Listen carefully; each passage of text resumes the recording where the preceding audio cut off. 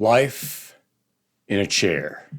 This, of course, is the leitmotif of William H. Gass's magnum opus, The Tunnel. A philosopher, scholar, professor, and writer, Gass indeed spent his life in a chair. His arch creation in this book, William Frederick Kohler, also spent his life in a chair. As a reader, of course, I've spent my life in a chair. Yet we are all changed through this inert action, journeying through imperceptible tunnels of different sorts, and curiously, ending where we start, in a chair. The shape or topology of the tunnel, then, resembles that of a Klein bottle. This construction is a non-orientable surface with no boundary. Look at a picture of a Klein bottle and trace your finger along its Ouroboros-like design. You can follow the opening through the tunnel and then back to the opening, but not without your eyes and mind faltering as they do on, say, those manic staircases in an M.C. Escher print. What happens in that disorienting event horizon, that curve of self-intersection, where we momentarily lose our sense of the vector? When we return to the point of origin, are we merely flipped upside down as mathematics decrees, or are we turned inside out as well? The tunnel, in part, attempts to decelerate, dilate, and zoom in on this journey through the Klein bottle, through some of the most intoxicating, mellifluous, euphonious, dulcet, luscious prose you will ever read.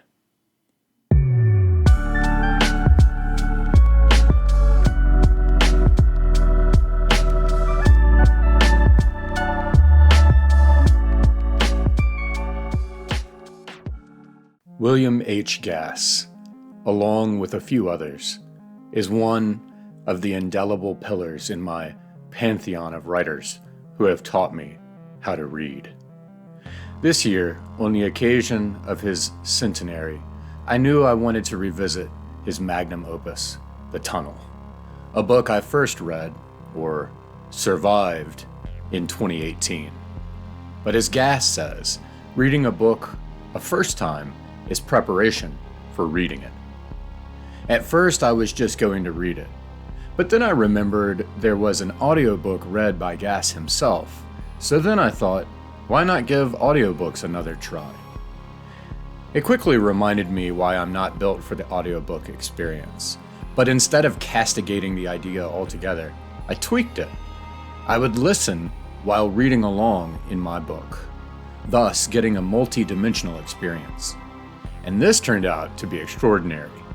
I also knew I wanted to make a video at the end of it all, but how could I possibly capture everything I wanted to say about a book like this? This is a familiar dilemma for me, as even after 6-hour-long videos on War and Peace and Against the Day, for example, I still feel I didn't capture everything that was stirred up during the reading of those books. I've often said that I'd love to just keep a camera on me while reading so that I could spout thoughts as they come into being in my mind, catch them off the tap, as it were. So the next best thing, keep a rigorous daily reading journal. After much thinking and consulting with people, solicited and unsolicited, the project began to take shape. The audiobook's MP3s are neatly divided into blocks of pages from the book, so I would follow these divisions for my daily reading and fit the book into the 31 days of March. I used a calendar to plot out the MP3s, and it roughly settled into 2 listening/reading sessions per day for the first half of March and 1 reading-listening session per day for the second half. I knew I also wanted to mix in as much secondary material as I could get my hands on, so I plotted that against the calendar as well, starting with the least rigorous, more introductory pieces to allow more pages of the tunnel proper at the beginning of the project. It was an aggressive calendar, but I also talked with my family to make sure they were on board with me spending more of my time than usual in a book. A little way into the project, I got the idea to make the video not from my journal entries, but of my reading of them virtually verbatim. It seemed symmetrical and fitting that after listening to Gass read a book he wrote about a guy writing a secret journal, I would read my own secret journal back to an audience that would listen, and at the same time, add a visual layer. So each day for the month of March, I would take time to listen to and read that day's portions of the book, read any secondary material, and engage with it all as exhaustively as possible in my journal without any filler. There is no filler in the journal. It is only about the literature with which I was engaging. I can honestly say this is the most time and effort I have ever put into a video. In truth, had I known what I was taking on, I likely would not have gone through with it. And not because of the length. It's because of how much I pushed myself to capture the most about the book that I could from a single reading. I wanted to capture all of the things I encountered that I considered of worth. I wanted to at least present every aspect and avenue as best as possible, to provoke reading, thought, and discussion of a book that has become almost as neglected as it is important and, well, astonishing. Then came time to record the reading of my journal, or journals at that point. What I thought was going to be a breezy daily task of simply reading each day's entry aloud became a second project in itself. After reading the book and all the other material in March, I took a break to let everything simmer. Then, every day for the month of July, I put on my tunnel suit. Black hat, black jacket, black jeans, black shoes. Went into the attic, sat in a chair, and recorded that day's journal entry. I recorded in July, but I dressed the part for a September video release, so I was miserably drenched in sweat by the end of each recording session. In some sessions, it was so hot that it became difficult to breathe. Yes, it felt like I was digging in my own tunnel. More complications followed. Again, at first, I did not intend to actually read my entries for recording, and it happened very often that I absolutely could not decipher my handwriting from months prior. For the first few recording sessions, I had to edit out the spans of dead space and dead time where I was trying to puzzle out what I wrote. Thereafter, I had to start reading each day's entry and making annotations of my own writing before recording, thereby reading each entry twice per recording. A couple of times I forgot that my camera maddeningly stops recording at 29 minutes. And since I wasn't actually looking at it as I usually do to see when I'm about to run out of time, I didn't see when it had stopped. Thereafter, I started keeping a timer beside me set at 29 minutes so I could get up and start a new recording instead of having to do portions of a recording over again. And all this is not to mention the terribly difficult task of reading aloud that which was written in silence for an internal brain audience. But all in all, I began to get into a routine and get more comfortable with the project. So, like Kohler, is this video the big monument to my mind? I hope not. I hope it's the big monument to a monumental writer's monstrous masterpiece. I hope that it is as useful. I hope that it is a useful and accessible compendium of material to help other miners of all stripes who wish to descend into the tunnel to see what's there and why it's there. I hope, furthermore, that the way in which I've designed this video, so different from any previous one, has resulted in a more natural presentation and explication of the results of my own personal reading experience. So lastly, how can this video be used? Any way you like, of course, but here are some suggestions. You could do your own 31 days in the tunnel by reading the page ranges I used for each day and then watching that day's video clip. You can certainly skip around using the chapter navigation. You can listen idly, passively scanning for things that catch your interest. You can, of course, balk at my audacity and flee, wondering about my precarious mental state. Or, if you're perhaps as maniacal as I, you can watch it through, from beginning to end.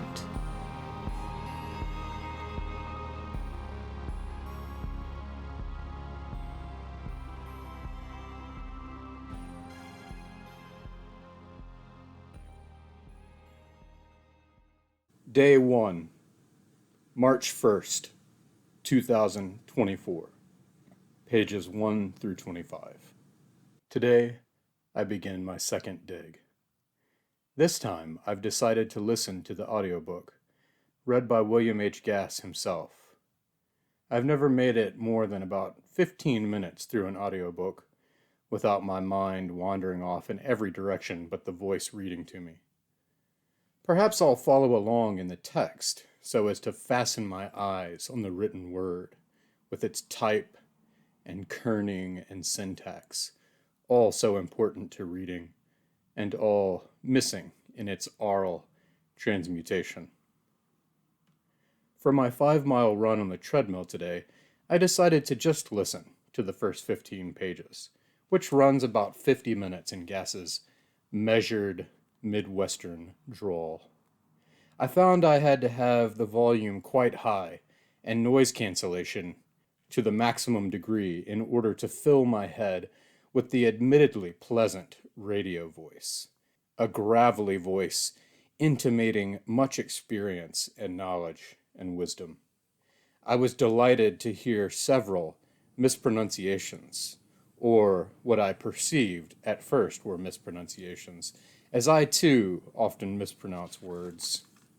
I believe this is the natural fate of a long-time solitary reader, a lone bookworm in the corner of a fold of space and time, content with what Michael Silverblatt called a worded silence. In many ways, I have been like William Gass and his Herr Kohler. I have spent my life in a chair. We spend so much time in our heads in silent reading that we sometimes forge our own pronunciations of words we've never heard, so that the reading can continue unbroken. For nearly an hour, as my arms and legs pumped on the treadmill, as sweat broke out all over my body and flung from my hair, the calm, even, confident voice, somehow both sonorous and stentorian, entranced me. But so sumptuous was the tumult of language that poured from his chalice, somehow invalidating marks and increasing in both quality and quantity. My eyes could not properly quaff Kohler's locutions. Unlike reading, I could not control the pace at which I sipped and supped. I could not linger and loaf and loiter and loam on a word. I could not solicit a sentence for extra attention. I had to let the incessant barrage flood over me like violent breakers. A sentence would dazzle, but its echo, which I desperately groped by the tail and tried to tame, cast a shadow upon the continuing train of spoken words, occluding who knows how many adjacent treasures. Perhaps, I thought, using the printed text will help pin the voiced incantations to my memory. Tomorrow I will listen as I read along.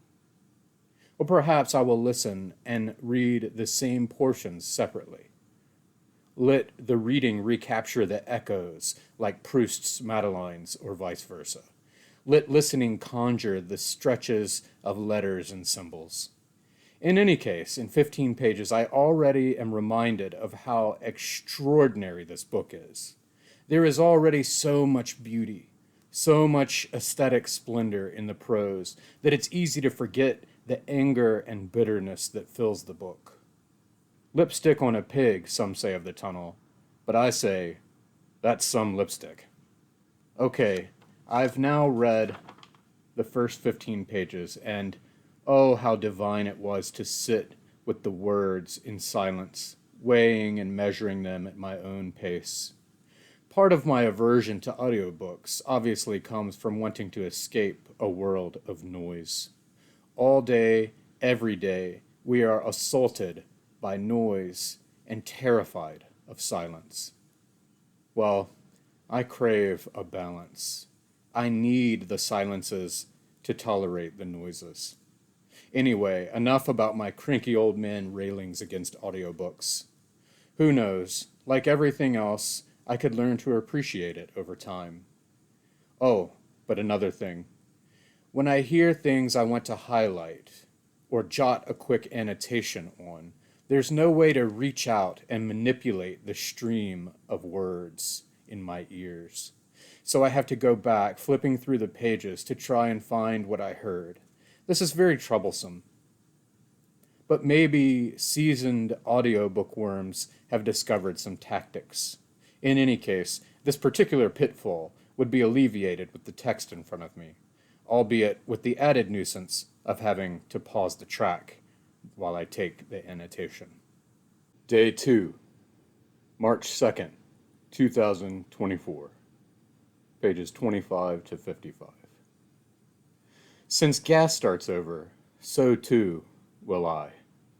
Instead of moving on, I decided to start the book over. This time, indeed, reading along in my text while listening to gas in the audiobook. Yes, much, much better to have the text in front of me. And Gass's voice is a worthy dimension of this book. Not just because he wrote it, but also because his reading voice is so alluring, lulling, even enchanting. His careful cadences and inflections and snarls are the perfect soundscape to this book's sentences and moods. His pauses and plosives and fricatives, his consonants and assonants, alliteration and broken thoughts, all are joined so fittingly with the visual representations on the early pages. My only problem now is that between my notes from 2018 and my notes from the present reading, the whole text is getting marked up. Perhaps I will have a section on my 2018 notes and my 2024 notes in the video. But would this be tantamount to basically producing my own audiobook of The Tunnel? Dylan reminded me of another great writer who said some things of relevant note in his 1993 Paris Review interview. There's a rhythm I hear that drives me through a sentence, and the words typed on the white page have a sculptural quality. They form odd correspondences. They match up not just through meaning, but through sound and look. I type rather than write longhand because I like the way words and letters look when they come off the hammers onto the page. Finished, printed, beautifully formed. This reference to the hammers of the typewriter recall page 4 of The Tunnel, where it says, hammering type like tacks into the page. I had forgotten that, in The Tunnel, the text sometimes constructs that which it describes, like the vacant paper window in Mad Meg and the Maelstrom. One must behold this for the full resonance of the meaning. I love the size, the shape, the heft, and form, the feel of the book in my hands. Its form is somewhat exaggerated after reading the petite green integer edition of Wendy Walker's Stories Out of O'Marie just before this. My previous notes in the tunnel are in blue and black ink, with some orange highlighting, and a series of red, yellow, and green post-it flags. To distinguish this reading of the book, I will use a purple micron pen, 0.25 millimeters, and a series of orange, blue, and purple post-it flags. For the next time through the tunnel, I suppose I'll need to invest in a new paperback at this point. Already, in 15 pages, I'm struck by the refrain, "Life in a chair." As a lifelong bookworm, this, of course, resonates. For Herr Kohler, as well as William Gass, it also applies as a scholar and a writer, and, to an extent, a teacher. And Kohler mentions being in his study, surrounded by books, a head overstuffed with the world's knowledge, and the inevitable compulsion to do something with it all. The burgeoning need to confer order on it all, to synthesize it into something.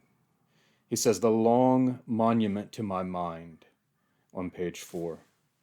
It seems not enough to think and read unto itself.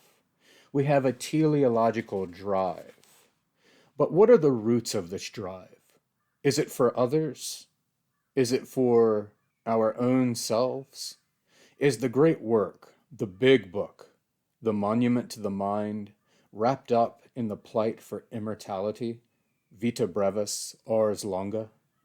Our need to confer order on disparate streams of input is understandable. But why do some feel the compulsion to spend out their lives sharing this order, as a writer does in a book? It can't be all vanity, for the work is too difficult for a purely vain creature. But it can't be all altruism either, for no writer worth anything could write a single sentence for publication without the audacity of ego. One feels the questions roiling within Kohler's mind, and one is dying, and one is dizzy with the glimpse inside a great writer's mind, a writer who has denied massive fame for the sake of their art. It is charming to witness someone who has absorbed the world's wisdom, not only so effortlessly pouring it out for us, but grappling with what to do with it all. I thrill to savor the libations of all the literary references and allusions in this book. I crackle with excitement at mentions and excerpts of Gide, Hegel, Wolff, Rilke, and James. But I also turn to a sort of attentive stone when Kohler dismisses it all in one eloquent sweep. I've all these words around me, worthy and famous, wise and wisely chosen. No comfort. They have not befriended me. So the work here is serious. Life in a chair. Is it worth it? Gaddis echoes into the ear. What is worth doing? I listen to Gass's voice lovingly caress each word, and my eyes slide over them on the page, and I have to resist the urge to underline every sentence. The sculptures are so pleasing even when the meaning is abhorrent. Gass, via Kohler, taking cue from Gide, wonders, what is society? And can a writer who is writing for publication ever truly be sincere? I thought I was done reading and thinking about this book for today, but I decided to return to the tunnel after my run. In truth, I wanted to hear Gass's voice and behold his words as a sort of familiar and comforting presence. In these pages, roughly 25 to 41, Kohler is beginning to bring us more into the horrors of Nazi Germany. And we are also getting a look at how so much time spent in such subject matter can affect a person. Adding up grief, numbering loss, has been my job. I have fed too much death to the mouth and matter of my life. and so have grown up a ghost. We are also starting to get a look into his childhood. The braiding of so many streams of thought keep the reader light of foot, and the fluidity with which Gass glides from one digression to another is so impressive it makes one feel one could do it too. I know better. Kohler laments the Holocaust and the loss of so many whose numbers only will be remembered. Not their individual numbers, but that so many died. He muses that so many great people, destined for great things, must have died. Who knows what inventions, breakthroughs, art we lost? But then he savagely counters this with the thought that just as many future criminals and scoundrels probably died too. For this point, we get an extensive list that feels like nails driving a list of sins into a cross. It is hard to imagine what I would be like if I spent my life studying such traumatic and unthinkable events. As the book goes on, it will be interesting to weigh this against Kohler's childhood. We are well acquainted with his self-loathing, bitterness, apathy. Already he has said many off-putting things, and not excluding himself as the subject of his derision. Earlier on page 9, he referred to his life as a dropped life that he picked up. Perhaps it's only a trampled package in the street, this life I pick up, and maybe my writing is its furtive unwrapping. And so that's partly what the tunnel is too. William Kohler's furtive unwrapping of his own life. Day 3, March 3rd, 2024, pages 55 through 84. I had forgotten how much visual inventiveness is present in this book. Perhaps my time with the volumes of Mark Z. Danielewski's The Familiar have overshadowed Gass's own, comparatively modest, visual pirouettes. And again, this is something that cannot translate to a purely auditory medium. When he speaks of a paper window or the names of Jewish victims he arranges in a star, the mimetic flourishes are reproduced in the text. When he intersperses the rat-tat-tat of gunshots with the text, one must see the bold-faced shots scattered through the paragraphs on the page. Although I will say that Gass reading them in a distinctive intonation is, I admit, a nice touch and an interesting dimension to the text. Still, one must see the paragraph symbols, the changing type to distinguish various missives from Kohler's family, friends, and students. One must see the hymnal-like litany of rantings overhung with the bolded words. Shot, hang, and gas. Although, again, in the audio, Gass taps on something solid to mimic the shots while he reads. One must see the variegated individuation, syntax, and punctuation that adds so much to what would otherwise be mere words that dress mere thoughts. And still, for all that, I find myself delighting in Gass's reading voice, as I've said over and over. It has replaced my default brain voice with something new, something novel, and I dare say it is, in the end, enhancing the experience.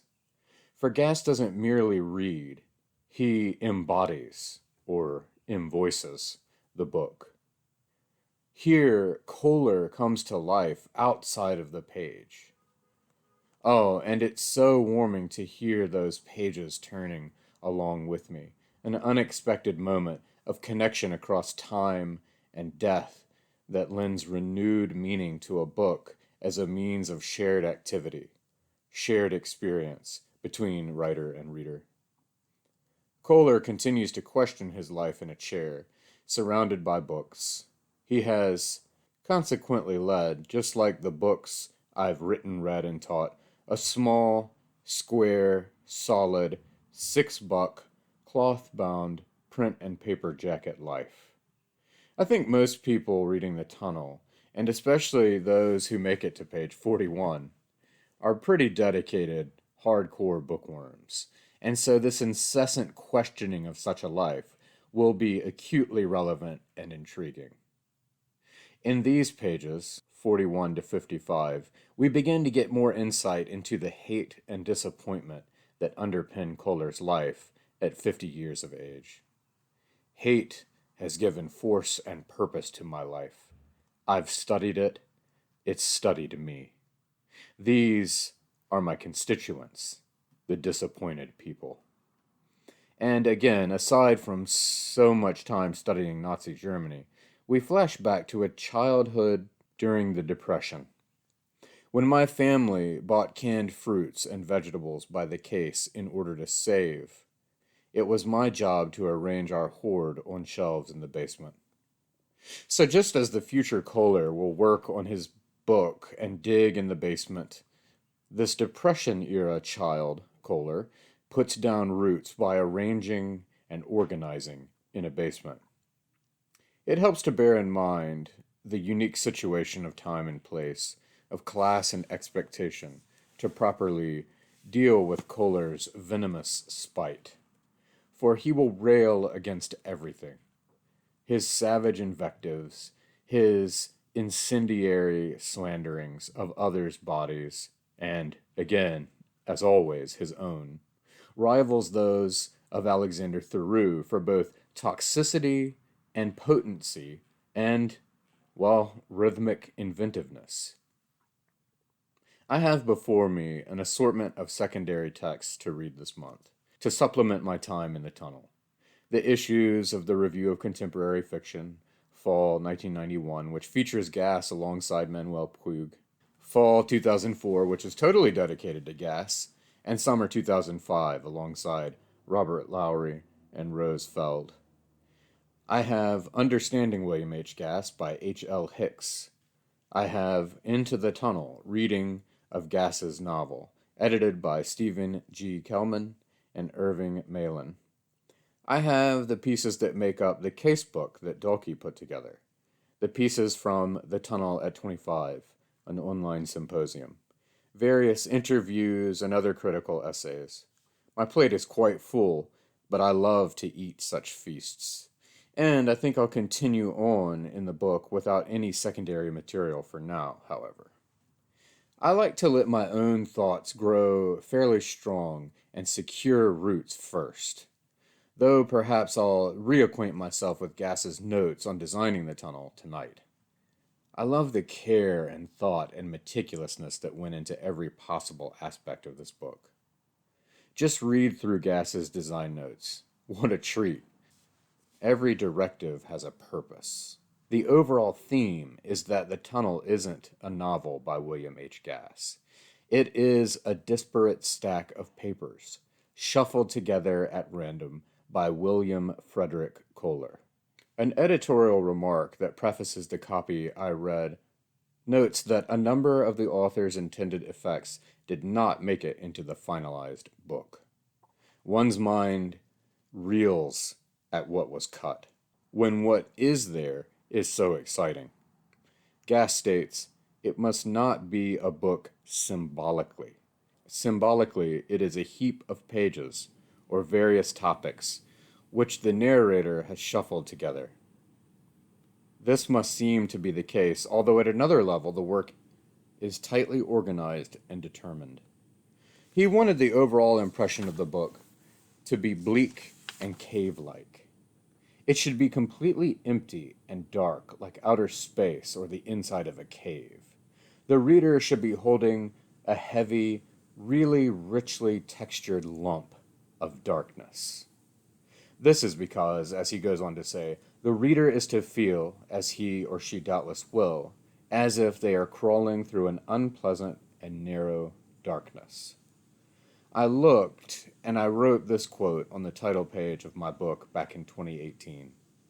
Earlier today, I noted the visual variation in some page numbers, including one that had some leading zeros, and an official-looking font.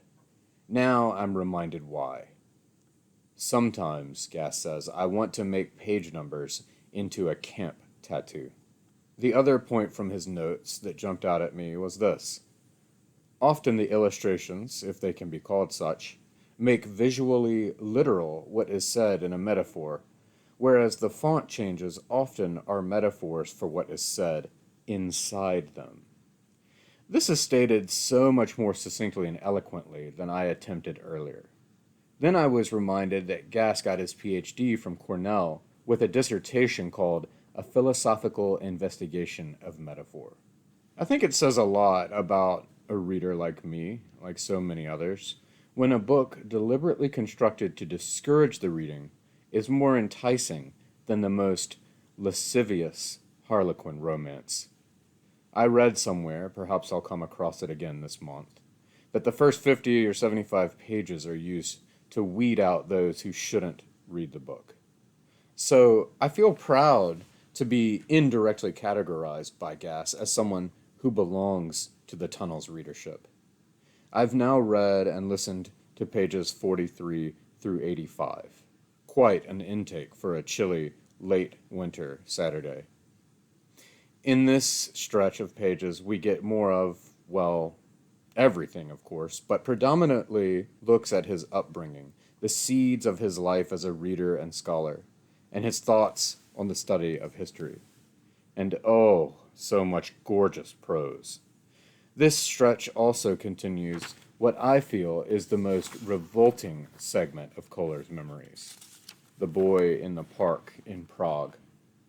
Which is more abhorrent, I wonder, Gravity's Rainbow's coprophagia or the Tunnel's pedophilia? Seeing this question written, I think, what on earth kinds of books do I read? Of course, common themes and subjects and events pin the pages of both books. Krafft-Ebing is specifically invoked in each, to my Pavlovian shudder. But Kohler's transgression is different from the absolute submission in Gravity's Rainbow. Kohler's is wrapped in his self-loathing, self-disgust, self-hate. Why did Gass include so much reflection on Kohler's inadequate manhood? I suppose it does coincide with a thoroughly disappointed man, and as something that is a biological immutability, he is locked with its imprint for life. Hence his views of the circularly reinforced disappointment of a life in every direction. My future's simply what tomorrow I shall think about my past. I do love all the formations of his love for language as a child. Seeing the Italian market in his town and chanting the words he sees. Lucca, Milano, Torino, through vowels long as telescopes. How wonderful is that? The Italian language as having vowels as long as telescopes, with its hint at that famous Italian, Galileo, at his literal telescope. This seed of lingual observation in the young Kohler will allow him, as an adult, to say this about a colleague when he hears him pronounce the name Lacelli. Plan lacquers his ease. You could set a drink down and not ring them. In this section, he mocks the muses and the whole form of the epic, and I am reminded that the sort of real-time action of the Tunnel is Kohler's attempt to write an introduction to his big book. And so, as with the introductions to epics, he must first invoke the muse, or, in Kohler's case, I'll need all 9 for what I want to do. We learn that fiction and poetry drew him in his youth, but he found it was all a lie and gave up poetry for history. This begins a tripartite investigation of poetry, history, and memory that will carry throughout the book. The three are, of course, intertwined in the epic he's making. Hesiod and Homer are using poetry to keep history in memory. There is a disparity between memory and history. Memory sees what I saw so differently. Memory must be trained not to fetch up a disabling image, must be lapdogged, and why history is so important to the vanity of motion. Here, directly invoking Barbarossa for the German collective memory, is a clue into why Kohler is intent on digging out even his most repulsive memories. He wants to reject the vanity of poetry for the truth of history. This is why he is so dismissive of Proust. Earlier, he sarcastically and condescendingly says that he hasn't Marcel's made up memory. And here he says, the flatterous Frenchman needed to make some sense of what would otherwise been a life of almost suffocating triviality. Glancing back, Kohler says of himself as a child, "Certainly I could not understand then how completely the world survived as the world." And that was the historian's duty, to outshout time and talk down oblivion. Then he conflates the two offices. We historians, we poets of the past tense. We historians, we poets of consumed time. He thinks, though, of his beloved library, his life in books.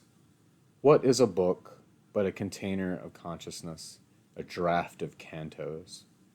What was a poem if not a divine petition, a holy plea, a prophecy? I could not live in such proximity with any person, he admits. But he goes on, with Unamuno, the beautifully named, with Marlowe, yes, Aquinas, Schopenhauer, Galileo, Bede, call each to me with a finger that tickles the top of the spine. They play into my hands like cards. They breed. Probably my favorite part of all this, inevitably, is his suggestion that there should be an invocable muse for reading. There are muses for the several sorts of writing, but none for any kind of reading. Then he delivers a hilarious and one feels gas laughing jab. Wouldn't one need divine aid to get through the making of Americans, Ivanhoe, Moll Flounders, or Grace Abounding? We note Gass's appreciation of Stein, especially her 3 Lives. But this also got me to thinking about the importance of inspiration, memory, and history in the act of reading.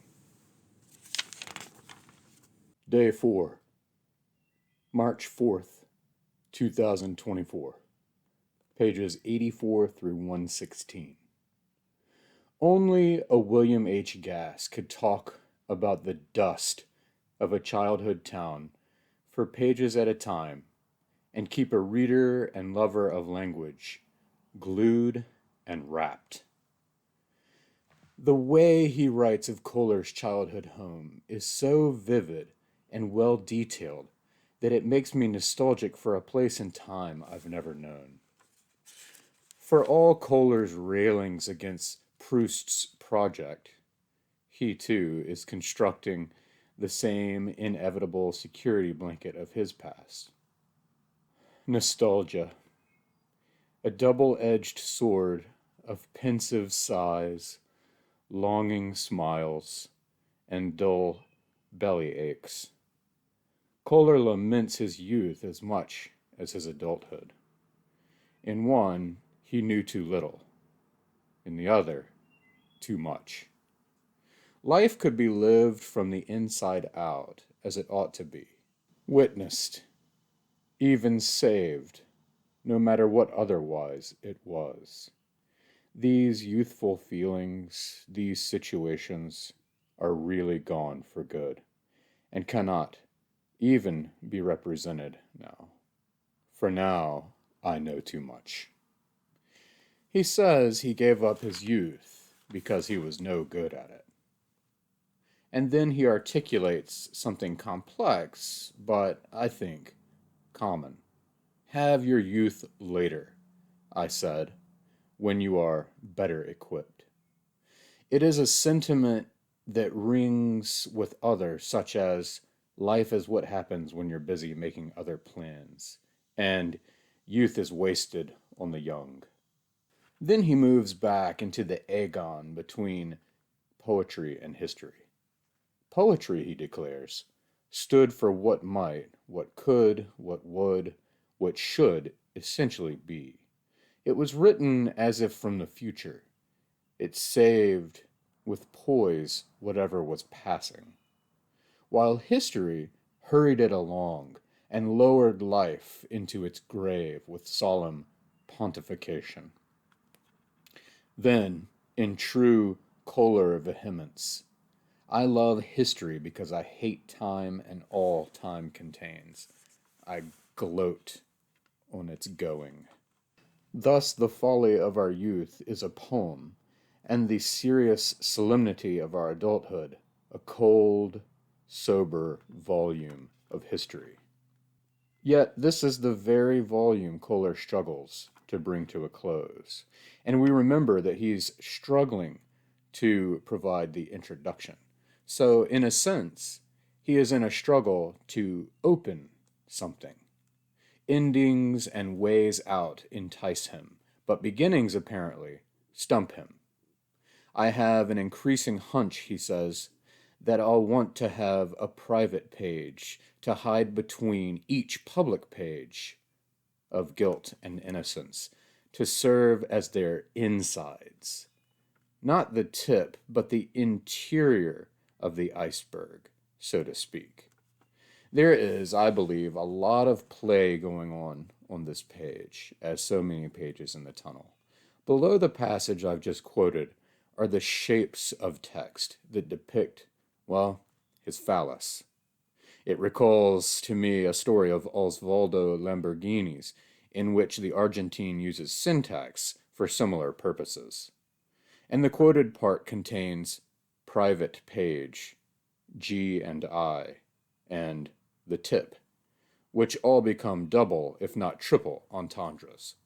Essentially, within the pages of Guilt and Innocence, or G and I, gastrointestinal, he wants these private pages that will thereby serve as the thesis's insides, like a digestive tract, and effectively make the book, and apparently the tunnel that's in our hands, a body, as Joyce did with Ulysses. As he will say in a handful more pages, perhaps my long German book was an exterior, a facade, for which I am now constructing an inside. Yes, he's constructing a tunnel through his own book. Despite his apparent disdain for Proust, too, he waxes poetic about dreaming. Something flashes from me, streams away. The sea is the color of slate and rough as a roof. Yet it seems to roll up the side of the sky as if I were looking at it through a bowl. Even after the original bout of night thought has obdurately passed beyond the bottom by penetrating silt, its farewells persist in fainter and fainter prints, in wider and wider widening rings. One feels so palpably these sensations of dreaming and awakening from dreaming. We now start to get a look into Kohler's expectedly unhappy marriage. Both parties share a long history together, and both are resigned to a domestic fate. Although crippled from childhood by wealth and kindness, eventually we conquer our natural inclinations to reach the impoverished safety of the callous. The dismantled community of our common life, well, it strongly resembles those mishmashed pages, my refusal to come to grips with my subject. In fact, my chaotic lack of focus, my nervous dithering. Oh yes, I recognize it, my postponement of ultimates, my pile-up of periods, my refusal of denouement. The moments when I find myself filling an entire page with one pronoun, my, my, my, my, my, my, my, my, my. Thus, his marriage and his book conflate. I began my book in love and need. Shall I finish in fear and trembling? I particularly like Gass's use of syntax to convey Kohler's internal thoughts during an argument with his wife, Martha. Using a pair of parentheses and square brackets for one thought, and a trio of parentheses, square brackets, and curly braces for another. This connotes differing levels of depth and intensity, and chimes with the unifying tunnel trope of the whole book. Another glimpse into what has made Kohler what he is. January 29th, 1938, when the elevator took my mother to the floor reserved for the crazy ladies. And throughout this cacophony of thoughts, such striking, beautiful prose, like Rodin sculptures, glinting light and revealing contours. Ink has stained my fingers for so many years. I take the color to be normal as my flesh, and the callus where my pen has rested is of no more moment than a corn. Even the points and prints I sometimes leave upon the page no longer look like a labyrinth where the very identity to pattern is supposed to guarantee, in fact, threatens to lose me in its aimless turns and tangled threads. Nevertheless, each smudge makes a mysterious and magical map, and if I let my mind be dizzied by its designs, I may suddenly find I've pierced the paper like a sharpened nib. What a mind to be able to conjure such flourishes from looking at fingerprints on a page. What a mind to be able to stop me as a reader dead in my tracks with a sentence like a Zen koan. How many times have I fallen inside a sentence while running from a word? I've done my first round of reading and listening for the day. I'm thinking of reading H.L. Hicks's 20 Questions on the Tunnel later this afternoon before my second round with the book proper. Well, the day got away from me, and I didn't get around to the Hicks essay, but I did talk to Luke for a while about Gass and Gaddis and David Foster Wallace and Joyce. He has just read Infinite Jest, The Recognitions, and now is reading The Tunnel, all in a succession. He had some excellent first impressions of The Tunnel and great questions. Boy, Gass loves language, doesn't he? He said. And I thought, have I encountered anywhere else the love of sounds and sights and positions of words on a page as truly and deeply as Gass? Luke pointed out that Kohler mentions several times that there's nothing genuinely German about him. Yet his heritage is German, his name is German, he is fluent in the language, he spent years there, and he is a scholar of German history. We agreed that Kohler seems to be at pains to assert his distance from his subject, conscientious of securing the objectiveness and disinterestedness of the good historian. And of course, there's the small phallus that clearly consumes Kohler. He is writing the big book, the monument to his mind, yet seems to be making up for something, as they say. Luke was reminded of David Foster Wallace's interview where he says that Infinite Jest was not about asserting his phallus upon the world. The section on sincerity, where Gass, via Kohler, uses Gide's own plight for sincerity, adds an exemplary case into the discussion. The bold-faced journal entry in that section states that I asked the Führer how much farther he planned to extend the Reich. Luke asked if Kohler actually asked this of Hitler. I don't think so, as he also mentioned that he didn't really see any Nazis in the war. But then I got to wondering what that I was in that clipping. On the adjacent page, there are newspaper clippings in a different font. Initially, I thought this journal entry was something perhaps from Himmler or Goering or Speer or Eichmann. But reading it again, I don't see any indication of its historical author. Then I noticed it falls in a section titled The Complete Dishonest and Unwholesome Truth. So we should not expect total honesty, which, of course, contradicts or ironizes the investigation of sincerity. And in keeping with his musings on Gide's own journals, I now believe Gass has fabricated the entry about asking the Fuhrer the question to mock Gide. In a sense, Gide is more sincere in his journals than in his fiction, though he longs for the inverse, whereas Kohler is less sincere, mockingly so, in his journal entries. We have to remember, too, again, that what we are reading is not a diary or journal or letters or a novel. We are reading the pages that Kohler is filling up as he fails to write the introduction to his book. And furthermore, he is shuffling them up and hiding them within his manuscript pages so as to, as we will learn, hide them from Martha. Okay, so I ran 5 miles of the treadmill instead of reading Hicks. And then, later, I couldn't help myself, and I read and listened to the next series of pages.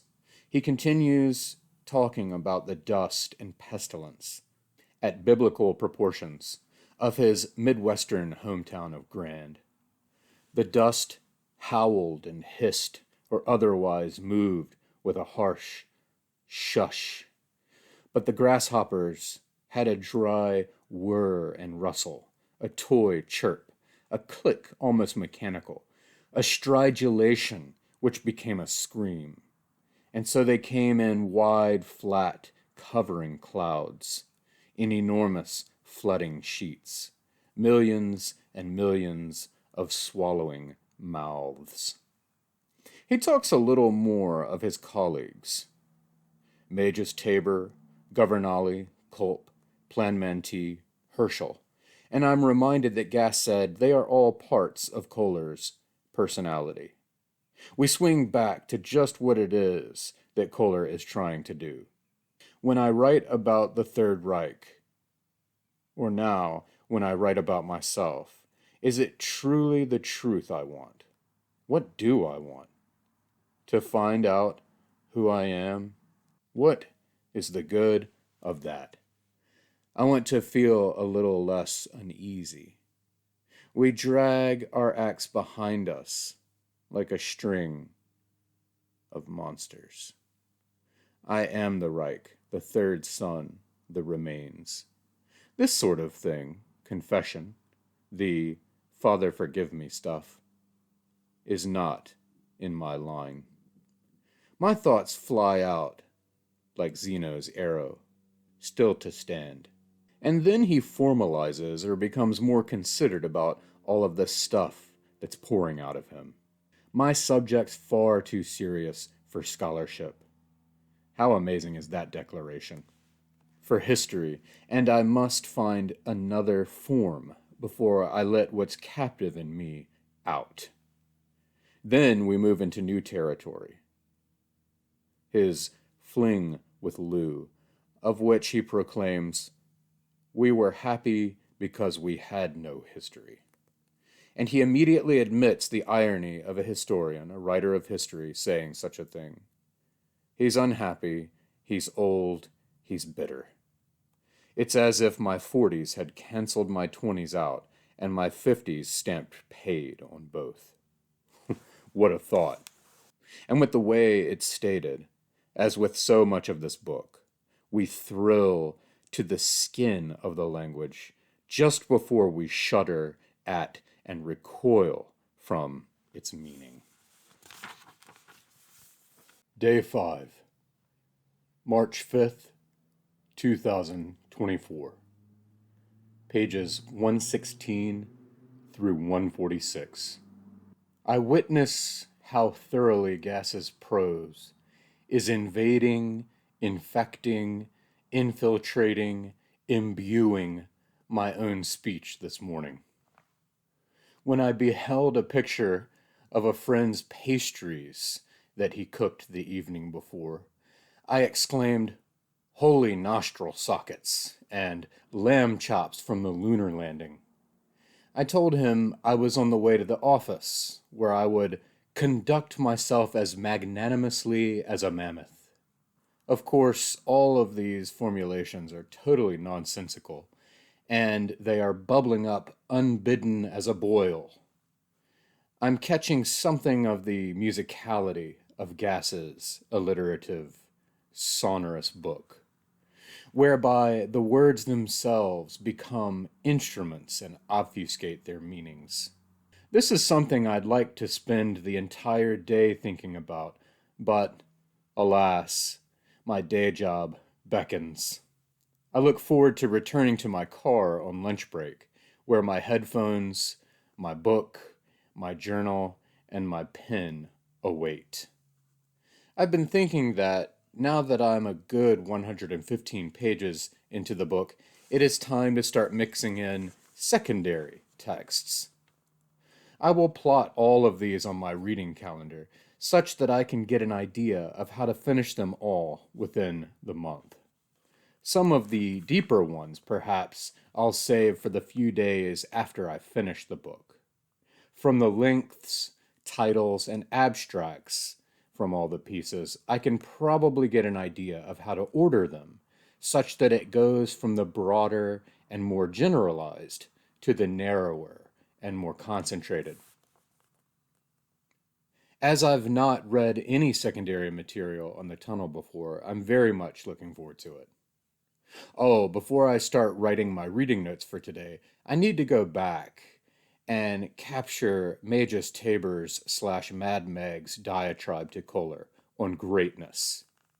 At the time of reading, I didn't mark any of it, but it has stayed with me and nagged at me and begs consideration. In the Mad Meg and the Maelstrom section that begins on page 76, Tabor starts pontificating to Kohler about greatness. In an extended rhetorical performance, he rejects many things that greatness is not, while also making all kinds of entertaining and snide remarks. Oh, Kohler, greatness. Let me tell you, Kohler, because they've got it all wrong. Greatness doesn't lie in health or stride or size or carriage. Greatness doesn't rest on any quality of thought or kind of mind like a teaspoon on a table. On subtlety, on precocity or quickness, on the strange, unique, original, profound, or the vast and threatening sublime. Wealth cannot purchase it, neither can beauty. We were speaking of greatness, Kohler. Oh, it isn't character or luck. It isn't fate, clan, or family. Though patience is a part of it, persistence, pride. Yes, possibly pride. At this point, after about 3 pages of rhetorical negation and build-up, I find myself poised for the great Magus Tabor's insight on greatness. And it comes. Oh, Kohler, greatness. Greatness isn't sensitivity or vision, Kohler. No, take it from me. Greatness is passion. And shortly thereafter, Kohler repeats the fact that he gave up poetry for history in his youth. Poetry, especially classically and romantically, being nearly synonymous with passion. I always find my ears particularly pricked and focused when there's talk of what genius or greatness is. I suppose I'm always interested in what I am not. But too, greatness and genius are overused and ill-defined. Is it based on IQ? Achievements? What? On a whim, I returned to Harold Bloom's book, Genius, to remind myself how he defined it, at least in terms of writers. For Bloom, it is largely about how effectively and widely an artist has expanded our consciousness. He says, I find this a rough but effectual test. However I have been entertained, has my awareness been intensified, my consciousness widened and clarified. If not, then I have encountered talent, not genius. What is best and oldest in myself has not been articulated. So for Bloom, genius, greatness, is a consciousness that enlarges our own consciousness and does not merely entertain. As usual with Bloom, there is a measure of mysticism at play. His classification of the 100 geniuses in the book is based on the Sephirot from Kabbalah, and he leans toward the qualitative.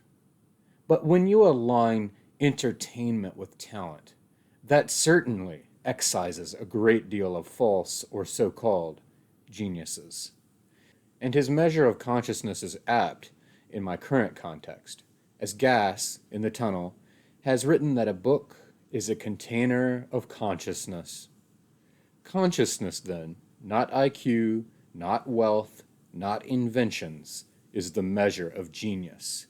And if we take Tabor's tack, passion lends consciousness its density in the scales.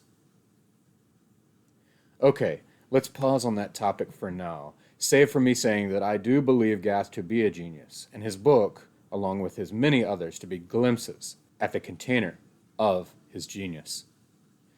We now turn our attention to Old Uncle Bolt.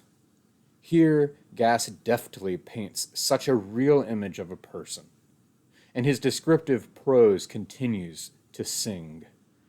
Work had pastured his face the way weather wears a field. Past burning, beyond tanning, not even any longer leathered. It seemed the sorrowful smoothing out of some angrily wadded paper. His bones like the shadows of bones behind his skin, a gift from the butcher for a dog.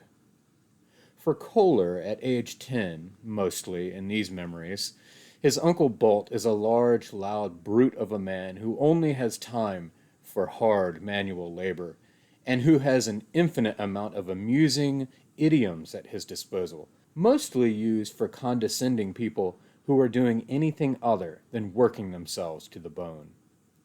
Uncle Bolt, says Kohler, has yielded me a metaphor for being. Makeshift, maybe, but an image in the form of a tall, dark column of damp air, whole, going nowhere. Yes, wind across the mouth of a bottle. One saw he had the intangible integrity of a hollow, a well's heavy, wet deficiencies, and thus his Uncle Bolt becomes another manifestation of the tunnel trope. His crabbing had calculation. It was composed like a headline. It was somewhat artfully alliterated. It had a little of the ringmaster's rodomontado. I think my favorite descriptive sentence about Uncle Bolt is this one. White cotton socks oozed out of his shoe tops like soda foam. Kohler's mind flits to his two sons and visits to his parents' house, and he ends on a signature sour remark. I can't blame them, though I will hate them anyway, for vibrating at such a pitch when what I need is calm. Actually, what I need is total obliteration now. Now that we have the bomb, we can all be blown back into our original pieces with one clean disintegration, instead of being pulled apart slowly with dental pliers. And what is the ultimate element in history but human life, human coupling, human pain? The section I've just read mainly concerns Kohler's parents, which, as I've just found in the Hicks book, bear resemblances to Gass's own parents.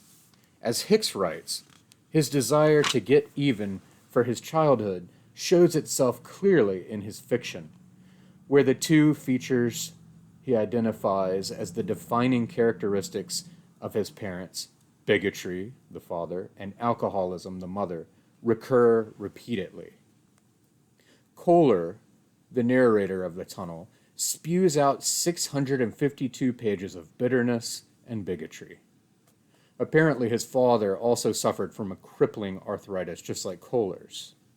These and other similarities will make a later essay, which contains a section dedicated to the question of whether or not we should think of William Kohler as William Gass, particularly interesting. For now, though, I want to note a couple of other things from this portion of the text. Gass articulates succinctly and strikingly something I've often noticed and tried to formulate about my daughter. I am placed in an imaginary past by this journey, but my children find nothing here, not even the present. Their father's world is too strange. They are making their memories, not living them. That last sentence is so perfect, so powerful, so, well, spot on. The context here is that he is visiting his elderly parents in his childhood home in Iowa with his wife and children in tow. So for Kohler, the place is rife with nostalgia, memories. But of course his children have no roots there, no memories of their own. To them, this is a strange place that they are more or less tolerating, while their own life, back home, is on hold. I too have felt this sensation with my daughter when I visited my parents in my childhood home. She is sort of displaced for a while, as her dad waxes nostalgic for a time utterly foreign to her. And I find myself apologizing to her for how bored she must be hearing all these stories over and over, and seeing me become sort of dreamy and far away. This is, of course, all normal enough, and I have to say how thankful I am that my childhood, my parents, my family are all nothing like Kohler's. But that last sentence gets at something. They are making their memories, not living them. My wife and I often talk about how Emerson is literally in the process of constructing her own childhood, which will be utterly unique to her. She is writing the book of her youth that will be a foundation for all of her future presents looking back on memories. Ours have already been long written. Of course, Kohler's disposition has a bent toward implying that once the fever of writing that childhood is over, life as an adult becomes a long, cold march to death with scant warmth provided by whatever embers of youthful memory we can stoke. But I don't want to slice Herr Kohler too thin here. He is also trying to grapple with his escape from his childhood. The people around him were no help in his aspiration for the life of the mind. One reels to think what old Uncle Bolt would have thought. And there's a moment in these passages where Kohler coincides strikingly with what I've recently read in Byung-Chul Han's great book, Vita Contemplativa.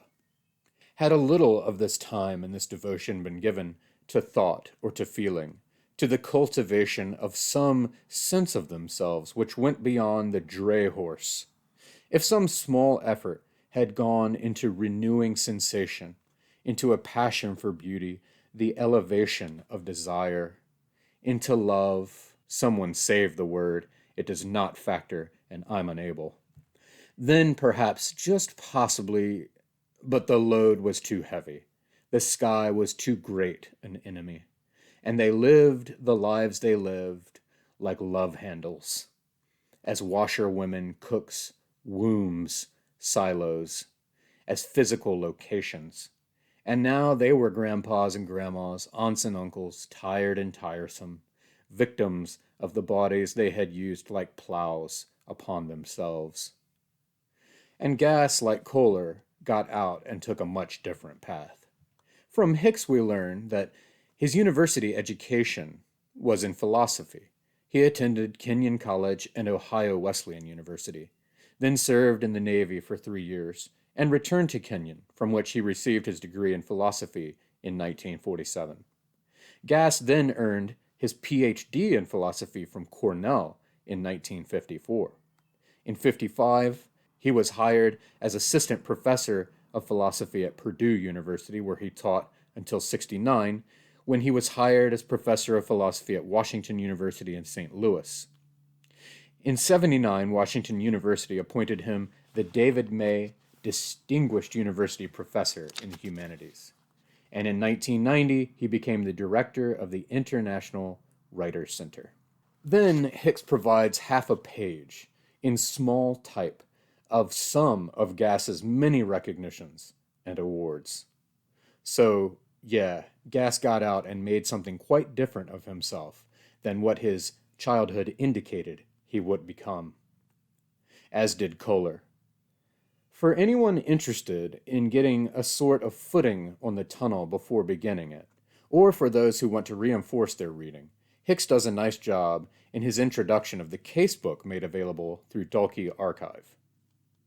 He begins with a remark that remains affixed to the book. William H. Gass's The Tunnel, whatever its virtues, is not an inviting book. Even a reader willing to endure its length and its narrator's unrelenting bitterness must overcome its subordination of plot to other concerns.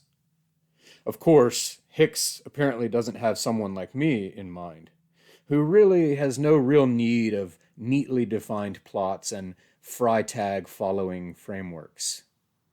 He nails it when he says The Tunnel offers more to its readers on successive readings, after the reader's overview allows each part to resonate with all others, though. This is my second reading over not too long a passage of time, and it is proving much more accessible and coherent and, well, organized and structured than that first somewhat arduous but still thrilling climb. One way I'm thinking of it is that the first reading is like climbing upward through a tunnel, and the subsequent readings are like lowering oneself down into a tunnel. Hicks notes that in a manuscript synopsis, Gass describes the tunnel as a novel in 12 philippics, that the book's parts take the form of denunciatory speeches, and not, for instance, incidents or episodes, indicating that the narrator's frame of mind will serve as the axis of the book's ambitions. This is very well put, and an immensely helpful way for a reader to view the book. Coal in German means coal, as in a coal mine, and Kohler means miner, as is appropriate for a person who is, absurdly, digging a tunnel out of his own basement. All readers notice this preoccupation with which Kohler has for his small member, his small manhood. Hicks has it that its size serves him a constant reminder of his frustrated sexuality, but also as the first point of identification with Hitler. This, I think, is key because, in a sense, Kohler is showing us how tyrannical fascists like Hitler are forged. Similarly, Kohler's elder son is named Karl, and the younger seems to be named Adolf, though Kohler studiously avoids referring to him by his name. Hicks defines the two salient metaphors in a book straining its binding with metaphors: the window and the tunnel. It's always important to bear in mind that Gass always operates on many levels at once. He is scarcely just doing or saying one thing. His default mode is multiplicity. The window, says Hicks, which represents the ambiguity of our connection to the world, our seeming to look out on a world from which the very looking out separates us, has appeared as a metaphor regularly in Gass's previous fiction. And as a metaphor, the tunnel is overdetermined. It is the dust/clay that represents human mortality. It is the great vagina that represents sexuality. It is a hole that exists precisely where and because there is nothing, so that it represents the paradox of being. Although the sexual aspect is occasionally explicit, more often the tunnel, lowercase, and the tunnel, as in the book, seem to be identified with Kohler's mind. Hicks ends his introduction to the casebook with some samples of varied reader reception, reminding us that the more than 30-year gestation of the tunnel, combined with the publication during that time of many of its parts, meant that critics had begun discussing the novel even before the complete work was published. When The Tunnel finally was published, reviews ranged from wildly enthusiastic to contemptuous. What must it have been like to have been working on one's magnum opus, the defining book of one's entire career, and to have been coming into contact with such feedback along the way? I shudder to think of it. It is something that would utterly break me. Day 6, March 6th, 2024. Pages 146 through 175. Today I began to dig. We now reach what Gass called the first elbow of the metaphorical tunnel and the beginning of its horizontal thrust. In other words, here at page 146, we are past the hidden entrance of the text. I believe that Anne-Cécile Bourget's essay, A Forbidden Entrance into the Tunnel, Gass's Guidelines on How to Read, will be particularly relevant and instructive, so I will read that tonight. Kohler's dolorous register changes, if only temporarily. I am enormously excited. Enormously. Today I began to dig, took my first bite of the earth, put in my first pick. Astonishing that I have actually begun. Hard to believe. A beginning. As we know, endings consume him, always out.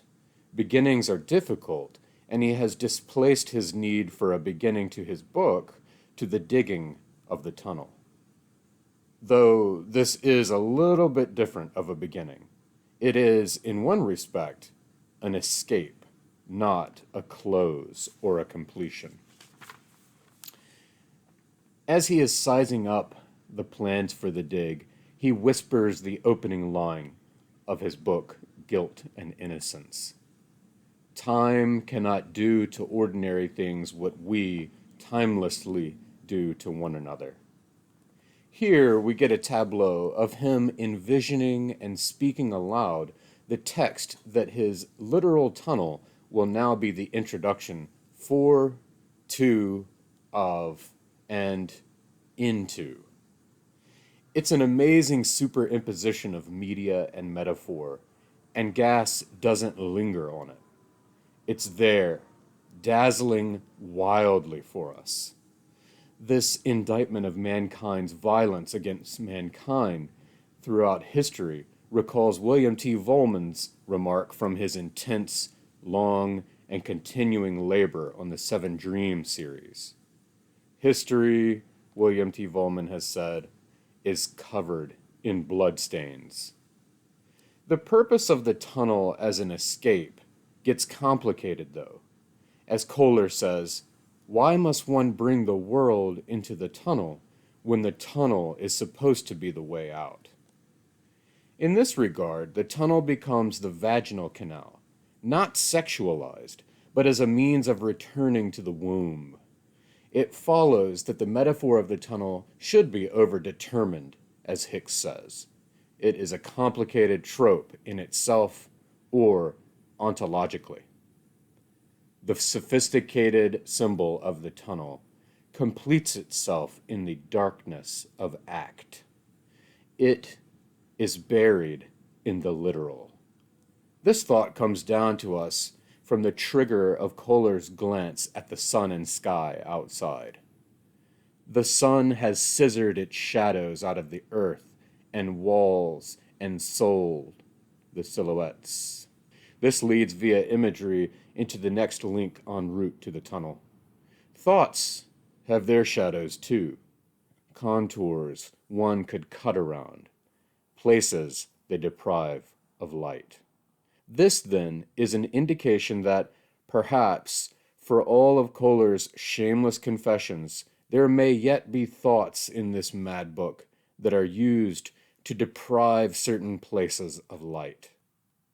You know, it just occurred to me as I watch this journal grow in size, that in the end I will be recording all of my own writing about the tunnel by voice, just like Gas did, and I now listen to.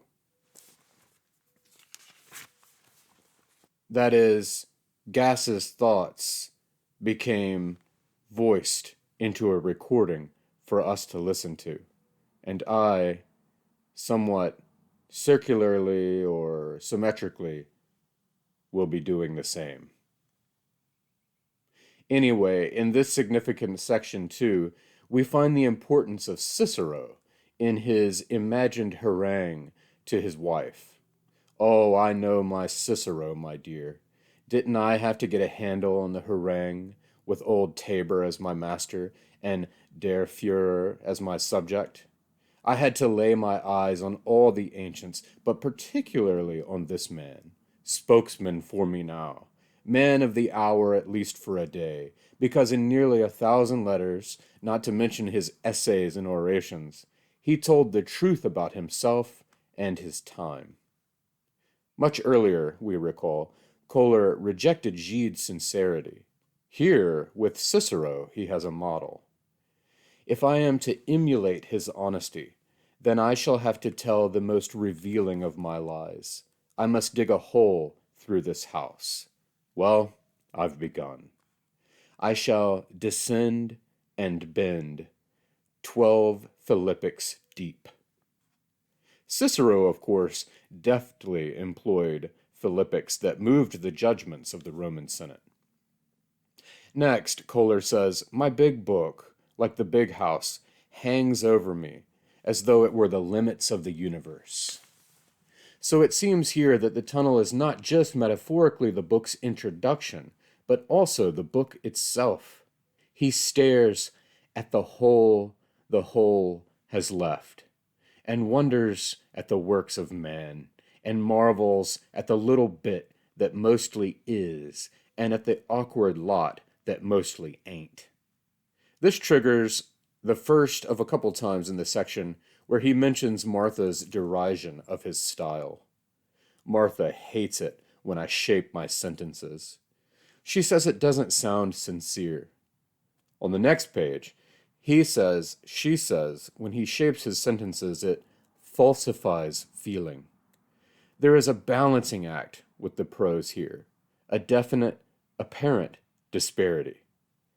Can something sincerity become occluded by aesthetics? According to Kohler's great mentor, Mad Meg, it is precisely passionate prose that is responsible for truth, or at least for the making of a truth that sticks. On this score, Gas is unmatched in reaching truth through the force of passionately shaped sentences.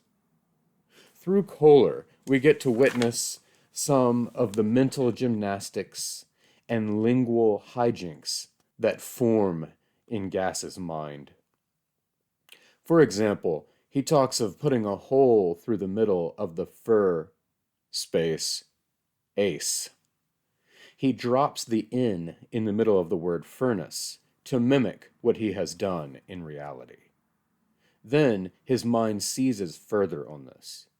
Look at the gap, God, like an upside-down smoke hole in an oven.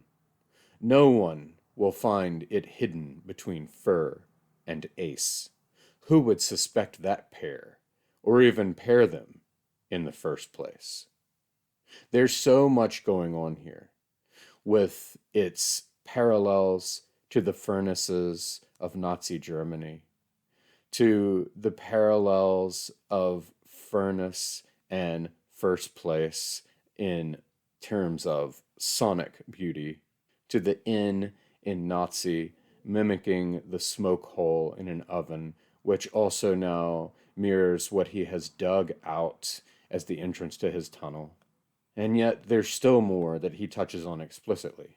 In addition to several other things, then, this striking combination of visuals centered on a lowercase n links back to an earlier symbol, the upside-down U of a mathematical intersection.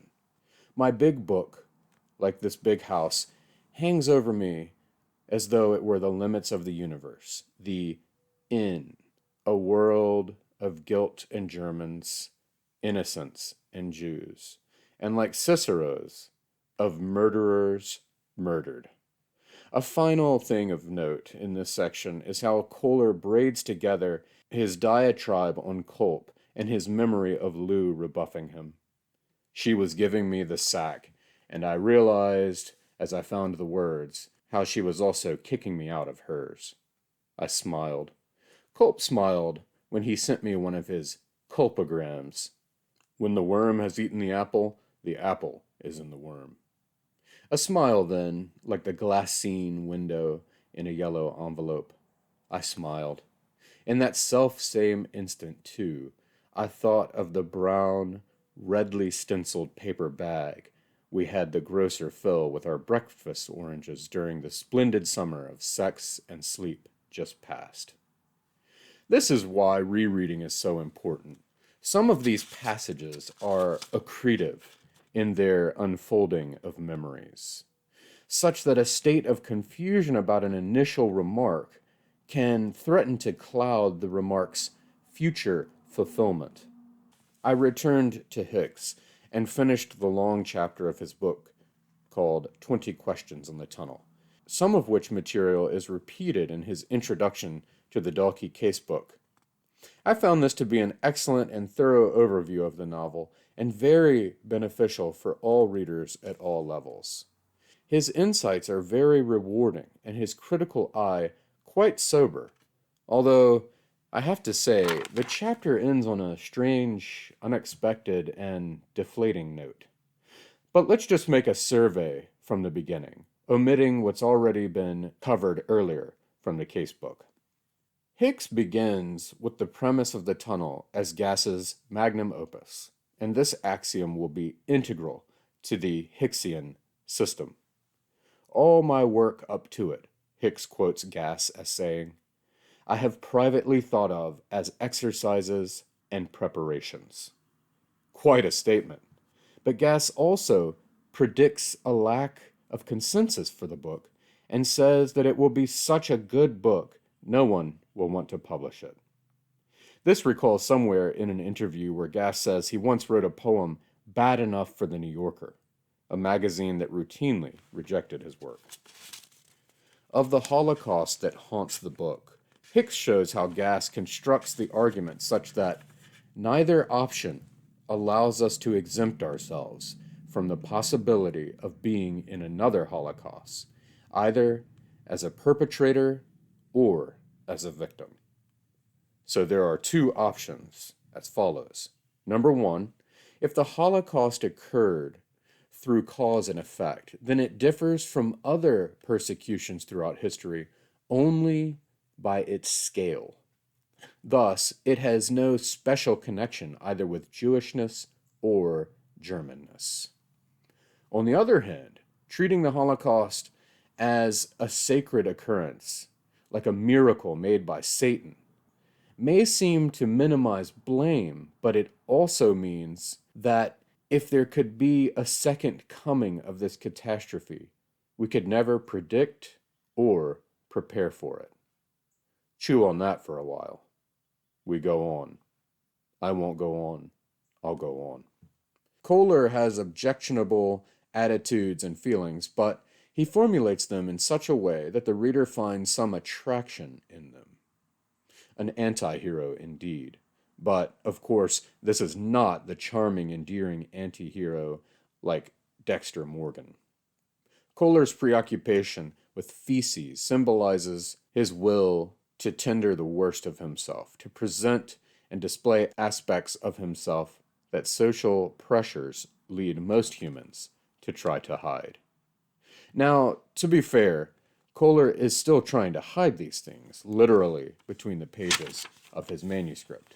He recoils at the thought of Martha finding them. We just happen to be his audience. A bit of a twist on the aspirations of St. Augustine and Rousseau. Hicks entertains the question of whether the tunnel is postmodernism, but takes a middle road. Whether the tunnel is or is not postmodern may be a legitimate question, but answering it would help more in framing a doctrine of postmodernism than in interpreting or evaluating the novel. Well played, Hicks. Other input, though, leads me to group The Tunnel with Infinite Jest as a sort of third wave of modernism. In any case, Gass has asserted that he wanted The Tunnel to be the ultimate anti-novel, to disprove a received view about what the novel is, and thereby to open up new possibilities for the genre.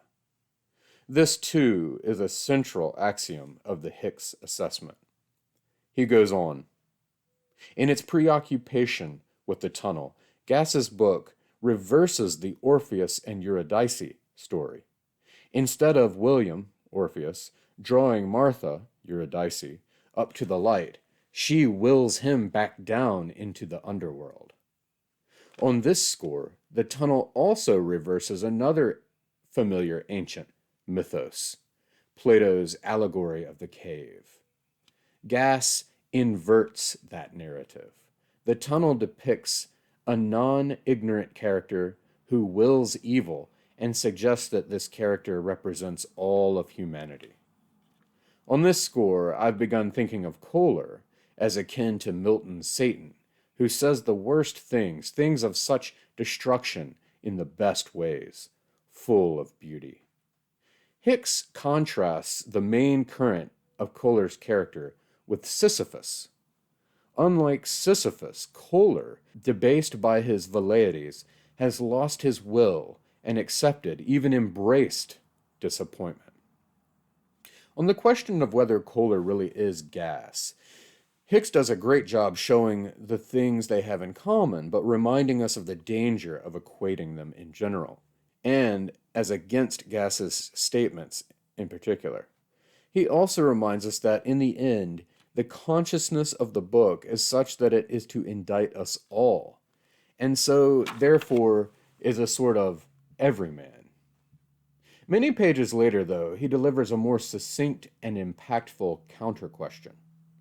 Is an autobiography ever of anyone but a fictional character?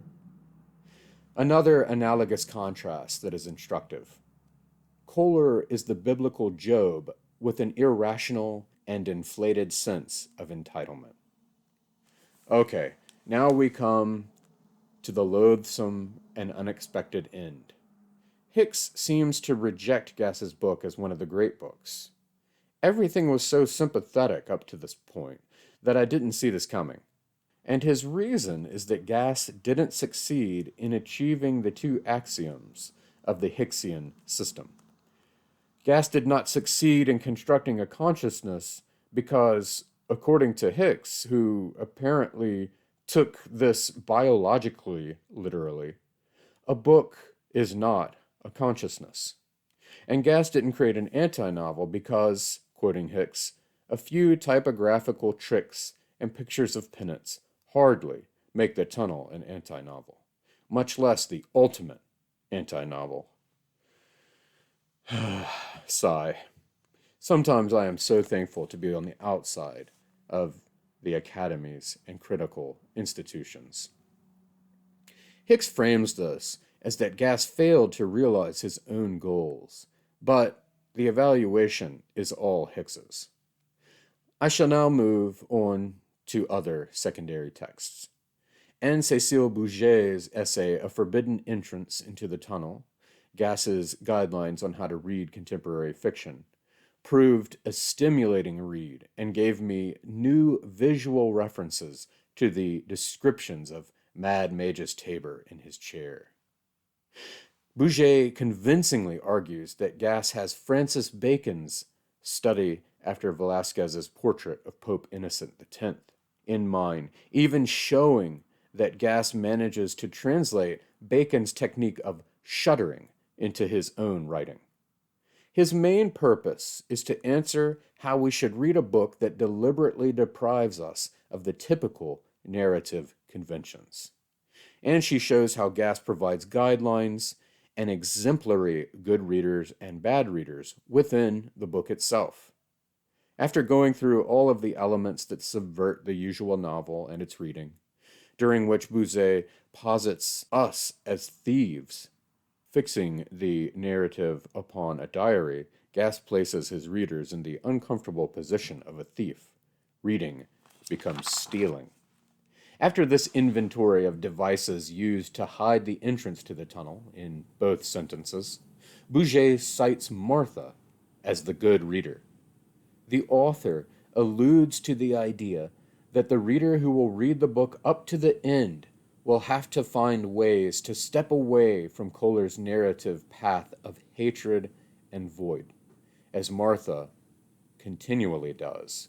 She will not simply buy into his thoughts. She rejects his dark web. The adult Kohler, in contrast, is a bad reader. Kohler neither writes nor reads to explore the depths of his own mind. He remains the same from start to finish. Alternatively, we should read in such a way as to explore our own minds and hearts and consciousnesses, not to feed our own unchangeable ideas. In fact, Kohler turns writings into what they are not, and in that sense, the lies he is talking about are to be found in his own interpretation. Bourget cites a few of these disparities to reinforce the charge. And both Gass and Kohler are clear about Kohler's unreliability.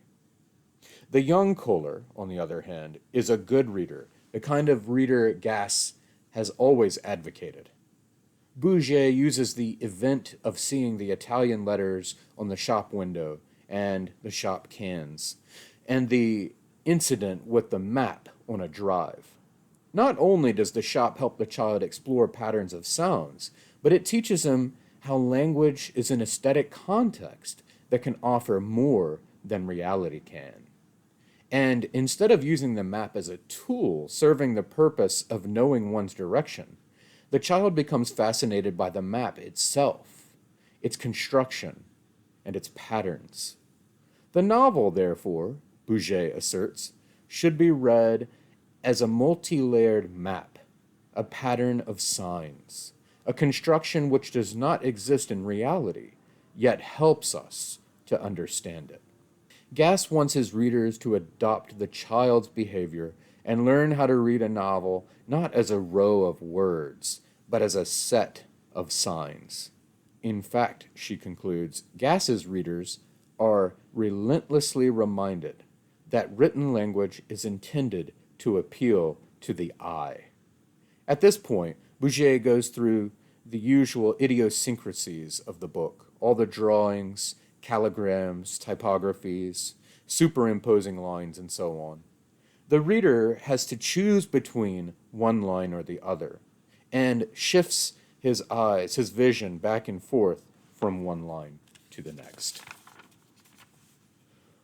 All of these elements serve to help the reader break out of the typical narrative-driven, language-relegated way of reading a novel.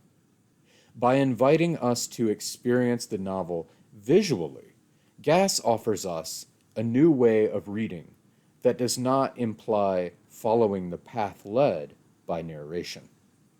This is all purely Gassian indeed.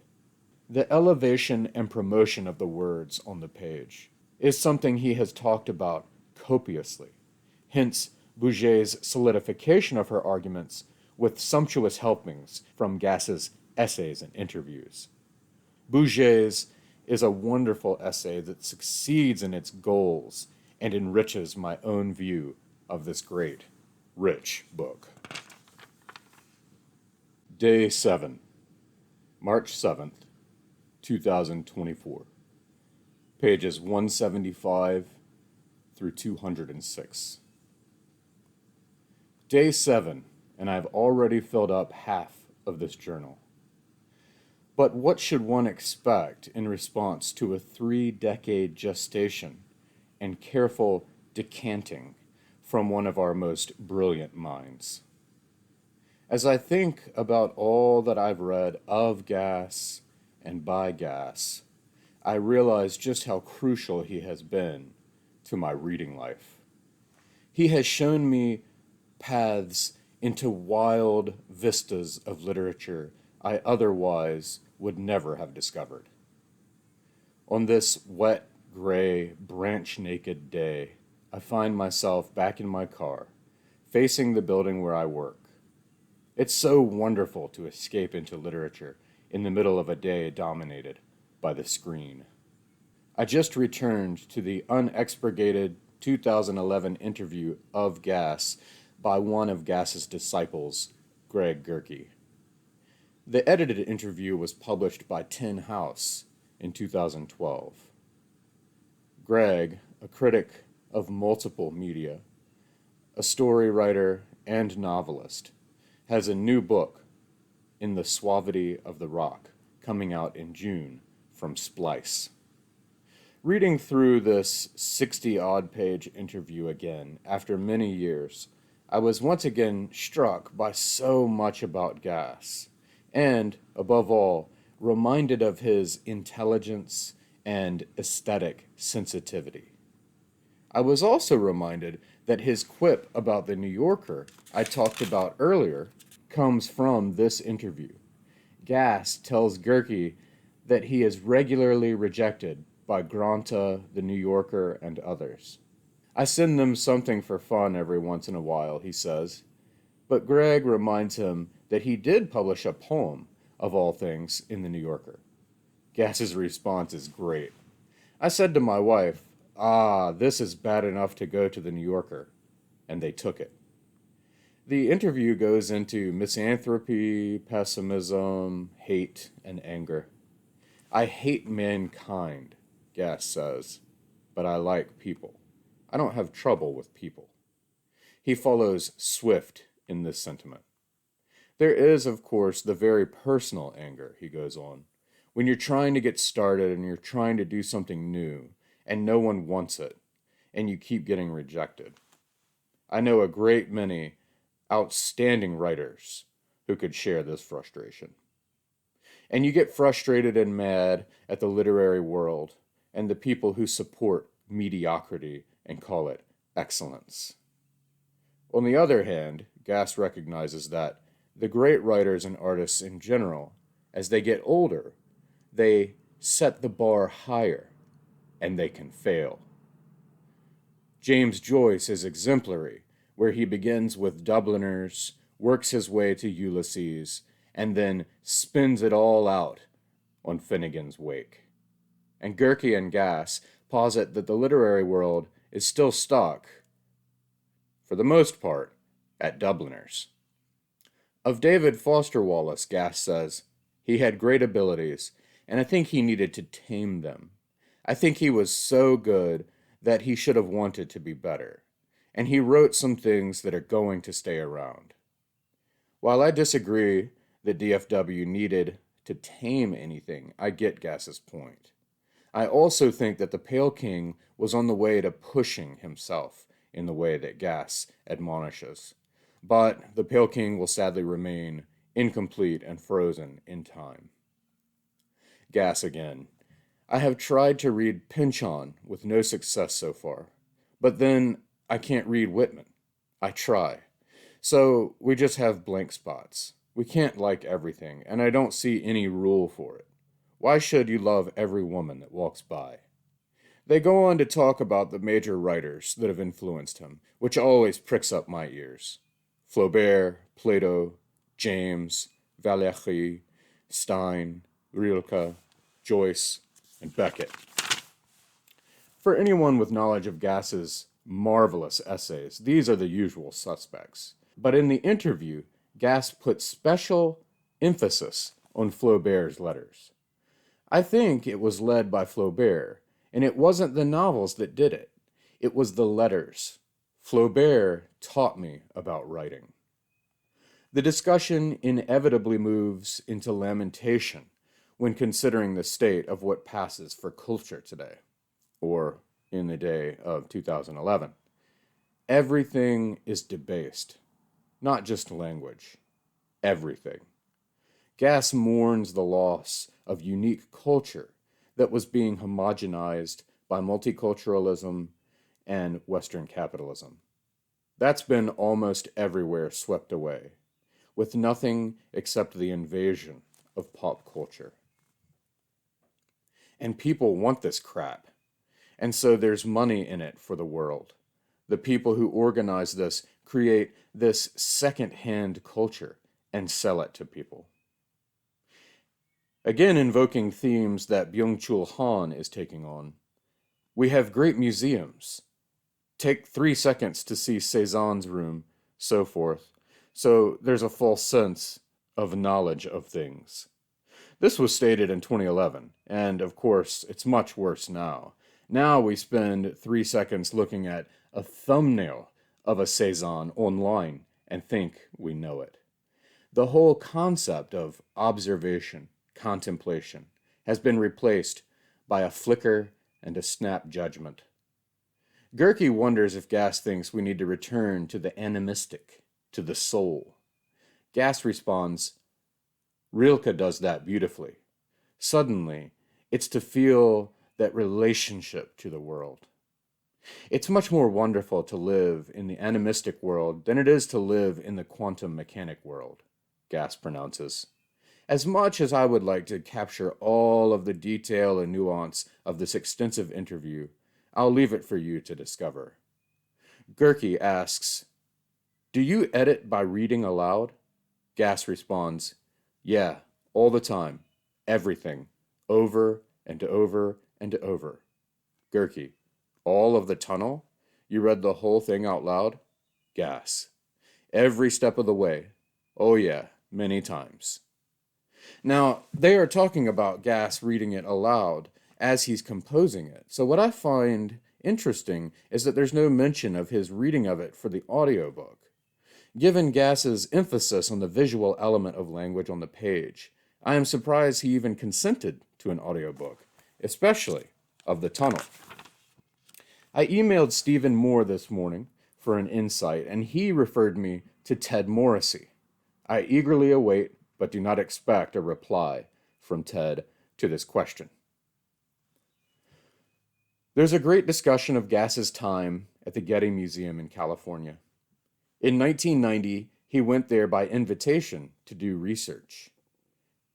He brought many pages of his manuscript of the tunnel, and because of an incredible confluence of circumstances, he was able to double the already sumptuous manuscript, writing half of the book in a year out there. This was also when he switched from a typewriter to a computer. The Getty staff helped him transfer the tunnel manuscript in their free time and off hours. As he said, there's nothing like having a patron that has $6 billion. I presume he's referring to the late Patrick Lannon. Other quick highlights of the discussion include, I teach philosophy. I'm not a philosopher. I'm a professional amateur. I'm always pursuing stuff in fields I don't know much about, and I never get to be an expert in anything. Most philosophy is utterly wrong, but oh God, it's sometimes very gorgeous and sees connections that can be lived by. Ever since I read Gass's comments about how reading philosophy made him slow down and ultimately become a better reader, I've been interested in Gass's time spent in philosophy. Again, this is what he formally studied and taught all of his life. He has talked, for example, about the stunning prose of the Leviathan. It makes me want to read philosophy exclusively, but there would be no time for anything else if I were to do that. Philosophy takes me a great deal of time and effort to read. But I suppose this is, after all, the whole point. Serious noticing, as one of James Woods' essay collections is titled. Okay, I've now read today's first set of pages, which mainly focus on Kohler's colleague and source of much irritation, Charles Culp, who is composing a limerickal history of the human race, each limerick of which begins with, I once went to bed with a nun. We learned earlier that this line is because it satisfies many conventions of the limerick straight away.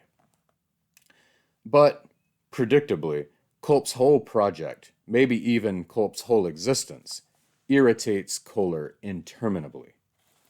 Knickknacks like yours, Chuck, he hates that name, vulgarities like the ones you extol, shall overcome, shall inherit, shall overflow the earth. Think of the crossword puzzles, for Christ's sake, the comic strips, the joke book, the movie magazine, the almanac, the graffiti chiseled in lintels. The whole air swept and shaken by storms of insipid conversation. To which Culp, magnanimously unaffected, undeterred, replies, "Ah, the nightmare of the knick-knack. Isn't it wonderful?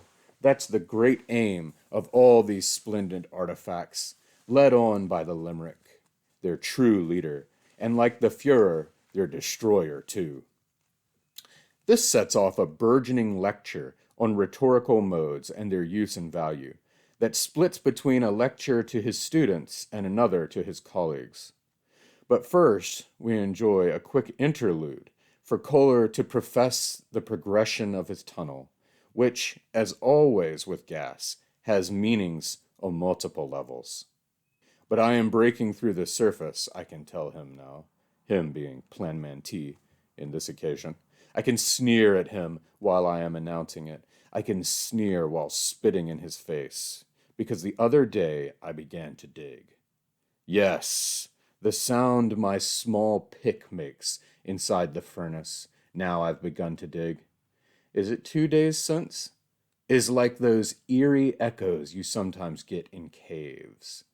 It's impossible for me to talk, of course. What kinds of sounds get carried through these disconnected pipes, or whether a knock or two gets up the stairs disguised as the hiccup of a ghost, or what vibrations sink inside the stones and wait there like damp to wet a passing ear. What if my sweat sweeps up the wrapped tubes to fill the fluid of the house with further fluid like mercury rising heatedly in the mouth? I admit that I read this passage aloud several times with the audiobook paused before I could move on, savoring its sonic pleasure. As if gas hasn't already played with the looks and sounds of Italian words enough, we get this visual from the name of Kohler's student, Lacelli, a name that suspended such a man from its one small I and 3 L's like a marionette whose strings are tangled. Gas, you genius. Okay, now he gets going with his Culp-spawned lecture. For Kohler, the quarrel is more worthy than the limerick. Though full of that celebrated sound and fury, he tells his students, the quarrel is, in firm fact, in sober truth, all sign. He says this because the end of Shakespeare's quote that concerns sound and fury ends in signifying nothing. The quarrel is like a work of art, all sentiment and sensation, all flounce and flash. My tunnel is my quarrel with the earth. The quarrel is the play, but not the producer. This last statement is back outside of his lecture to the students. He goes on, the students will never understand my passionate and detailed exposition of the origins of war or my claim that they are to be found in the domestic character of quarreling. And we are on the cusp of much exemplary quarreling between Kohler and Martha. But this is a major unit in Kohler's view of Hitler's Germany and its atrocities. The seeds are found in the nature and character of the quarrels between husband and wife. Anyway, back to his pontifications on rhetorical forms. The subject, students, is the aphorism, or the quarrel between form and content. When sentences are sufficiently condensed, the sweetness gets squeezed out. The slogan is also short, I say, but in the slogan's case, it is the thought that gets trimmed. And back to a Hamlet illusion. Brevity is not the soul of wit, of course, but its body. Clichés are brief because they must be easily remembered, frequently repeated, and because their meaning needs to be forgotten immediately. In the midst of this, he poses his own aphorism. Since it is nearly impossible to interest them, meaning his students, it is also nearly impossible to disappoint them. Throughout the counterpoised lectures to students and colleagues, we readers get the joy of seeing the philosophical and creative writing sides of Gass come together to great effect. He also has a moment where he fulminates against the students for not taking notes, and he implores them to highlight what he's saying. "Run yellow lines over my voice," he says. This makes for a particularly moving moment for me, as I, indeed, am highlighting his words on the page as I hear them spoken in my ear. The last element of this section I'll note is the thoughts on the abyss, which all culminate in his declaration, "I aspire to the abyss." Gass, the creative philosopher, steps forward again, although I'm not sure he ever steps back. "The abyss is the nothing you occupy when you are merely seen, simply sensed, when your image goes on ticulating though the talk is stopped, when you become a ghost that cannot haunt a house or heart or thought. The abyss goes nowhere. The abyss is the obliteration of the sign. It is difficult to stop talking about the abyss because one is so fearful of it, and because nothing can be said. It is the world as unread and unreadable.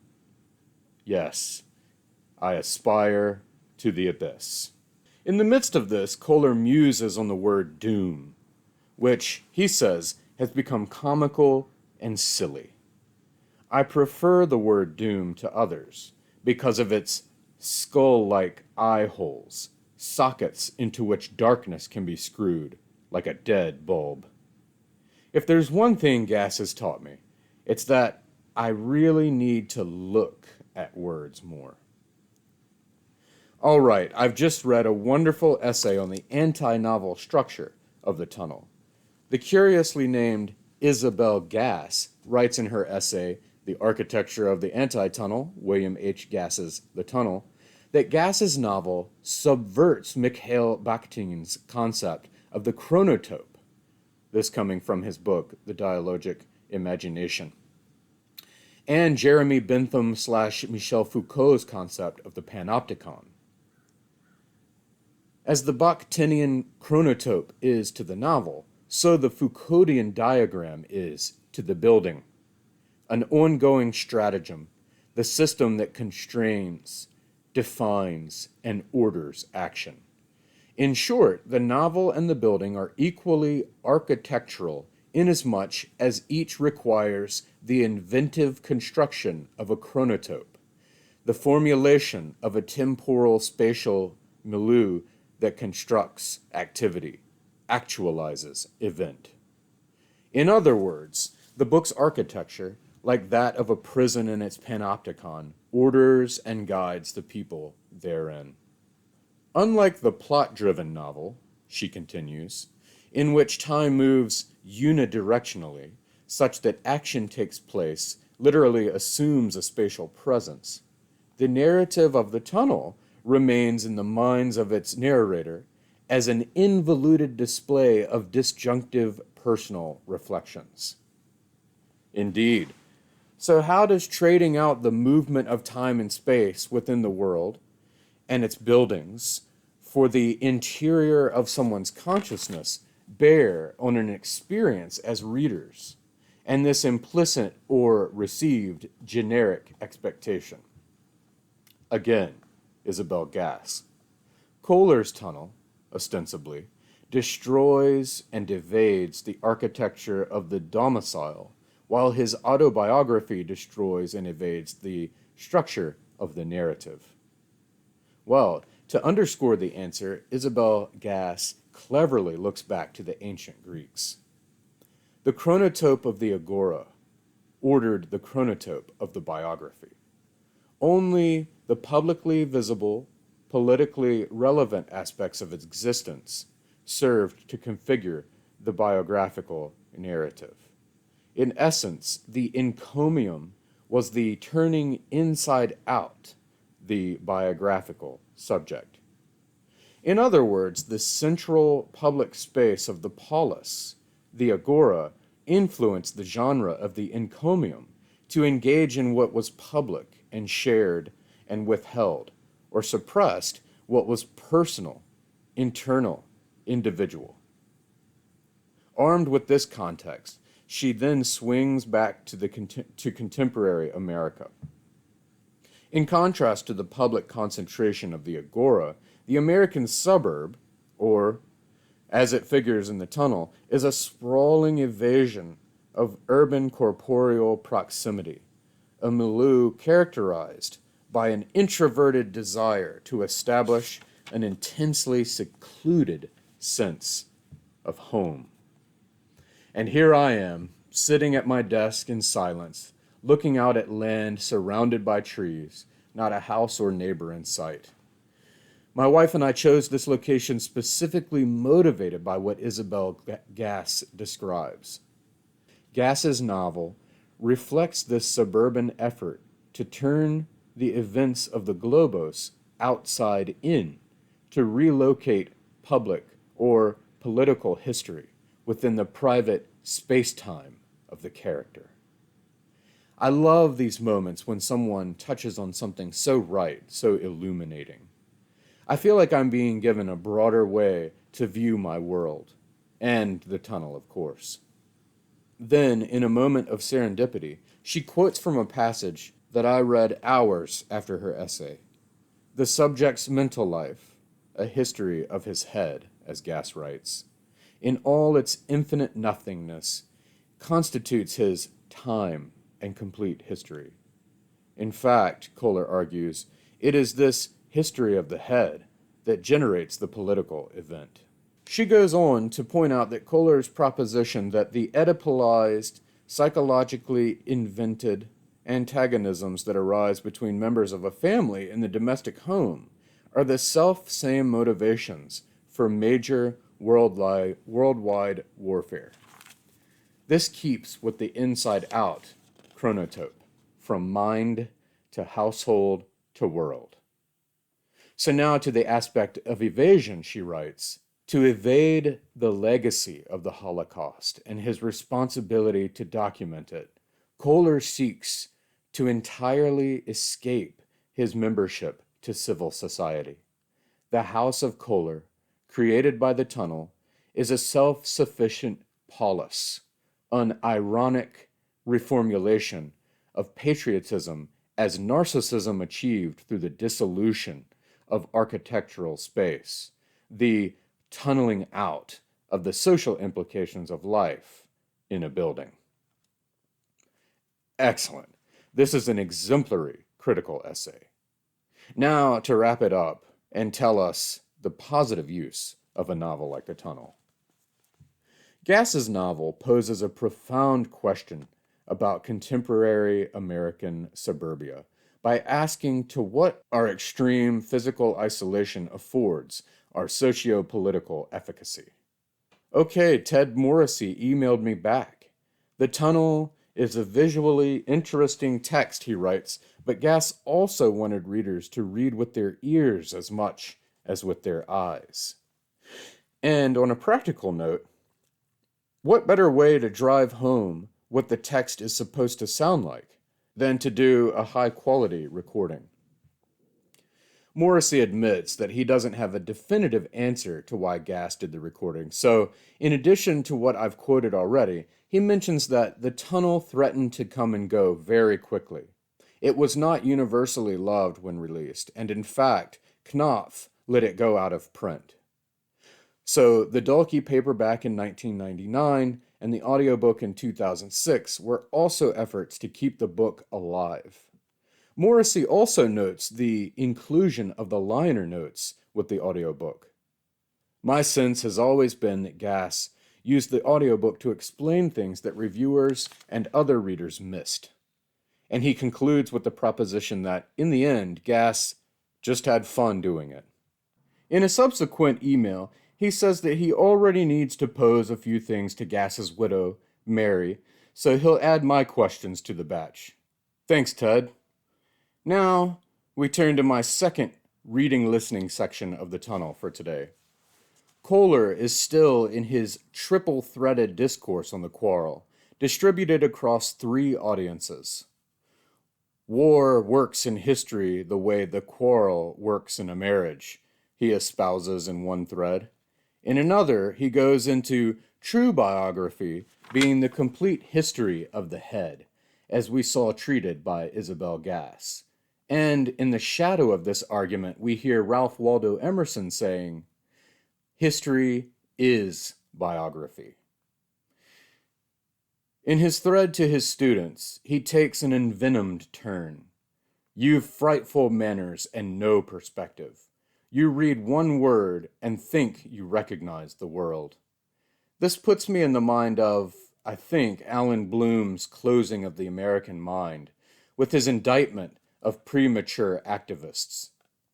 You've got to stop watching the second hand, Kohler rails on, and look at the slow sweep of the centuries, at what the Greeks began and where Rome reached.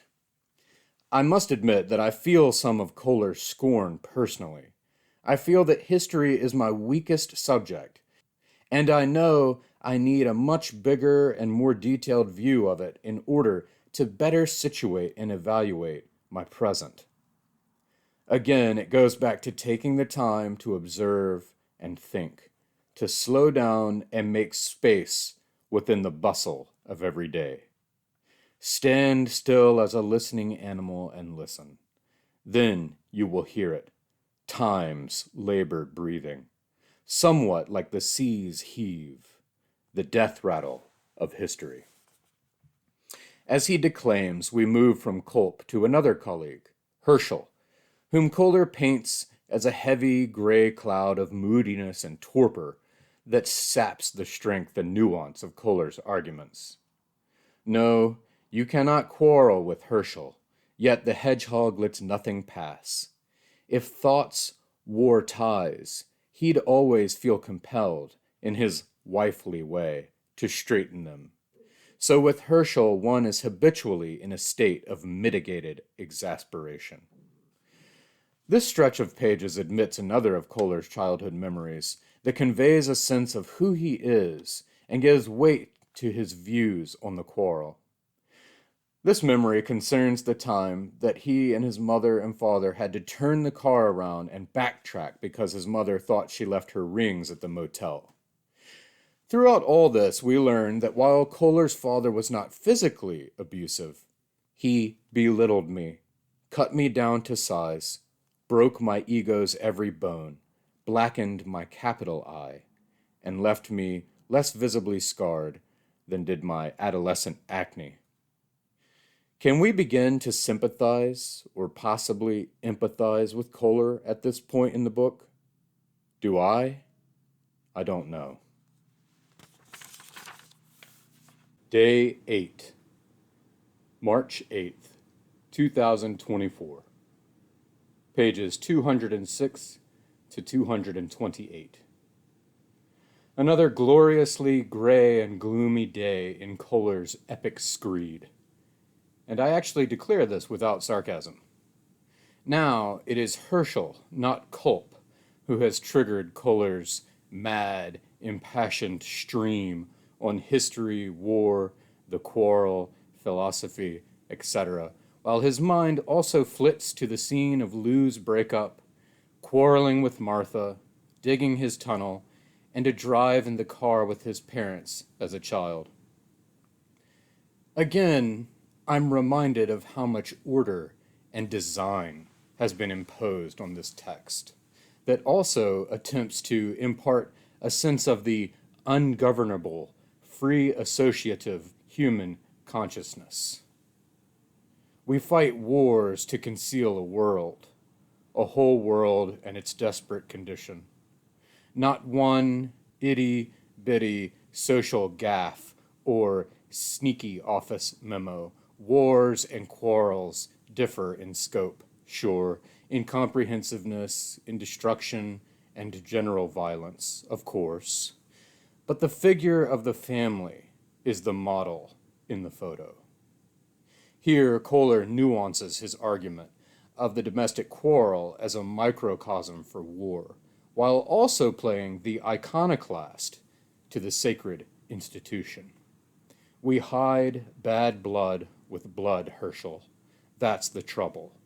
We gild ourselves with this other guilt, so we shall seem innocent of some deeper, dearer, darker crime. A crime we shall constantly repeat because it defines us, is what we are. Wars disguise differences too great for a simple symbol to express. By hiding our basic urges, leanings, dispositions, sometimes inside their opposite, like a tramp in a tux, we make them look, feel sinful, as Freud saw, when, of course, they aren't in the least.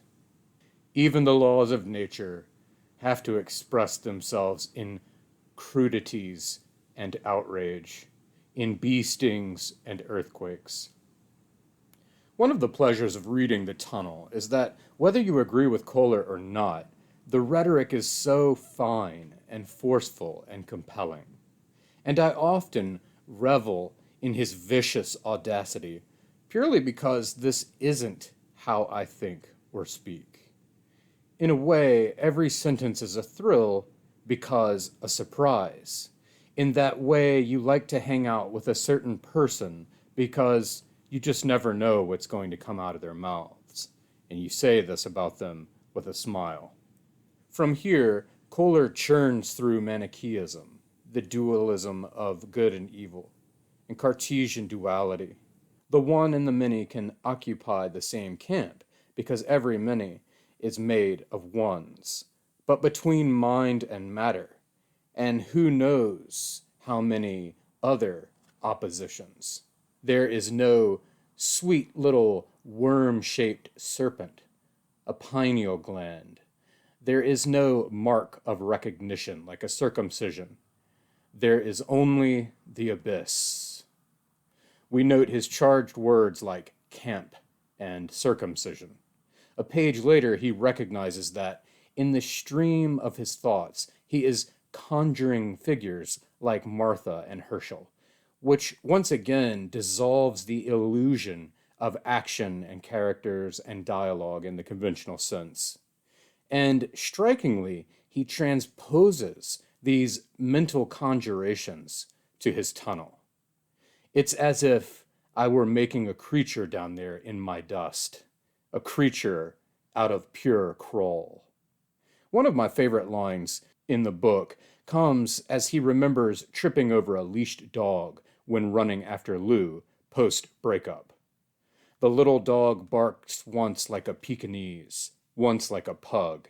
I growl like a Kohler. And hearing Gass deliver this line was a particular treat. One imagines this growl as Kohler's rendition of Whitman's barbaric yawp. Gass, too, has endless ways to capture ineffable moments, like the fleeting thought or escaping emotional sensation. A feeling flickers. This thought, that thought, this notion flits by like a swift in search of its swallow. This reminds me of a gorgeous line from Hart Crane's Marriage of Faustus and Helen that has never left me since I first read it. The mind is brushed by sparrow wings. Oh, and some of the repartee between Kohler and his foils, or colleagues, are just as pleasing. Kohler to Herschel. A hurricane has an eye, but does it have a point of view? Herschel. Its eye is empty, I believe. Otherwise, it's all wind. And cut back to Kohler, the man in a relationship with a woman. To love is to trust another with your self-esteem.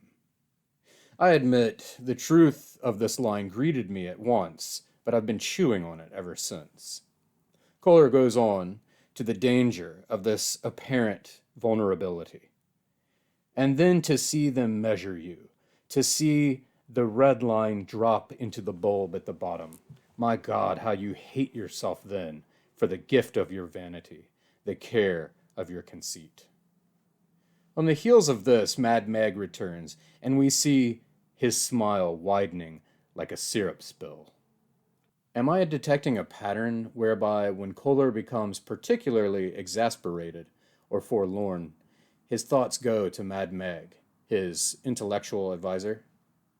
This time, with the subcurrent of my thoughts on audiobooks, this really stood out. Apparently, when Kohler was at the Nuremberg trials, he would ask people if they had read Magus Tabor. Then he goes on to say, of course, to have read Magus Tabor was not at all the same as having heard him. I knew his written words as I knew few others, yet hearing him was not the same. Mad Meg could express a thought in a gesture that would go off like a gun. In truth, I feel the same way about Gass. Let's see, I've listened to him now for about 2 hours a day for 8 days, so 16 hours of his voice in my ear. It definitely brings a great dimension to the work. Of course, to be fair, a lecture, as intended by Kohler, is a different form. But I've listened to a Gass lecture too, and even it is wonderful. Is William Gass my Mad Meg of reading? Anyway, Tabor turns to Kohler. History's old hat to us, meaning to Germans. It's new to you, meaning Americans. As shiny as Uncle Sam's chapeau. This notion of America, at least from the perspective of its colonial history, is very, very young. Nothing like Europe. In a sense, this doesn't just make us novices, but it does afford us unique perspectives of being in early stages and with the tools the majorities of civilizations haven't had available to record their history. As Tabor says, et tu, Brute, then, what divine conjecture. That's poetry sanding history smooth. So we are in a unique position for the observation and recording and preservation of history. Yet, think of it, Kohler, Alcibiades, the beautiful, now a name, merely a name. Imagine being awake in the world and having Alcibiades be but a name. It's like sleeping on hot ash. So, in any common German mouth are Barbarossa, Frederick, Bismarck. Names. Okay, so now I don't feel quite as bad because Tabor is separating the historians from the commoners, the plebeians, of which I am firmly a member. Still, save for the most meager details and classifications, these are, well, just names to me. I could probably work with them at pub trivia, but not at Jeopardy. Perhaps another benefit of this immersion in the tunnel will be a renewed interest in addressing my ignorance of history. Earlier, Hicks brushed at the question of whether or not this novel is postmodern, stating that that would just get us sidetracked into postmodernist doctrine. And he's probably right. But in William Gass's The Tunnel, the work in progress as postmodern genre, John M. Unsworth affirms the tunnel not just as postmodernist, but as its own subgenre of postmodernism. It is important to note that Unsworth is writing in 1992, 3 years before the completed novel will finally come out. So in this regard, it's a lot of fun to read now for those who have read the completed work. Because, of course, the book is not at his disposal, Unsworth also gives us a partial survey of the many published excerpts along the way. As he states, this work has been in progress since 1966, and since 1969, Some 19 sections, totaling more than 300 pages, have appeared in print. He goes on, equating Kohler's problem of completion with gases. The specter of endlessness is gases' demon as well as Kohler's. In 1972, he estimated that completion was several years away. In 79, it was to have been finished in a couple more years. In 83, the manuscript was 1,000 pages long and still a couple of years from being done. In 84, Gass had said the project was coming along pretty well now. It's a matter of staying in the book continuously for maybe another year.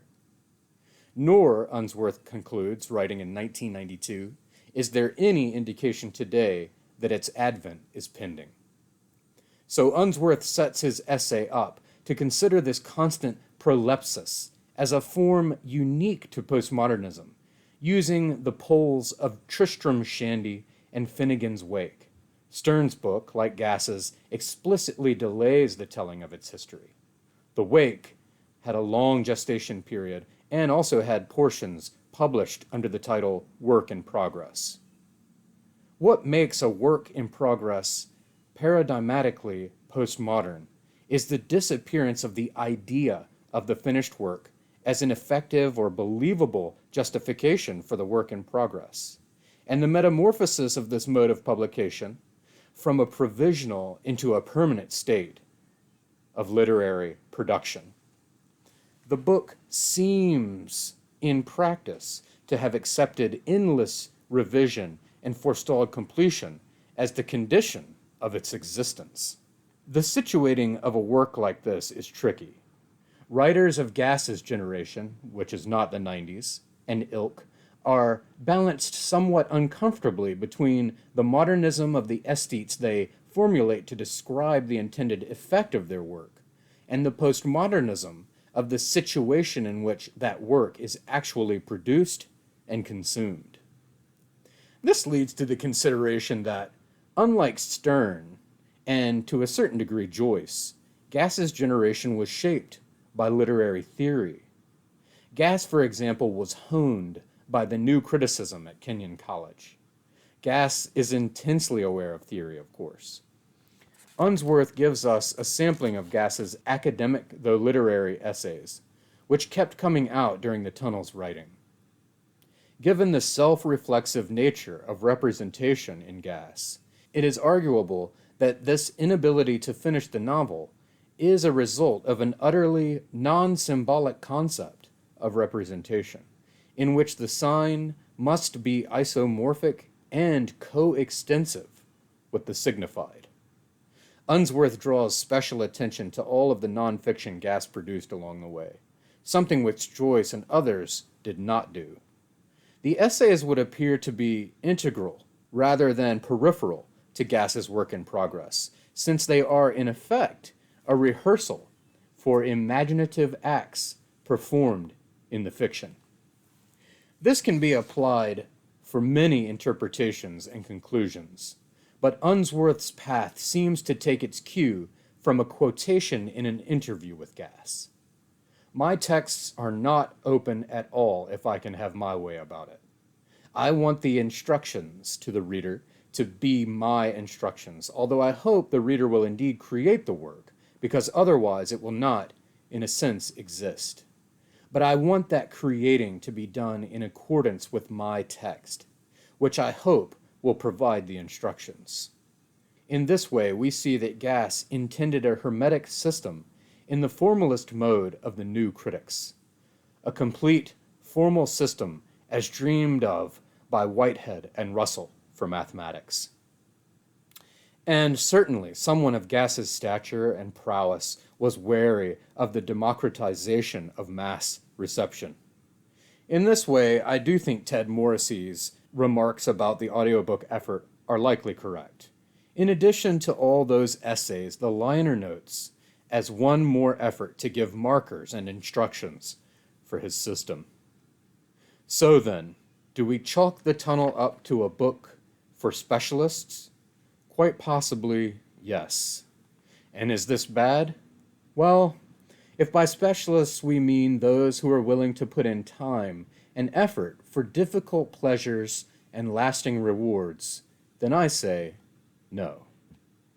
Unsworth concludes, perhaps more than any other, the work in progress is that form of creative writing in which all the elements of postmodern fiction's academic environment meet and mingle, including even the most prosaic facts of professional life. For Unsworth, this extended forestalling and the essays along the way as guideposts for how to read the forthcoming work coincide with another production of postmodern fiction procedure, a way of preserving authority over one's text. But I want to end with a quote from author Saltzman's The Fiction of William Gass, which, at its time of publication, was the only book-length treatment of William Gass. The Tunnel is the sternest text to date of energy of execution, integrity of craft, and worship of the redeeming power of the word as proof of the value of that fiction which flouts its incestuous sentences, oblivious to that other world's endorsement. I feel inclined to pun sternest with Lawrence Stern, but a sore throat is coming on and my head is feeling tight and muddled. Time for spring's rite of passage, during which my sinuses must endure the gauntlet. So, two solid and broadening treatments in a row, Isabel Gass and John Unsworth. I think for secondary material, I will now turn to the other three essays in the Dulkey casebook, then to the issues of the Review of Contemporary Fiction, saving the pieces in Into the Tunnel for last. To my surprise, my second session of the Tunnel was just shy of 30 minutes. Most have been about an hour. In counterpoise to the drives of his youth, we get to witness a Sunday drive with Kohler's own family, which is expectedly tense and moody. We stick these short words like tacks into one another.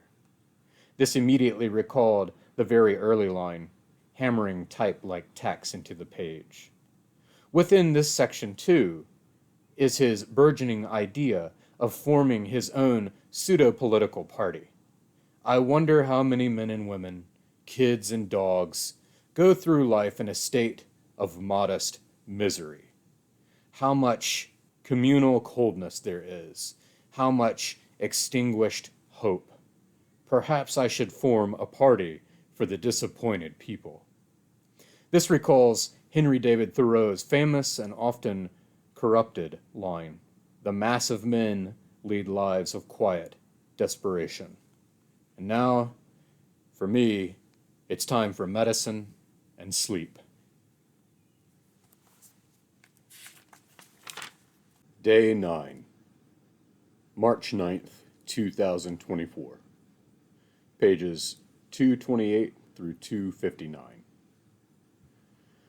A rough, sleepless night of a slow-drip throat, stoppered nostrils, and a calculated fit of coughing calibrated to precisely accord with my ill-fated droppings off into sleep.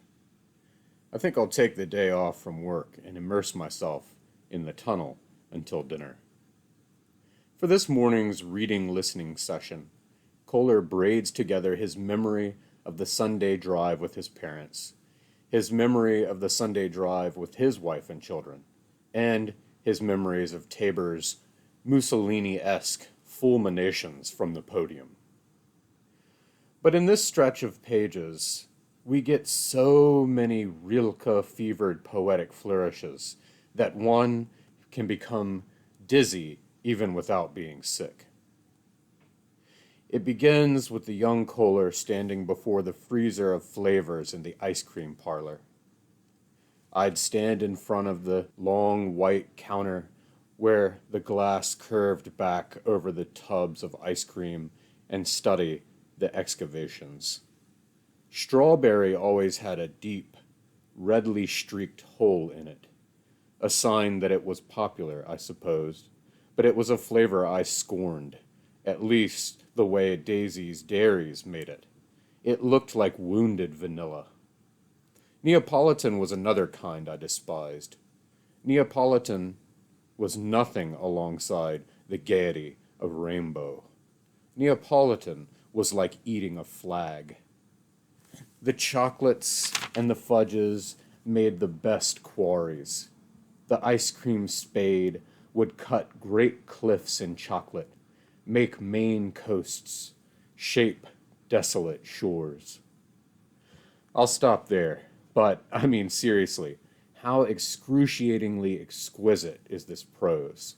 How vivid and alive are we in the ice cream parlors of our own memories?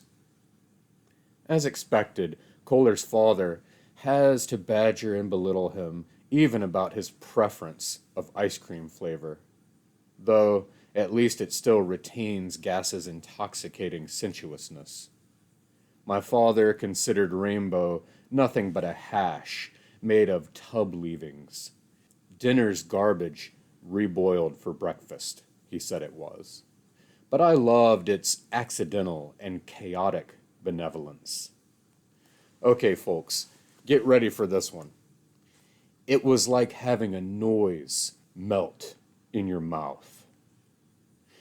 In my more extreme moments, I could easily shut this book right here and start evangelizing its merits in the streets. In my more sober mind, though, I find myself thinking how the young Kohler could have produced such a simile.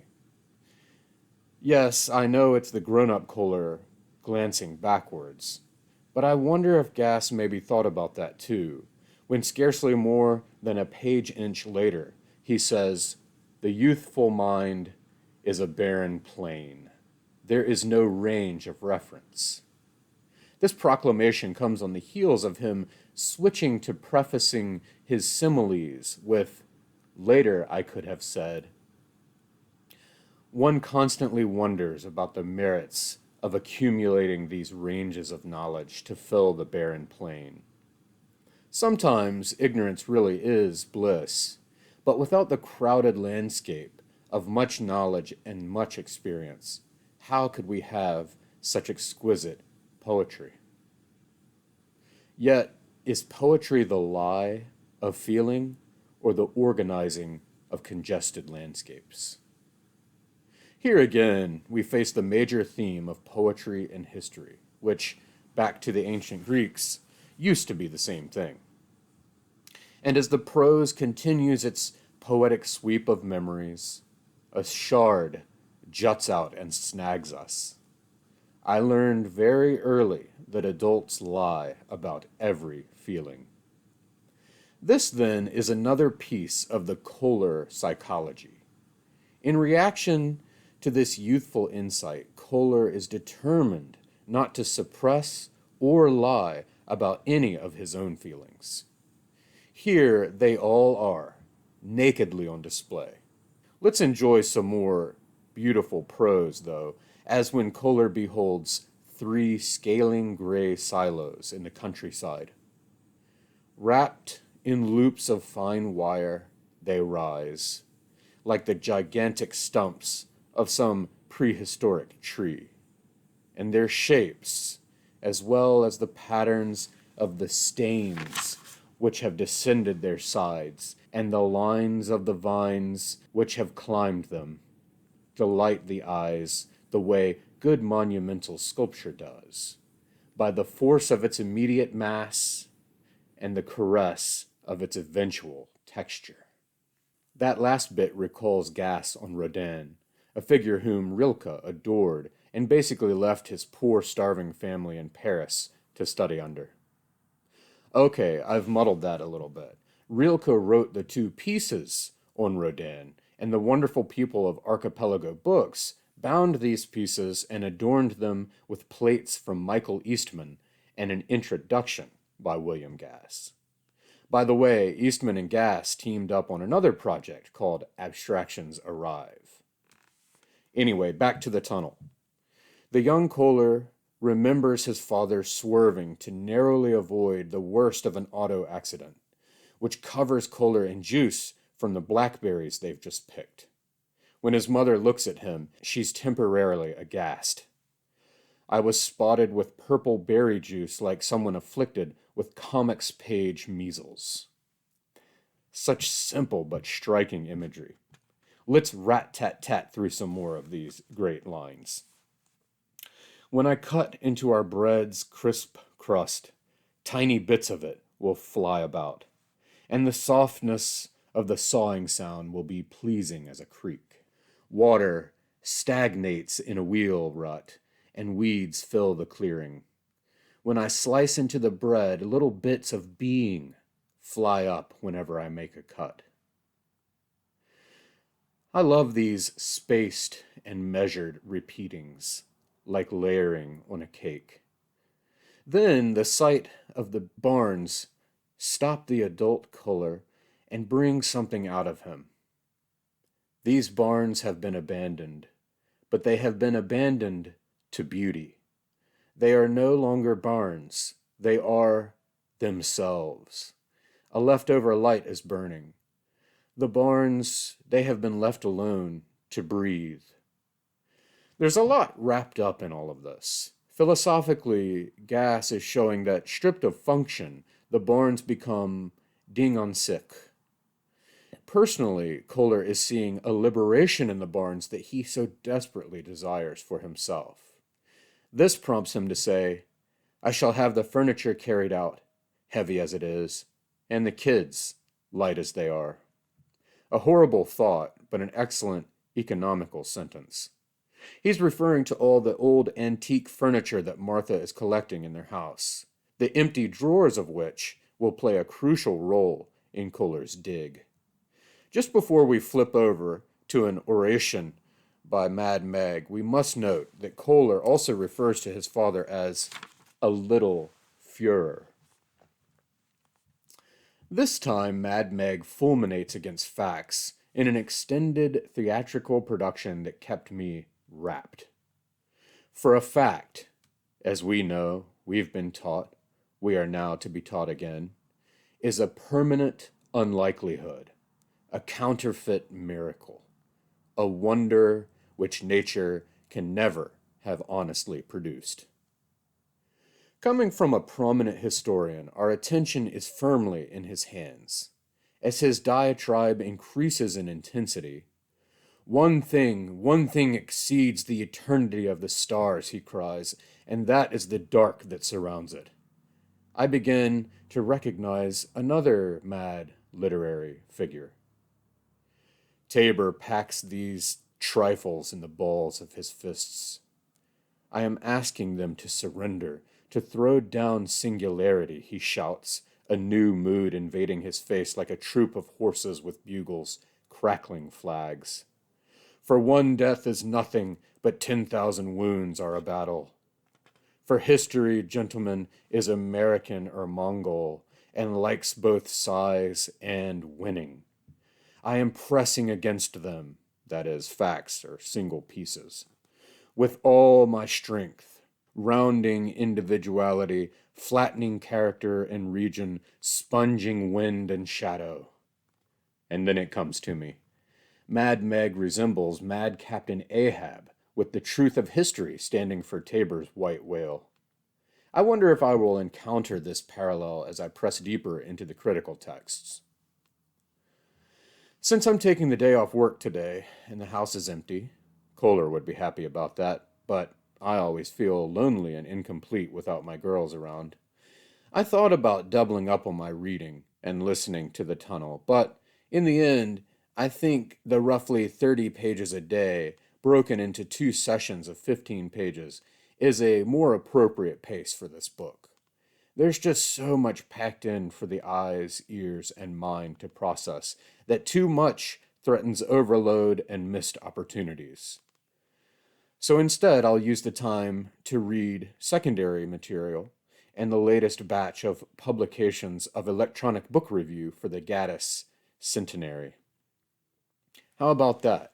December 2022 was technically Gaddis's centenary, but better late than never, EBR, whose editor-in-chief, Joseph Tabby, is a noted Gaddis scholar, is serializing a gathering of a lot of great Gaddis material. I had the privilege of being a part of one of the roundtables, the transcript of which will be published next month. Shameless plug. Ah, and look, who should have published an essay today but Ted Morrissey, my recent gas-catalyzed email interlocutor. Small world, but one I'm so grateful to be a part of. In the second group of pages for today, we focus almost exclusively on Magus Mad Meg Tabor as he alternates a lecture to his students and a monologue to Kohler during their time at the university in Germany together. First, Tabor somewhat wraps up his rant on facts.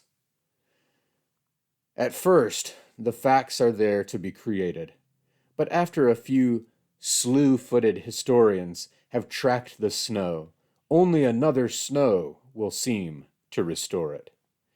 Even the old shoe prints will remain, frozen beneath the fresh sheets, bruises underneath the tan, scratches slicked by polish. So for Tabor, history, untouched and uncommented on, is a sort of pure, true group of facts about what happened. But then the historian begins imprinting that history with their tracks. This, I think, links back to Kohler's thoughts on the unused, dehumaned barns. Furthermore, for Tabor, history will thus ultimately be whatever is written or said in the most powerful and compelling way, which is likened to putting fresh snow and new tracks over all the preceding tracks. Then Tabor gives Kohler a charge that applies doubly to the book. Take my advice, Kohler. Make the present your past. As this unfolds, or maybe unravels in my mind, it gets complicated. But in short, this is essentially what Kohler, at least in part, is doing. He has abandoned documenting the past, that is, Nazi Germany, for the present, that is, his struggle to write, his digging the tunnel, and so on. Tabor continues his screed to his students, now using rhetorical forestallment to lead to a pronouncement of what history is by a long string of what it is not. This is rendered the same way as Tabor's earlier speech on greatness and genius. Gass does a great job of intensifying the forestallment with seemingly unrelated narrative description, such as what Tabor is wearing. The study of history, gentlemen, the study of history is not the study of people and events, places and movements, wars and revolutions. It's not the study of kings and princes, gentlemen, the study of history. It's not the study of classes. It's not the study of forces, laws, or causes. Clan or family? No. Genius, fate, or fortune? No. Gods? No. Heroes? Never. By this time, we're on the edge of our seats, or reading chairs, for that moment of culmination, the occasion at long last of the words, history is... But this moment, which does come, is not as tidy and clean as we may like. But that's also the point. History is, Tabor finally declares, as full of knots as a pine plank. The feeling of being under the force of Tabor's Philippics is captured beautifully.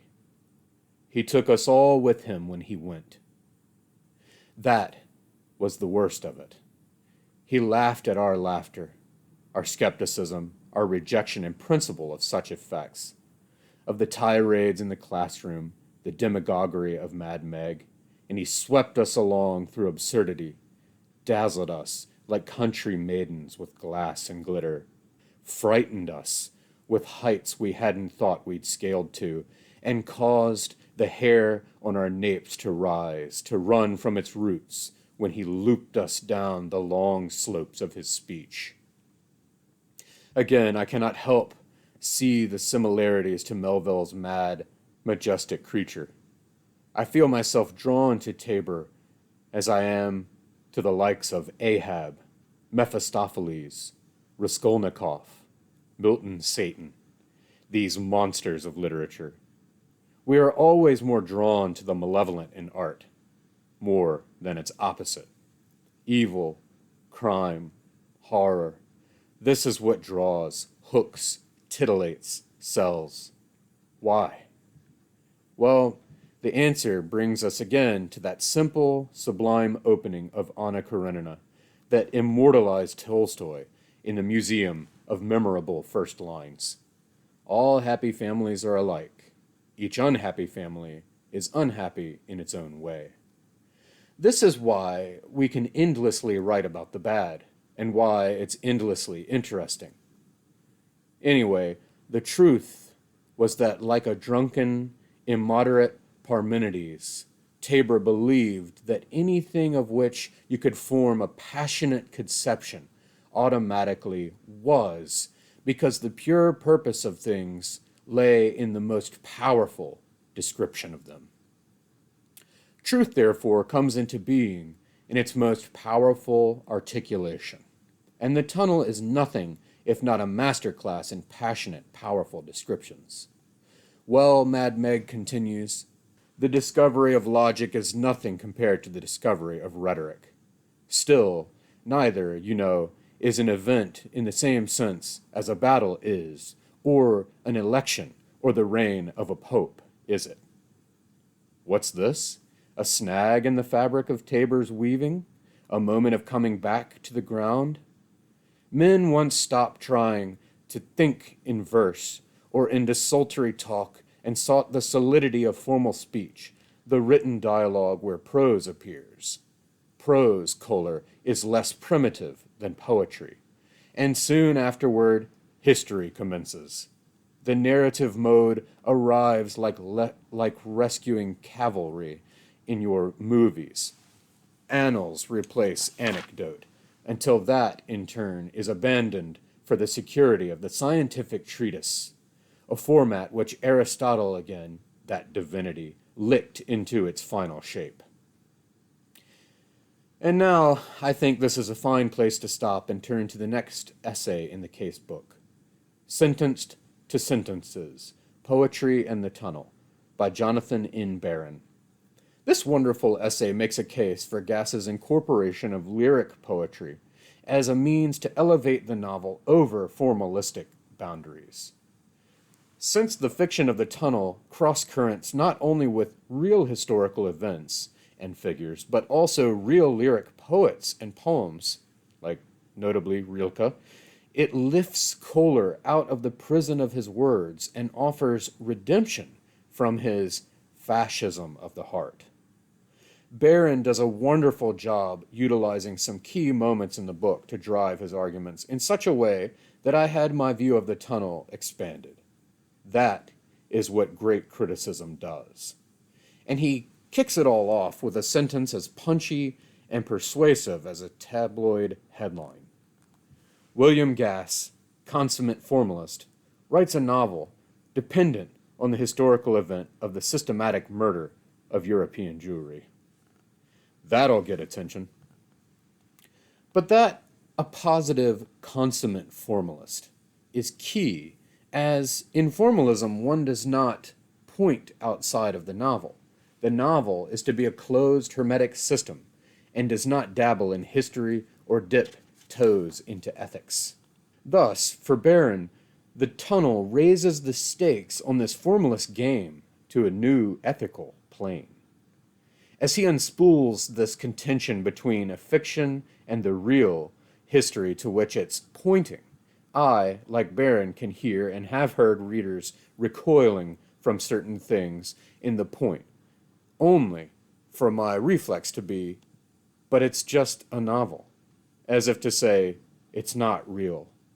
Yet, with that glaring 20th century atrocity, we have a constant plank in the eye. And I think this is precisely what Gass intends in order to complicate my insistence that it's just a novel. Barron brings up the similarities of Kohler and Gass, and I think this too is by thoughtful design. Gass complicates and compromises these fictive borders, and Barron gives us a way to think about it. Baron turns to the ever-looming figure of Rilke and a couple of sections whose titles are taken directly from Rilke and shows us just how tightly the tunnel, lowercase, and the tunnel, uppercase, are coupled with poetry, despite Kohler's refrain that he gave up poetry of his youth and turned to history. Writing to a young poet, Rilke says, "This most of all, ask yourself in the most silent hour of your night, must I write? Dig into yourself for a deep answer." Baron goes on, "From Rilke, then, one might best understand lyric poetry as the inward turn one makes in order to express one's deepest self, one's heart. Poetry, in effect, is the tunnel one makes into the cave of the self." Why lyric poetry? According to Baron, lyric poetry, by its own generic definition, claims to represent accurately and authentically the emotional, experiential facets of being human. Furthermore, poetry admits its own artifice in order the better to tell the truth and break out of the formalist frame. Only poetry has, by definition, the generic equipment to discuss such a state of feeling as the fascism of the heart.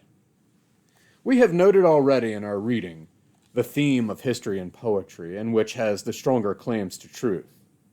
Here, as Baron has it, in Gass's book, poetry, not fiction, finally reveals the truth of the heart. The sections that borrow from Rilke's poetry are titled "Outcast on the Mountains of the Heart." In these mountains, Baron asserts, in that interior realm of the conceptual, Kohler finds himself in exile, an outcast. Like T.S. Eliot's own Kohleresque character, Prufrock, Kohler is ultimately alienated from his own emotional life and his own consciousness. And this is when he will begin making the turn back to poetry. So who says the tunnel doesn't have a plot? The plot here is the epiphany of old, the epiphany of the Greeks. Here, he, Kohler, forsakes the grand narrative of traditional history for the petty details of minor lives like his own. I'll leave it at that so as not to get too far into the book before we get there in our reading. And I want to preserve Baron's fine points for your own reading.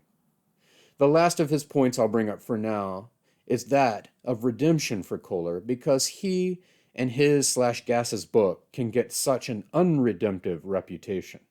For Baron, and I'm leaving out many waystations along the path, Kohler's turn to poetry sets the guilty Germany of Hitler against the innocent Germany of Rilke. This all certainly gives us much to think about. History or poetry, fact or fiction, truth or lie, guilt or innocence. Are all these some ever-revolving, two-faced Janus? Oh, one last side note. Baron also locates a powerful allusion to Allen Ginsberg's poem Kaddish in the tunnel. Ginsberg depicts the moment when, at the age of 15, he signed the papers not only to admit his mother to a mental hospital, but to enable the doctors there to lobotomize her. We have already had a hint of this prolepsis in the text once or twice. Finally, I will leave aside another point Baron uses to support his thesis until we get there in the text, because it's just so good, and good things come to those who wait. I was just thinking about how reading The Tunnel has brought me into Ted Morrissey's orbit. He is now not just a name, a writer, but a person, and we are communicating. Someone recently commented on my Gravity's Rainbow video and said, "Why does someone have to consult a compendium to read a book?" Of all the answers I could give, I believe it's because the best books cannot be read by just one person, and thus force us into community. So the point of the tunnel may just be to get out of the tunnel. Perhaps my sleepless night is catching up with me because I think I only understood about 60% of the casebook essay by Melanie Eckford Prosser called Confronting the Tunnel: History, Authority, Reference. In general, Eckford Prosser's dilemma is the same as Barron's. How do we reconcile a fictional text that points to real events, especially when its author is a consummate formalist, Barron's term? But Eckford Prosser presents a different way out. She sees modes of irony and ambivalence that allow the reader to switch back and forth between discursive communities. She also includes some striking statements. For those of us who ridicule Gass's approach, do we ironically place ourselves in the role of the Nazi German public who came to the exhibition to ridicule the artists? What a charge. Do we place ourselves in the position of the Nazi curators of the exhibit who rejected the art because it violated their ideology? What an indictment. Indeed, the Nazis stole and ridiculed and destroyed so much art that the wannabe artist Hitler deemed degenerate. Thus, are we culpable in such fascism when we order the tunnel degenerate because it doesn't play by normative frameworks? She then describes how Gass presents a kind of aesthetics of separation that places the beautiful form of the sentence above all, especially above content. As a reader, then, when encountering repugnant content written in beautiful language, we are forced to impose generic conventions on the book. But again, the tunnel is then constantly flouting these attempts.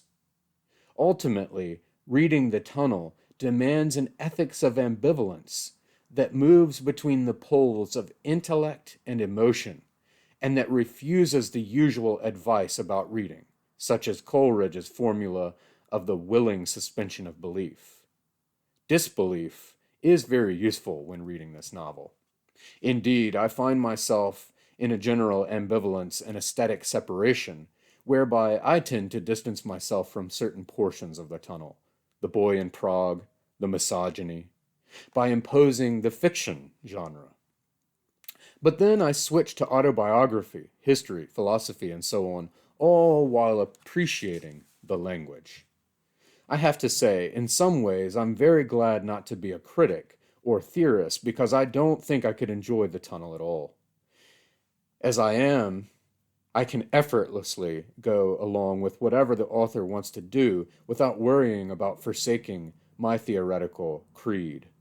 As Eckford Prosser says, we should consider the truth claims we willingly give up when we read by asking ourselves how those truth claims change when we attribute genre, especially a number of nonfiction genres such as historical narrative.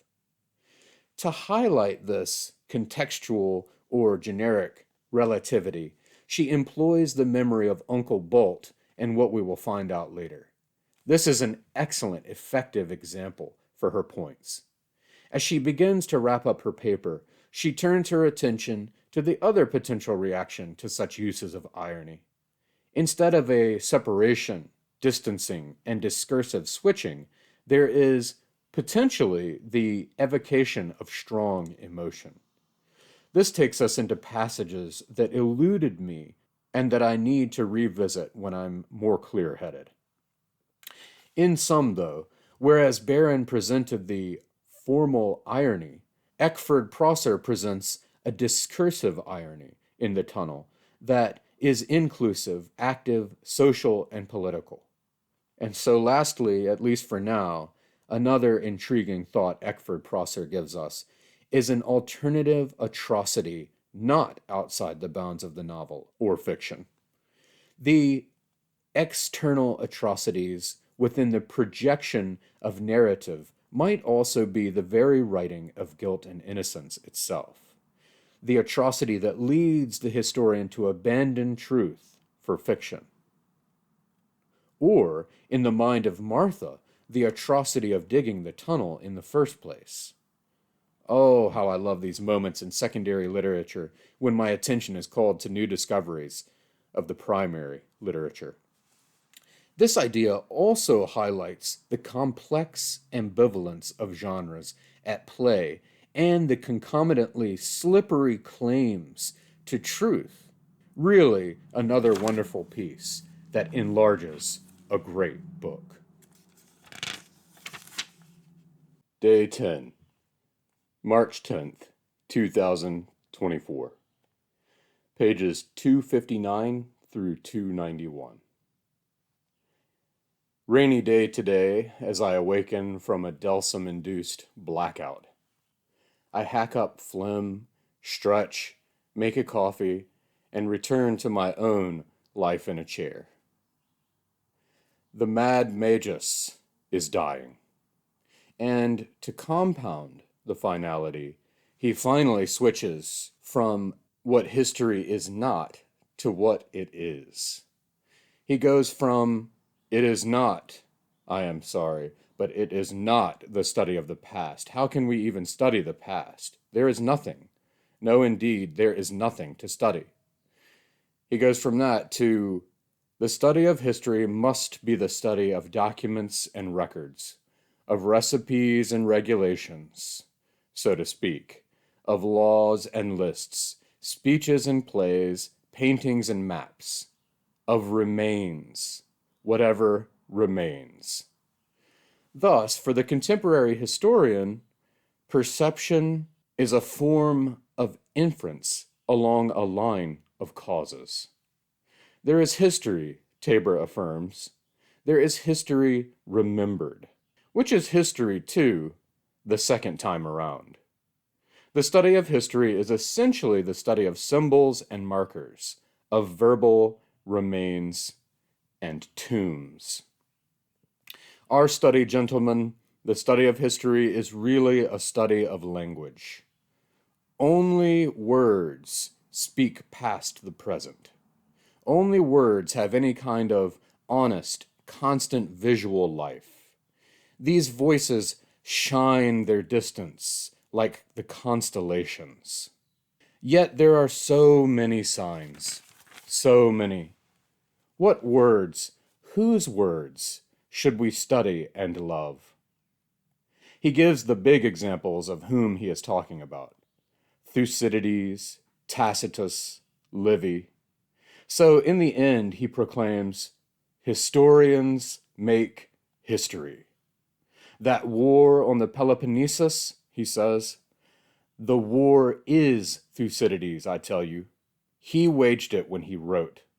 And if it were a fiction, if we found it thick with lies tomorrow like bad beef, it still would be our past. The past we've lived, unaltered. Buried within this conjecture is Gass's/Kohler's own soon-to-be-found-out falsified history, which, for me, perfectly corroborates Tabor's assertion here. And so, oh, what a weight of responsibility historians have had, shaping posterity's past.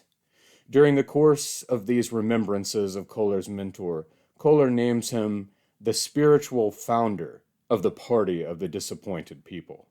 And on the facing page, we get more doodles of Kohler's ideas for flags, insignia, and clothing.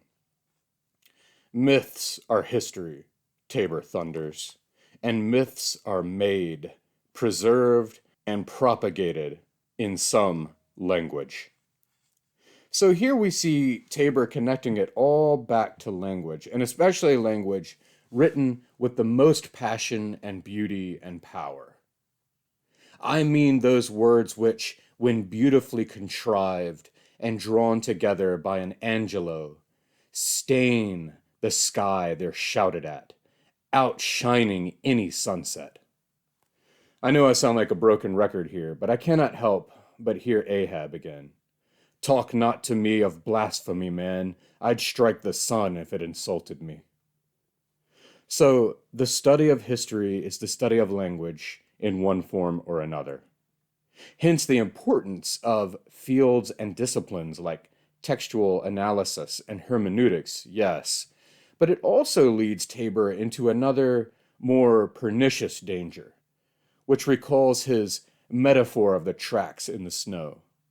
Don't you see that when a man writes the history of your country in another mother language, he is bent on conquest? I think the term mother language is significant, and it compounds the snow metaphor and intimates the rebirth of a new snowfall over the original tracks. But it also seems an indictment of Kohler, too. As far as I know, his big book, Guilt and Innocence, is in English. He wasn't writing it at the time of Tabor's condemnation, but Tabor's words return now to haunt Kohler. I need to be alert for clues and markers that relate to this concept of Kohler encroaching and even attempting to annex German history by writing it in English. Yankee, are you? Revolutionary? Then be your own tea, Kohler. Pour yourself into the bay so Boston may sip you and be stimulated. That, Kohler tells us, was when I hoped to return to Harvard, and he was full of ridiculous quips about my future.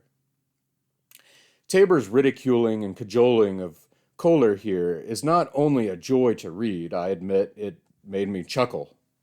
It is also, in a way, what Kohler is finally doing in this diary of his that delays his introduction. And if history is words, then Kohler is achieving the highest fidelity of his history by pouring himself out in his native language. He is the Thucydides of William Frederick Kohler, but he is also conquering the history of Magus Tabor. Kohler is more a sort of Plutarch, writing his parallel lives of an ignoble German and an ignoble American. But, hey, let's take a brief reprieve from these weighty matters and just enjoy a nice sentence. I stood beneath the green shade, soaking up its light and leaking shadow in a puddle's shape. Okay, how about one more? The Wabash is hard as a piece of slate this time of year, its muddy banks congealed and stony, the peeled trunks of the sycamores gleaming like licked bones. This last sentence, which should be hung on its own canvas in a gallery of Gass's sentences, comes in the Why Windows Are Important to Me section, or chapter, or Philippic. I just remembered, by the way, that I need to more carefully read through the liner notes of the audiobook. Anyway, this discourse kicks off with a wonderfully packed question. How many books are worth a window? We need to note that he is thinking of many windows, not just the mostly blind ones in the basement of the present writing and digging. There's the window of his office on campus, and the one that looks out on their garden and the meadow beyond. This question holds so much force because for all of Kohler's life spent in books, here he posits the outside world via the window as synecdoche as of more value than a book. As usual, after the rhetorical question, he waxes poetic. For picture after picture they provide the frame, proscenium to stage, and everything is altered in them into art, or into history, which seems, in circumstances of my kind, the same.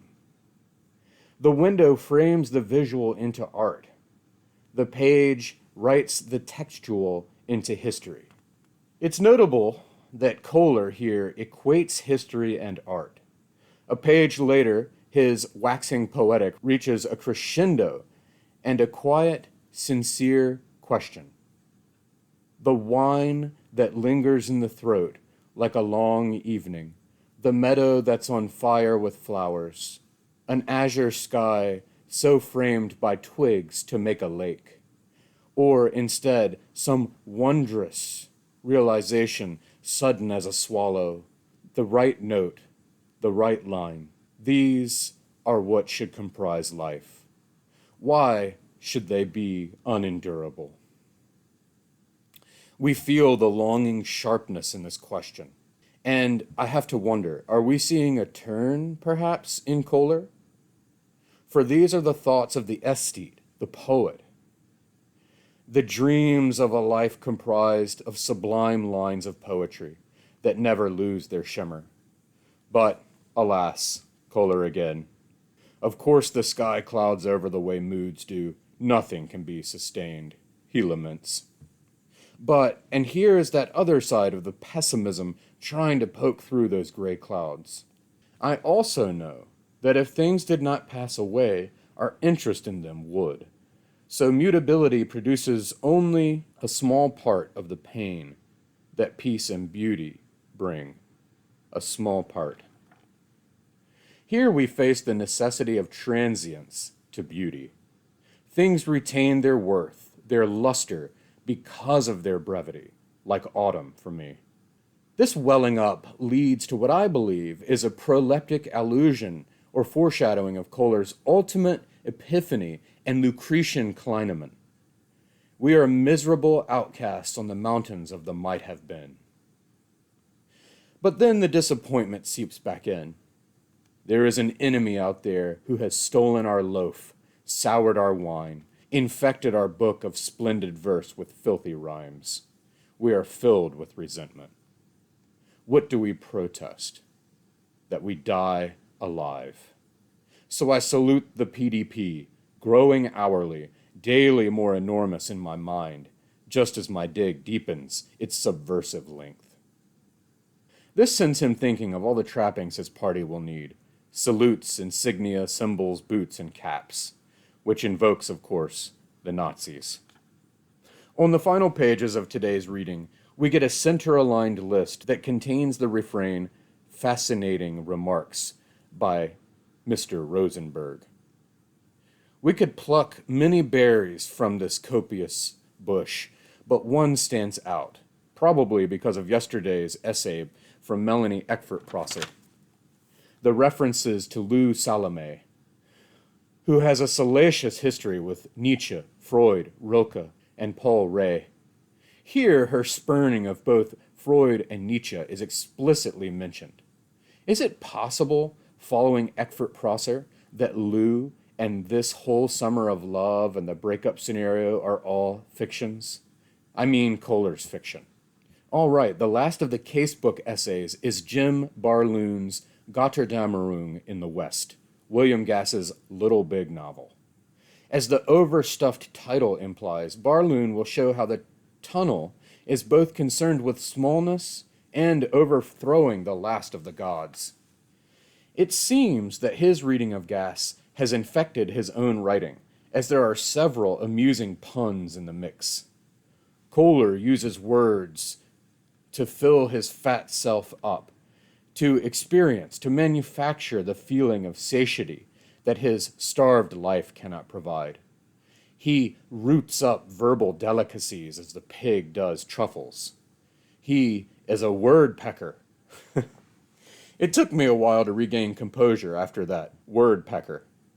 And a bit later, Barloon can't resist calling the novel Leaves of Gas. And I can't blame him. The essay covers a lot of ground and raises questions on both sides of the fence of reader reception, but alights finally, at one point, on the tension between form and content with a slightly more condemning force than others. Uses of such manic language to treat such depressing themes, he raises.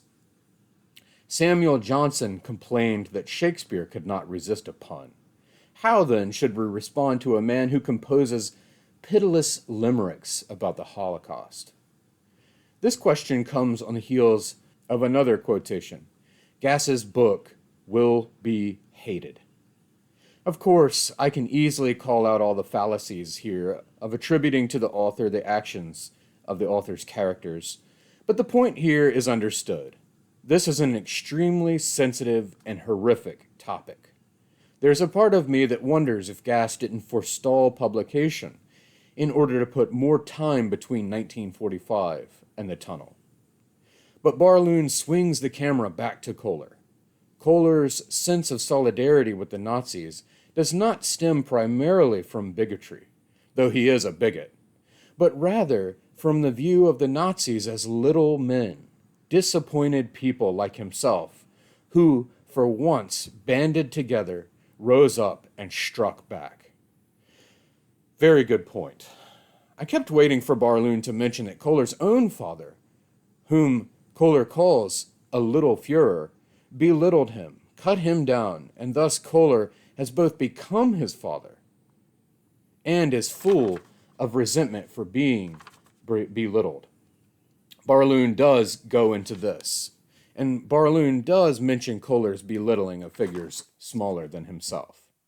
But to be fair, Barloon's is not a psychoanalytic piece, and has no real need to observe such a factor of his parents. The other element of smallness is how puny and pitiful mankind has become.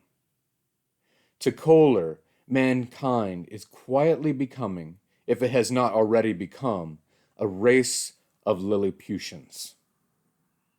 As Kohler insists, needing to believe it, nothing grandly Greek survives in our time. Small men and small minds move mountains with machines. But this is getting us a bit far ahead of where we are in the book, so I won't elaborate. Another merit of Barloon's essay is his survey of Kohler's colleagues and their different attitudes and views of history. I feel certain there will be more analysis on these competing theories and perspectives and other secondary material we will get to in time. So, with that, that's it for the casebook. A solid little collection that suitably arms readers with more context for approaching this novel. Now, I think I'll turn to the issues of the review of contemporary fiction to supplement my reading. Day 11, March 11th, 2024, pages 291 to 317. A lot of material to cover from today's reading session. I had a lot of spare solitary time this morning, so I decided to read and listen to both sets of pages all in one sitting. Up to now, I've been breaking them into a session early in the day and another at night. And I think 2 spread out sessions is a better approach for this book. Even roughly 30 pages just presents too much for the mind.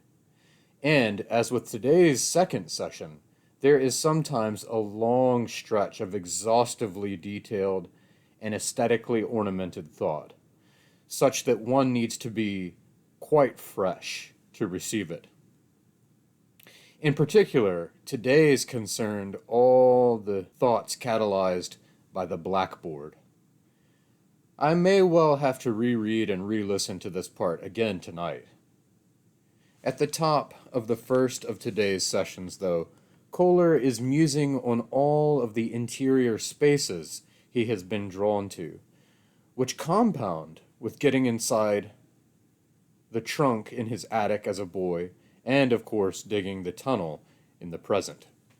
We learn of his penchant for hiding inside the maple trees as a child, and the tight passage he navigated from the closet of a classroom at his university.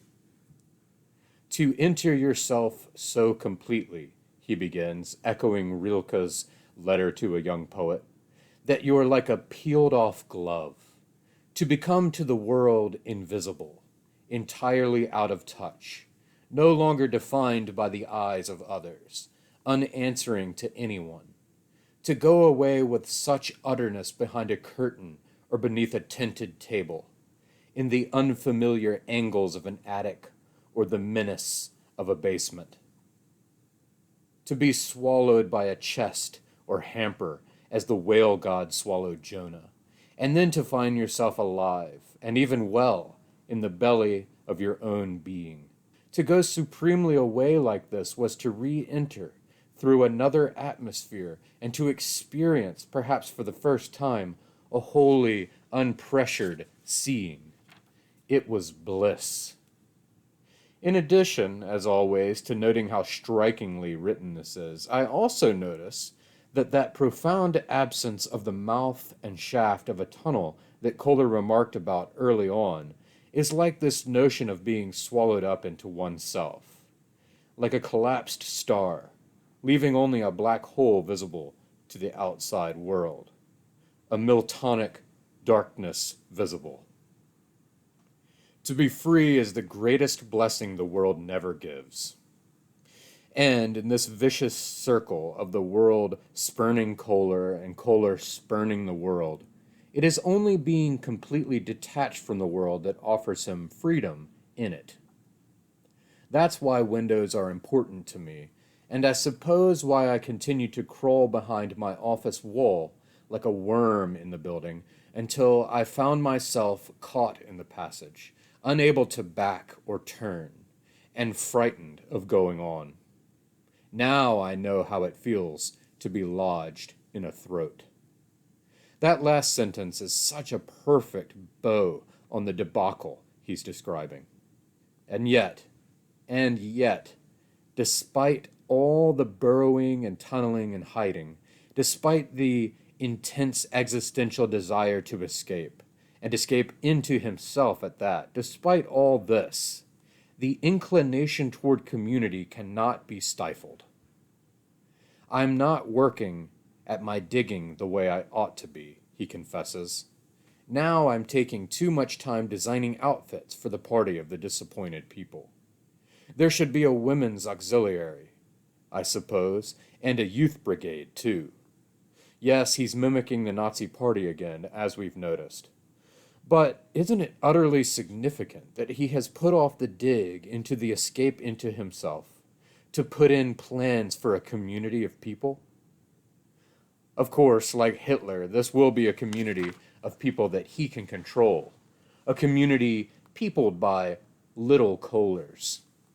And this whole obsession with the PDP is giving him purpose, meaning, just as Viktor Frankl described in his theory of logotherapy as the vital, last-ditch, yet first principle means that kept Jewish prisoners like himself alive.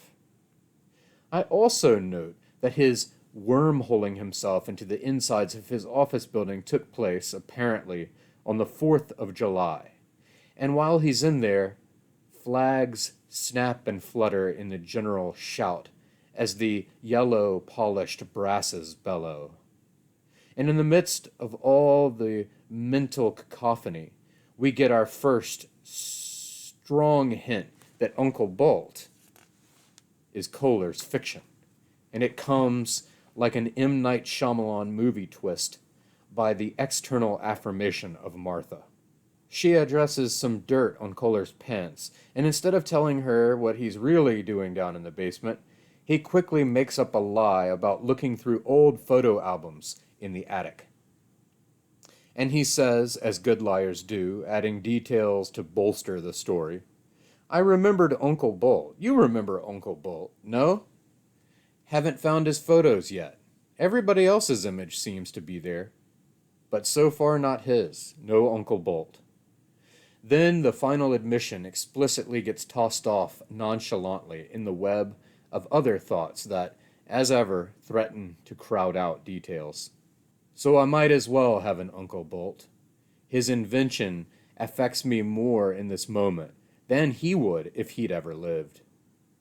And this is why our earlier essayists and critical thinkers were so concerned with fidelity on many levels, and why they proposed such questions as, what would you feel if you found yourself so under the spell of fiction that it jolted you to be told a fictional character wasn't real? And this, furthermore, happening in a fiction within a fiction. For me, as many others I'm sure, Uncle Bolt was painted so vividly I felt I had met him before. Most of us by now know going into the tunnel that Kohler is an unreliable narrator. So why should I feel shock when faced with Bolt's fictionality? Well, this is both the magic of fiction and the imagination, and Gass's clever blending of genres, such that I have found myself trading the lens of fiction for the lenses of biography and confession. And, too, this is where mixing it all with historical facts outside the book help ensure a constant hum of ambivalence. Now, we are left putting everything and everyone in this book into question. In one sweep, Kohler has made skeptics of us all. But then again, if history is words, if the world is words, if this book is words, then there are as many Holocausts as there are books about the Holocaust.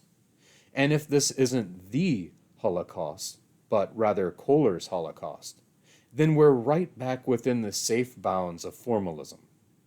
Though, to be sure, there are a great many real details that Kohler appropriates. The way I'm concealing these pages in it, guilt and innocence keeps rising like a river in flood.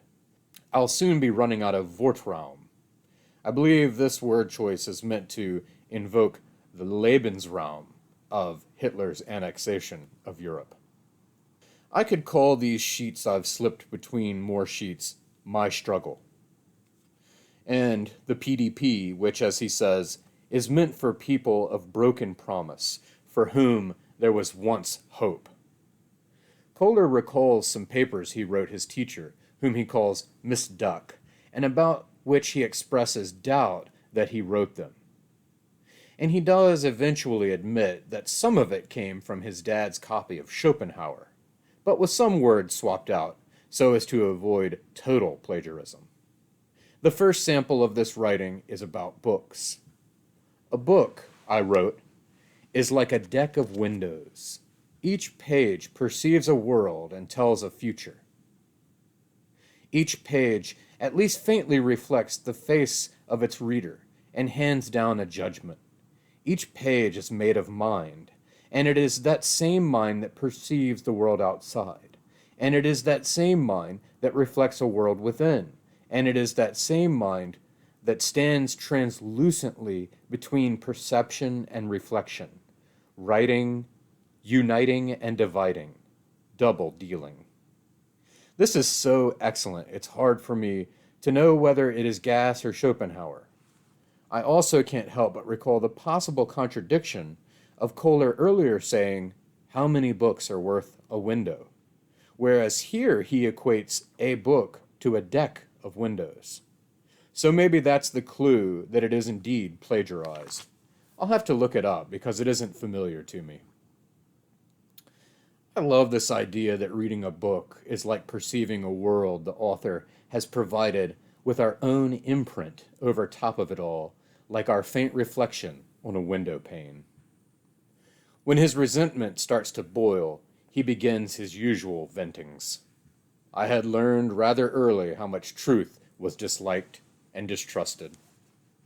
Now, of course, I lie as if the truth depended on it.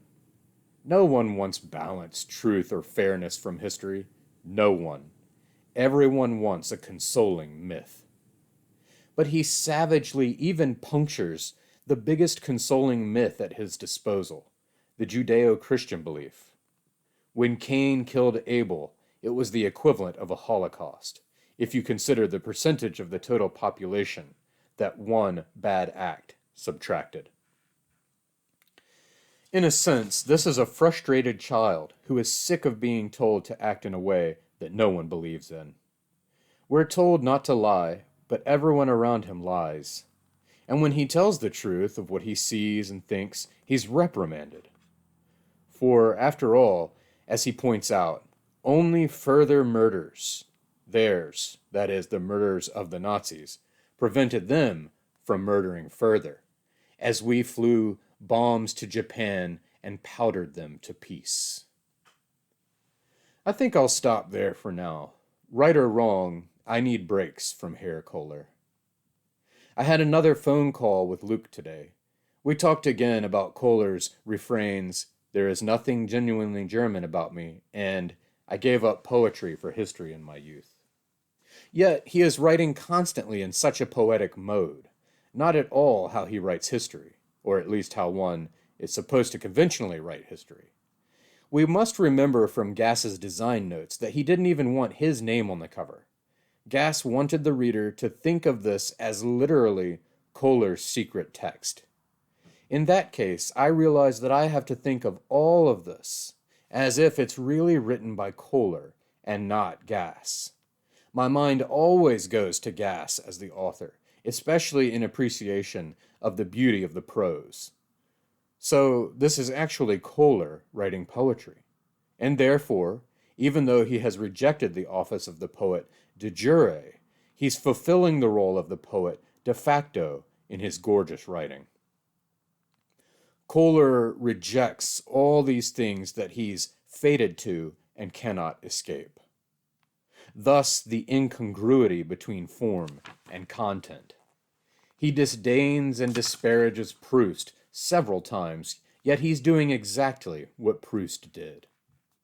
Luke highlighted those great lines from page 60 and 62 that memory sees what I saw so differently, and memory always speaks in an old man's language. And then he pronounced an alternative title to the tunnel as Remembrance of Times Disappointed. We also coined the word gastrohistrionics to describe the unique mode used to write this book, and I'm quite fond of the term. Luke noted the juxtaposition and parallel of the analepsis to Kristallnacht and the tornado that shattered the window into Kohler's mother's hair. This is also more insight into his obsession with windows, or maybe I should say fixation, as a stronger, better noun. We talked about Kohler stating that he's lived a small, square, solid, $6 cloth-bound print and paper jacket life, and how, in a way, Kohler's struggle to write his introduction forces him to become the book. Then Luke mentioned a portmanteau neologism at the bottom of page 69 that I have missed twice now. Bombathlete, which I take to mean an athlete of bombast. How delightful. Even though I feel like I'm doing such a great job of carefully combing the book's sentences like Uncle Bolt with Kohler's mother's hair, trying to ease out all the fine glassy fragments, Luke still effortlessly rakes back a row of sentences to reveal overlooked gems. There is simply so much here. We muse on what it must have been like to write something for 30 years, to work on something for 30 years. And here I am reading 30 years of work in 1 month. It just doesn't compute. But seriously, imagine all of life's changes during 3 decades, all that happens in the world throughout that time, all that history spent on one book. Although for Gass, it is the book, the synthesis and crowning achievement of an entire career. Okay, like I said, this second reading session for today is so overstuffed at every level that I'm going to reread and re-listen to it tonight before I start unpacking it here. I'll just copy this down for now as a teaser. 3 spaces matter in my life. They are my trinity: the pane of the window, the white of the page, and the black of the board. If you think Gass via Kohler has pulled some astonishing feats over windows and pages, just get ready for the extravagance of the blackboard section. Following a vigorous run after dinner, I spent some time looking through the liner notes of the audiobook. As Tud Morrissey said, Gass really gives the whole synthetic framework to the novel here, including the outline of the 12 Philippics. It stood out to me that, under the action section, Gass stresses that Kohler does everything symbolically, nothing actually, which echoes his design note in a way where he says that the tunnel must not be a book symbolically. So, a book that is not symbolically a book, in which things only happen symbolically. It gets better. For the reliability section, he states, the narrator is wholly unreliable. That does not mean he never tells the truth. He may always tell the truth. He may never, but he cannot be trusted. This isn't just a matter of playing games with the reader. This mirrors the Epimenides paradox wherein the Cretan philosopher states that all Cretans are liars. So what happens when you start trying to pin down whether Epimenides is telling the truth or not, since he is, after all, himself a Cretan? This is a self-referential feedback loop. Epimenides is name-dropped at least once in the tunnel. There are some amusing portions of the notes, too. Both husband and wife are very, very fat. Hermann Göring big. We get a listing of all of Kohler's colleagues and their views of history. Planmenti the positivist, Governale the operatic idealist. Herschel the commonsensical believes in the grand historical narrative and the great man theory. Kulp the pop culture punster, and Magus Tabor, modeled a little on Treitschke, Gass tells us, the nationalist, skeptic, relativist, and sophist. The last 2 pages, which make up the levels of organization section, are the most stimulating to me. Here we get a glimpse at the many levels on which the writing of this book consists, and it gives an indication of the kind of mind that Gass had. It is also clear that he was a teacher for a long time, and a born teacher at that. He is one of the few who can both do and teach. His listing, for example, of the forms of sentences to be used clearly bespeak an architect's scope and planning. Again, we're reminded of how far he takes the tunnel trope. The text must be, at one and the same time, a hollow, an emptiness which defines the whole, the removed dirt which the narrator needs to conceal. The text must have the metaphorical shape of a tunnel, with a concealed opening, a drop, passages which move easily, those which narrow, points of collapse, etc. The section I decided to reread and re-listen to is the Blackboard section that stretches from 310 to 317. In general, what I love most about it is that it so clearly flows out of a mind of someone who has spent a lifetime at blackboards, writing on them, erasing them, musing on them. I also happen to remember a time of slate blackboards in the classroom, white chalk, and black erasers I was more than once made to clean outside, to clap them outside between walls of concrete as a punishment. I think we switched to the shiny white dry erase boards when I was in the 7th grade. I'm not sure this section would have quite the same effect on me otherwise, and so ultimately I find myself thankful for the time in which I was born.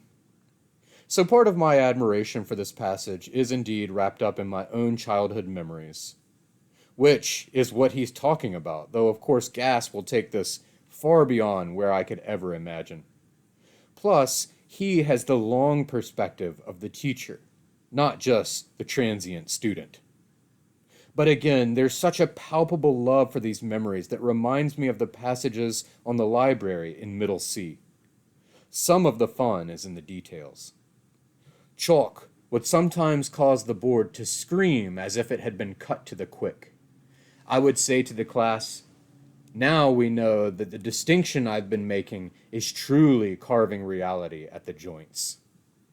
What a familiar annoyance it was to look down at the chalk tray and see only nubbins lying like butts in their ash. I myself remember there was nothing like a fresh stick of white chalk. What the students called the billboard, though they thought I didn't know. This last detail, I feel sure, has to come from Gass's real life as a teacher. Some of the details are freighted with meaning from earlier in the book, too. The traces of long erased desires still lie like shadows beneath an overlay of public chalk. Recalls again the snow metaphor Tabor used to visualize his view of how history is made. The magic of the passage comes when poet and philosopher unite, that is to say, when Gass writes, about the chalk that wears out its life against the board, and its dusty powder is pressed into the packing of eraser only to be buffeted loose in a bash of clapping and carried off by a dispersing breeze. Kohler/Gass imagines these chalk particles in the wind as carrying the imprint of their original words on the blackboard. Chalk was made to be removed. The board built to remain, he continues, turning from chalk to board. Its world was a world of erasure and revision, of outlines and summaries and unfamiliar names. I would like to switch back a couple of pages earlier now and pick up again with this. The board is at once the surface of a pit-black sea and a bleak opening onto all our inner spaces. What does this sound like? Yes, Kohler's tunnel. It is, he continues, the brink of what we are, and hence a horror. Nevertheless, it is so simple, so unassuming, so solid as a symbol, that the feeling it gives me is one of reassurance, because the blackboard is made of dynamic distances. Yet its locations run in place like a window which is always full of the flitter of images. And unlike the page, which is flat and unmusical, slow to change, often indelible, its purity slick and shiny, its invitation easy and shallow. Only Gass can talk about a blackboard and chalk for pages at a stretch and still hypnotize my soul. Yet, he's far from done, and I'm excerpting very sparsely from the wealth that's available. Oh, well, let's go one more sentence on this page. Furthermore, paper and glass are fragile, while the board is a piece of stone, brittle perhaps, but redoubtably hard. Its layers of primeval mud, earliest sand and volcanic dust, compressed by the weight of mountains for 1,000,000 years. Predictably, all of this musing leads Kohler back to the question of history. What is it? How do we create it? How do we perceive it? Well, everything a blackboard does to remind me of my childhood, my pupil days, or my profession, tells me about the blackboard, too.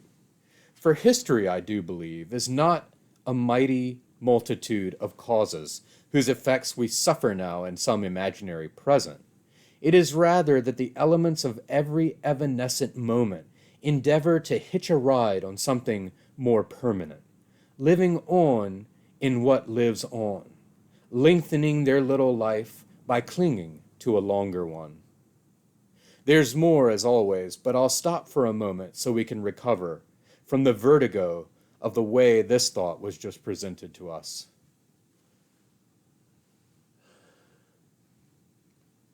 Okay, let's continue.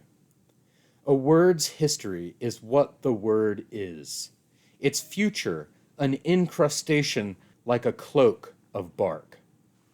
And lurking beneath its present use, holding it up into the light of nowadays, is the Hercules of all it's been. What a great and appropriate example. Words and their shifting meanings, to highlight his metaphor of history. So how does that ride on a living thing get hitched?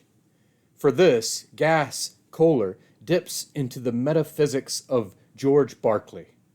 You must somehow entrance the eyes of your creator, be realized and remembered in a mind.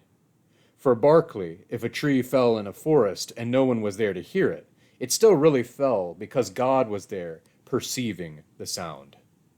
Now Kohler really touches the Olympian heights. He has set everything in place for this next part to hit the reader along every channel. Intellectually, emotionally, spiritually, artistically.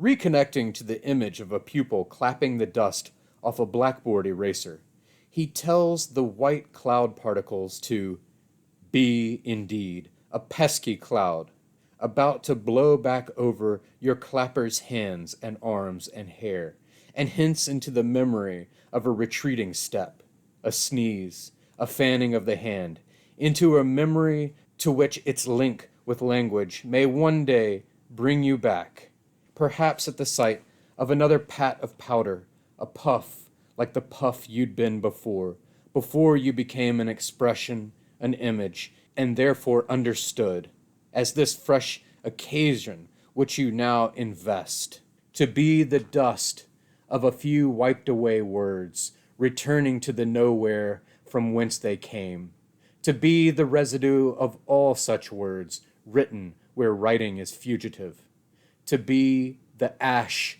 of speech itself, the fate of whatever is said, since to be airborne is to be powder like a cloud. Again, I force myself to stop, though the passage rolls on. In sum, history is what has endeavored to be remembered and written down, and thus, in this extended metaphor, combines slate space, chalk cloud, and word world. Historical attention, we sum up, is like needle and thread going in and out of the holes of a button, fastening A to B only by pressing through both many times. In true history, word, thing, thought, and memory are bound then, like a buttoned button to a sleeve, with a little thread left over for the deed. If you'll excuse me now, I have to clean up a nosebleed from being in such heights for an extended period of time. Day 12, March 12th, 2024. Pages 317 through 348. There's something about a copy of the Review of Contemporary Fiction that makes me nostalgic. Like most literature to which I'm drawn, it makes me yearn for an earlier time that my birth year made impossible. Thus, I was 7 when the fall 1991 issue of RCF came out, dutifully, masterfully, punctiliously edited by Mr. Stephen Moore. By the way, Moore has just published a corrected edition of his memoir, Dulky Days, out from Zero Gram Press. This is the first of 3 RCF issues to feature gas, at least that I know of, and it kicks off with an introduction by an interview with author M. Saltzman. We learned earlier from H.L. Hicks that Saltzman was the first to publish a book on gas, so his pioneering and dedication are noted. And what a solid introduction it is, too. As Saltzman confesses about partway through, in writing of gas, one is moved to try to write like him, and to founder in the fun of trying to. Indeed, Gass's prose is incredibly infectious. The introduction opens with the bold declaration that William H. Gass builds sentences that are their own best excuse for being, sentences that seduce like a bold, new annunciation through the ear. This applies whether Gass is writing fiction or nonfiction. Of his fiction, Saltzman points out that, marooned in their own minds, Gass's protagonists find in sentences their only reliable company, and the sentences they discover are sensitive to their environments. This is very illuminating and resonant of Kohler. It can sound, at times, like Saltzman is writing a hagiography. For Gass, each sentence has its essence, its soul, which is the best exemplification of our own. Words are the crux of our concepts, beliefs, bearings. In my opinion, however, far from being a simple sycophant, Saltzman is pulling from his intimate knowledge of much of Gass's own published essays. And still, despite his apprehension about imitating Gass and foundering, Saltzman does a fine job of pulling off prose worthy of his subject. Gass's sentences are models of supremely elongated attention. They coil patiently around their subject, frequently nosing it with metaphor or assailing it with alliteration. As this sentence itself intimates, voluptuousness is precisely the point behind Gass's penchant for catalogues, which are as much celebration of verbal abundance as they are accumulations of evidence to prop up a thesis.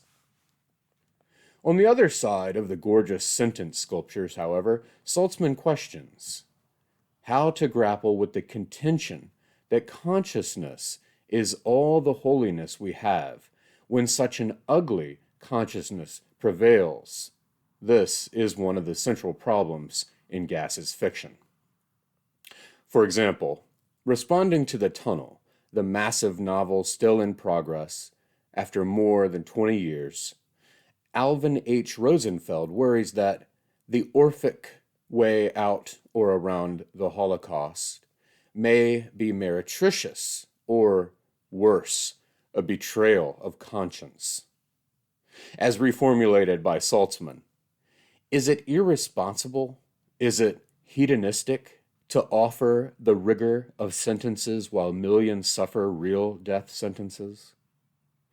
Pulling again from Gass's interviews and essays, Saltzman argues that, for Gass, his philosophy of the sentence, of wordcraft, is inherently ethical and moral.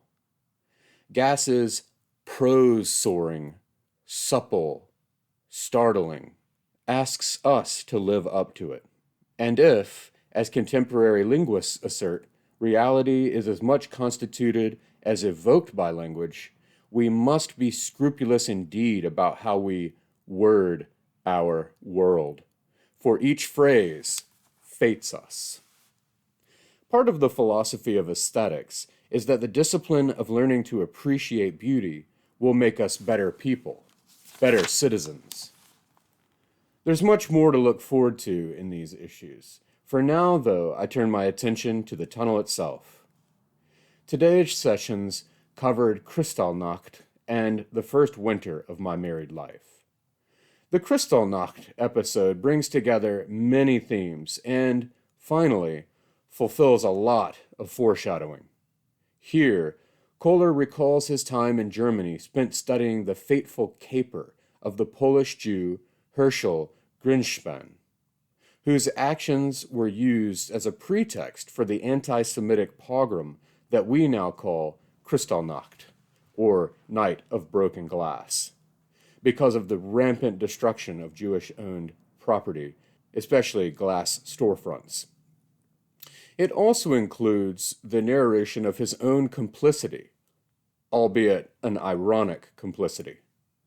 All of this is interwoven with the student Kohler's voyeurism of an apartment across the street where he spies on a swarthy man he decides to call Greenspan. In typical fashion, then, we get a multidimensional but interconnected braiding that gives texture to the ranting and remembering. In a last bit of foreshadowing his guilty actions, he says, I must admit, there's been one bit of history-making to which I have, in a most minor and irrelevant way, of course, lent a hand. Lent, I should say, in a literal sense, as if circumstances had borrowed my assistance and forgot to bring it back. Davidson Greengrocer, the wide glass said. Behind that name, the store was as black as a Jew's suit. I got rid of my burden, heaving it overhand the way a goalie returns a soccer ball upfield, and it did seem to hang quite a long time and seemed to fall from a great height, although I could never have seen its flight, only heard it hit, and the glass implode, fragments like sleet flying everywhere, sheets shattering inside the shop, fewer on the street. And so, at long last, we get another reason why windows are important to him, or why they are wrapped up in his memories. And we get a connected image to the glass window that shattered into his mother's hair. But, like I said, this action becomes ironic because, as a chum with him points out, you know, I come here sometimes, and I don't think this place is kosher.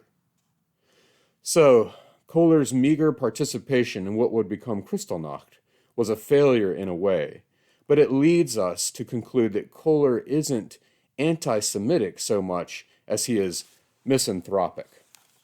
As he says at the end of this episode, I remember my relief when my paving block broke the pane of that second shop, the shop of a goy.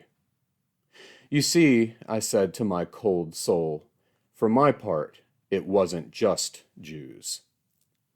At the risk of minimizing the evil and horror here, can I just hold up a few exemplary pieces of prose? Notice the poetics in "My paving block broke the pane." It's like a consonantal chiasmus. Also, from earlier, the delightful sibilance of sheets shattered inside the shop, where all of those sh sounds mimic the sound of shattering glass. Okay, now let's look at the thread about Greenspan. A portion of the world paid some slight attention to his feat. More of the world went to his victim's funeral, or followed the course of the train which carried von Rath's corpse back through Germany. Our hero managed to inscribe von Rath's name in the fuller histories of the time. And finally, instead of helping the Jews, he provided the Nazis with the perfect excuse to smash glass, burn synagogues, and loot stores. The consequences of our actions escape our intention the way cattle stampede at a pistol shot.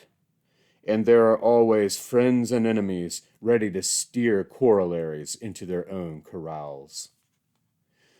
This sad, sad truth of the way things turned out is driven home in prose powerful enough to meet Magus Tabor's criteria for concreting the true history of what happened.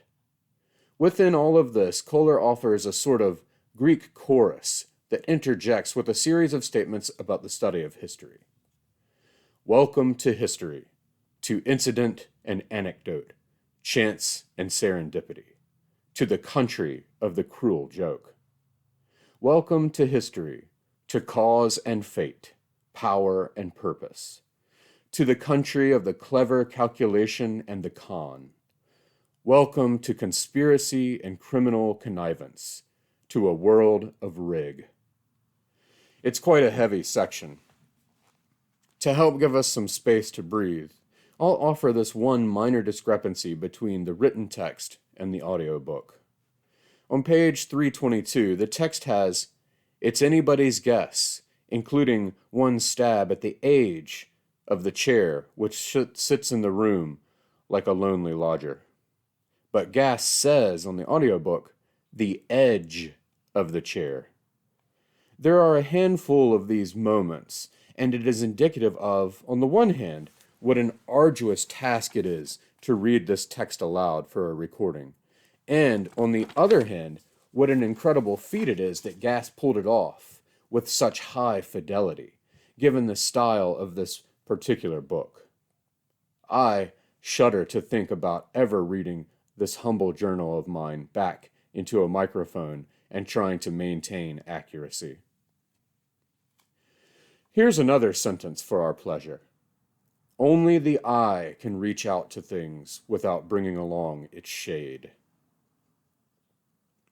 The next section, the first winter of my married life, which to me carries with it the phrase, "the winter of our discontent," is a sad look at the fragmentation and cooling, nay, freezing, of Kohler's and Martha's marriage.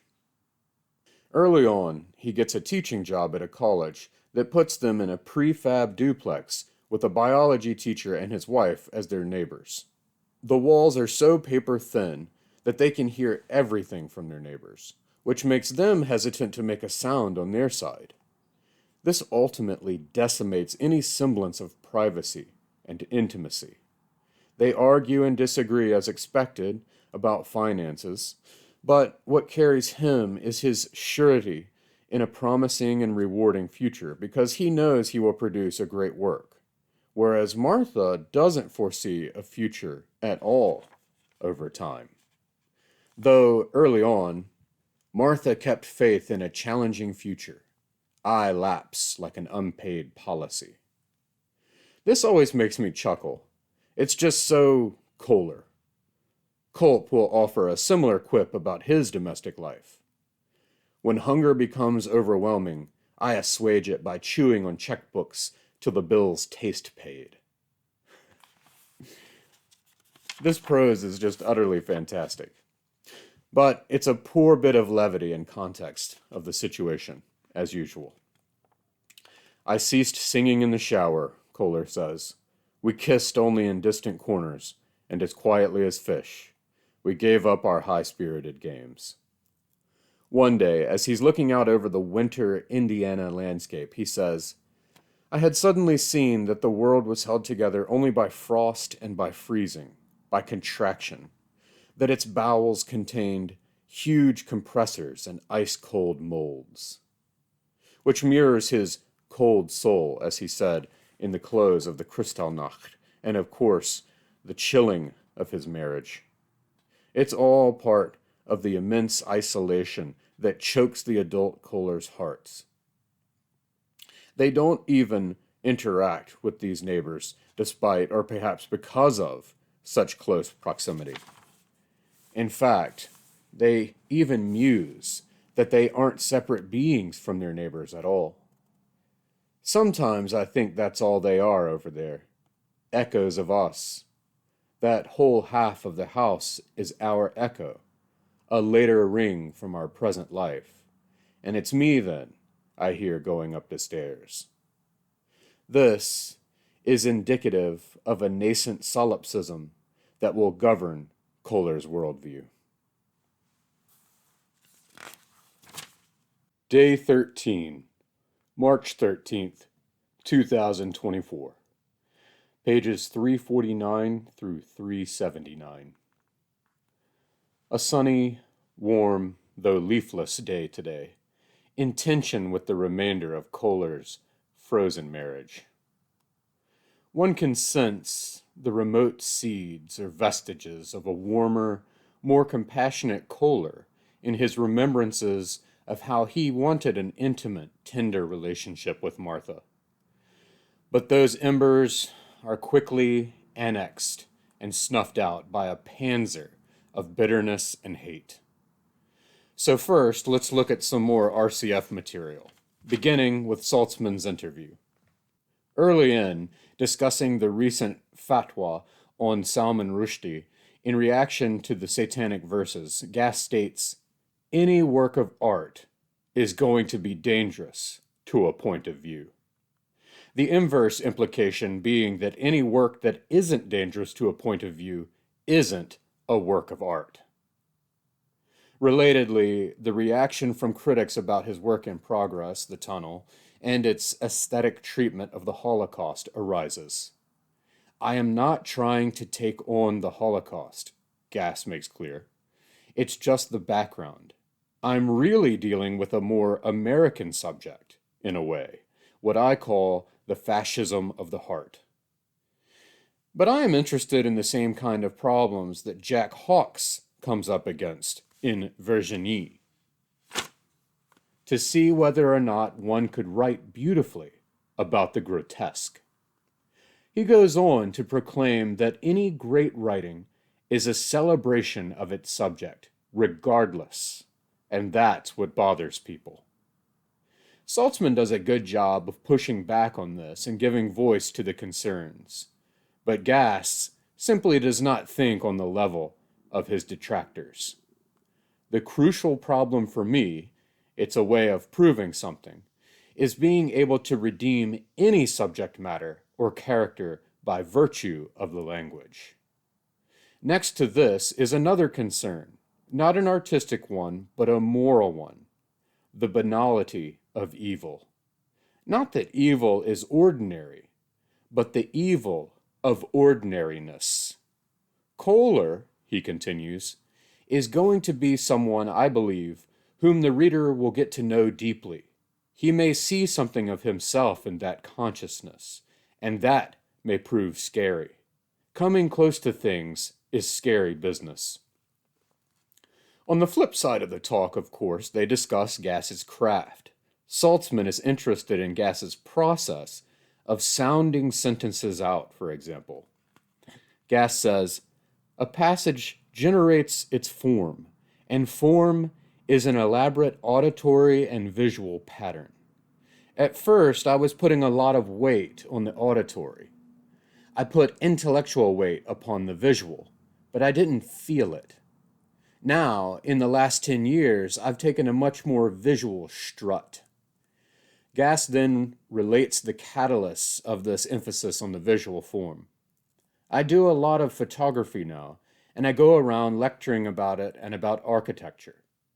In fact, form may ultimately only be comprehensible visually, he declares, casting a new light on the concept of the audiobook divorced from its text.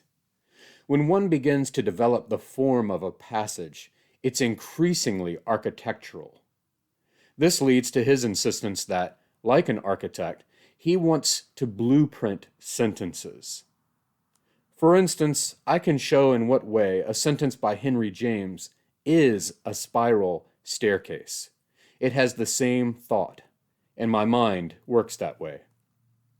Saltzman plays devil's advocate and asks why Gass can't just write in simple language to tell a story. There are times when all you need to know is that it is raining, Gass responds. And there are other times when you've got to get into every raindrop. For Gass, he wants to push himself, to outdo himself, not stick with what is comfortable and easy. You want to feel that you have to hunt for your expression, he says. And he ends this interview talking about his approach to book reviews in a manner that I hope describes what this project of mine fulfills. I sometimes think of books as countries I've visited. You're giving your reader an account of your visit to them. Also included in this issue is the impassioned letter that the young Gass sent editor Charles Shattuck about what would be Gass's first published work in accent in 1958. Many of the arguments do mirror his famous debates with John Gardner, some of which I included at the end of my video on Against the Day. What stands out most to me is the passion and drive of an artist who is more concerned with the integrity of his vision than in getting published. There is no point at all in doing pleasant, easy things, Gass writes. Nor has the writer any responsibility to the reader. He has a responsibility to the thing he is making. Violence and the grotesque has undergirded Gass's sumptuous word worlds since the beginning of his fiction. The tunnel, then, is the logical outcome of expanding his work on every scale. Still, despite his insistences in reaction to his detractors, I can understand the issue at play. I could, for example, think of the tunnel as Gass's way of saying, look, I can talk about such enormously deplorable things, and Chris is still lapping up my sentences and having a great time. And yet, I am coming to consider that this is precisely the seduction, its indictment of the reader he is after. In which case, Gass, you got me. But it doesn't mean Gass or I condone the actions of Nazis or intend the depravity for commercial gain. Gass certainly did not have wealth accumulation in mind with this book. But what we both walk away from this book with is a very great realization of the complexity of the human heart. Okay, turning back to the last part of Kohler and Martha's Winter of Discontent, we get Martha's plea. I don't want to hear all I do, every squeak in my words. I want a bit of oblivion, Co. I want a little rest from awareness. You've made me so conscious of my chest, I'm counting breaths. Here we see the cry to preserve some mystery in the relationship, even if it's feigned, as a means to keeping desire alive. But Kohler wants to inspect everything like a philosophizing archaeologist. Martha's cri de coeur ends powerfully, translated as it is through William I'm not a poet Kohler. I want a world for a while without echoes and shadows and mirrors, without multiples of my presence. I could cut off my silhouette and not cry. But Kohler, predictably, is ready for any argument. If we conceived of the world properly, we would realize that the birds, ants, and insects also knew us this way, as a shadow, a sound, a scent, a sudden intrusive substance, a cutting edge. I do admire how Gas counters Martha's "I could cut off my silhouette" with his "a cutting edge." One feels so bad for them and their crumbling world. One almost wishes to have a gentle talk with them, to intervene, to mediate. Some of this is just so trivial from the outside, but as always, it's of an endless complexity and delicacy from within a relationship. But the needling is so ill-fated, so futile. Gass's prose has to look outside to grab aesthetic splendor this time. The sky was hard and brilliant with stars, like a run of the right hand in a piece by Liszt. And it was a winter so prolonged, their crocuses bloomed beneath snow. Our daffs died in the ground, and the sun dreamed. Well, and of course the neighbor's plants still bloomed and theirs didn't. But how great is that phrase, "and the sun dreamed," to describe a prolonged winter. The next section of today's first reading session is Family Album, and it's separated by little opaque squares that look like Polaroids. Given Gass's comments in the Saltzman interview about photography, and now this section, I feel I have renewed interest in his essay Abstractions Arrive, from his collaboration with the photographer Michael Eastman. Looks like the whole thing is available on medium.com. There is no print edition. Anyway, there's an invocation of sorts at the beginning of this section that once again references the fall of man, and reminds me of the beginning of Sheila Heti's Pure Color, which is outstanding. Darkness is made of disgraced light, and the deepest fell on that first day, even as the sound Lucifer, the first word, faded.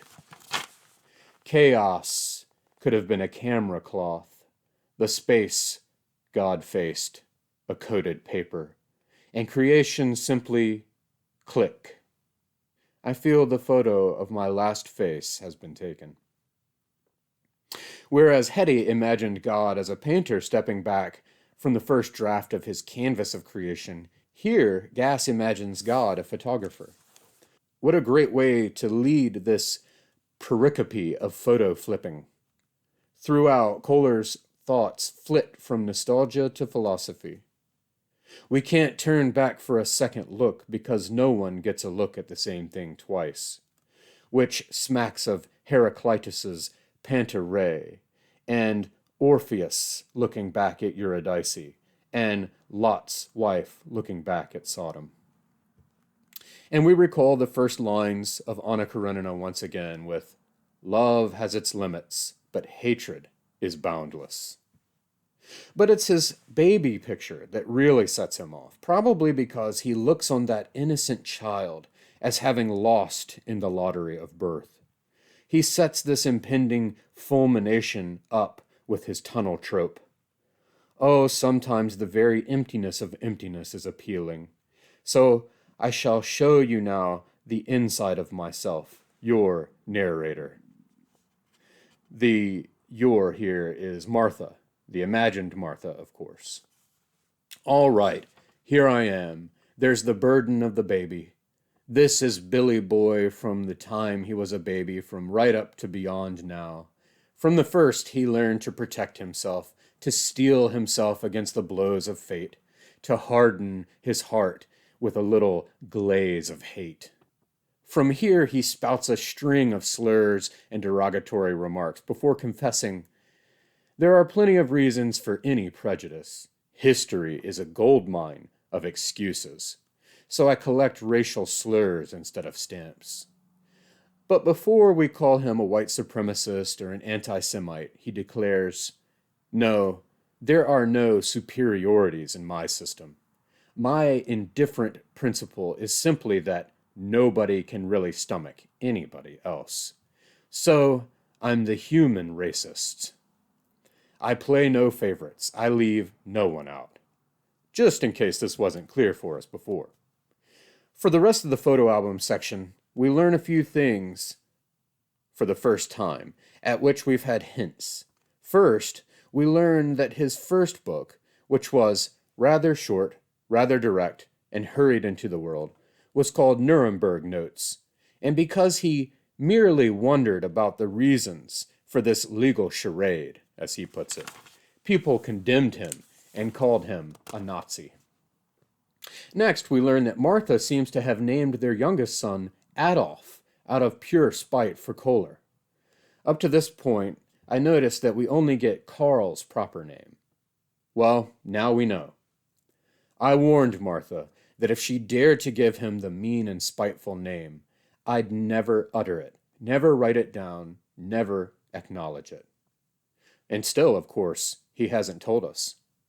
But he says, I've had to write the word 1,000 times, but never in the service of my son's name. And finally, on a rare occasion, I may have been driven to use the initial. After all, A is really harmless enough, even if A is the scarlet letter. So now we know the mystery of the unnamed son.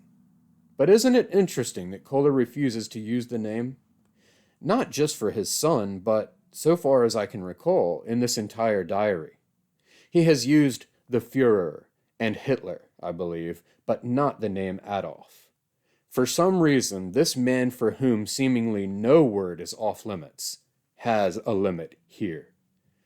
And yet, as he says, Martha gave the kid the name of my obsession. Next, we learn of a crazy episode where medics show up at the house to take his deceased father away, but they start to take his mother instead. This shows the deplorable shape she was in for them to mistake one body for the other. And apparently Kohler's aunt, who was there, was going to let them take Kohler's mother. Kohler intervenes and directs them to the room with his father's corpse, though. Of his mother, he says, well, my mother, if you want to know, would wake up and not even wonder what had happened. Finally, crossing over into the child abuse section, which put me on edge despite having read it before, as if this time something truly awful would happen, we learn of a time when his infant son's screams were so incessant that he presumably had an emotional fantasy of shaking the crib violently. He has been left alone with the baby, and nothing is working to calm the baby down. To impart the escalating tensions and frustrations and delirious exasperation Kohler felt, we get an epic multi-page sentence that I think every parent who has ever dealt with this situation will find utterly truthful. Some of it is quite funny, even though none of it is really funny at all. It helps that we know Karl made it through childhood. In the throes of the soliloquy, we get a funny Dantean allusion. What have I done to deserve this? Left here in howl hell, what circle is it, where those who have failed to practice sufficient self-abuse listen lifetime after lifetime to babies breaking wind, babies mewling, babies kick-a-heeling their dummies, babies rhythmically agahing like a starting car. Meanwhile, mommy is off with other mommies, self-congratulating themselves for having wombs. In addition to these pieces of information and events, we get Kohler the teacher, looking at the faces in his classroom and thinking, most of these young people will never surpass their parents. This is new, I think, in our society. This observation really gave me pause because it rings true for a lot of what I've observed. Have we come to a place where the world is maybe too convenient, too cushy, too something, that has driven out the incentive to achieve more than what you had in your childhood home? Or is Kohler just seeing the glass half full, and it has always been this way? After all, this is the same guy that says, death is the last thing we can call our own. And, unlike politicians, merchants, parents, lovers, death doesn't disappoint. Day 14, March 14th, 2024, pages 379 through 403. In Philip Stevick's essay, William Gas and the Real World, he argues that there is, of course, a gas, without quotation marks, here in the real world, but there is also a gas, with quotation marks, that is a construct of the manifold personality presented in interviews, panels, symposia, essays, fiction, and so on. Furthermore, we can only infer about gas, the man in the real world, through gas, quotation marks. To exemplify his claims, Stevick uses a symposium with Gass, Walker Percy, Grace Paley, and Donald Barthelme. Gass's statements on his own work, says Stevick, carry more authority than any of the other members of that rich and fascinating group we have come to think of as the prominent postmodernists or post-realists or metafictionists. Noting a learned theatricality to Gass's behavior at the symposium, he says, "So caught up is he in the energy of the symposium that Gass creates moments of fiction." Anyone who has read Gass's nonfiction will understand what Stevick means here. And he's right. There is something unique about Gass, and I think Stevick properly locates it. With Gass, not only is the critical prose continuous with the lyrical, non-fictional prose, both of them are continuous with the fiction, and all of them are continuous with the interviews, the panel presentations, the off-the-cuff remarks. This is why, when Saltzman asked Gass where someone should start in his work, Gass basically said, anywhere, because in a sense, it's all the same. Gass isn't divided into early, middle, and late, like most artists and thinkers. His work divides more by amplification. In Richard J. Schneider's Rejecting the Stone, William Gass and Emersonian Transcendence, the story Order of Insects is used to great effect to compare and contrast Emerson and Gass in the context of transcendence.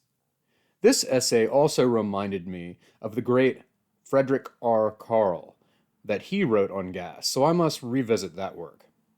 At the start, Schneider states that in this essay I will apply Carl's thesis by examining Gass's interest in the typically American attempt to regain a lost Eden and in the ultimate failure of that attempt. The crux of the contrast comes early. We create nature, at least our individual conception of it, by writing about it. And in the act of writing, we also create our own consciousness through the words we use. Where Emerson finds transcendence, Gass finds only words. The housewife in Order of Insects gets a glimpse of the underlying order of things and the depths of her own consciousness while observing bugs.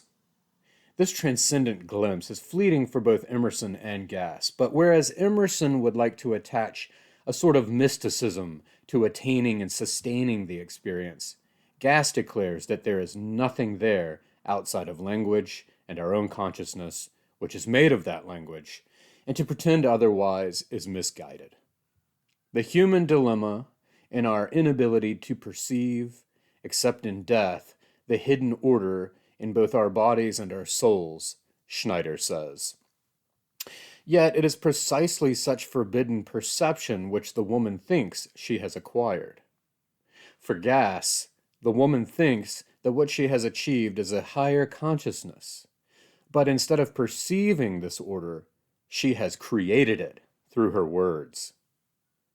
To drive the points, and the Emersonian connections even deeper, Schneider turns to Gass's first novel, Omensetter's Luck, and concludes, again, that Taut cannot record Omensetter through language. He can only create him through language. This then supports Gass's claim that the tunnel is Kohler's consciousness, contra Hicks. Today is the last day I will be doing 2 reading sessions. Because of the way I designed my reading plan, tomorrow I will switch to only 1 reading session per day, thereby deliberately slowing myself down as I reach the latter half of the book and freeing up more time for the deeper secondary material and writing in this journal. For today's first session, I sat in my car at work and sweated in the fierce sun despite windows down and a slight breeze. But it was only a 40-minute track and kept me rather amused because it deals almost exclusively with Kohler's, member. I had a moment where I thought of myself as an employee of this company, spending my lunch break listening to such a thing. By now, we are acquainted with certain properties of Kohler's minuscule biology and its psychological stigmas and fixations. In this stretch, we are treated to a cultural overview of Kohler's generation of penis taxonomy and a horrendous and toenail-curling episode of having his foreskin medically peeled back from, you know what, that's probably enough. Anyway, from this section, I only noted, buried within all of the phallic philosophizing, a recurrence of an image I'm quite drawn to in the book. The mirror above the sink would steam, and once or twice, with my finger passing through the fog, I drew a dong like one I might desire. I stopped that, though, when I discovered the finger line remained, after the glass had cleared, like a shadow's indiscriminating print. I see here a variation on Tabor's image of the overlapping boot prints in snow, Kohler's faint reflection in the windows superimposed on the outside world, and the cloudy remnant of the poorly erased chalkboard. There is something profound about a faint human imprint. Now we're in the plan mentee particularly section, where each paragraph completes the subject of its section's title with a long predicate. This is within the section titled The Curse of Colleagues, wherein we will be treated to more insight, albeit through Kohler's hateful eyes, into his fellow historians. Culp, whom we've gotten to know pretty well, gets a one-statement description that utterly sums up and dismisses him. His every breath comes out in the shape of a cartoon balloon. This metaphor is paired with another home run, clearing my throat the way you push back a reluctant chair. With Culp, the pulp culture circus performer, properly dispatched, Kohler turns to plan mentee. History for him was never to be found in this event or that, but in swatches and samples and grand amounts. And the lines he drew and called history were every one of them medians, summaries, averages, on the wholes. Plan mentee was a true liberal, for all his love of number and order and quantification. In history, there were no heroes, only almost anonymous elements. Yes, plan mentee is the quintessential positivist of the group. Coincidentally, I've started reading Gass's long essay, Abstractions Arrive, and he has much to say about positivism. Next, Kohler turns his crosshairs to the Italian Governale, who, in keeping with the character, sees history as basically opera. He believes in cabals and conspiracies. He treasures oddballs and collects them like stamps. For him, history has acts. Whole nations die like prima donnas, or clasp hands with their allies and swear vengeance. He is an innocent when it comes to economics. Statistical data drive him dotty. History is hysteria and histrionics. There is strutting, there is fretting, there is certainly singing, there is swooning. From this extended characterization and denigration of Governale's heritage, we can imagine Il Duce and his manic theatricality. My reading for today stops partway through the dressing down of Governale, so I'll pick up the next act tomorrow. And then we'll move to Herschel. It's nice having all of these personified approaches to history contrasted so entertainingly. It really helps us learn something and stimulates thought. Gass, I infer, must have been a wonderful teacher. Thinking about all the ways historians have told history, The books of grand, sweeping narratives, those of micro-histories divorced of all human agency, the great man theories, the zeitgeist of Hegel, all of these different methods have ultimately shaped our views of who we have been and who we are. And, of course, more and more, with revisionism, raised questions and cast doubts. These days, there's practically something for everyone. And it makes me agree with Tabor that history is created by historians. Everything I've ever learned of history has come from a historian's book. Kind of wild to think about. We put so much faith in the handling of our pasts to other people. There is, of course, another question lurking in these pages of colleague roasting. What kind of historian is Kohler? Day 15, March 15th, 2024, pages 403 through 419. I read two short pieces in RCF this morning. William Gass, A Purified Modernist in a Postmodern World, by Reginald Dyke, and Kafka, Cortázar, Gass, by Elin Stavans. Dyke kicks off with an epigraph of Gass saying that he does not regard himself as a postmodernist, but as a purified modernist who is not socially engaged. In other words, as we well know by now, Gass's works are art objects, aesthetic achievements, not works with a focus on beliefs, ideas, social and economical views, and so on, as his ideological nemesis, John Gardner, would have it. But Dyke argues in this essay that there is nonetheless a social engagement in Gass's work. While his critical writing works to convince his readers to resist the old ways, it also acknowledges that fiction has a significant relationship to the social world. Indeed, as Dyke points out, Nabokov's Lolita is meant to be read the way Gass maintains in his nonfiction and interviews and debates. Both authors want readers to look at their fiction as objects of art, not as moral treatises. This then gives us a clue as to why Nabokov would helm such a beautifully written book with the despicable Humbert Humbert and Gass with Kohler. What better way to bolster the point than to make the lead character totally amoral? In socio-economical postmodernism, we not only have a decentered epistemology, but we've stripped artists of the responsibility for helping make sense of the world and crowned them as mass-market entertainers instead.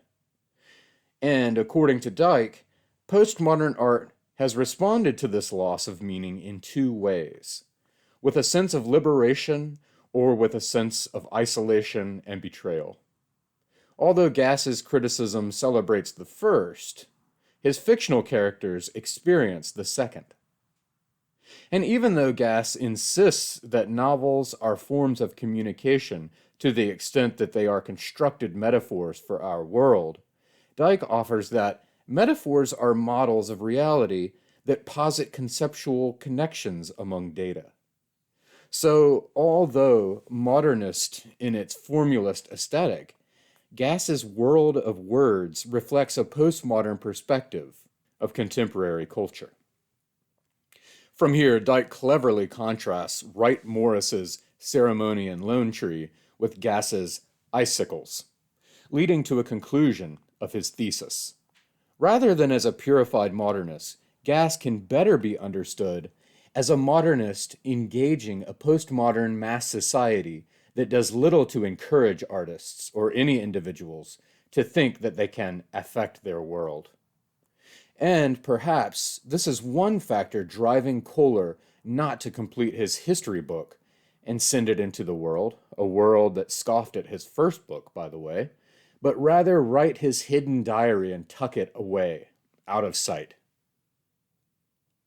The wonderful Elin Stavans, whose translations have brought me into the literature of Juan Rulfo, among many others, compares three stories featuring bugs, Kafka's Metamorphosis, Cortázar's Poisons, and Gass's Order of Insects, which we heard about yesterday. It's a fun little piece, as such comparative modes tend to be. In Cortázar, Stavans tells us, the unwelcomed presence of ants turns daily life upside down. He explores the comic aspect of insects, Gass, the aesthetic. Kafka, instead, uses the insect as a symbol of individual and existential misery.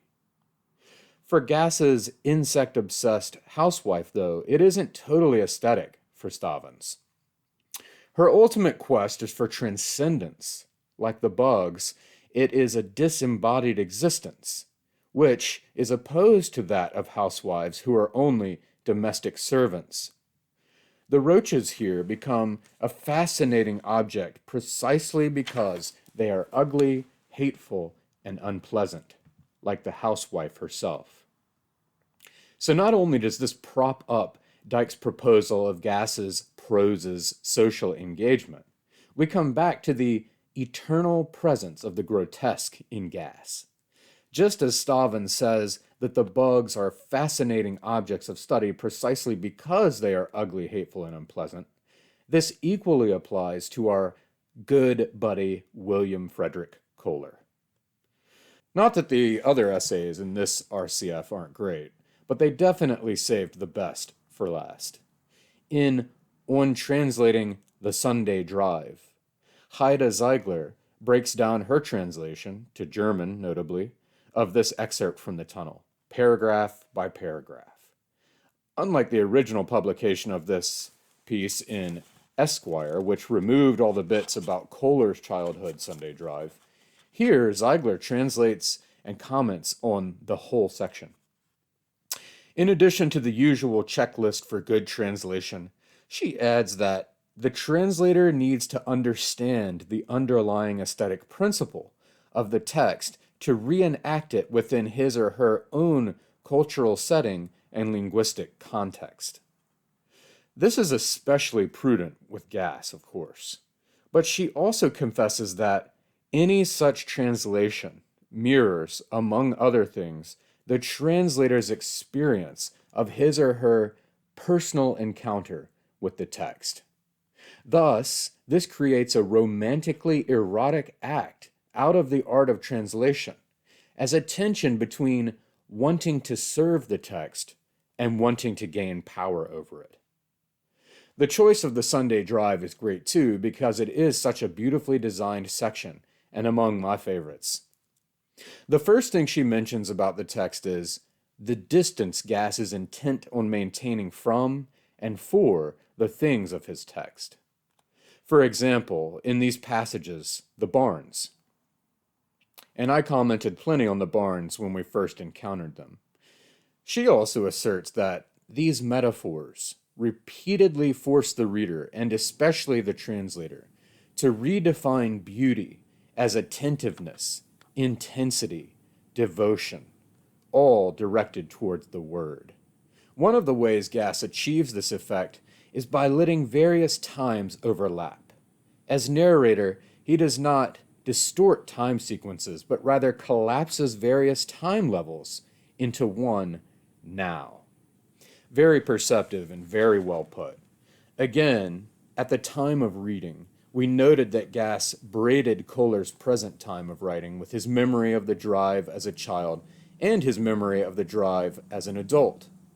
As executed, too, he pulls off what Ziegler calls the Joycean achievement of creating an impression of stream of conscious narrative by dissolving and putting its linear sequence clusters of personal association without actually using stream of consciousness technique. Throughout her stellar commentary of the choices she made in her German translation, one feels again that translators are the ultimate close readers. The barns, as expected, become an axis between these collapsed time sequences. As Ziegler says, retroactively, the image of these barns explains the constant change in the text between past and present, recollection, and experience. That is, as opposed to the narrator doing that work directly and explicitly. This highlighting, compounded with the present tense, result in a kind of Joycean epiphany. She also explains that this intensity doesn't work in German by simply shifting tense to present, because this is rather commonplace in the German language. So she adopts an uncommon word order and staccato style to strengthen the epiphanic effect. If you're like me, these sorts of insights are little treasures. In the same way, she mentions that German sentences are usually more convoluted, and their structure tends to be hypotactic rather than paratactic. In brief, this means a web of subordinate clauses versus a succession of independent clauses, which is much more complex. And yet, the style Gass employs in these paragraphs is so intricately metaphorical, subtly leading from one association to the next, that it was impossible to retain the convoluted English sentence structure. In other words, Gass outdistances and outconvolutes German sentences into English. In terms of the master aesthete Gass defying the real world, Ziegler concludes that his defiance then consists in redefining the conditions of our necessary predicaments through a willed change of perspective. This is really an outstanding essay. Since I'm enjoying the peculiar and particular joy that always comes from holding an issue of RCF, I've decided to jump forward to the summer 2005 issue, which leads off with Stanley Fogler's overview essay on William Gass. Springing ahead from 1991, then, Gass now has his magnum opus out there in the world, along with a bunch of nonfiction and a collection of novellas. Fogler's essay is split into an introduction, Gass's career overview, his fiction survey, his nonfiction survey, and the critical reception. It cannot be avoided that anyone who talks of Gass will highlight the sparkling prose, and we have had our fill of such pronouncements, so I won't retread too much here on that score. Performance is the word that comes to mind when we think of Gass's oeuvre, Fogel says. When a reader walks away from a Gass text, what one remembers, the residue one is left with, is the flourish, the flamboyant sentence. Pithy or sprawling, it is always an architectonic marvel. Its impact is augmented, too, by the rhythmic, alliterative language that blurs the line between poetry and prose. Then there are the tropes that concretize and make vivid what would otherwise be abstract and arid philosophical discourses. After giving deserving praise of the aesthetic dimension of the language, Fogel makes a solid point that supremely resonates with me. William Gass is a significant figure in American letters, not only for the legerdemain with which he handles language and experiments with literary forms, but also for his influence on the literate public. Yes, very well said, and further well said.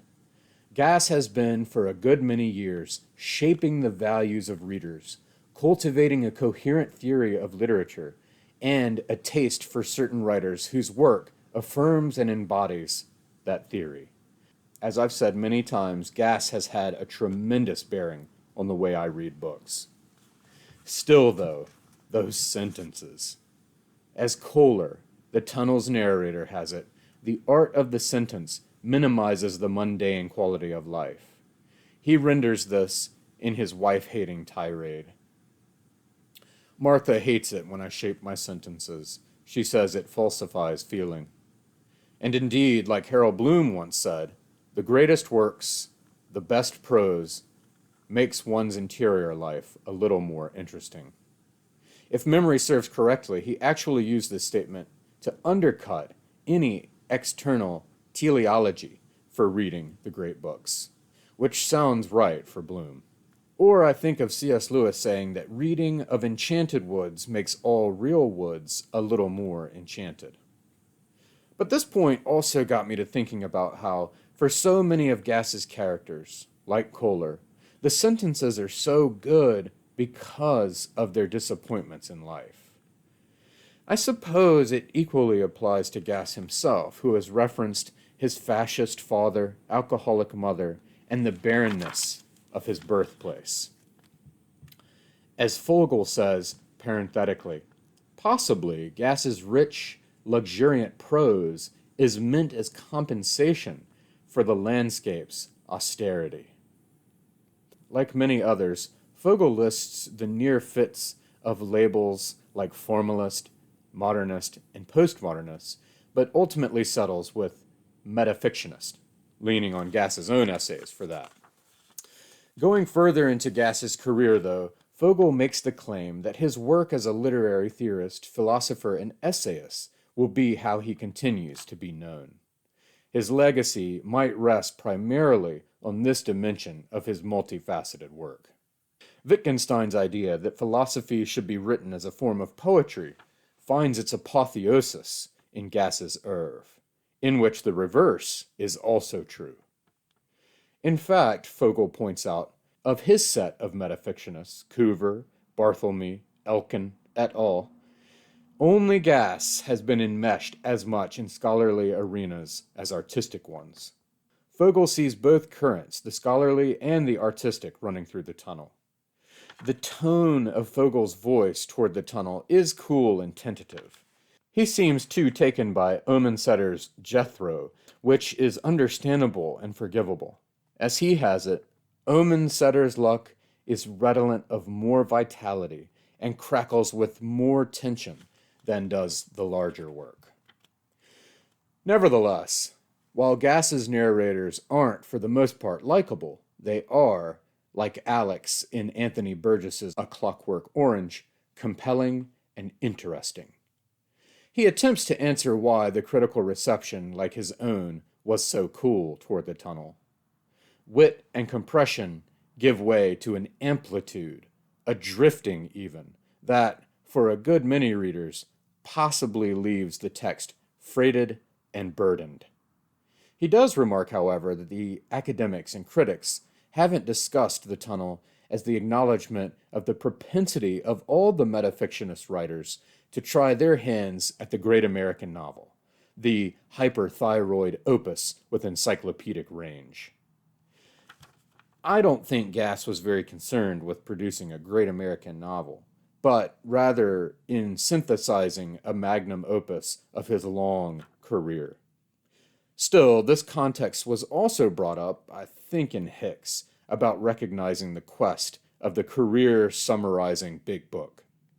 Along the way, as Vogel surveys Gass's nonfiction, he links a review Gass did on a philosophy book back to the tunnel. Not incidentally, the essay offers a way to explain Kohler's behavior, as well as the thesis of his magnum opus on German guilt. Evil is a mosaic made of petty little pieces placed in malignant position, mostly by circumstance. As a summary statement toward the end of the piece, Vogel says that no matter the writing at hand, Gass strives for boldness and innovation. Okay, that's enough material outside the text for today. I can easily get lost down rabbit holes of this stuff, just like Wikipedia pages. And it's always exciting to me to see how someone else, one, articulates their experience of an author, two, expands my knowledge of that author with things I've not thought of, and three, attempts to stand out from the crowd of commentators. Today's time in the tunnel continues Kohler's roasting of his colleagues, finishing up with Tommaso Governale, and then moving on to Herschel. I left off thinking about how we can define Kohler's view of history. In short, of course, we can look to his Mad Meg Magus Tabor's views, and we've pretty much answered the question. But I want to be alert for first-hand statements and views directly from Kohler, such as, all will be as it has always been, because in this deceitful pursuit of self-interest, nothing is altered but its occasional disguises, its alternative routes. Predictably pessimistic and cynical, I'd say. And it's funny how our views of what history is, like so many other things, mirrors our own individual personalities, which is precisely the views we are getting with each of these colleagues. But before we finish with Governale, we learn of an incident where Governale's attempt to rescue his lascivious daughter from a party results in his own getting drugged. And this acid trip, which gives him a sort of glimpse of heaven, changes his whole life. As the months pass, however, as Kohler tells us, Governale's dreamscape fades. But his new normality is drab. He lacks the old spark. So the Italian operatic shenanigans are minimized, and our pessimistic narrator tarnishes an aphorism. Conventional wisdom says that time is a great healer, and perhaps that is true, although I have always found time to be a great wounder too. Herschel, or Hershey as they call him, affords us more of a contrast to Kohler, whose views are, of course, wrapped in Tabor's cloak. On the Herschel side, the firstborn fact from which we should never allow ourselves to be estranged is, yes, simply that there are facts. One thinks of the first round of propositions in Wittgenstein's Tractatus. This triggers memories of Mad Meg's scathing stance. But I could only remember Mad Meg's statement of historical data as maliciously malleable, and wonder how I could have retreated from my master's diction. Data are dogs. They really need to be trained. A little later, Meg will return inside Kohler's ear when thinking about cause and effect.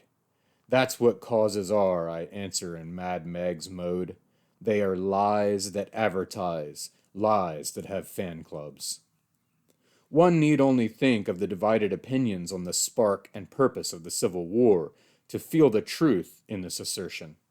Given Meg's insistence on history essentially being created by the historian with the most powerful and passionate words, we can view Herschel as the antithesis. According to Kohler, he never seems to leave a trace, not even a pause, a hem-haw, a fleck of punctuation. Or perhaps my favorite line about Herschel's inconsequentiality sums it up better. Standing alone in the middle of a public John, Herschel would still seem lost in a crowd. We can almost hear Herschel whispering about his faith in facts and the importance of honesty within the tumult of his colleagues' views. Honesty is the historian's holy grail, he vows. But, as ever, this plea has already been steamrolled. My magical mentor, Mad Meg, had lost that faith, the faith in the fact, if he ever possessed it. His belief was in the force of fiction. No one really wants the truth. As one quick measure of Tabor's claim here, let's consider the sales of history book to the sales of novels, shall we? I also can't help but think about to what degree our past is in the hands of historians, and to what degree a historian might share Tabor's views. Perhaps add a little aesthetic flourish here and there. Elevate your take above the glut of ossified tomes that only other historians read anyway.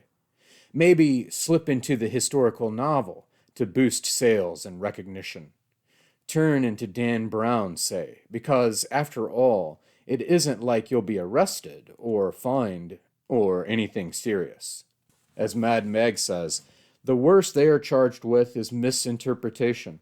Historians are distant witnesses, and it is difficult to prove perjury against them. So even if they do a ditty on the job, they can't be put away. No one can claim damages from the grave. Their worst punishment might be a loss of standing in the profession, a slowed-up process of promotion, a scowl from a colleague, which he is likely to get anyway. Towards the end of today's reading, we get another summary statement of Kohler's views, which are as expected. My thesis, that there is no nature which we are compelled to obey, only a culture which various interests conspire to place on its empty throne, is a satisfyingly gloomy point of view. I feel like if I had a better grasp on Schopenhauer's view of history, I could say something really clever here. Day 16, March 16th, 2024. Pages 419 through 434. But Herschel flashes a different, unexpected side to Kohler. Relativism, as a theory, really reflects an intellectual failure of nerve, which is the result of colonial guilt, commercial greed, the placation of the mob, and a total loss of taste, as though one's tongue had wrapped itself around a tree. Of course, the force of this declamation is strong enough, but placed in Herschel's mouth, the effect is stronger still. Nonetheless, the one-off flourish doesn't obscure Kohler's noticing that something is changing with Herschel, who seems more placid and diminished than usual, and invites another occasion for Gass's mastery of language. Herschel's residues, however, pipe ash, skin scruff, such like, a nicotine-stained forefinger and inner thumb, are as unnoticeable as he is, smoke in yesterday's wind. As we move towards the close of the Curse of Colleagues section, Kohler rounds it all out for us. When I think of my colleagues careening around through these arguments like kids on trikes, I think the kinks are in charge of the hose. And nothing will be watered unless the tube bursts. And finally, after bearing witness for us to all of this careening, it is Kohler's turn, goaded as he always is by Herschel as a perfect soundboard, to hold forth in a mad rush of incantatory oratory, which, I have to admit, is as pleasing to read as it is to hear Gass chant in my ear. Our accounts. When they are not absurd fancies or outright lies or mad misconceptions or manipulative tricks, a category which covers most of our ideologies with dirt fresh from the grave, they are invariably prejudiced, partial, incomplete, confused, unbalanced, injudicious, lacking the necessary objectivity, the necessary tender regard, the requisite mix, the awed appreciation of complexity, its supple shadings, its fine proportions, almost unheard harmonies, its inconsistencies, mélangeries, the endless intermingling of contraries which comprise it, the extenuations of which it is made, like the mud which makes bricks. Yet its straightforward simplicities, its dashed-off lines, or, again, its unaccountably sudden eruptions, the kinds of chaos which create its causes and their orderly operations. That is to say, to cite, among facts, the second one we should not lose sight of. Reality has many of the marks of a work of art. That second one he is referring to is the second rule after the first, which we saw was that there are facts. If this isn't a fire and brimstone-like oration to rival Cotton Mather and Jonathan Edwards, I don't know what is. And that thought recalls that somewhere, perhaps in the Gerke interview, Gass talked about the religious orators of old and lamented that we don't study their prose. Anyway, this passage is really just Kohler's throat clearing. Herschel delights in Kohler's conclusion that reality has many of the marks of a work of art, but Kohler is far from finished. I am headlonging right now, he tells us, and heedless as a kid making out. The courage of my convictions has probably uncoiled from a lower spring. Like, remember I said no more than like a work of art. By Proust, by Cervantes, okay, Casanova, and remember that I said only many of the marks, and many makes for merely. Here we get an ellipsis as he takes a breath, and I check the ink level in my pen. But a work of art which not even the most highly refined science can hope to comprehend. Do I hear Wyatt Guion's maniacal, triumphant declaration from within the monastery here? Not in large or in its smallest part, because there are no parts, if by parts one means elements fundamentally on their own. No, there are only endless relations and the properties to which they give rise. Partialities, shadings, hints, secret sympathies, hidden harmonies, each relating and re-relating, turn and turn about, integrating and reintegrating over and over, the way night and day do, or like lovers, repeatedly positioning and repositioning themselves. Herschel tries to interrupt, but I won't have it. For quality is qualification. Qualification is modification. Modification is malformation. It is murder. It is mess up. And the mangling goes on and on without mercy, without respite. Metamorphoses at a mile a minute. So that every honest history is a history of flickering, gleams from that so-called sword which stands for reality's brutal presence, traces of the passage, as though they were putty, of things into things. Ore into iron, iron into steel, steel into beams, beams into buildings, these into rubble and ruin, landfill and weed lot. In short, the fragility, the bitterness, the brittleness, not of the fact, but of its continued, unbroken, transmogrified existence. These pairings of words in the second half of the sermon really work like hammering type-like tacks into the page. This tirade goes on for a few more smoking pages until we get two capital O's with spaces between to represent Herschel's jug ears.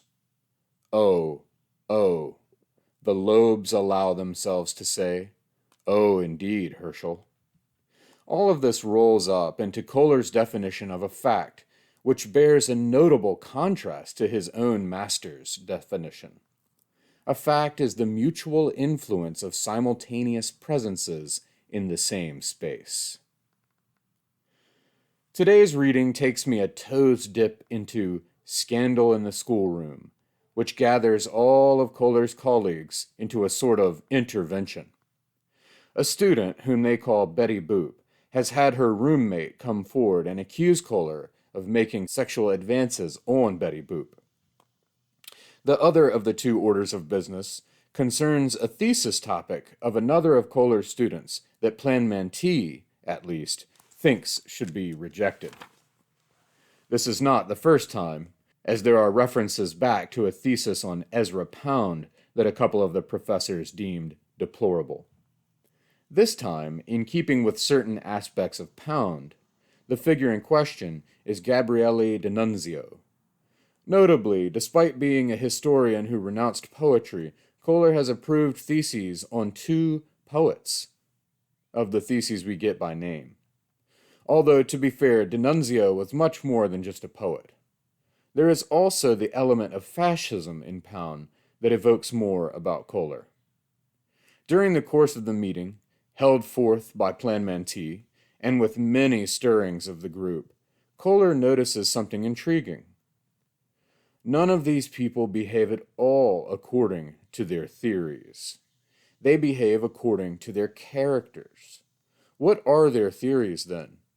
Idle outgrowth of ego? Here we get the first of Kohler's musing on the disjunction between character and ideology, or personality and beliefs. Like Cartesian dualism, he begins wondering how these two entities can coexist, be related, communicate within one person. Using the term character, too, I think is appropriate because it links back to the idea of fiction as reality, or reality as fiction. But I'll stop there and let all of these matters simmer in my mind for a bit. It is sort of remarkable that I'm nearing 200 pages left of this book. And from what I remember, we've plenty of turns and twists left in this cramped subterranean vessel. And, I think it goes almost without my saying, plenty of linguistic performances. For the remainder of today, let's turn to RCF's fall 2004 issue, which was given completely over to featuring William H. Gass on the occasion of his 80th year. In Bradford Morrow's crisp and catchy appreciation, he rightfully declares of Gass that, incapable of fashioning a dull idea or courting a cliché, he matches the necessary, often unanticipated image, the apt metaphor, with an equally necessary, equally apt language. And it moves like water. Yes, that's it exactly, I want to exclaim like humble, honest Herschel. And how about this eye-popping little insider's anecdote? Even Stephen King, much to Bill's astonishment when I told him about it in Paris, many years later, loved The Tunnel, and prefaced his own reading at Princeton, where I was guest teaching at the time, with an opening remark to the crowded audience of academics, students, and leather-clad bikers.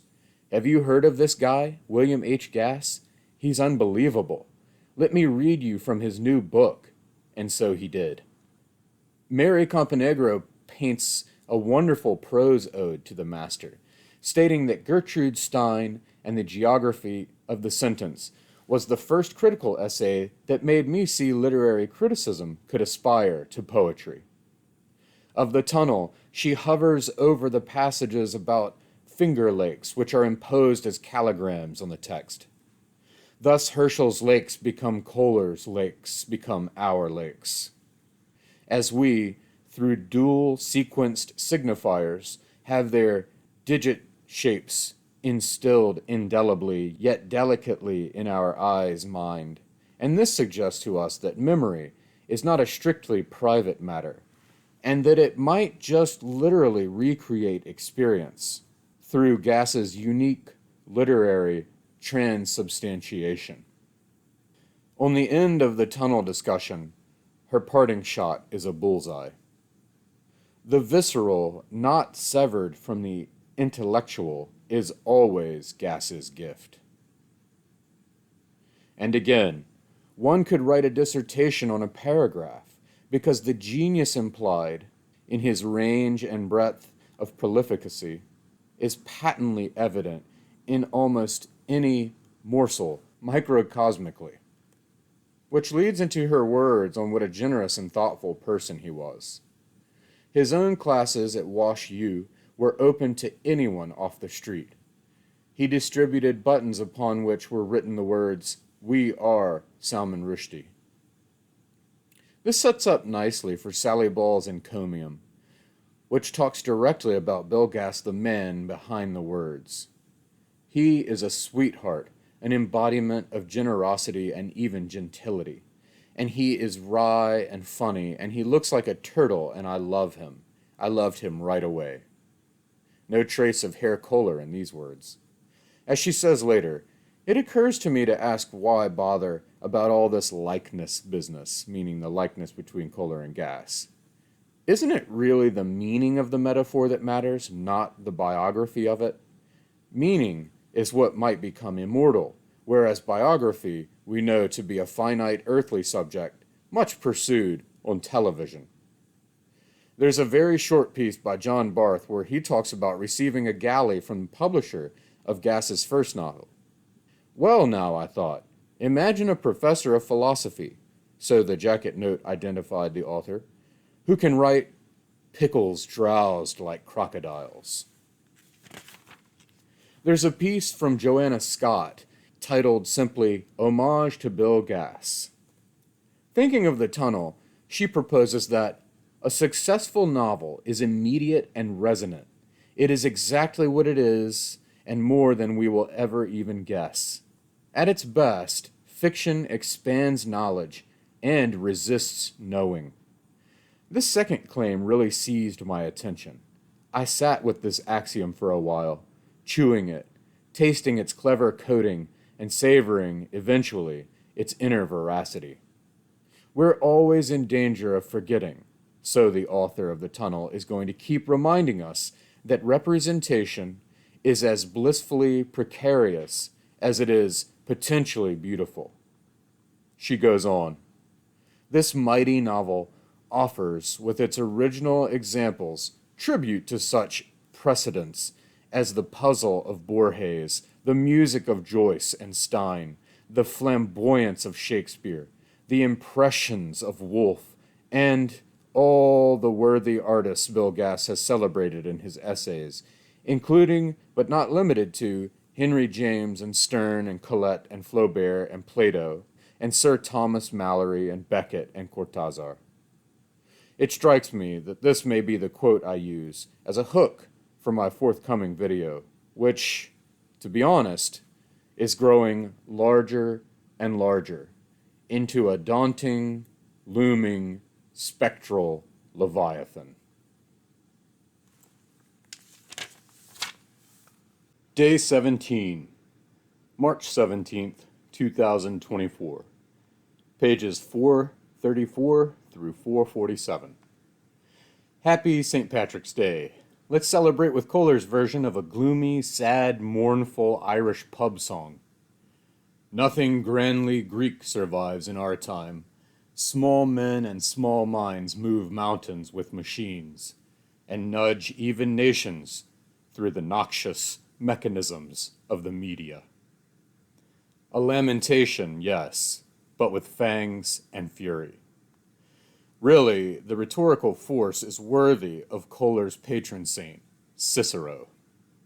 This formidable dagger comes with Kohler's response to the interrogation put on by Plan Man T, and continues to unfurl in a scorching backdraft. There are more artifacts and less art, more that is tame, little that is wild, more people, fewer species, more things, less world.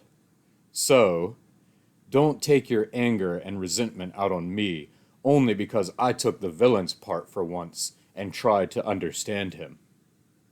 This is a loaded statement, of course, blurring as it does the explicit indictment of sexual harassment and the ever-looming one of Kohler's Nazi sympathies. In the immediate context, though, this is not a confession of his guilt on the former, but rather a defense of his role as an intellectual in the discourse of fascism. From the Roman Senate-like proceedings of the colleagues, we move into the Around the House section, which, on one level, shows those proponents of realism what realism would really entail in a novel, with its microscopically detailed descriptions of, say, the saga of wiping and using the bathroom, and also continues to showcase Gass's Joycean knack for making the language of any content and any context fresh and, well, exciting. As Kohler says, hygiene is boring, but the language Gass robes hygiene in is not. For example, in my youth I Listerined, gargled a gorgeful, blew it out of my mouth like I had bitten down on the referent of an expletive. I hate shaving. It's so perpetual, like caring for a cemetery, mowing on a schedule. Sometimes, oftentimes, Gass surprises me with where his mind can go. And here the meandering of his morning thoughts are more playful than we've seen hitherto. Cemeteries are for those meditative moments Mom is the omen in. You really kind of have to see this one written out for it to really pop. But don't worry, within the spirited, light-hearted verbal play, the Kohler we all know and love is still there. Even a bad habit, he decrees, is a better friend than an unreliable virtue. Within all this play, which I believe is freer to frolic than usual, because we're getting a glimpse of Kohler's mind from the sort of innocence that's there at the very start of the day, before he can be reminded of all that he hates about the external components and factors of his life, a memory bubbles up. To think I wanted to be a poet when I grew up, and then my high school English teacher said, "Poets and Peter Pans, they don't grow up." What did I know? But I didn't know that. I wanted to grow out of where I was in the worst way, and growing up seemed the best method. This, I believe, is our first glimpse of this particular memory, and it recolors his refrain about giving up poetry for history in his youth. Up to now, I've mentally deduced the reason as that he wanted, in his way, to find truth and meaning, and he saw poetry, like fiction, to be a lie, not a mechanism through which to find truth and meaning. But with this new information, we see that the old dream didn't necessarily die by some concrete ideological stance and choice, but by circumstances, the desperation to flee his unhappy situation. Of course, and again, the fact of his role as poet stares us all back in the face with every sentence. Although it was an hour's length, today's reading seemed so short. I think this is because I've switched to only one session a day now, yes, but also because the prose is so enjoyable to read. Nobody can write of their morning routine quite like this, except maybe Joyce and a select few others. With roughly 200 pages left of the book and a good helping of critical pieces to go, it could be good to take a moment, a stretch, a breather, before continuing. A question surfaces in my mind in deceptive simplicity. Why read The Tunnel?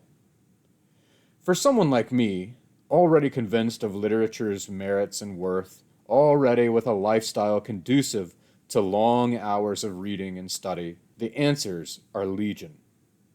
So, what type of reader do I have in mind when I put the question in their mouth? Obviously, the person who takes grocery store fiction to the pool is out. The person who reads for a cathartic disappearance into an action-packed, dialogue-heavy, short-chaptered rush where the words are so deliberately transparent that it might as well be a movie is out. The person who has been taught to shun anything that makes them uncomfortable is certainly out. Who's left? Well, there is that cadre of die-hard, big book and pomo sycophants who have a commitment to such books, and, like all groups, some are sincere and some just want to belong to something. Some are just fans, not readers, as Michael Silverblatt used to tell me. There are the subversive readers who will get behind anything that transgresses and ruffles feathers, wielding the book in public like a political bumper sticker. So again, for whom was The Tunnel written? Whom did Gass have in mind as that ideal reader? Or, if we consider it, like he did, Kohler's book, whom did Kohler have in mind? Well, according to the text itself, he often had Martha in mind. Thus, it's all the stuff he would like to say to her, but doesn't dare. Or, let's look at the book's main readers. Critics, academics, other writers, and, for lack of a better term, aesthetes. One of the biggest draws for me in reading is seeing how the author put it all together, like studying a feat of architecture. And I'm reminded that his widow, Mary, was an architect, and Gass studied and even lectured on architecture. Yes, observing how someone used words like bricks, stones, crossbeams is endlessly fascinating to me. And yet, the central trope here is a tunnel, which is an absence, a void, a clearing of space. Thus, this book paradoxically architects and builds an emptiness. And so content is a black hole here. But its description is a Gothic cathedral with soaring spires stretching out towards the heavens. Gass's commitment to his stance on writing as sculpture, the look on the page, the sound in the ear, girded by a lifetime in the academy, points to two people for whom he wrote the book: himself and other artists. A book like this, at this scale, will only short-circuit critics and further entrench detractors. Taking all of Gass's marvelous essays I've read into consideration, we can only see the tunnel as a labor of love, a passion project, an endless playground for someone who loves to play and plays to love. The decades-long writing doesn't point to writer's block. It points to the perfectionism of someone more interested in getting it all just right than in getting it to the market, collecting a paycheck, and moving to the next product. No, Gass, like Kohler, wrote The Tunnel chiefly for himself. It is the result of what he was compelled to do. It is his vocation. And sure, this flies in the face of what we're taught to think. Many critics skewer writers if they get any whiff of self-indulgence. But for readers like me, why wouldn't we want self-indulgence if the self is so, well, indulgent? And I'll leave the ambiguity of self to stand. We don't like this idea, and yet we have the romantic ideal of the artist laboring, toiling in solitude and poverty. Our sentiments are romantic, but our tastes, that is, what we spend time on, are hedonist. We want our artists to be humble and struggle and cater to our tastes, and then maybe we will decide if we will allow them to be successful. We don't care much for vision unless it's something we already see. Okay. I don't really want to get caught up in the thickets of such well-trod arguments. To be sure, most people who are listening to this aren't likely to disagree anyway, so what good is this? In the end, the tunnel's material is nothing short of incendiary, deplorable, abhorrent. Yet, as ever, elevated by the prose. So, yes, Kohler's and Gass's twin drives to indict every reader are successful. Gass has duped me into savoring a book whose narrator and I have almost no common ground. Really, how is this possible? Well, without the language Gass crafts, it would be, well, a toilet. Maybe like Duchamp's famous ready-made.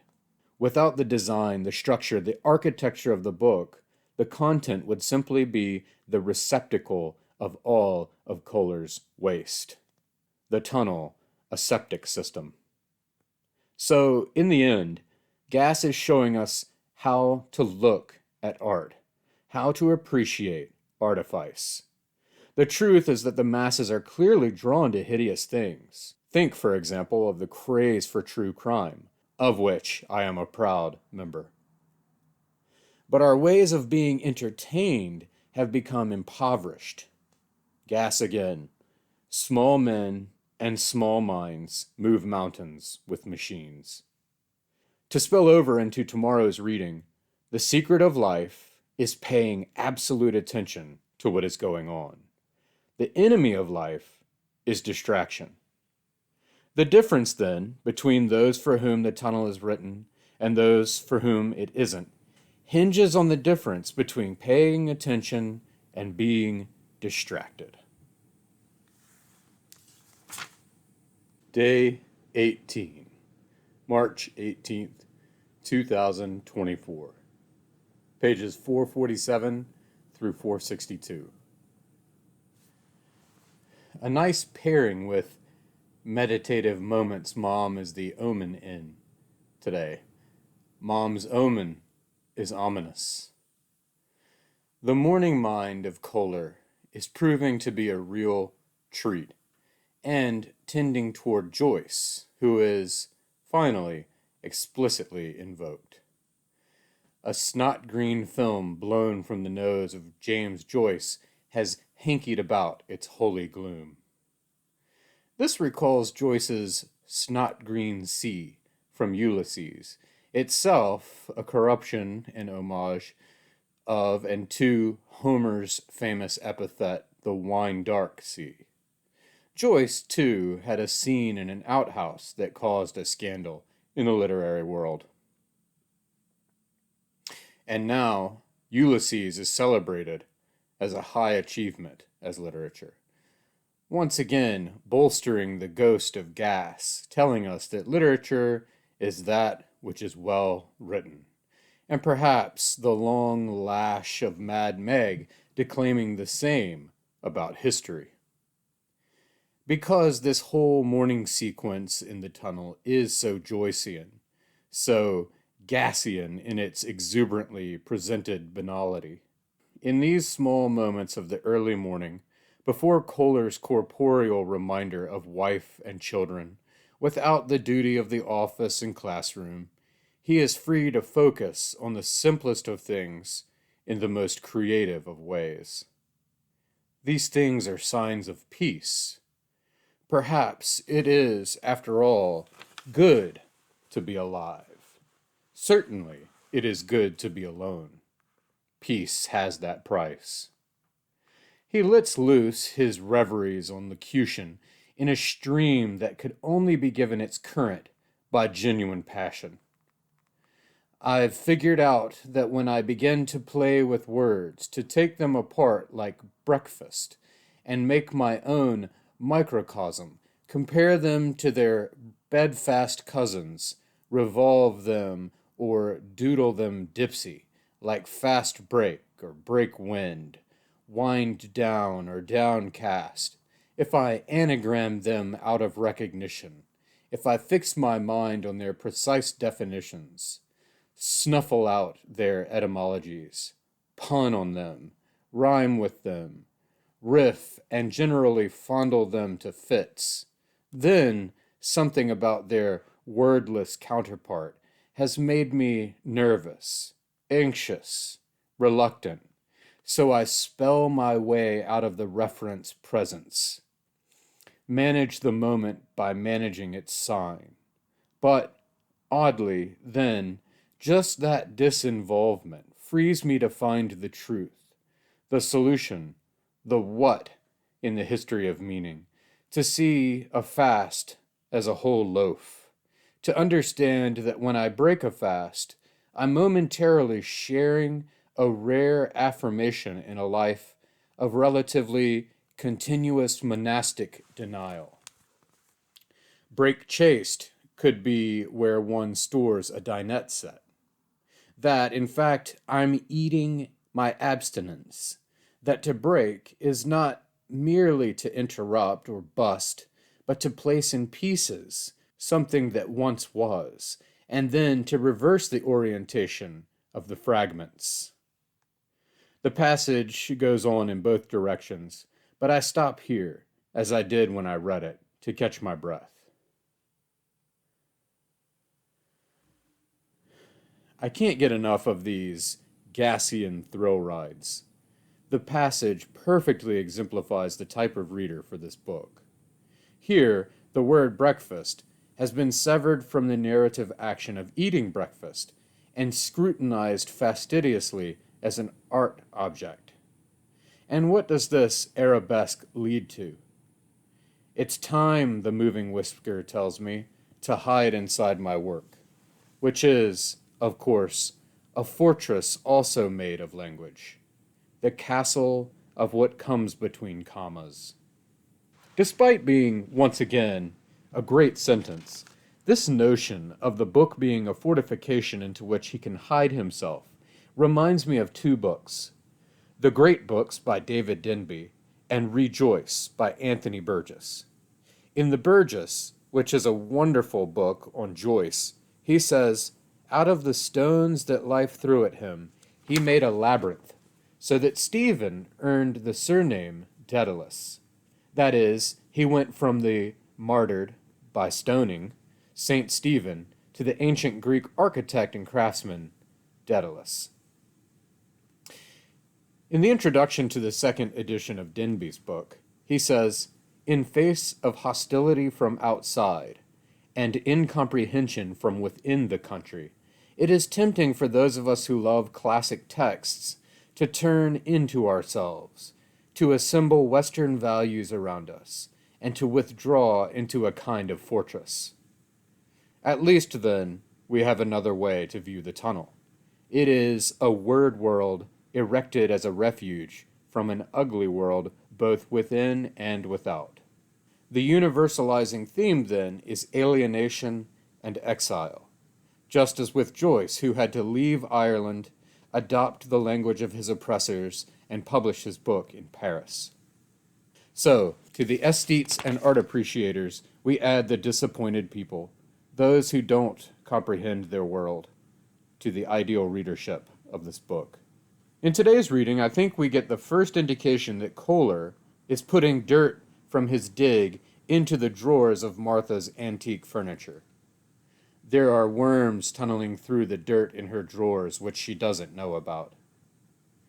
"The dirt in your drawers, dearie, I don't say, if you even thought to look." This signals Kohler back from his fortress of wordplay and into the world which is against him, a world into which he simply doesn't fit, and his anger conflates with his writing. It occurs to me, suddenly, staring at my keys, considering how their arms leap up and how their formed fists strike the page, that every line has been made by a blow, is a row of bruises, a record of attack. Thwack, flurry of lefts, tack, tick, tick, tack, another shot to the head, thwack, thump to the mid, thwack, on the eye, brief pause for the bob and weave of thought, bore in again, rat-tack, tick-clack, gun them one after one so they die on the page, with only a trace of the rage that did them down. In addition to an intensification of the metaphor of hammering type-like text into the page from 456 pages prior to this, I'm so thankful Gass did the majority of the manuscript on a typewriter. Otherwise, these metaphors of the writer as pugilist and gunman would likely be absent. And here I am again, reveling in the beautiful depiction of what is, underneath, such anger and violence. Okay, but hang on, because Kohler is about to make me squirm here. We finally get some more insight into his first book, Nuremberg Notes, and its controversy. Kohler, as he said earlier, apparently decided to really look at life through Hitler's eyes in a sympathetic way, and what he saw there rang true for him. Mankind is not redeemable. Kohler contrasts Jesus with Hitler. Who is more convincing, the son of a God who is a fiction made into history, or the son of Satan who is history made from a fiction? This may well stand as the summary sentence of Kohler's raison d'être. From here, he attempts to move the needle of guilt from Hitler. Do we really want to say that the man who signs his name is more monstrous than the executioners? I would argue that there is a difference between a command and its obedience. So now we dip into the philosophical argument of culpability. If I were to tell someone to kill someone else and they did it, who is more villainous? Me or the killer? Well, quibble as we will, Kohler's whole point is that the culpability of the one giving the command versus the one carrying out the command is misguided, a distraction from the real truth, that mankind itself is culpable. I write to indict mankind, we are reminded. The Führer has already done my indicting for me. Not by being such a monster himself, that brat, no monster he, but by eliciting the monstrous from others.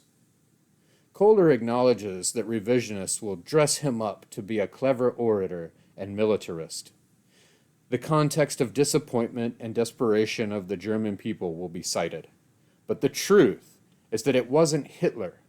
It is the seed of evil in us all.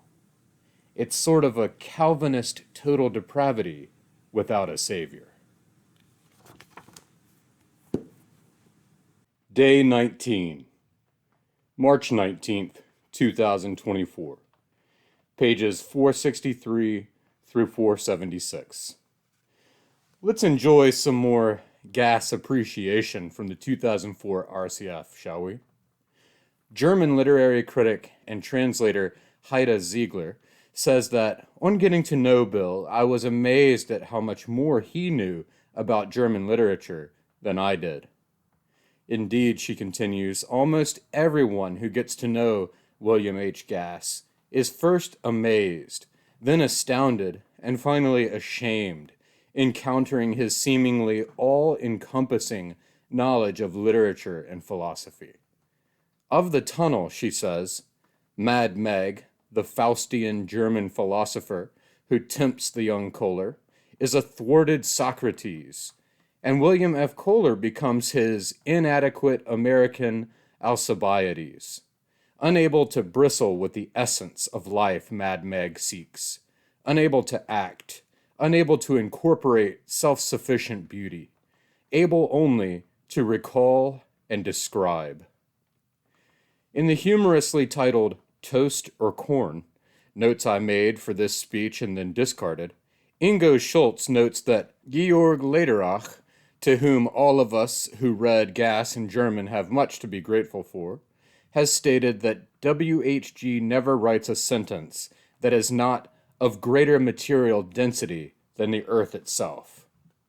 Richard Watson gives us a little inside scoop in the English department and philosophy departments around the hiring of William Gass.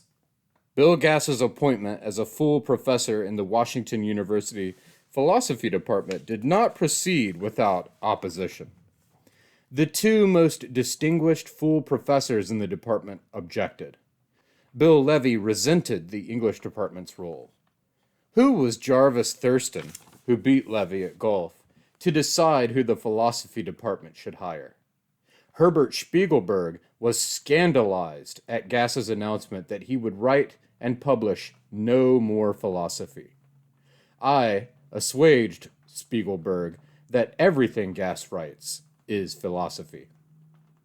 Diane Ackerman writes in her piece, One Beautiful Mind, that Gass is a hybrid, a rare bird, a philosopher voluptuary, someone who thinks marbly thoughts, but at the same time who romances language with a roué's cunning and isn't afraid to play with words and ideas, or even ideas breaded in words, for sheer sport, because the brain is a nifty toy.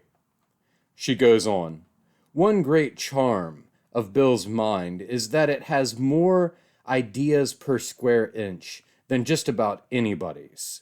He's intellectually frisky. Roll out the ball of an idea, and he can't resist romping after it. Lauren Cuoco, the co-founder, along with Gass, of the International Writing Center, gives us a wonderful look at Gass from close range. Bill, as I've said elsewhere, is a hero of literature, she affirms. Realize that when he established the center, he was 66. When other professors are thinking about retirement, he is launching an organization that has no precedent. From all the material I've read so far, I get the image of quite the gentleman, always ready to help even the most amateur writing or philosophy student, a hard worker who believed in the humanities and who respected his colleagues, someone who loved and was loved. In short, nothing like our cantankerous Kohler.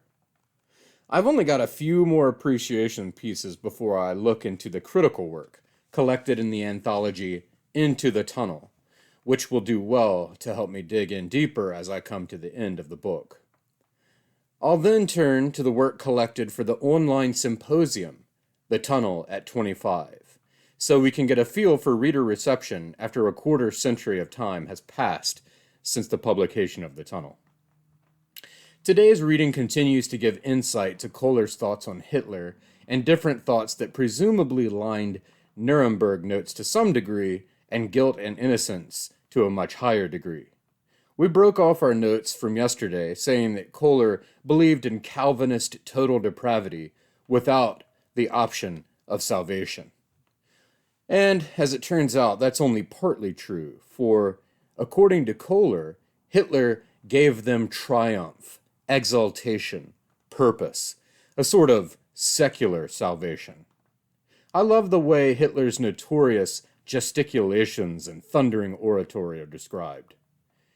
His loud-mouthed sprach-squawk, brown-shirted outshout, suppressed resentments, finally super-voiced. Yet, again, we're reminded that while Kohler deigns to understand Hitler, to understand the Nazis, he does not necessarily share the same ideologies through and through. Genetics, Kohler states, is too chancy to make into an ideology. He also unspools his theory that the Jews, who Hitler feared would corrupt the state, did corrupt the state in an unforeseen way. As prisoners, they learned to barter and collude with the guards. For it isn't a Jew problem, this corruption of the heart. It's a human problem. As always happens, Kohler continues, those who capture and confine criminals become criminals. Hitler himself exacerbated the problem latent in his own leaders. Once certain people had been trained to lie and steal and murder on your behalf, they were likely to begin to cheat and filch and kill on their own. Thinking he was purifying the superior race of humanity, Hitler must have seen that when it comes to morality, there is only one race, human. Camp commandants were soon skimming off the Reich's profits from watches and rings, the sale of clothes and hair, the smelting of silver and gold, the work of the wretches under their care. This leads into the real example of Karl Otto Koch, who stole vast amounts of valuables from murdered Jews. SS Judge Conrad Morgan indicted Koch and his wife for embezzlement and executed him by firing squad. Kohler points out the risk of an infinite regression when you suddenly need commandants to govern the action of other commandants and judges to judge judges, and so on. What a mess. He wonders what kind of guilt or shame Koch must have felt. But, as he says, history is silent on this point. History is always silent in a crisis. And just when we want to find ourselves appalled at the final solution of the Nazis against the Jews, Kohler reminds us that if we remember our history, we shall understand Himmler's project as another application of the Roman solution to the Carthage question. Once again, throughout today's reading, I'm reminded of how weak my own knowledge of history is. And yet, it seems we are hitting a turning point on just these grounds with Kohler, who declares, "I have no heart for history anymore." This really catches our attention, not only because he has given his life to the study and the professing of history, but because of his insistence in telling us that he turned from poetry already to history in his youth, which was so long ago. And as this declaration is within all of these bits about his thoughts on Hitler's Germany, are we to take it that he is burned out or jaded or apathetic from the sheer exhaustiveness of this undertaking and the relatively paltry return he gets? Is this exercise in confessional purgation in the writing of his diary bringing some sort of revelation? In any case, there is definitely a marked letting go taking place.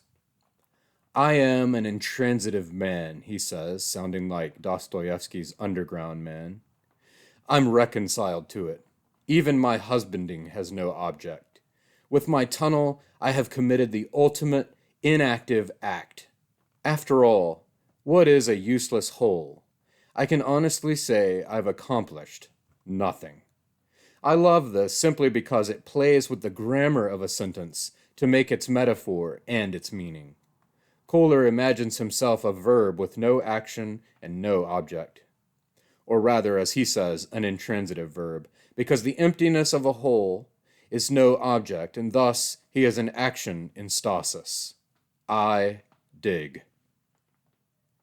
Along with his dismissal of history, here we have a similar dismissal of the tunnel, which, back on page 146, gave him such inspiration, meaning, and hope. In today's pages, we also get a hint that something has happened to Martha's cat.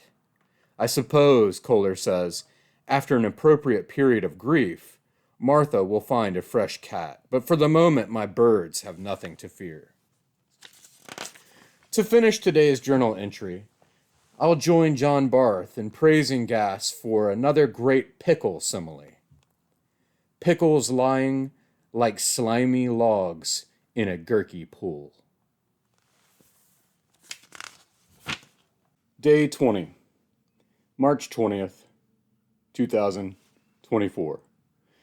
Pages 476 through 493. Ethan Shoskin-Boomis, a writer and former student of Gass, offers an amusing and charming homage to the master. Gass is a master of English and has enough German to translate Rilke, but he doesn't seem to be able to say no in either of those languages. We had a graduate seminar in his and Mary Gass's living room, and when everyone wanted to come, Professor Gass did not say no, and we had very crowded seminars in his living room.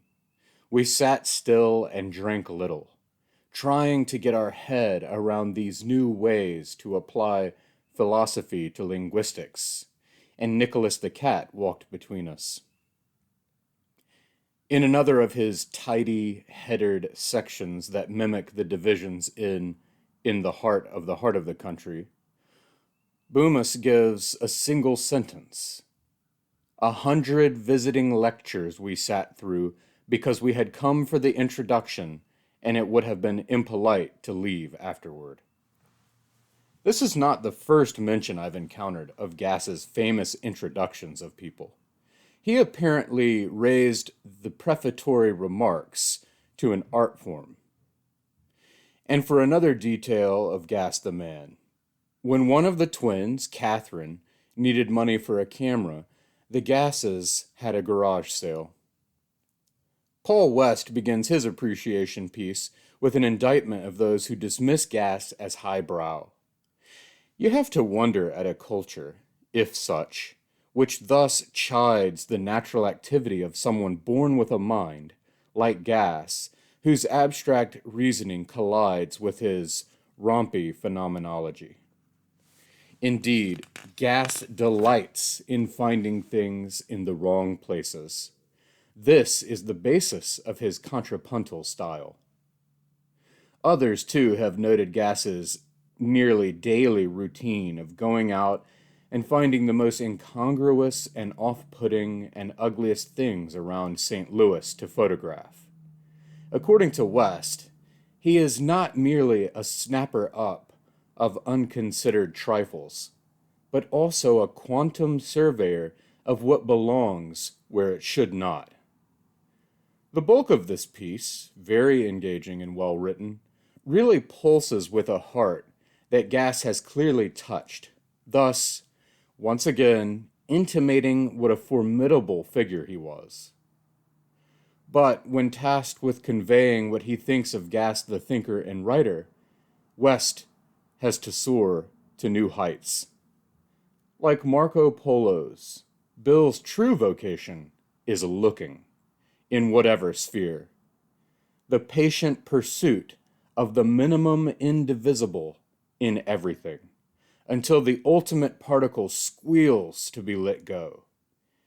Yet the power of his mind enables him to go beyond mere viewing. Hardly a one of his essays stops short of its glories. Absolute philosophical transmogrification. The gas touch is a chaos attractor, rendering in one swoop not only the platonic form of something and the derelict, casually intercepted version of everyday familiarity, but also the Gassian incarnation that stands between, proffering the seraphic narcissus' Blakean vision, either a stunning epiphany or an apostate deviation to decry. The only other piece in this particular RCF issue that I want to record here is Michael Silverblatt's review of the tunnel, from which my paperback edition of the tunnel culls its front cover blurb. The most beautiful, most complex, most disturbing novel to be published in my lifetime. This is one of very few reviews that Michael actually wrote.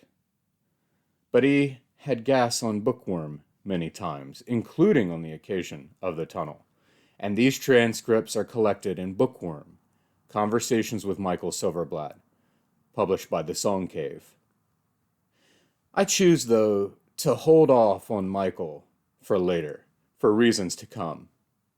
Now, though, I turn to the last leg of the book and set my mind on going deeper into the tunnel. Today's reading/listening comprises nearly the entirety of Susu, I Approach You in My Dreams, which made an early appearance in Tri-Quarterly in 1978. The opening paragraph and poem are dismembered and, dare I quip, stick out like a severed thumb from the rest of the Philippic by the MP3 divisions of my audiobook. So I choose to reread and re-listen from its proper beginning, because, boy, what a piece of writing this is. That contrapuntal style Paul West referred to is here in full regalia, as Gass braids together the following threads. His memories of Susu, the gypsy dancer beheaded by Germans, memories of the small industrial Midwestern town of his youth, his mother's lobotomy, an extended discussion of Nazis in history with Herschel, his memory of his father shaking him, and Mad Meg's death. Some of these passages give birth to sprawling, pages-long sentences that one could coil around a wine bottle, like Alain de Botton said of Proust's own word sculptures.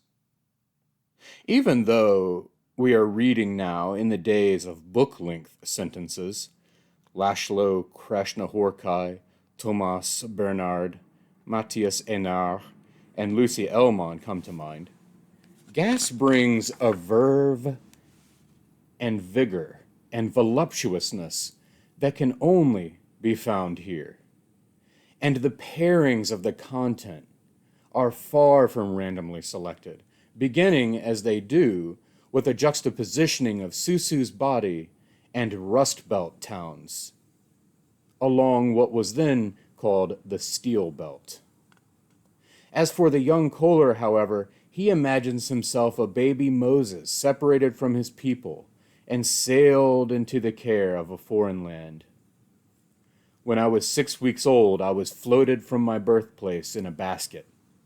I drifted up and down a dozen rivers before I found the slain Mahoning lying between banks of cinders and black gravel. I had to look up the Mahoning. It's a river in Ohio. Then he shifts from a Hebrew metaphor to a Greek one. You sang, Susu, a calypso. Okay, I know I omitted a few words there, but even in quotation, I find some words reprehensible, and I can't speak them. Here, then, Kohler becomes Odysseus, charmed and held prisoner by Susu's singing. Then we launch into the descriptions of the towns. Here, burning steel has replaced the sun, and twilight begins in the morning. River, lake, and water tank towns where there are oil and gas cans big as buildings, shouting chimneys, and track after track of almost endless, nearly moving trains. The high schools play their football Friday nights. Plumes of steam rise from tall, out-steepling pipes. The sidewalks crack as a matter of course. Fall trees lose their leaves, as everywhere they do, and my mother opens the oven door to warm the kitchen in the morning. Each of these towns has acrid, yellow-tasting smoke machines, ink-streaked, redly echoing skies, and torches 100 feet high, burning constantly like sacred flames, discrediting the phallus as a symbol. There are piles of crates and heaps of barrels, mountains of bent, corroding metal. New streets fell across old meadows like a lash. The automobiles of the workers were pastured in gray, grassless lots, while the houses of the workers, each the same, had been lured into straight, unshuffling lines like people on welfare waiting for their boons. I remember mostly litter, derelict cars, scarred signs, lost ground, high-tension towers which imprisoned the sky, pretending to lift vast units of electric across the valley like skiers on sagging wires, and all the residues of combustion. I remember rust, grime, glaciers of gray slag, acres of cinders, coal smoke, acids, oiled earth. Everywhere, too, there were pits and gashes, scooped out hollows and thrown up works. Works. Mills, plants, yes, by such names we invoked them.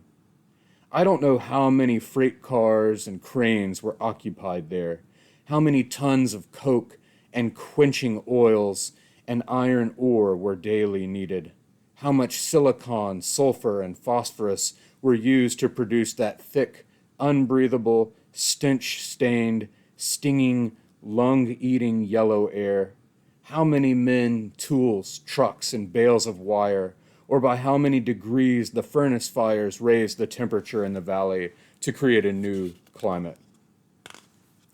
Talk about painting a sense of place. And this is only a small excerpt. But Kohler got out, though not far. At least I climbed out of the smoke, even though it gets so cold in Indiana. Sometimes snow spews up behind a car's wheels like summer's dust. Keep in mind, too, that I am perhaps definitely diminishingly unwrapping all of these pieces of the braid. The descriptions of the towns are lined with nods to Susu. My purpose here is to neatly talk about the components and leave you to savor the symphony. Otherwise, really, I would have to read the whole chapter aloud. Of his mother's operation, which, we remember, he as a child had to decide and authorize, the prose is as lyrical as the story is heartbreaking. I'll imagine my letters to you in my youthful tongue, which the matron will deliver when you're back from shock, when they've thrown your brains like squids in a box, and with the help of their silent thunderbolts, yes, with one pun, the past has been blacked out until you're dumb enough again. Here I think of David Foster Wallace undergoing electroshock therapy, who didn't talk openly about it, and Lindra Bostrom Knuskord, who did talk openly, and I can't imagine the brutality of a full-on lobotomy. The brutality to those outside the silenced brain, that is. In their palaver, Herschel tries to make a case for the excusability on grounds of ignorance and exploitation for some Germans. All those simple, ordinary men, though, Herschel says, the small ones who supported Hitler, maybe they had little chance to see, to understand. We're poor men in a poor position. The others, though, he says, men of power and education, weren't some of them important to the Nazis too? This ignites Kohler, who, as ever, is ready to spare no one immunity from evil. Oh, a classical education they had indeed, Herschel. All the eligible refinements. Yes, they had them. High ceilings, the best academies, tasseled draperies, the lessons of the church, very old cognacs, fine china, the noble example of a noble army, tailored clothes and well-bred horses, books bound in rich, indented leather. But what of all those firm-minded professors who burst into flame like a match when they were scratched, eh? Do you suppose some study might disclose a redemptive occupation? Some work of mind or hand which made a man of you? Which so ennobled those engaged in it that they early took a righteous stand and died a martyr? Kohler's insistent aping of the meek Herschel recalls Magus Tabor's belief in powerful words as superior and definitive. He beats Herschel to the attempt at a rebuttal on grounds of Count Klaus von Stauffenberg, the colonel who tried to blow up Hitler with a British bomb in his brand new briefcase and who bungled the job. Kohler dismisses this as a case of potential redemption for humankind, placing it within the undying chambers of hearts concerned only for their own skins. Then he likens the July plot to his own plots to get out from under the fascist regime of his parents' house as a child. He also uses these moments to tie together several of his threads. By that time, Susu had been divided like a conquered country. By that time, Daddy's bones had begun to close as petals do out of the sun, and Mama was buying her bourbon like buns from the breadman. A little bit later, he makes one of those statements that stop my eyes from progressing forwards across the page. No wonder we admire these beautiful old artifacts. They have a handsomeness which only hate in the hands of the artisan will take the pains to grant. And actually, Ethan Shoskin-Bumas made a somewhat similar statement in his essay that I did not note. A dystopia is a utopia that was someone else's idea. These are the types of statements that, when you first read them, their aphoristic form stops you. Then, immediately, you doubt its truth. Then you think on it further, and it begins to bloom in your mind, and you get a sense of its veracity. They are the sentences you dutifully copy down in your commonplace book. In the current context of the tunnel, Kohler himself alone seems to have enough hate at his disposal to draw out the beauty of such atrocities. One cannot help but think of Gas taking pictures of sewage and garbage and filth in St. Louis, though I do not mean to conflate his intentions completely with those of Kohler's. All of this leads into the denouement of the section, which is presented in another stunning sweep of prose. And our attention should be well engaged and given a fresh jolt of energy, because this feat is prefaced with the dying words of Mad Meg, being imagined as an inauguration of Kohler as an honorary Nazi. He begins the hammering of his next rhetorical point to Herschel by delicately and precisely steadying the nail. Herschel, where does the slate sea go when it has filled a Greek eye for a whole day? Thucydides doesn't say. The nail steady and straight, Kohler takes the first few light taps, thus creating one more condition which Thucydides passes over. For consciousness is not a character in history, Herschel. Had you noticed? The nail stands firmly in its target now, and no longer needs fingers to steady it. Let the blows now begin until the nail head is sunken into the splintered wood. That most fragile and translucent of screens, that most rapid and forceful of hidden rivers, is a floating web, really, of the most delicate connections. I've heard it insisted that shadow show, strand ambling animal, that sugar-seeking fly or carrion crow, that Scandinavian movie, sea worm, linear design flat, intricate and passive as a Persian carpet, or as lilied, calm, and public as a park pool. In a soft fog, frosted window, log fire, mill wheel, set of steps, a flower-filled and bee-belabored meadow, is as hot, aglow, and runny, it is claimed, as molten metal. Is the sun, is smirched paper, so some say, a bubbling kettle, spittled wall, or boarded well. Imagine those, and then, twee-wee, a dancing bear, the daily paper, a small box riven with silver wires. No, but one of these eruptions which take the lives of people on the other side of the world. It's any cornered creature or chuckling gull. It's dark tubes and tunnels, over-decorated skies, a plate of pastries, an ocean on which it's been raining, with a pigeon's coop, fall trees, mirrors, and a German band, gay, loud, and martial, like children waiting, or its obscene underthings, old albums, stoppered bottles, basements, closets, attics, pulsing coals, its incessant little dents in clay, wax, or pillow, this soul, this spirit, and consider how a slip, dripping on the white enamel bottom of a bathtub, slowly sings the earful.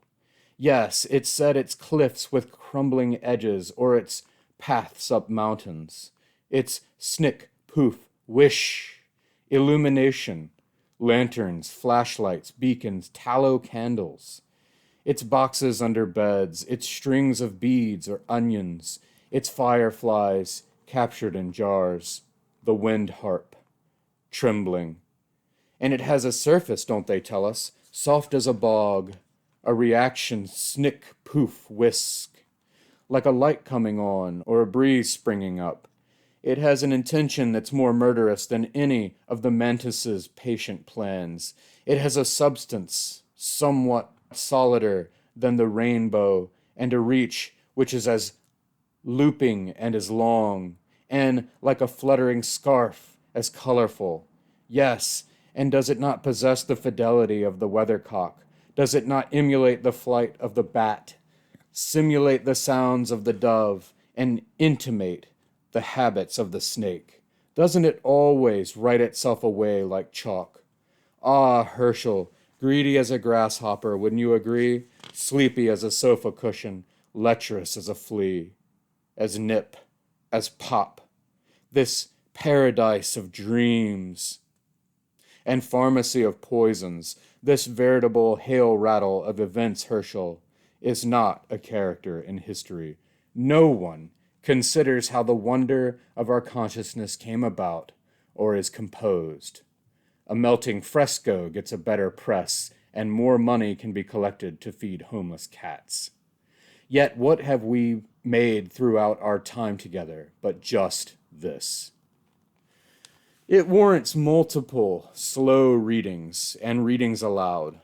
This is partially Gass's definition of consciousness, with its shining twists and harmonies like the twin echoes in That Shadow Show, and its nods to leading thoughts on consciousness like Daniel Dennett's What Is It Like to Be a Bat, to the other references back to the powerful, lingering crystals of the metaphor and metaphysics of the chalk in the blackboard section.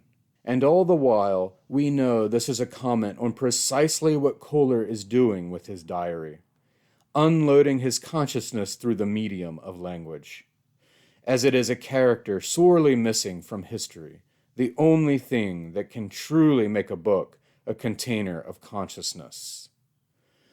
One can't help but wonder if we could take the entire text of The Tunnel, run it through a machine learning algorithm, and create a brain in a vat of Herr William Frederick Kohler. Day 21, March 21st, 2024. Pages 493 through 506. Introducing what is, I think, sadly, the only collection of essays specifically on the tunnel in its book form, and in book form. As with Pynchon's Against the Day, this book is deserving of so much more critical attention. Plus, having been published in 1998, virtually on the heels of the Tunnel's publication, not much time had gone by. Of course, these writers had been reading and thinking about the Baker's Dozen excerpts over the preceding decades. But it's still a fairly quick turnaround, by which I really mean to say that there is a lot of room for future collections. Stephen G. Kellman and Irving Malin provide the introduction and anti-introduction, respectively. Kellman leads off.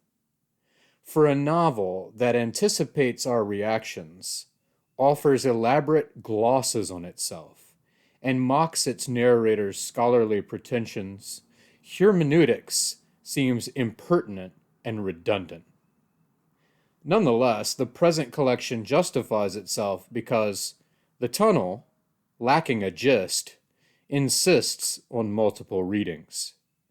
This is very important for a novel like this, and a luxury that professional book reviewers don't typically have in the journalistic world of deadlines, quick turnarounds, and strict word counts.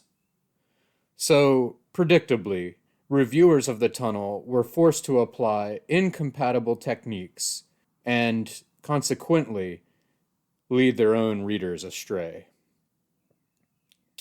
At least one reviewer admitted in their review that they only read it once. Kellman goes on with a stab at a gist of one of the book's threads. It deconstructs history as a contrivance with a counterfeit past and a doubtful future.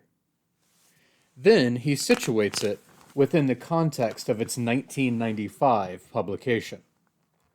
Kohler's call for conscripts to the party of the disappointed people appeared in bookstores weeks before a bomb destroyed a federal office building in Oklahoma City.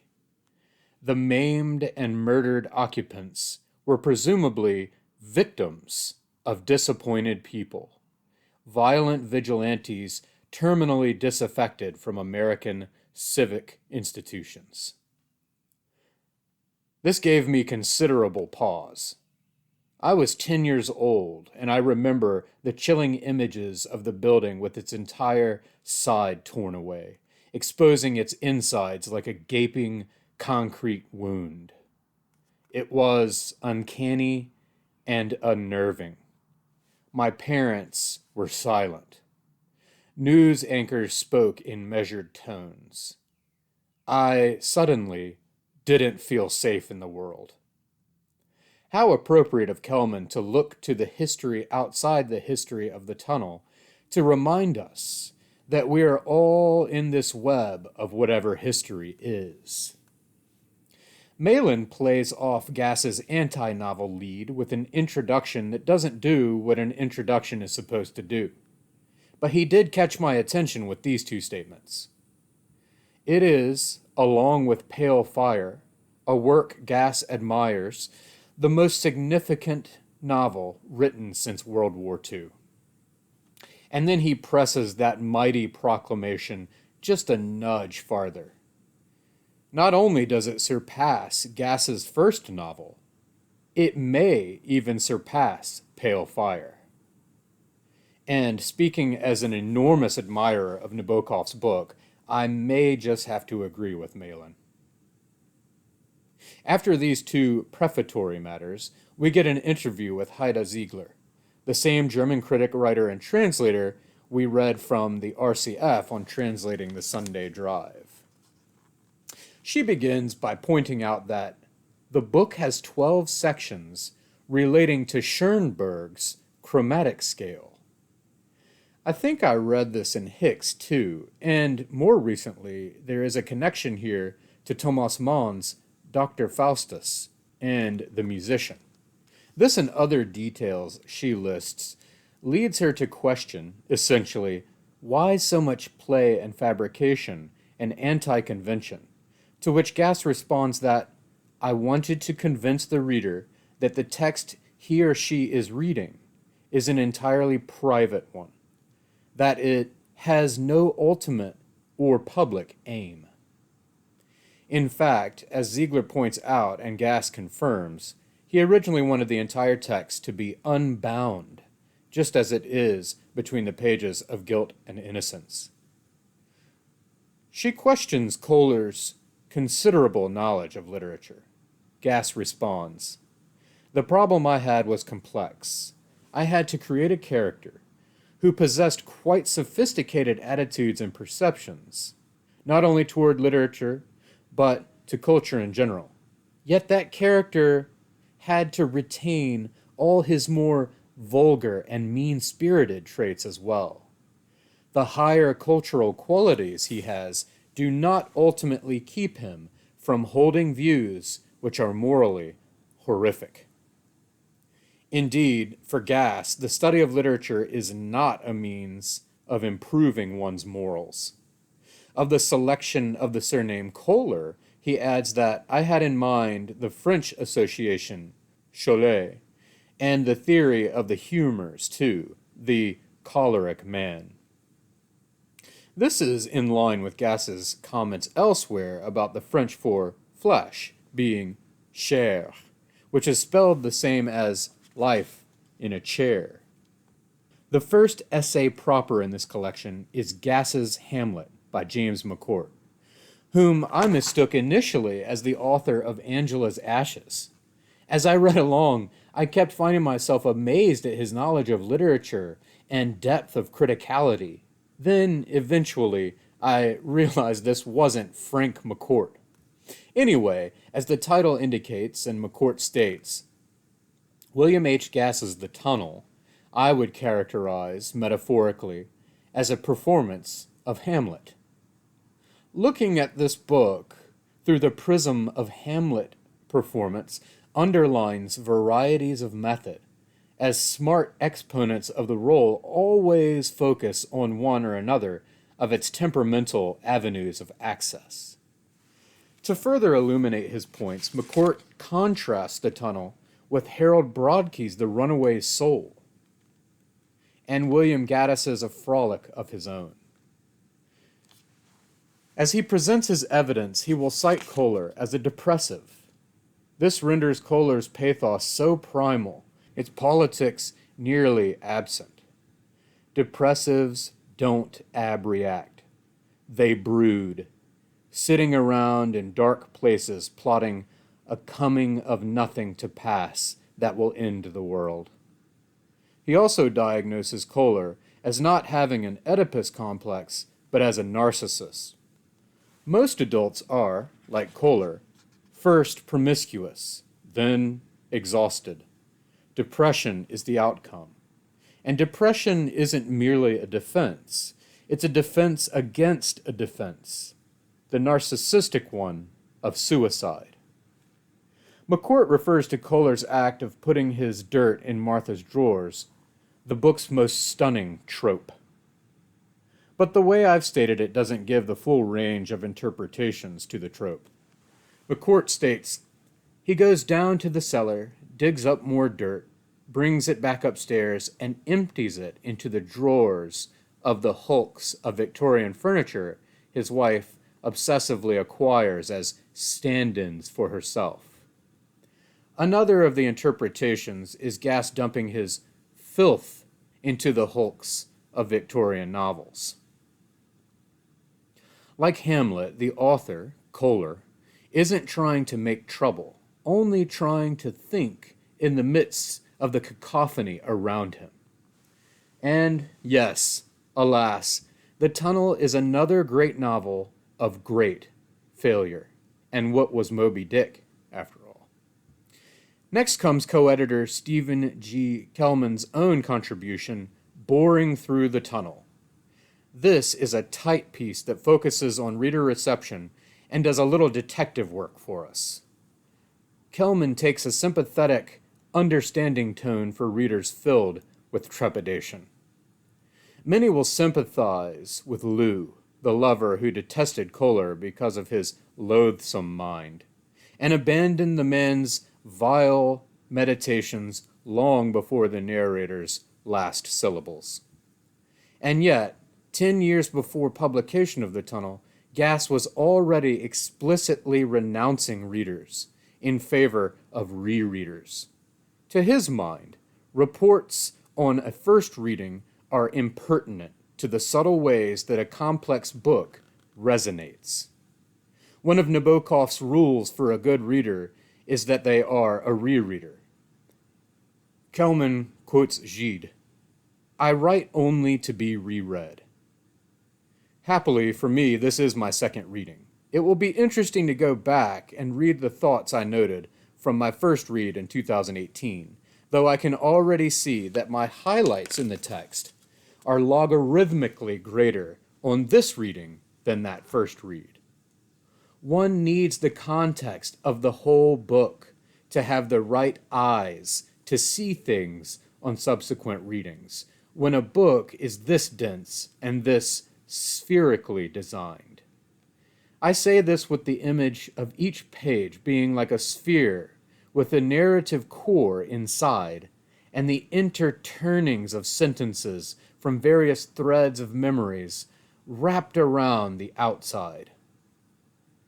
Taking his cue from Kohler's thoughts on the abyss, Kellman says, "What that signifies is that it is indeed an unlikely reader who could or would read the abyss. For Kohler, whose elaborate catalogues of authors reveal a mind saturated with reading, the abyss is, ultimately and irreducibly, the world as unread and unreadable." And still some of us say, challenge accepted.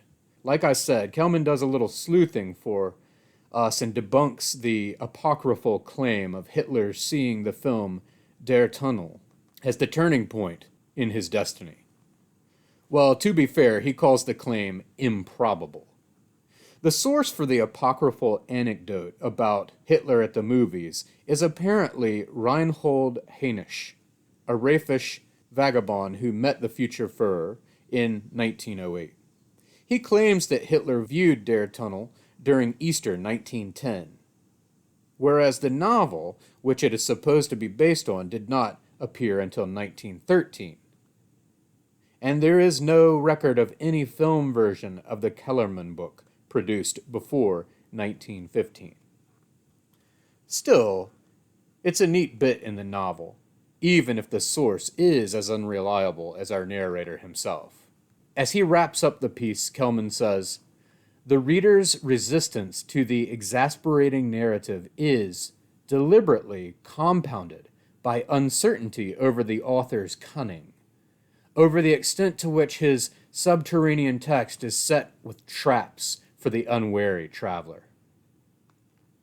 Gass has talked several times over the traps in his book and the hidden entrance to the tunnel. Part of this is in keeping with Kohler's insistence that Martha not find his pages or the entrance to his tunnel that he's digging. But Gass also sets traps to weed out readers who won't take the book seriously, and thus aren't supposed to be there. Further still, he has said that he deliberately made Kohler similar to him to see if critics would give a closer, more sophisticated reading of the book or write it off as Gass himself. And as he said, they failed. It makes me thankful not to be the type of person who's in a rush to get to the next thing, looking for a way to quickly stamp my opinions and call it done. The next essay, An American Faust by Susan Stewart, is on par with James McCourt's Hamlet treatment, and both critics use a range of readings and tools. Its disturbing story is that of the ethical relation between the individual and the collective in the 20th century.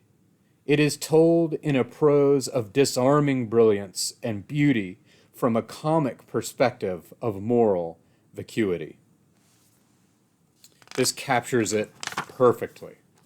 I have long wanted to find the eloquence of a comic perspective of moral vacuity. I think this is an appropriate register. Following the opening thesis statement, Stewart proceeds to assess the individual, that being Kohler, and the idea of history presented, the collective. Then she draws her analogy to Faust, specifically Thomas Mann's version in Dr. Faustus. Kohler is a king of mistaken object relations. There is no cathexis. There is only projection, she succinctly psychoanalyzes. Whatever pity and fear the novel evokes in the reader is, in itself, a kind of narcissistic anxiety about the fragility of one's own animal nature. She then quotes from the ending of Kohler's Guilt and Innocence concerning history, which she sums up, "Here, in the early pages of the book, that being the tunnel, we are introduced to the claustrophobic truth of a history driven by the exigencies of human need." If history is always the construction of an ideological argument, the only task before him can be the construction of his own account, a chronicle of the causes which will cause. Then she goes into Hegel, whom I have to parse very slowly.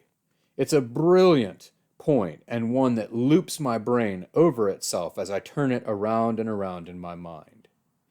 It seems so simple. Like Tabor says, historians make history through rhetoric. So the rhetoric of history becomes the cause of history. Kohler's history cannot be what actually happened. It can only be what he says happened. And, ironically, because he is a fictional character, this is literally true. After I noodle on this for a while, Stewart parcels out another token for me. There is no unconscious in the tunnel, aside from the work performed by the reader, and the reader is never put in a self-congratulatory position of arriving at transcendence or encompassing form. Kohler is digging up nothing and digging toward nowhere. But we should not be quick to call it nihilistic and a willful pons asinorum for the reader and walk away. Rather, this is just to say that the meaning is not to be found in psychoanalytic symbolism. Again and again we're pointed back to, I believe, surface. Like the essay that compared Emerson's transcendence to gases, using his story Order of Insects, there are moments when we want to enter and remain in a metaphysical transcendence like an all-seeing eyeball, convinced that there is a way to achieve this. But it's misguided. There is only language.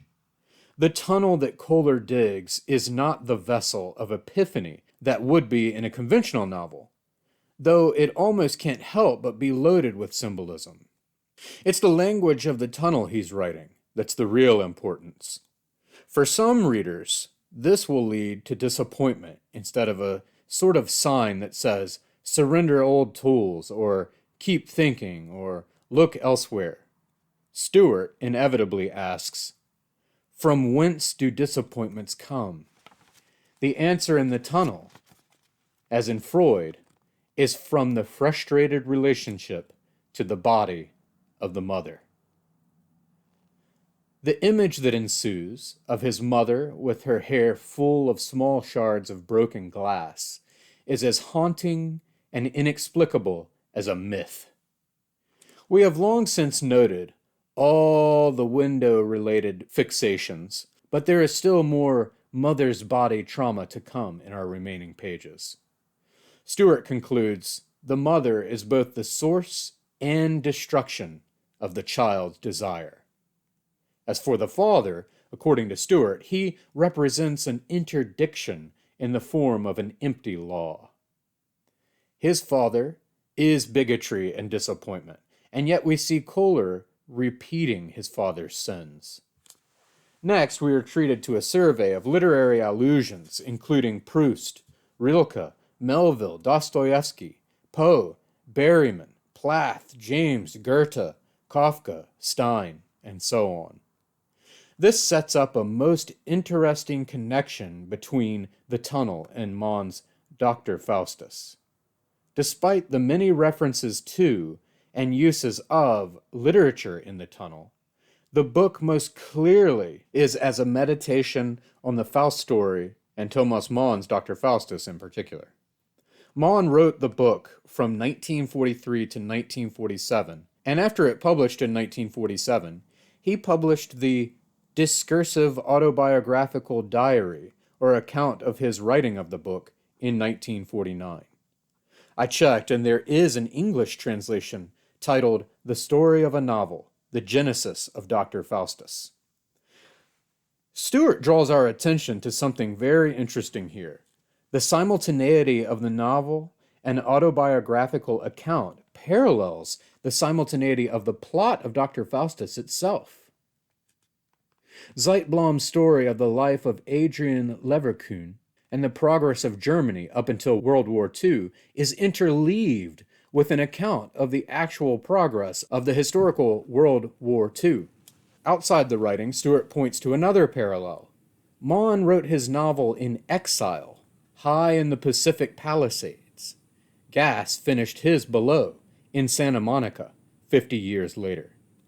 Thus, the conflation of novelistic time and historical time, and the conflation of individual retrospection and the determination of historical cause, are major structural issues shared by both works.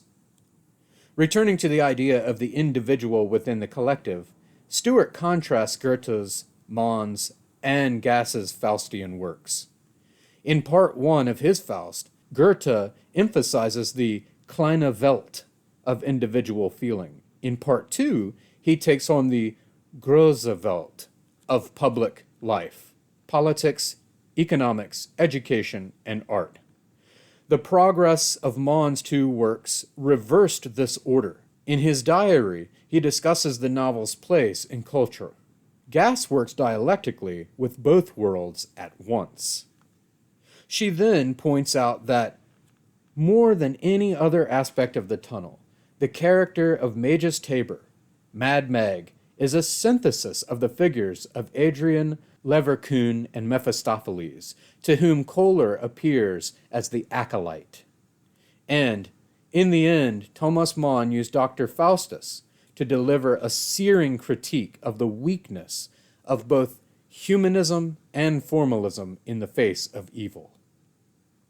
This echoes the diatribe Kohler recently delivered to Herschel regarding how no amount of refinement and education was able to provide the immunity necessary to withstand the evil of the Nazi ideology and program. In today's reading of The Tunnel, we cover the section appropriately titled Down and Dirty, with its various meanings. The most immediate meaning, however, is Kohler's progress with the dig and his near-death experience when the ceiling of his tunnel partially collapsed on him. This is rendered in such excruciating detail that I felt like I was choking and in need of a shower. Indeed, Kohler wonders at the start of the section, what transgression would be handed the harsher judgment, my tunnel or this text? The judge he has in mind is, of course, Martha. But there are more transgressions than just the text in the tunnel. In these pages, we finally get our suspicions about Martha's cat confirmed. Not only did Kohler kill the cat as we suspected, he has buried it in the dirt that he has packed into Martha's drawers. And just in case the symbolism of the dead cat in her drawers isn't enough, Kohler will bring the cat into proximity of its cosign. So how is Kohler releasing his libidinal urges? if his former source is now dead. I slide these sheets between the sheets of G and wonder when I'll run out of history to hide in, or if I'll be forced to double the center of the sandwich with another layer of ham. Now that I've put my dirt in her drawers, I feel differently about the furniture I've hated for so many years. Ostensibly, he's talking about the puerile satisfaction of knocking over someone else's sandcastle. Here, there's, I think, a more sinister and psychologically messy meaning of his dirt having soiled the drawers of his wife, who is a piece of furniture, and thereby burdening her with filthy offspring that he clearly doesn't see as his responsibility. Sadly, though, he ends this loaded metaphor with a truism on marriage. Pursuing our surrogate passions as only those whose natural passions have been blighted can, with unrelievable and relentless desperation. In other words, turning to Freud, the cathexis of the libidinal discharge between husband and wife has been severed, and they each try to channel this into collecting antique furniture for Martha and the study of history for Kohler. But now, for Kohler, even the study of history is blocked. Okay, I know, Freud is so passé, and a pun is much more fun, as Culp repeatedly confirms. So let's end where this section ends, with Kohler thinking of the drawer in which he has buried the cat. Every day I look with Culp's eye at that chest, and I say, catacomb. Day 22, March 22nd, 2024. Pages 506 through 522. In the Learning to Drive section, we return to Kohler's father's royal throne, that being the driver's seat of his car, in which he reigns supreme as a tyrant. In prose as pleasing to read silently as it is to listen to in Gass's now familiar as a friend voice, we get a look at a certain class of men as they hold forth on cars, sports, and politics in the dirty, seedy, too adult auto repair shops of Kohler's youth. All of this is rendered so vividly that my own memories of auto shops and hardware stores and diners and barber shops came flitting back like a movie reel projected on the wall of my mind. I too can smell that grease and oil, hear the whir of pneumatic wrenches, and see the big, soot-covered hands of the workers whose prints smudged every piece of paper and parts catalog in sight. His father's stream of bigotries at every and anyone different from him undoubtedly warped Kohler's psyche and loaded him with both conscious and unconscious biases. But Kohler draws an interesting distinction. My father's animosities, unlike mine, were confined to the human sphere. He did not yell at detour signs, curse a run of red lights, condemn the streets on which he was lost, sneer at speed limits. This observation is limited to behavior behind the wheel, by the way, but it's notable nonetheless. This shift from channeling one's emotions toward other people versus toward objects, in a fit of anthropomorphism and projection, is new for Kohler, a new development in human psychology that incorporates things or objects as part of the human landscape. In my own field, I have watched what's called the IoT, or Internet of Things, rise out of our increasingly interconnected world. Cars, garage openers, alarm systems, GPS devices, these are all part of the Internet of Things. Inanimate objects connected to and flowing data in and out and over the internet that are not human. And with the continued developments in AI, we are becoming increasingly comfortable with employing objects as assistants the way we once sought help and input from colleagues. So the transition from human to object repeats itself in our man-made and human input internet playground. We have created it in our own image indeed.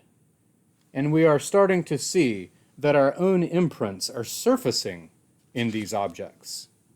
I just read an article where people were falsely convicted of crimes that an AI program told police they committed. A firm investigated the data and the algorithms, and turns out the machine had a racial bias. But it's not the machine's fault, of course. That bias is an imprint of its makers. Kohler's generation and class have gone beyond the human, manual, physical world of his father. Kohler Sr. got his hands dirty and worked his bones into dust.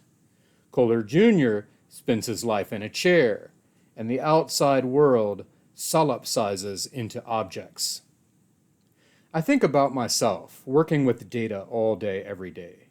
Data is even less real than the plastic I imagine Kohler's father ridiculing. How easily we accept such things into our world. What capacity we have to welcome that which we ascribe consciousness. For don't I often talk to the data with which I work?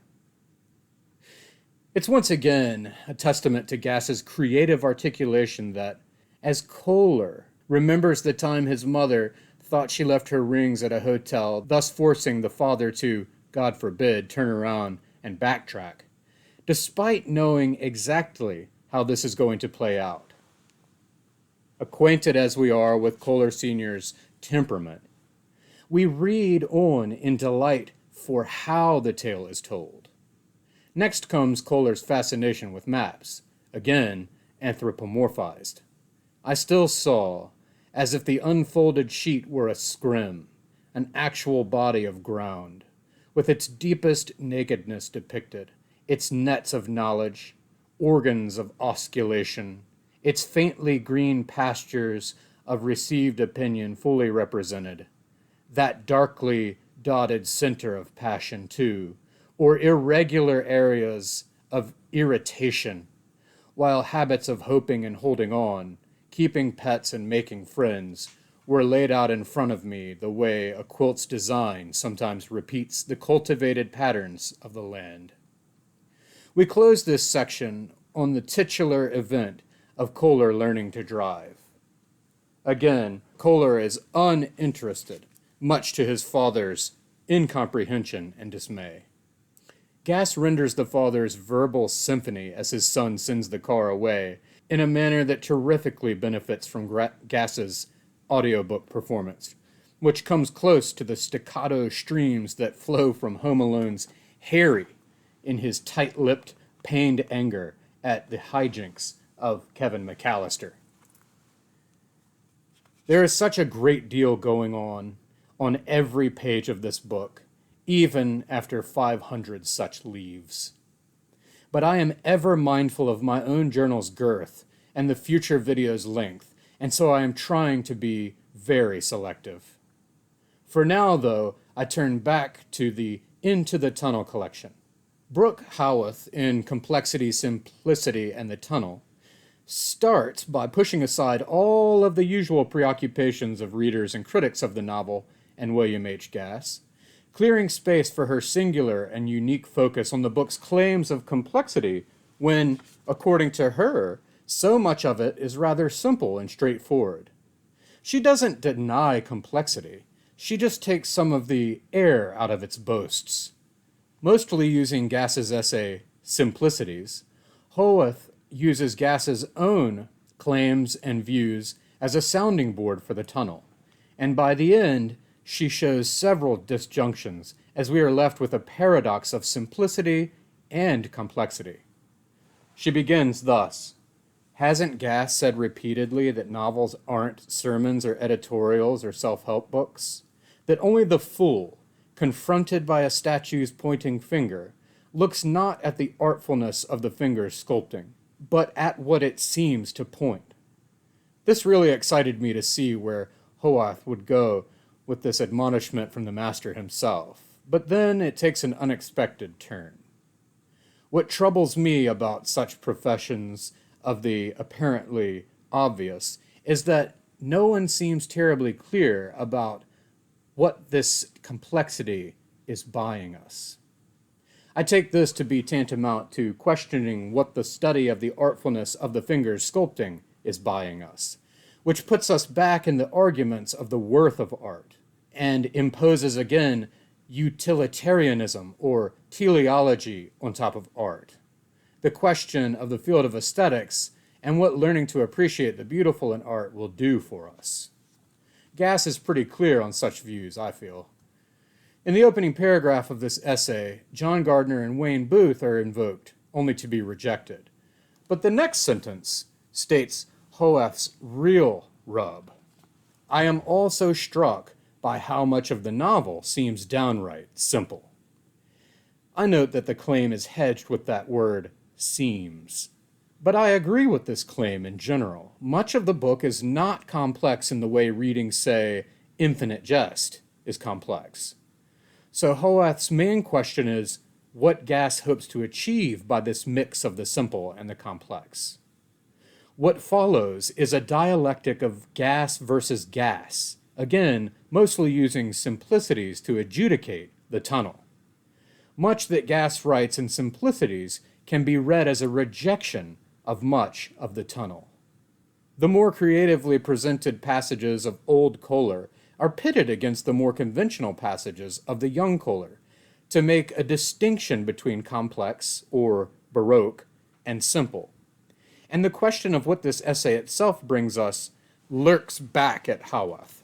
The pointing finger statue has several fingers pointing back at itself.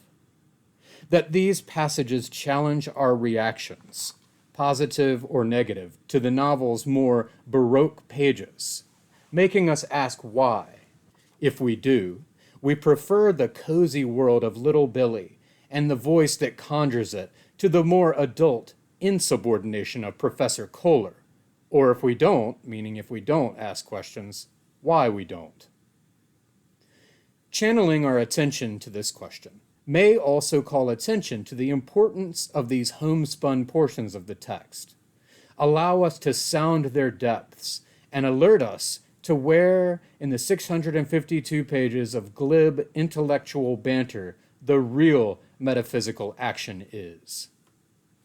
It is true that many potential readers are totally turned off by adult Kohler, and that, of the few friends I have who have finished the novel, their longest-lasting and fondest impressions are Kohler's childhood memories. So Hoath has her finger on something very real, a real divide, and I think something that gives the wary reader or potential reader another way of thinking.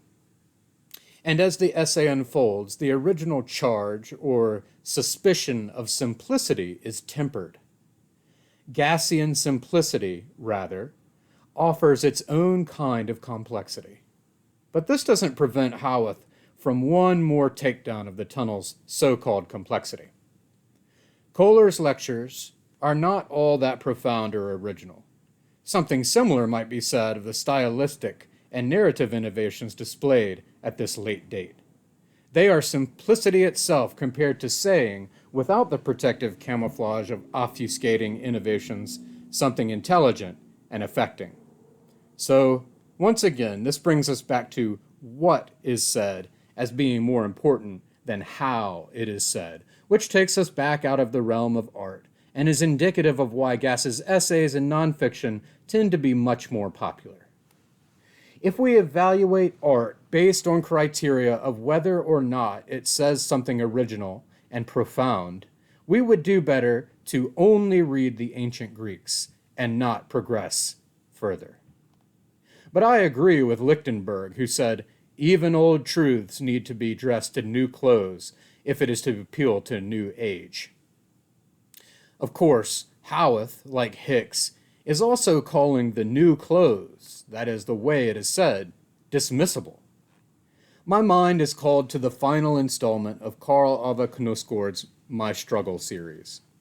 Many people balked at the extensive essay on Hitler, whose own book, My Struggle, loomed over Karl Ove's, in the middle of the book, already testing its seams with girth. One of the major points he leads to is this: we know, every one of us knows, even though we might not acknowledge it, that we ourselves, had we been a part of that time and place and not of this, would in all probability have marched beneath the banners of Nazism. People, expectedly, did not like this, and many struck it down as an unoriginal thought. But to me, what makes this conjecture really effective is the entire essay and the entire series wrapped around the idea.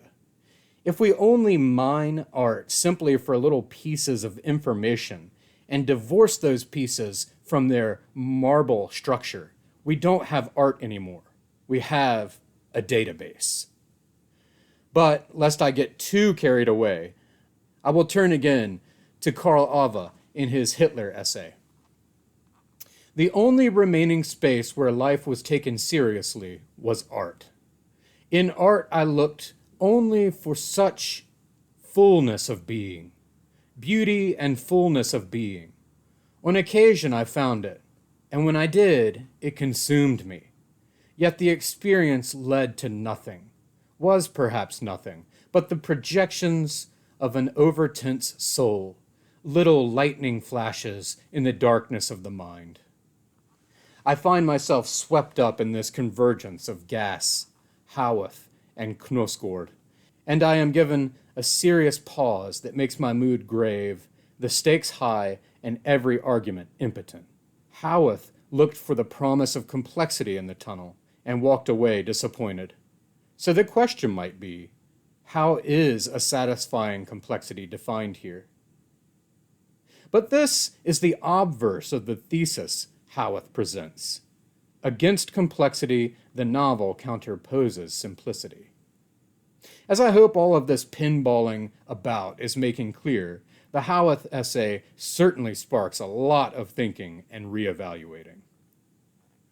Next, we get a great piece by Jerome Klinkowitz that looks at the Proustian aspect of the tunnel through the Suites excerpt that was published in RCF in 1991. I note all of the different literary lenses already used in this collection to treat the book: Hamlet, Faust, Proust. Klinkowitz's main question arises thusly: all of this emphasis on suites, childhood, and time recovered from the past recalls Proust's similar quest and the Madeleine's role in catalyzing it.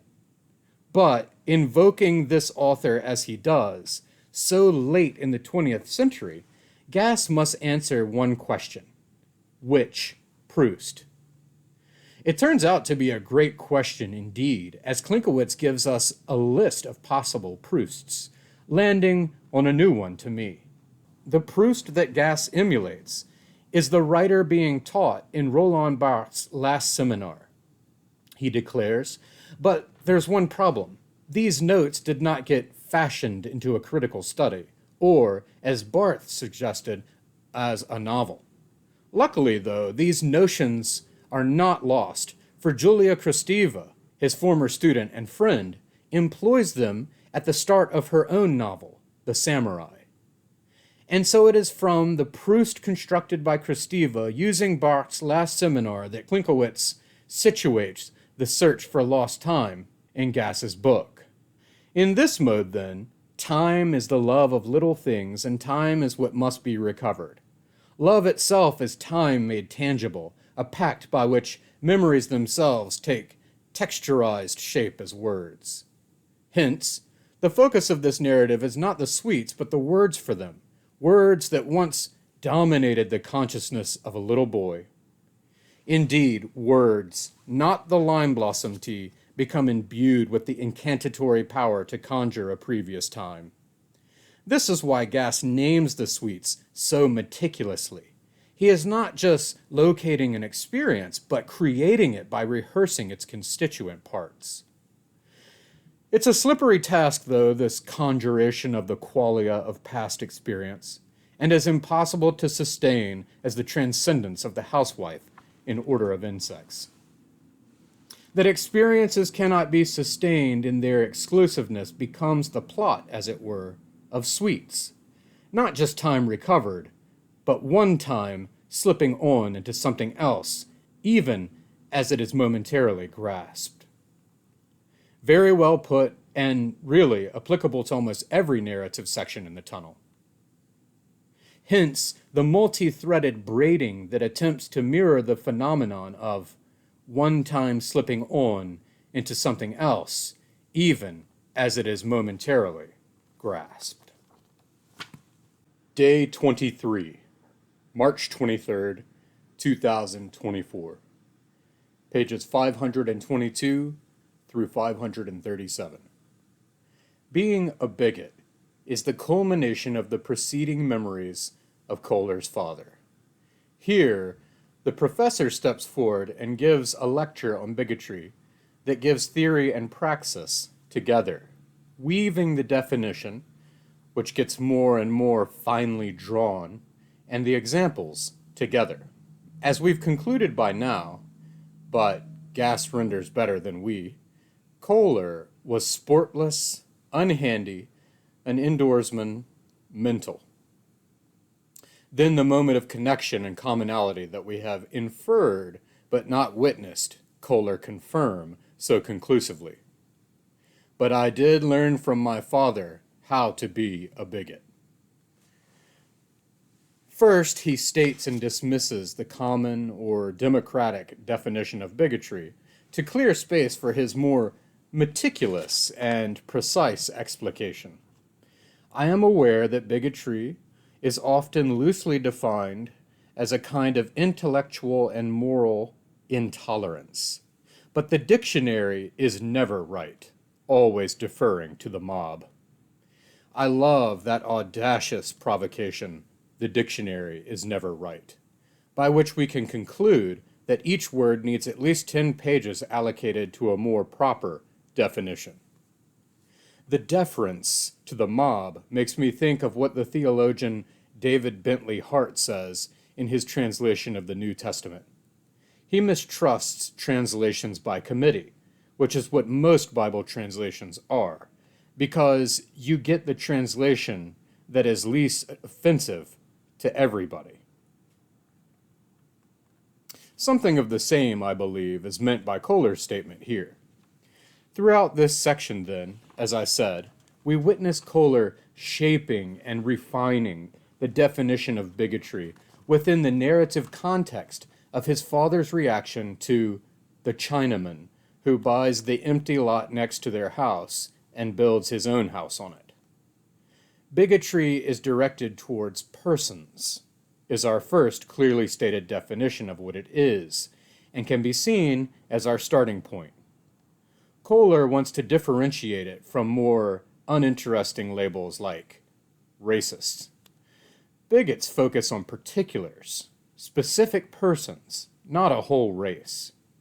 Bigots also consider themselves empiricists, which is concomitant with the particularity in nature. Yes, the bigot believes in details, in specifics, we are told. And we will be treated to a great many examples of this, courtesy of Kohler Sr. And, of course, all these empirical pieces of evidence will not remain such. Eventually, the facts begin to slip away into the realms of myth, where all facts go in order to remain immortal. After this hinge statement, the father's invectives will turn to the absurd and outrageous. The claims of overactive procreation and proliferation of offspring will suddenly jump to claims that they all copulate right on the front lawn. Halfway through, Kohler augments and amalgamates his definition. The bigot is a person who has suffered an unmerited injustice, one which hasn't been put right, and woe to others if he ever has a chance to get his own back, to take what has long been his: property, power, and honor, from those who have traduced his principle and scorned his manner of existence. If we can't help but think about the rise and revenge of the Nazis, it's because, for Kohler, political parties exist to organize and institutionalize human weakness, which is one of the most oft-quoted bits of this novel. And he goes on, "It is their one success. The Nazi movement was a pinnacle, but it peaked only for a moment." If one can stomach such statements uttered with lamentation, the tunnel might make a fine study of the disappointments of transience in human life. Kohler moves from the external to the internal properties of the bigot. In order to understand a bigot from the inside, you need to know what it is like to have a set of feelings you prize beyond price, and of which you are at the same time ashamed. Now this, in my opinion, is the most striking thought in the whole section. And I think the implication is that the bigot is either consciously unaware of this shame or actively repressing it. But what a thought exercise to imagine holding an idea with a passionate iron clasp, while at the same time being ashamed of it. This sort of schismatic dichotomy, then, naturally leads to the bigot is born with a fear of failure. As he wraps up, he points out that no one is exempt from being or becoming a bigot. Bigotry is not confined to the male white race, although, as usual, their practice of it is exemplary. When I first read this section, I read that final part of it as sarcastic, but I think Kohler intends complete sincerity, given all the other evidence. This does keep with his view of all of humanity as evil and being 1 ounce of power away from corruption. For Kohler, the white male is exemplary in bigotry only because the white male has held power for so long. If the power becomes monopolized by another narrow demographic, things wouldn't be any different. But instead of getting into the thickets of such an argument, Kohler presents a case that is deliberately stripped of gender, race, belief, and so on, to prove a point about humanity. If we were each as identical as twins, I would scratch your face to hate the scratch which spoiled your looks and improved mine, while you would say the scratch set you apart and made you more interesting and gave you a purpose in life, to scratch me back 1,000 times. As much as I despise Kohler and abhor his belligerence and misogyny and racism and hatred, there is a stunning truth to this case, and one not worth dismissing. Which reminds me that we are, after all, I believe, starting to witness a turning point in Kohler. Not that he is going to have a change of heart by any means. It's more that the reader is getting exposed to some softer or more reasonable spots within his darkness.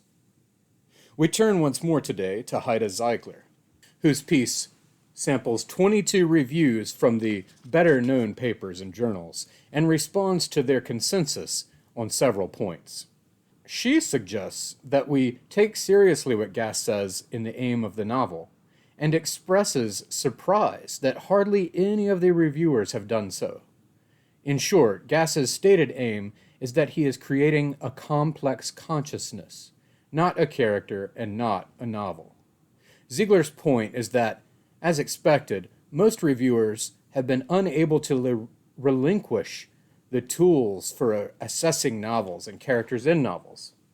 But as she says, Gass's novel could then be seen as an apotheosis of subjectivity, a subjectivity so extreme that, in order even to exist, it has to hide between the pages of objective history. What does it mean, though, for readers not to see Kohler as a character? It's almost impossible to do or to explain. Again, we have to wonder what we would make of this book if we really did find it hidden away in a history manuscript, which is really how Gass wants it approached. I admit that I would likely not even want to read it or start to read it if I knew it wasn't a novel by William H. Gass, which is inevitably how I think of it. I think Ziegler helps point the way to the right readerly mindset when she states, since the narrator has no identity as a character, he constantly anticipates critical judgments other people may be passing on him.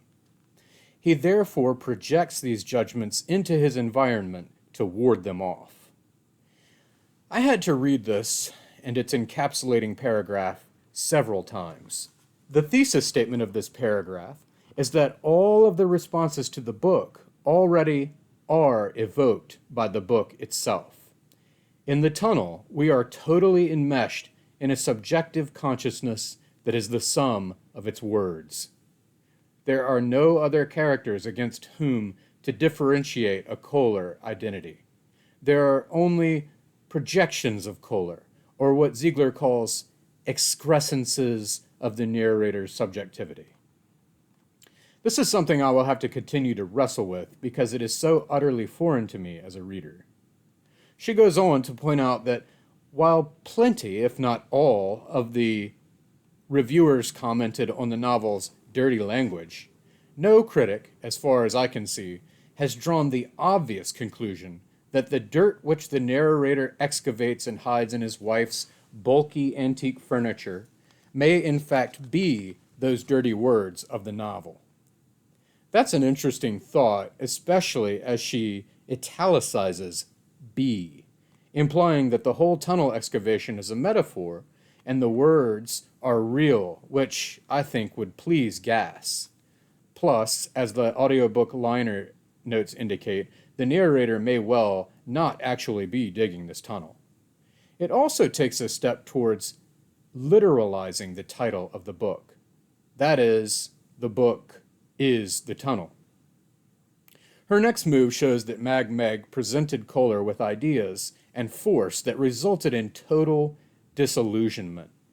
And since only an ideal will help us cope with the dirt of life, becoming disillusioned means that we constantly need to dispose of that dirt, which sets Ziegler up for a striking way to properly situate the author, Gass, and the narrator, Kohler. Gass preserves the dirt that Kohler attempts to get rid of. Then she moves to the reviewers who ridiculed the playfulness of the first 100 pages as nothing new in postmodernism. As stylistic devices, however, Gass's drawings, cartoons, and frequent changes of typeface are by no means a sign of postmodernism. In other words, Gass isn't trying to be formally innovative to push the boundaries of postmodernism's antics. As he has said elsewhere, he is trying to capture the private doodling and daydreaming of Kohler on his secret pages. And, as Ziegler points out, Gass employs the mass culture expressions of our times to achieve excess, but he thereby simply extends a tradition. Rabelais is offered as a precedent. The next point of contention is one that snagged me the first time, but that I savor in a more nuanced fashion this time. His message is not that all of us are fascists, but that there is always the danger that the fascism that lurks in our hearts might erupt, that we will become fascists. She points out that almost every reviewer missed the point that Kohler was not always repulsive. The narrator was not repulsive as a child. He was merely lonely. The whisper issuing from somewhere is not total condemnation, but rather a warning. Given the right circumstances, economic, insecurity, a time of depression, and given the right seducer, a Mad Meg for intellectuals, the Führer for the Germans, a leader on horseback for the Americans, your everyman will follow that leader simply in order to flee his own loneliness, as well as what he believes to be undeserved misfortune. This sounds exactly like the excerpt from Book 6 of Karl Ove Knausgaard's My Struggle. Another charge leveled against Gass is that of nihilism, but Ziegler quickly dispatches this claim. He, Gass, has devoted 26 years of his life and 650 pages of his art to the fascism of the heart, and this means he has taken a stance. This seems enough for her, but I can't help playing devil's advocate and asking, isn't nihilism still a stance? Let's turn to Donald J. Greiner, who looks to Gass's address at the Modern Language Association on the sordid occasion of the fatwa issued on Salman Rushdie by Islamic fundamentalists in response to the satanic verses. Greiner makes the distinction that Kohler is Gass's example of a writer who digs his own tunnel and incarcerates himself, whereas Rushdie has the tunnel forced on him. And Rushdie is a hero whose cry is heard by a sympathetic world, but Kohler deserves our sympathy too. Pause. Yes.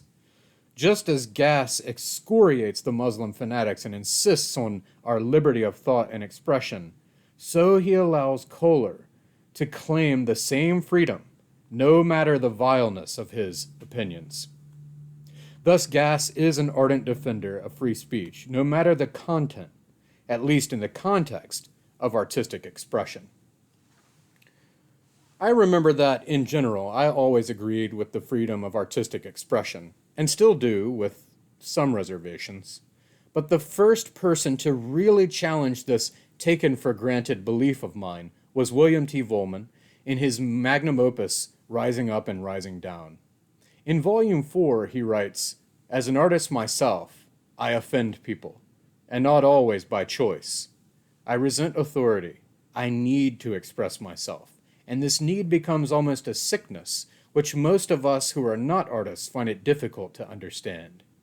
Where do my rights end? If my nature is predatory, should I be allowed to express that? We must each of us decide how far we are willing to let authority's ocean wave rush up our shore, and where, if anywhere, we choose to build our pathetic doomed dikes of wet sand to keep authority from overrunning us while we can." As Greiner says, Gass recognizes, of course, the power of language, and thus understands the threat Rushdie's satanic verses poses to fanatical Muslim clerics. The sad irony about Kohler, however, is that he persuades himself his book is harmless, much like the brick he hurled through a window on the terrifying night of breaking glass in Germany, but that appeared not to make a sound. Indeed, irony abounds. Gass keeps irony in the forefront, showing that Kohler is a master of language, but a hostage to words. Putting charges against Kohler's speech in the context of Rushdie's fatwa, not to mention his more recent stabbing, really highlights our contradictory nature. By the way, Rushdie's memoir, Knife, comes out next month. The last thing I'll note from this essay is that we are given yet another literary forerunner for Kohler, Poe's Arthur Gordon Pym, whose seafaring adventures take him into his own psyche, though, as Greiner points out, Pym doesn't go as deep as Kohler.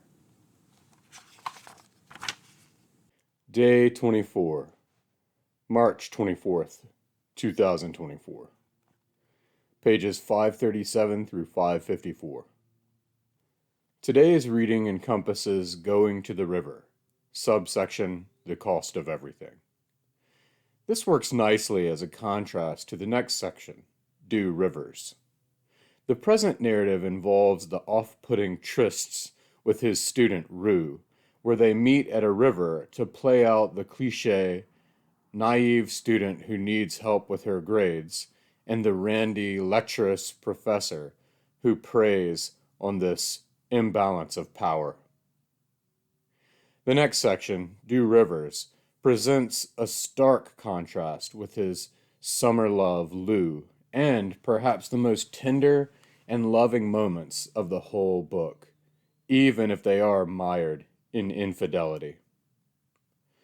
So, as ever, these memories are blighted.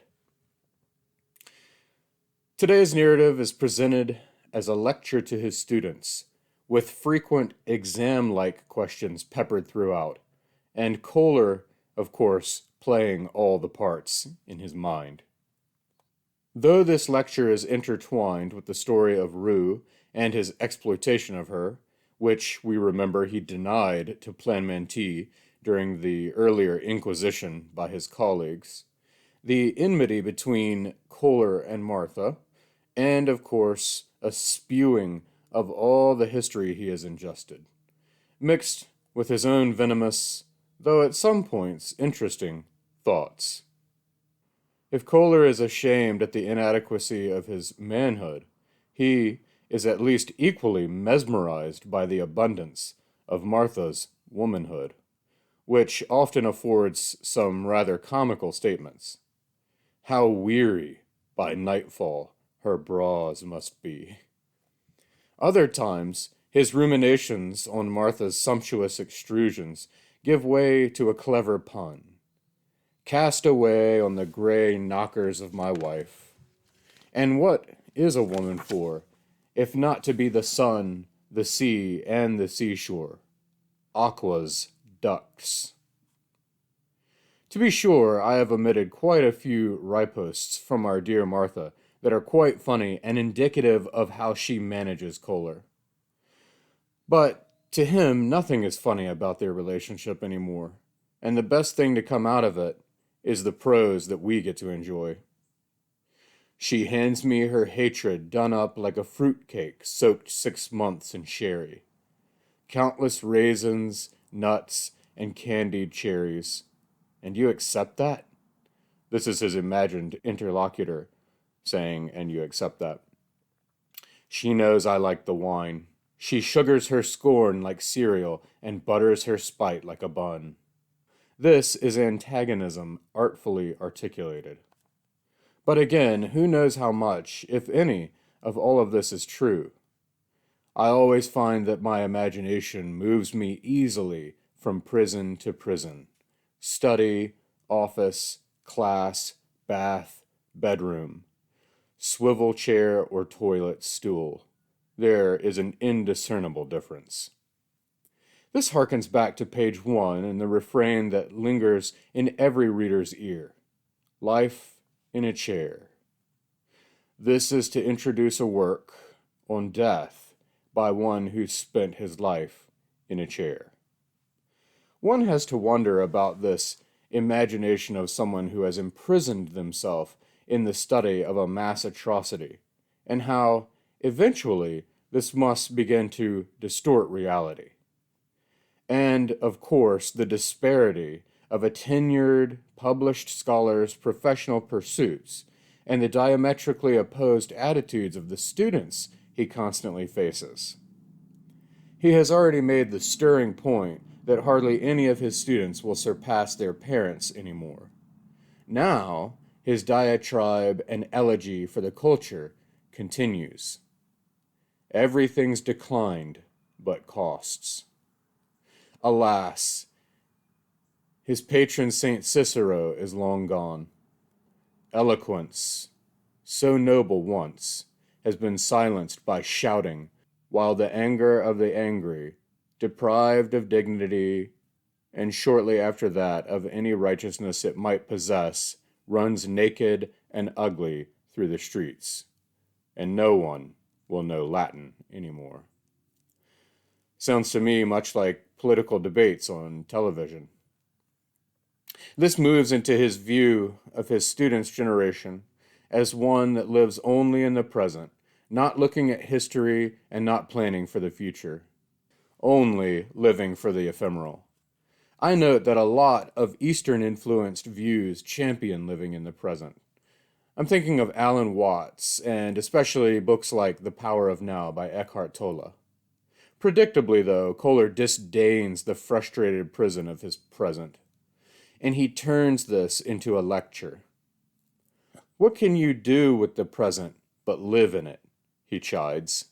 A brief and trivial pastime, and I fancy not a single figure in the whole of history who was worthy of its mention kept his eyes so laced in his shoes when he walked, as you students do.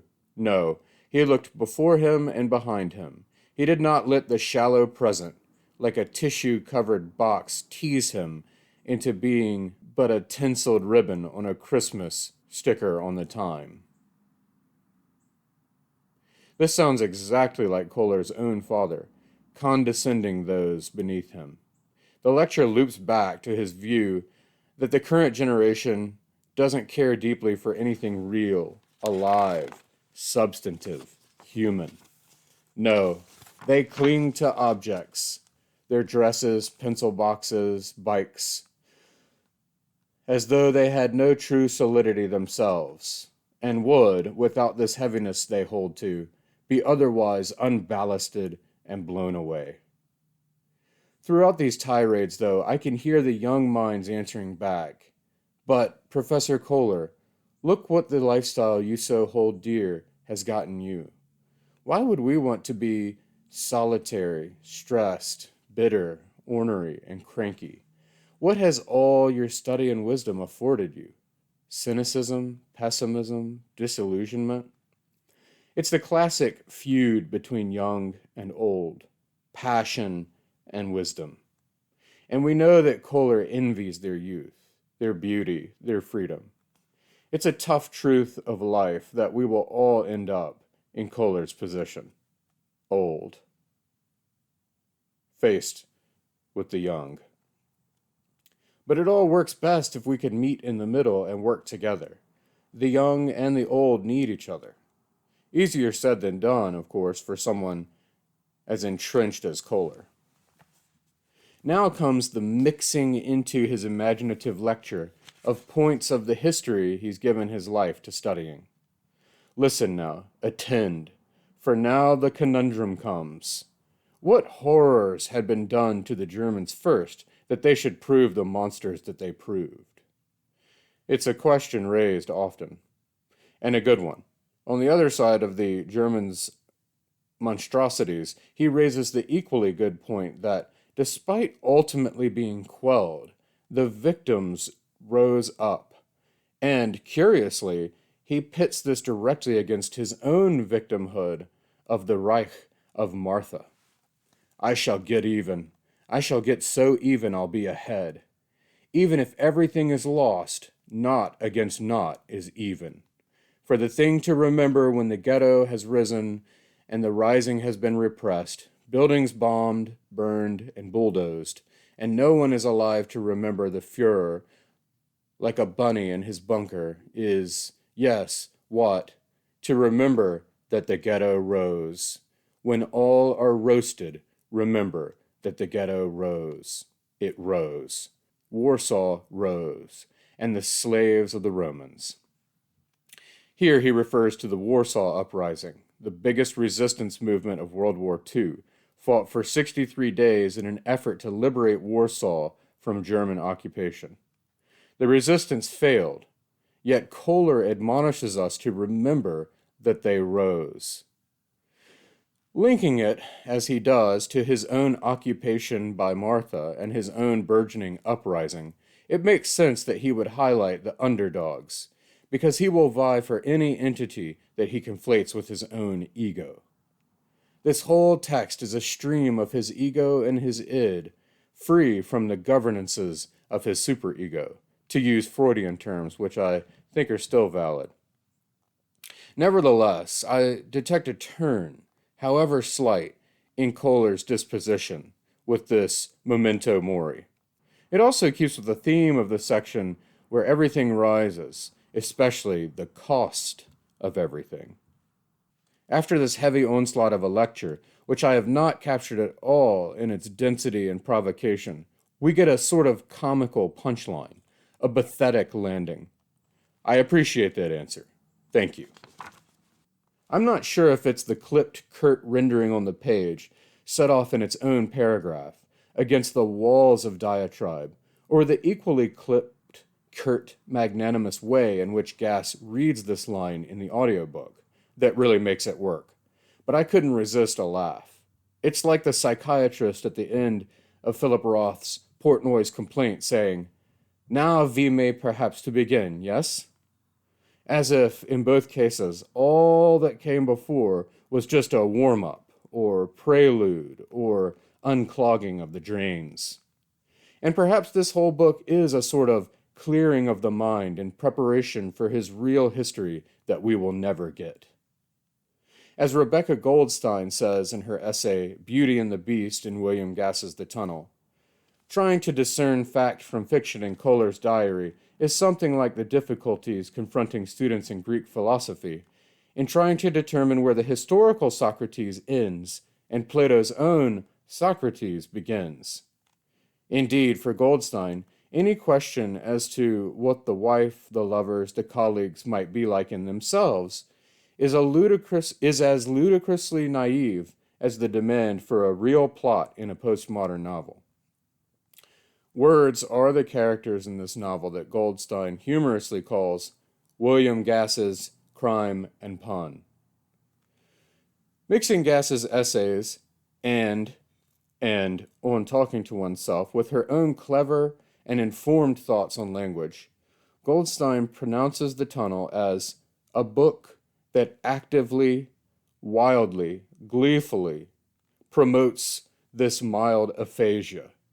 The aphasia she's referring to is that bizarre phenomenon where a common word begins to sound strange in your ear and it momentarily divorces itself from meaning and familiarity and suddenly draws attention to itself. Words within this context, as in con artist, flaunt their bodies shamelessly, wriggling their parts and doing undreamt of, but not unspeakable, things to one another. To drive home her point about the centrality, or perhaps the sole existence, of words in The Tunnel, she looks to that logomaniac, Mad Meg, who, she says, reads the world as a postmodern novel, with words the only value-weighted character and everything else completely up for grabs. This short but witty piece is followed by author Saltzman's The Nightmare of Relation, who, among several other matters, takes on the backlash on grounds of Gass's exploitation of the Holocaust for art. The question that arises regarding The Tunnel is not so much whether or to what degree language achieves non-mimetic existence, as whether it is grotesquely opportunistic to make poetical capital out of a heap of corpses. We have faced this question before, but I include it again because of the way Saltzman states it, which happens to mirror the point Saltzman makes in response to the question. Poetic language does not override established facts, but it can help defeat conventional responses to them. Furthermore, poetic language may also license a mode of inquiry, exacting a fuller measure of reality by expressing it in self-conscious yet disarming ways. This recalls Leland Ryken's comments in his book Realms of Gold that fiction may be truer than fact, because fact only tells you what happened. As Kohler declaims to Herschel, history has omitted the character of consciousness for its chronicle. Thus, just as I've included Saltzman's articulation of the response because it opens up new ways of thinking about something that has been brought up before, so, too, does Gass's treatment of the Holocaust, even though we are to see this as a background or shadow subject. Even because we are to consider it as such, brings new contours to our observations. Going a step further, Saltzman summarizes one of Kohler's early messages. In other words, an honest memorial should not cover up the casualties or stanch the flow of blood. Getting to this point from the opening of the piece, which indicts art on grounds of insufficiency and illegitimacy, constitutes the bulk of the argument. And along the way, Saltzman provided me with several insights. For example, he points out the relationship between Kohler hiding his true history between the pages of his manuscript and the same ingenuity as his mother once did in concealing her supply of gin. He also reminded me of Kohler's comment on the affair with Lou. We were happy, because we had no history. This assessment is really interesting in light of the charges he levels at his students about their myopic present tense living. So, beyond just his envy of their youth, there may be a part of him remembering his summer of Lou, his summer of love. And of course, the ever-present nagging of whether the study of history has or has not been a waste of his life. From poetry in his youth to history in his maturity, what is worth doing becomes the looming question again and again. Per Saltzman, what poetry and history share is the futility of being ways of saying. These are clues as to why, as Saltzman puts it, Gass's most notorious characters busy themselves with articulate elsewheres. The feeling of discontent and wondering whether we should be doing something else universalizes Gass's work. Lastly, this essay draws a comparison between the plague of grasshoppers and the victims of the Holocaust. Saltzman, it is the size of the spasm that confers attention in any history. What is true of grasshoppers is true of the Jews. Their doom gives them dimension, and the sheer dimension of their doom ensures their remembrance because it takes so many of the anonymous dead to make a shadow long enough to reach us. Day 25, March 25th, 2024. Pages 554 through 569. Today's reading includes Dew Rivers and part of Sweets, both of which feature the theme of a kid in a candy store, one metaphorical and one literal, and both encompassing Kohler's signature mix of pleasure and pain, joy and disappointment.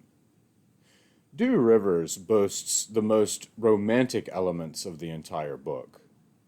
The narrative takes its title from the command-like request of Lou to Kohler to run his fingers along her body in the shapes of rivers that he gives names. When he states that rivers were a way of writing, it struck me that the most romanticized actions of the tunnel are writing. And, once again, there's a subtle ambiguity thrown over Lou. Dew Rivers. I remember the command as a request. Nonetheless, I invented them, if not each one of their occasions. Okay, so this casts a doubt over the veracity, specifically of doing the rivers. But, by extension, and along with all the other evidence, we can't be sure that there was a Lou or the summer of love. Thus, in the end, the only thing that's real is the writing, the language. Like I've said, this episode reveals a more tender, sensitive, soft Kohler. I was hoping, though, to transmit, through the moving touch of my fingertips, a feeling for her form, which would include and shape her spirit. These moments of love are powerful, especially when this can be said of a hardened personality like Kohler. What she yielded to me endangered my brain's customarily cynical and sardonic, I would prefer to believe frank and honest, ideas, because my views altered as I watched her. Sadly, of course, these feelings are not reciprocated by Lou, leading him to coin the term unrequited rivers. Toward the end of our affair, I did inscribe across her broadest blank side, "You no longer love me," in capital letters, which couldn't flow, and which consequently roused her from the land of Nod. This is a powerfully evocative image, a detail that only the best of novelists could contrive. Very emotional and dramatic, dripping, as it were, with pathos. Quick aside regarding Gass's reading. In the sentence that begins, "It was rather, for Lou, a kind of hind-end hypnosis," Gass actually says in the audiobook, hind-end hypothesis. These malapropisms are very rare in the audiobook, but always amusing, and, I think, worthy of a study of their own, the discrepancies between text and audiobook and what they might reveal. He also pronounces portrait as portrait, which always stands out to me. But Gass has taught me how to pronounce so many names of people and places and rivers and so on. It is from him that I learned to properly pronounce the name Samuel Pepys. So for me, that's a big plus of audiobooks, learning proper pronunciation. Okay, back to the point. Two close proximity statements pop out from this section. First is the beautiful figuration of how Kohler felt spooning Lou after love. When I held her, I held myself as though at the end of a buoyant string, because what is a balloon but rubber-rounded air wanting to rise? Take some time to let your mind taste that sentence for a while by pausing this video as I paused the audiobook. The soon following statement is, all existence is comparison. Said another way, all existence is simile. I think Gass would approve. Not too much later, we get another exemplary simile. Cheeks sucked so the whole face seems as squeezed as a juiced fruit. Existence is simile, is comparison, is language. And language is always honest. Language does not lie, only its users. I think barrel suckers say that about guns. Notice how lover is mostly spelled by using over, and sex is 2/3 X. There's a lot packed into these few sentences. Language is always honest, snatches up our attention because it's a definitive statement and we are thus prompted to challenge it. Then it follows with a revision that attempts to persuade those who didn't immediately agree. Language does not lie, only its users. Now we have the idea as words, as perfect forms separated from the tarnishing fingers of people who have the capacity for misprision. This triggers, if you'll forgive the morose pun, the common pro-gun mantra that guns don't kill people, people kill people. Guns, like words, are pure potential when divorced from their function and use. And finally, he proves the built-in honesty of words that bolster not just the argument, but the narrative context. Over is baked into the word lover, and X into sex. So language has the potential for truth, but it must be handled appropriately. The way lines of poetry, perhaps, are hidden in the general terrain of a language waiting only for a thought to take its course and gently connect one innocent word with an unsullied other till something repeatable, even memorable, is written, gets said. This presents the next link in his linguistic theory. The rivers must repeat to remain in character, and then you can step into the same river twice. Take that, Democritus. Naming is the first condition of history. Adam's task has already been invoked. Naming is knowing, all right, because the name is what we know. Only gas could pull off a narrative, if it can be called that. The more generic piece is probably better here. Only gas could do this. The memories of his intimate and idiosyncratic moments with Lou turned into a metaphysics and linguistics discourse, all told in a poetic mode that is aware of and inspects itself. And I'm inclined to note that this nearly applies to every page of the tunnel. We've read already a treatment of Sweets, which begins with an uncertainty as to his age at the time of these memories in a way we don't see elsewhere in the tunnel.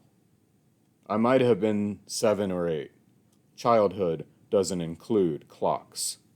Well, I might have been 8 or 9. 9. 9 is more likely. At least it doesn't include clocks that clock. So, maybe, conceivably, I was 10. This is a great way to express the timelessness, the infinity of childhood. Everything lasts forever, and nothing is precise. It also swats away the preoccupation of precision that is incompatible with the endless summer days of childhood. Here, we get a glimpse of the prelapsarian Kohler. Nothing but weather ever happened along the way. I remember I liked to skip. Skipping is like sailing, I suspect. The fall of Kohler will happen, of course, beginning with other boys making fun of his skipping and calling him a closet Mabel. Like Rousseau said, man is born free, yet everywhere is in chains. But this section does a great job reminding us that Kohler wasn't always the tyrannical crank he is now. We change so much with time. Indeed, time is a great wit, though we rarely laugh at it. He remembers a bully along his path to school and the candy store, but even this possible source of loathing is brushed aside as basically inconsequential by the unjaded euphoria of his youth. He remembers the bully's shirt, stained irremovably with food spills the shape of lakes, thus linking this episode with Herschel's New York Finger Lakes and Lou's rivers. In a fit of frustration at assembling a puzzle of the United States, Kohler once threw the pieces everywhere. I recollect there was, afterward, always a hole in the southern tier like a great lake, like one of the stains on Freddie's shirt. At this point, he has located the bully's name as Freddie. So many elements of the tunnel are linked in this narrative. Rivers, time, geography, memory. Things that flow and shape and mold and pass and link and lock and shift and form and demarcate. When Kohler moves into the memories of the candy stores, the poetic style recalls those tubs of ice cream earlier in the book. They were cool and dark and odoriferous. The scent of citron and ginger and cinnamon colored the air, and the smell of chocolate was everywhere like a shared low whistle of surprise. The promise of pleasure is a pleasure as insidious and enervating as a pain. There were those liquids waiting to be drunk, all those creamies eager to be licked, those buttons begging to be bitten, chewies to be chewed, mallows to be gently mushed, leisurely tongued, and slowly swallowed. We note both the erotics of the language that is a staple of Gassian prose, but also the verbs that evoke pleasure and pain. He is just getting started on his extended resurrection of the candy store and its goods where today's audiobook breaks. Marcus Klein's Guilt and Innocence in the Tunnel is not a very good piece, and not only because Klein doesn't think The Tunnel a very good novel. Klein falls in with the reviewers who read a book once, and not very well, seized on a few inconveniences, and offers a review that will, admittedly, only appeal to those who read in the same way. Several things indicated the looseness with which the book was read, such as, he seems to know the name of only one of his two sons. As we have seen, Kohler clearly does know the names of both sons, but one of them Martha chose just to spite him, and he will not say. He also talks, or rather complains, about how much of the book is given to Kohler's complaints about his life, and how much of the novel is Kohler's recollection of losses, and how much of the novel is given over to memories of Kohler's boozy, vague, sloppy, besotted, mortifying mother.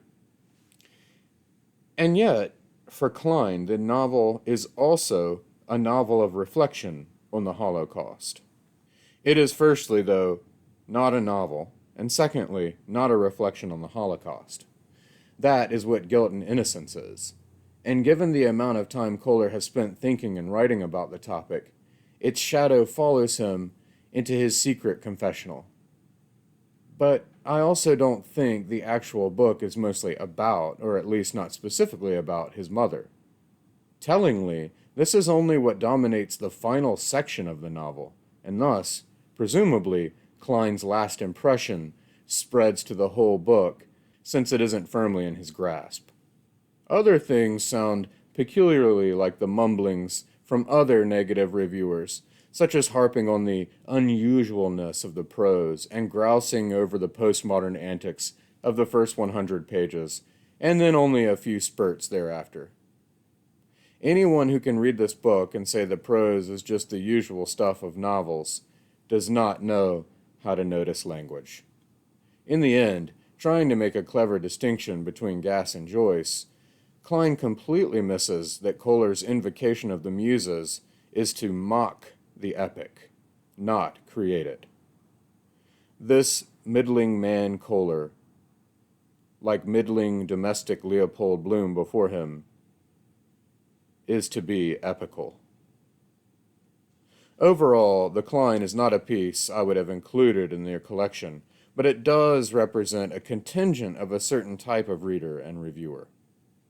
It also affirms Ted Morrissey's view that one of the reasons Gass did the audiobook and liner notes was to address things that reviewers totally missed or mangled. Then again, I can hear the opposition claiming the liner notes as a post hoc ergo propter hoc, and both camps dig their heels in deeper. So it goes. But the editors redeemed themselves by following this review with a real treat before the long final piece in the collection. And it happens to be by one of the editors, Irving Malin. The title is our first clue to the festivities to come. Minding Words, presented in a way to make the double entendre of mining and minding explicit. Malin admits the impossibility of capturing the tunnel in its immensity in such a small space. So he says, I must settle for a close reading of one long sentence. What follows is something like a word-mad, gas-dragged hip-hop remix of the sentence and, by synecdoche, the tunnel. Or perhaps it's better thought of as an improv jazz solo. Of the word walls, he says, walls emphasize barriers, especially in the way the double L encloses the open A. Every now and then, his frenzy betrays him, and Malin is aware of it. And escape, scrape, escape, as in Superman? On the heels of which he says, I realize that gas has forced me to play his verbal game, has driven me into the soul of his sentence. Again, described hides scribe, an author trapped in his representations. Eventually, we can't help but agree when Malin says, an apparently simple word is no longer simple in context, suggesting that no act or thought is without consequence. The performance piece brings together the visual and audible dimensions of words, along with their etymologies, multiple meanings, homonyms, faux amis, and even anagrammatical possibilities in an act worthy of gas. Obviously, it would get tiresome if all writing about the tunnel were written this way, or maybe it wouldn't, but I'm thankful that Malin went for it, describing some of what gas is doing by recreating it and inspecting it on a smaller scale. Day 26, March 26th, 2024. Pages 569 through 586. Let's begin today by tolerating some prose that's just like every bit of narrative writing out there, and therefore dismissible. There were suckers with suddenly soft centers, suckers hard as glass, and transparent too when smartly licked. There were suckers the size and shape of paddle balls, reds made hot through some indeterminate spice, intense and bracing spearmint. Slow caramelly melts, thick double chocks.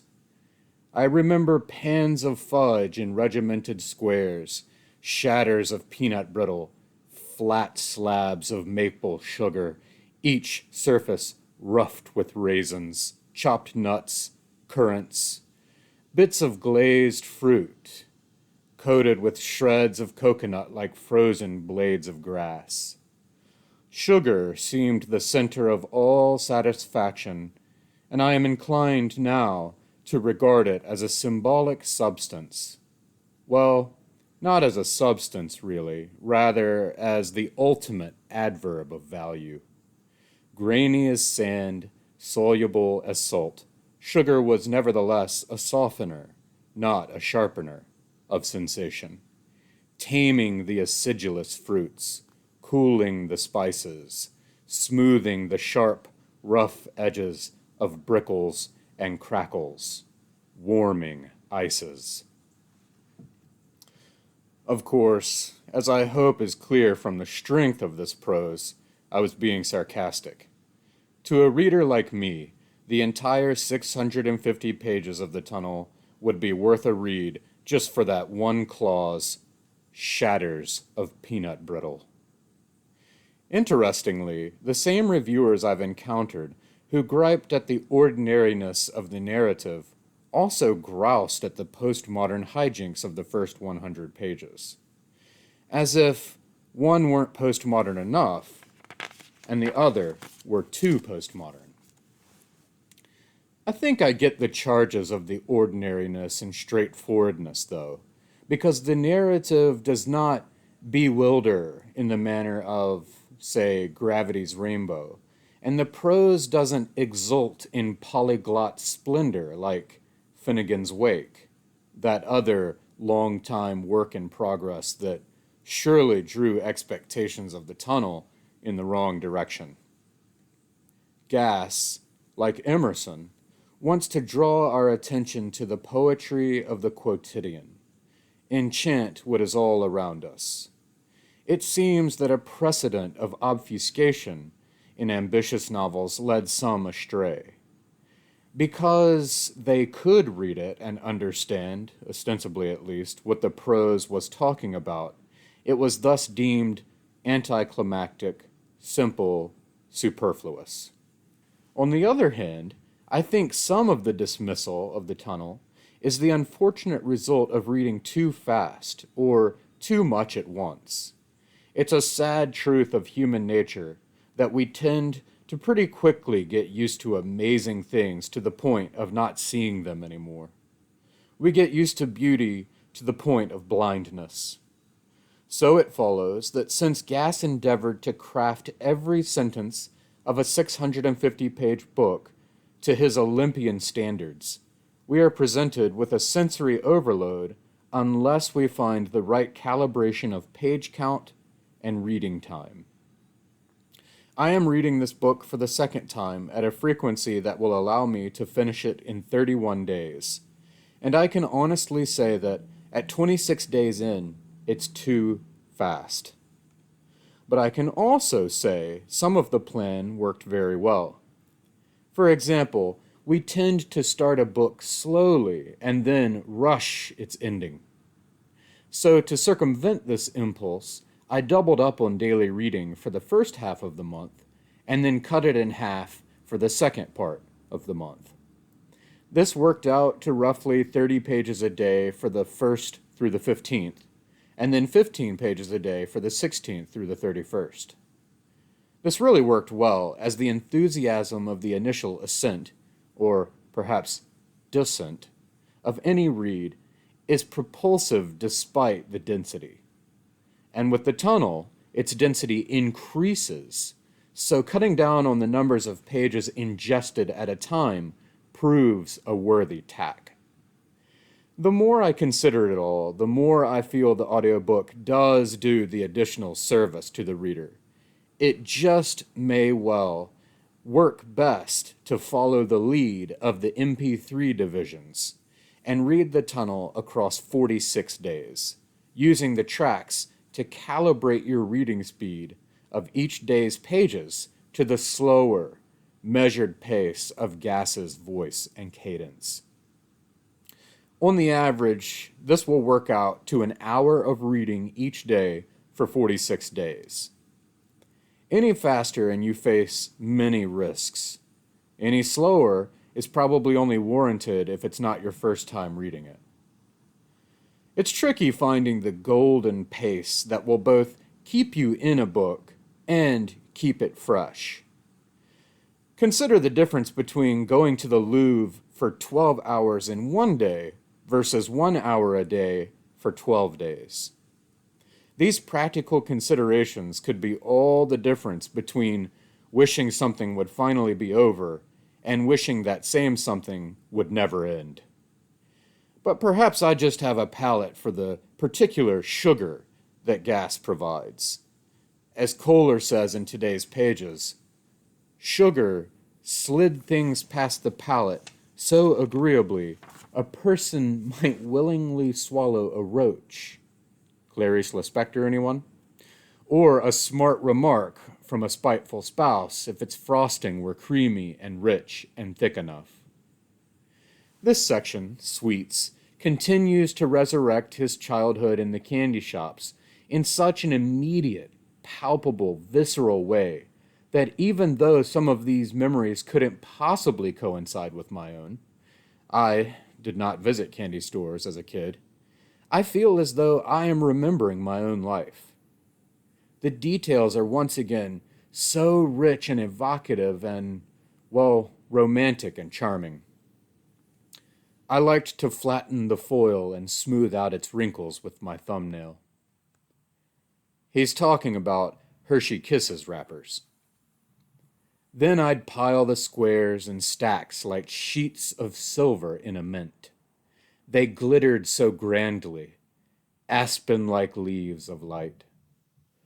One sees, hears, feels, touches, smells these foil stacks. And just in case we're not picking up on the intensity of the pleasure of this childhood candy, Gass is ready to meet the challenge. The candy, he proclaims, makes a second genital of the tongue. Yes, I know, and I know that too. But this crowning statement sets up for the deeper reflection of the narrative. What in literary studies is called the ceremony of innocence, the moment the boy is disillusioned by Araby in Joyce's story of the same name. As Kohler puts it, You wonder, after all, if it is worth it. The many blocks walk on such a cold, dull day, the loss of loose change, a perhaps too hopefully expectant state of mind, just for this bit of butterscotch, this nub of hazelnut, this soft blob of perhaps unmerited reward, this precious though transient gift of pleasure, ruinous to the teeth, the figure, the complexion, but prized because in a life so founded on the continual useful operation of the senses, there was this pure, inherently idle, injudicious, and indulgent sensation. This, then, is the gas guarantee. His runs of reader-indulgent prose will, at some point, culminate and resolve in an observation that goes beyond the aesthetic and the ephemeral. And reading this specific passage again, he may well be conflating the sugar with Kohler's writing. I am reminded, too, that one must pay attention, stay alert, and fondle details. For when he says, "Some sweets grew stale when they were overlooked, when they were mislaid, they furred the way the state of Arkansas drew lint." That last statement is going to be a real head-scratcher if we didn't note the flung puzzle piece earlier in the book. As the narrative continues, young Kohler's innocence is further stripped by name-calling that brings an end to his skipping. All the while, Gass offers up fun puns. A mot you considered for a moment, Bonnie. And more 4D imagery. Cellophane makes a happy sound while being unwrapped, like a little hearth fire crackling. Its true visual is the crinkle of a smile. But lead and tin foils, whose every fold fractured the light, were my favorites. I caressed the paper, soothing its soul, as it were, pressing on those outer edges which had often been twisted toward a knot. In the midst of this change from youthful ignorance and puerile bliss to the confines of knowledge and shackled joys, tension is ratcheted up as young Kohler begins the slippery slope of pilfering money from his parents' secret treasury, a box under their bed, with the idea of replenishing it with his allowance. We all know how this particular story goes, and, as goes without saying, Gass captures and renders it with aplomb. It's a story of greed overcoming caution and the battle between reason and desire. In gambling for our passions, chance doesn't ever win, only the house. All of this leads to a short but spectacular Platonic discourse. There are forms, and there are copies.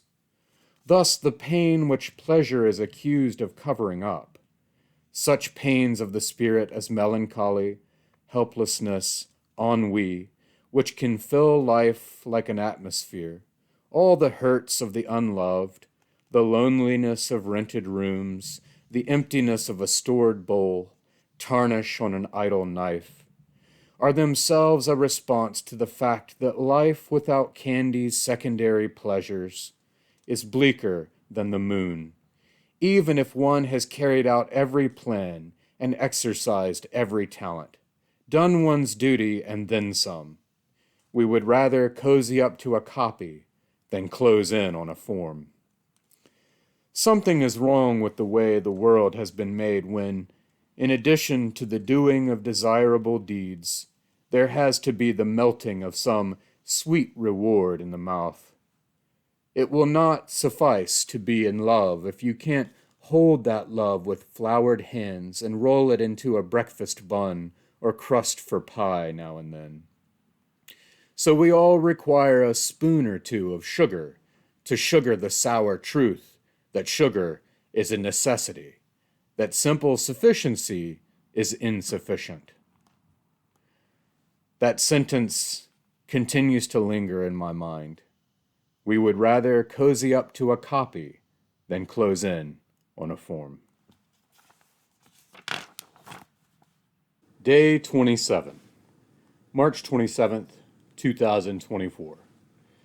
Pages 589 through 603. I really like the final essay of Into the Tunnel, itself titled Like, by Paul Malashevsky. This title, in its one-word brevity, echoes Gass's celebrated essay entitled And, as well as highlighting Gass's biggest and strongest asset. Maybe we should call it a gasset, the simile. One of the major pillars of this terrific essay and criticism, and I use the word essay in its original and contemporary meanings, is that Gass is, I think, alone among writers of fiction in devoting as much time to his fictions as to his critical and philosophical essays. Now, naturally, I find myself challenging this statement as figures like Gore Vidal, John Updike, and Marilynne Robinson all spring to mind. But the point being made still stands firm, for Gass is rather singular in the commensurate focus on his essays and his fiction, and in the way they are uniquely interrelated. Malashevsky affirms that Gass's attention is as focused on his words in every sentence. He is always aware of their physical qualities, their feel, their space, their sound, the room they occupy, joining the hordes of others who celebrate this most salient and prominent aspect of Gass's writing, fiction or otherwise. He draws an analogy to Nabokov as Gass's closest antecedent, but he notes that whereas their commonality is the sound of language, it's Gass's understanding of the element of language and rhetoric that distinguish his work from Nabokov. The point is underscored with examples of Gass bringing brick and stone and mortar of language explicitly into his prose. For example, Kohler referring to himself as an intransitive man, a verb without an object. This self-consciousness, or self-awareness, or metafiction is, of course, well noted of Gass and his ilk, and it is partly the purpose of Malashevsky's essay to show how Gass is employing the elements of self-conscious fiction in the tunnel, specifically focusing on the Sunday Drive, which again is an outstanding section and possibly my personal favorite. I feel compelled to mention that he says the rest of the novel's figures we meet in Kohler's head, implying that there are some characters in the tunnel outside of Kohler's consciousness. No, as I have found, we meet all the figures inside Kohler's head. This is very important to our experience, reception, and evaluation of the book. But for the purposes of Malashevsky's thesis, this is a small point. I like how he plays devil's advocate against himself, which is always a great method of preempting or affirming a reader's possible retorts before making your point. Overturning a concept, a philosophical undertaking, can become overturning a snow globe, entertainment. The chapter, The Sunday Drive, is a good one to think about in terms of the first reading because, in it, Gass recovers the sense of overturning a concept. His first point is that human nature is such that too much philosophizing, or speculation, can go from exhilarating to merely playing with an old snow globe we've had for years, unless the philosopher can do things to reinvigorate the experience. The second point is that a fruitful way of reading The Sunday Drive, the first reading he's referring to, is to study the chapter from the beginning and write about it in a way that indicates I know what will come next. This is the sort of reading that revels in discoveries of foreshadowing and so forth. It is a useful way to read. If what I wanted to write about concerns how an author is aware in advance, how an author works ahead, how an author progresses slowly, often digressively, to a point of which he's fully cognizant. For the reader, then, each subsequent reading is colored by the sum total of all that was observed on the past readings. For me, this is essentially the definition of rereading, or, said another way, the only way one should read. And the Sunday Drive is such a rich piece of art, it can't not reward rereading. Since we've spent time on the chapter before, I will highlight the main points and avoid basking in old sun. You can read it on your own and get more out of the experience. The multiple times of this narrative have been noted, but Malashevsky homes in on the sentence, "I slow down to my father's speed," to the days when 35 was still a brisk pace, and points out that times do have speeds. It's as if by slowing down, he occupies another frame of reference. He downshifts into another verb tense and other days. This is something I sort of vaguely picked up on when I was reading the section, but here Malashevsky articulates it so well and gives us a new way to think about what's going on. The narration makes us not only conscious of the two times existing simultaneously in Kohler's head, but also the degrees to which they are simultaneous. But the brilliant point that this works up to is that there are two ways to read this work, and, perhaps surprisingly, it is better not to choose. In fact, it becomes grossly simplistic if we do choose. If Kohler experiences the times as simultaneous, the meanings that resonate from comparisons or metaphors do their resonating in both times and at the same time. This begins to irk proponents of the so-called realist fiction because Gass portrays consciousness realistically, but he does so by making consciously unrealistic choices. This is perhaps the best summation of the essay's point. But Malashevsky doesn't stop there. He plays devil's advocate again. Is it necessary to be self-conscious about everything? To wonder about the meanings and significance of the tiniest things? Naturally, he chooses the around the house section to meet the challenge of such a question. This counter-question is pertinent because a lot of recent literature, the cultural critiques and vita contemplativa philosophy of Byung-Chul Han, the charges in Ricky Ducournay's The Platonists, is disclaiming a real need for the observant, contemplative life of the small things. To put all of our screens away, to disconnect from the internet, to gaze up at the sky in endless wonder, even to sit in a state of mindlessness.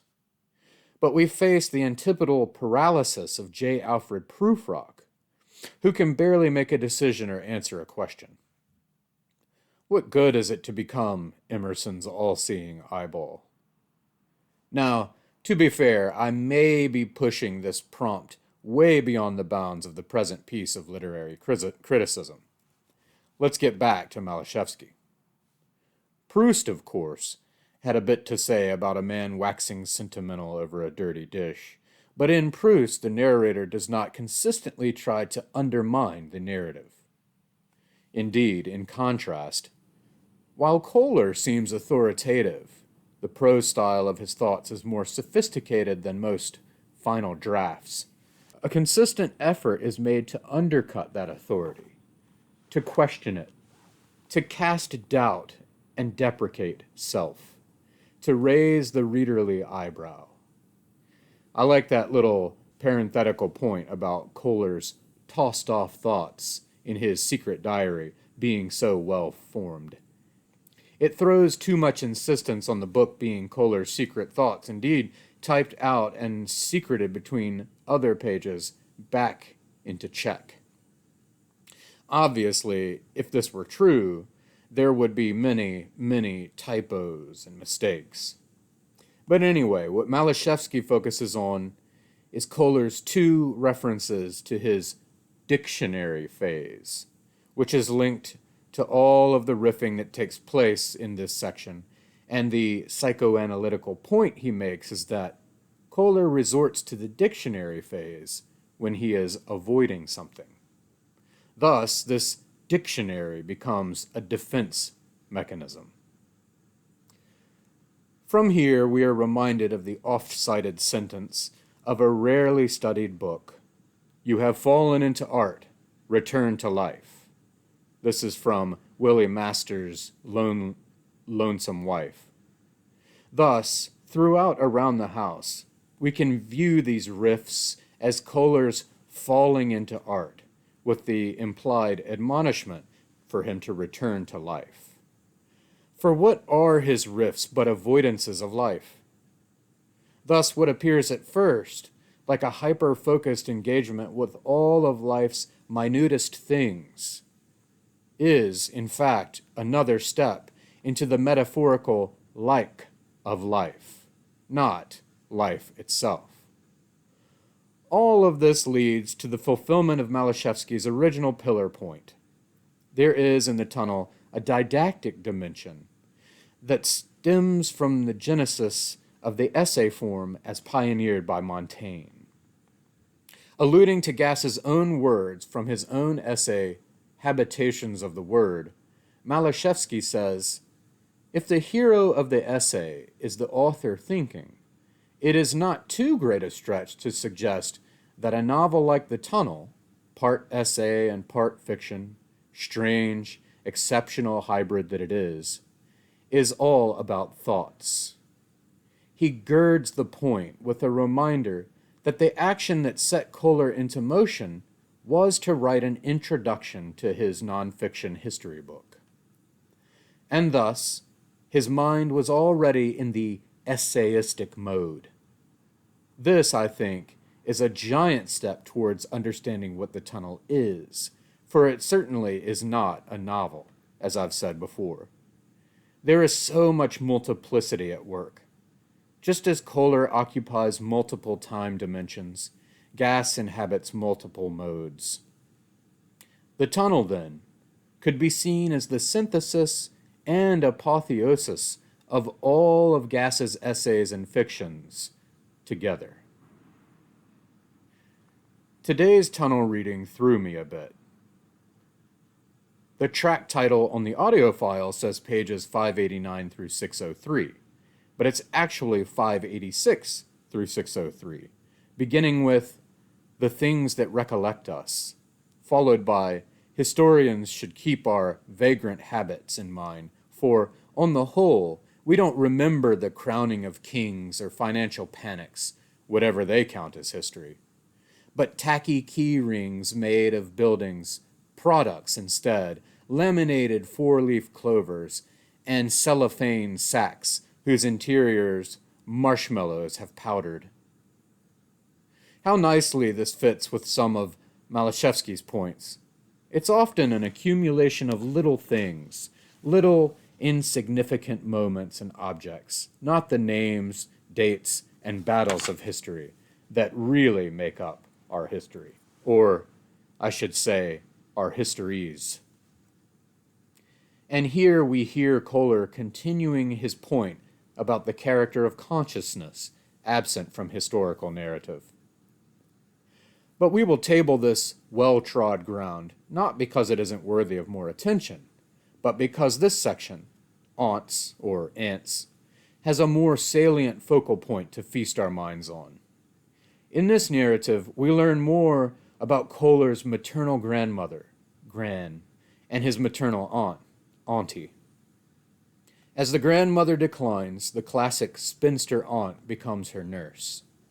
Over time, the aunt moves in with Kohler's family and slowly takes over the household economy. She appears very kind and thoughtful, non-combative, though not without her quirks. Predictably, she drives Kohler's father nuts. But Kohler's mother, already in her alcohol-infused downward spiral, is rendered indifferent. My mother more and more looked on, heaped in a chair like a pile of towels, while Aunt took hold of the movement of the house, such as it was. And also predictably, there is much family strife, and even Christmas presents can't truly be enjoyed, to the point that Kohler confesses, "I learned to hate holidays," anything which seemed to call for the closing of the family's fist. What a statement, what a sentence. Still for me, the centerpiece of the aunt's narrative is the big, hulking trunk the aunt brings along that gets stowed away in the attic in what could partially be foreshadowing of Martha's future antique furniture. This allows the future Kohler, our narrator, to become a combination of German transcendental idealist and Greek logician, leading to a Zeno-like paradox that every space contains more space than the space it contains. What the trunk brings the young Kohler is the encounter with his first tunnel. Months passed before I even tried the hasp, which flipped back as if sprung, and I lifted the lid and looked in on nothing. Unoccupied darkness. The trunk held an appreciable volume of disappointment. That was all. The hollow, though the hollow it held, eventually became its treasure for me. It was the mystifying object whose essence, if discovered, would be a key to something grand, something special, something crucial. The young Kohler thus encounters Nietzsche's abyss and is locked into its stare. The taste of the Madeleine in lime blossom tea is traded for an absence dipped in darkness. Like Marcel's dipping of the morsel into tea, Kohler too dips into his darkness. He dips himself into it. Perhaps it would render me invisible when I wore it, make of me a space as well, and maybe it held many that way, enveloping others, since none of us would any longer bulk, but be as being was possibly meant to be, being without being this or that. Here, childhood imagination of a trunk being a sort of invisibility cloak conflates with adulthood German ontological philosophy. And, just as I once strained to understand and think of the a priori knowledge of Kant, here I have to strain again to think about pure being as an idealist concept. In truth, such exercises often overheat my brain's coils. The trunk is a sort of sensory deprivation chamber where particularities and empiricism disappear. The trunk is Kohler's first passageway of escape, but it's an escape into, not out of. It doesn't lead out, only into an inner rather than an outer emptiness, as Gass writes. This line of thinking proves to be rather slippery. The tunnel is more of a depth than a passageway, a negating rather than an escape, like reciprocal values in mathematics. It's sort of like the deep meditation that seeks to blot out the mind's incessant labor, a leap into the eternal now of a suspended moment. Interestingly, it is here that Kohler says, "Writing about it now, I realize makes my mind and memory German." Well, well, well, Mr. There is nothing genuinely German about me just betrayed himself. If we agree that the tunnel is nothing but Kohler's mind and memory, his consciousness, then the Kohler of the tunnel is German by his own account. Furthermore, the trunk becomes the ultimate container of consciousness, which links us back about 500 pages to the proclamation that what is a book but a container of consciousness, a draft of cantos. He continues, even the word trunk led me instinctively toward the truth, suggesting as it did a torso, a pair of lungs, the vital fluid of the soul. As with Joyce's Ulysses, it has been pointed out that the tunnel has the scheme or schema of a body. Kohler is attracted to the abyss. I wanted that immersion. I didn't care simply to conceive it. I desired that depth. So I thought I'd just lower the lid for a moment to get the full feeling of that emptiness I'd entered. In other words, he doesn't want another metaphor, another concept, another philosophy. He wants to physically enter it in reality, which is being played out again in the tunnel he's digging under the house. These physical tunnels, then, serve as the like between concept and reality, a way of incarnating a metaphor. The trunk, the subterranean tunnel, are objectified metaphors that allow Kohler to get from his head to his body, from mind to matter. By extension, when we hold our copy of the tunnel in our hands, we could think of ourselves as holding a metaphor that will allow us to get from our heads to our hearts. If we choose to press into the seriousness of this, the tunnel can pose a threat, like the trunk that snapped closed on young Kohler, or the roof that collapsed on the old Kohler. Yet if we hang on, we could begin to see past the initial terror. I grasped the grid on which the mind lay, and saw, otherwise unremarked, the space in which the imagination moved, guided by feeling, fueled by desire. I'll end today's entry with Kohler's citation of Chillicothe as some Ohio town I had hardly heard of. I just so happened to have discovered Chillicothe myself in December 2023 on our way to Cincinnati. We grabbed some coffee and checked out the charming Wheatberry Books.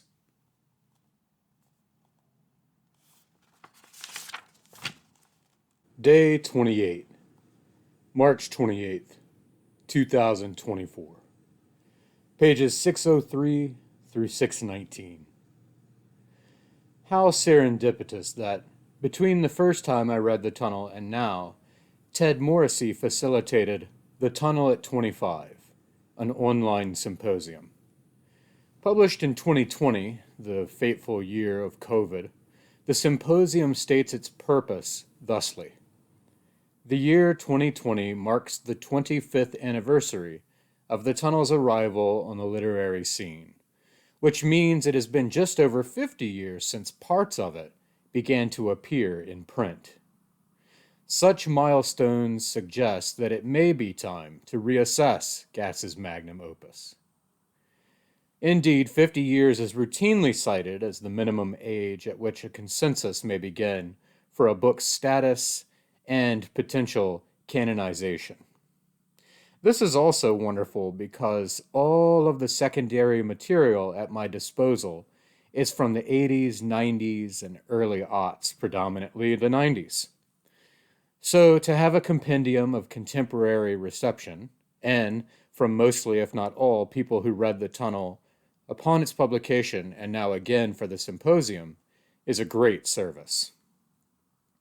The first, in alphabetical order by surname, is from David Auerbach, author of Bitwise, A Life in Code, and more recently, Meganets, How Digital Forces Beyond Our Control Commandeer Our Daily Lives and Inner Realities. I have to say, the titles of these publications definitely caught my attention. And sure enough, Auerbach graduated from Yale with a degree in computer science.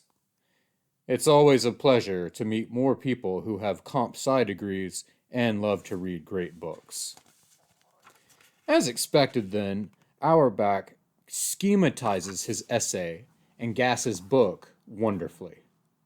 The essay, which notes the penchant for binary opposites during the time of Gass's writing, is divided into sections with such titles: Unity/Contradiction, Architecture/Heap, Sublime/Vulgar.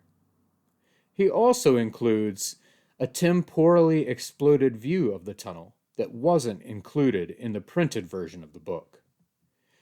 This image, hand-drawn, depicts a 12-inch ruler horizontally laid across the top of a sketch of the furnace, digs, ladder, and tunnel progression. This shows the spatial movement of the 12 Philippics and how they coincide with Kohler's dig. Auerbach then shows how the 12 sections divide into 3 groups, and furthermore, how these 3 groups map closely to the dying Magus Tabor's 3 stages of history. This is exactly the type of pattern seeking and pattern connecting of one who has spent his time with data structures and gives us a great sense of a way to organize the tunnel. But don't be deceived. Auerbach notes how Gass deliberately interrupts such easy patternings, hiding entrances. Also noted is that the tunnel neither careers through myth and history like David Jones's The Anathema, nor collapses into total solipsism like Joseph Heller's Something Happened, a significant antecedent for the tunnel in its apparent shapelessness and interiority. The claim that the tunnel avoids collapsing into total solipsism, of course, depends on the degree to which we are willing to say that at least some of the content of Kohler's consciousness is rooted in an external reality that he can't alter, or that he hasn't altered. Is that possible in a narrative mode based entirely on memory? Indeed, as Auerbach also notes, because there is no ultimate authority to answer them, the truth of Kohler's words remains elusive, but not wholly unreachable. But that truth lies less in the facts of Kohler's life and more in the depicted totality of his thoughts. I think this is a wonderful way of approaching the book, weighing the whole, the totality, the sum, the aggregate, and not the individual units. It could be said that there is a tension that arises from all of the book's binary oppositions that only resolves in the averaging out. But something immutable has to be in place as a sort of substrate or grid upon which to display this data, as it were. For this constant, Auerbach looks to the passive attitudes depicted before Kohler's narrative begins. For all the heterogeneity and incongruity of the tunnel, the one homogeneous texture, however it may vary in style or content, is the incessant parade of these passive attitudes. The book is a veritable catalog of them. There is a lot more going on in this essay, especially the links between glass, dirt, and sand. Worth reading in full for free on thetunnelat25.com. Next is Greg Gerke's piece, The First Movements in the Tunnel. Greg we remember from his excellent long interview with Gass, originally published in Tin House. But Gerke is also the author of the essay collection, See What I See, which I reviewed on this channel, a story collection called Especially the Bad Things, and a recent novel called In the Suavity of the Rock. Aside from being a well-informed reader, making connections and pulling quotes from a wide range of literature, Gerke stays rooted in the realities of the reading public. He wants to meet the readers where they are, but have them see differently. He says, due to Kohler's transformation for the worst, the tunnel is a most exquisite refutation of today's too believed old saw, people don't change. The main battle the reader wages in reading an original piece of literature is to rid their mind of the author's picture that an industry of critics, publicists, and publishers have built up around him or her. Kohler, in being the mean old white bigot, gives Gass's feat a higher degree of difficulty. These are the concerns of a very contemporary reading public, imbued with the invisible hand of a cultural marketing machine. After solidly reaching out with his widest possible net, Gerke asserts a benefit of reading this book, right in the face of pressures telling us not to.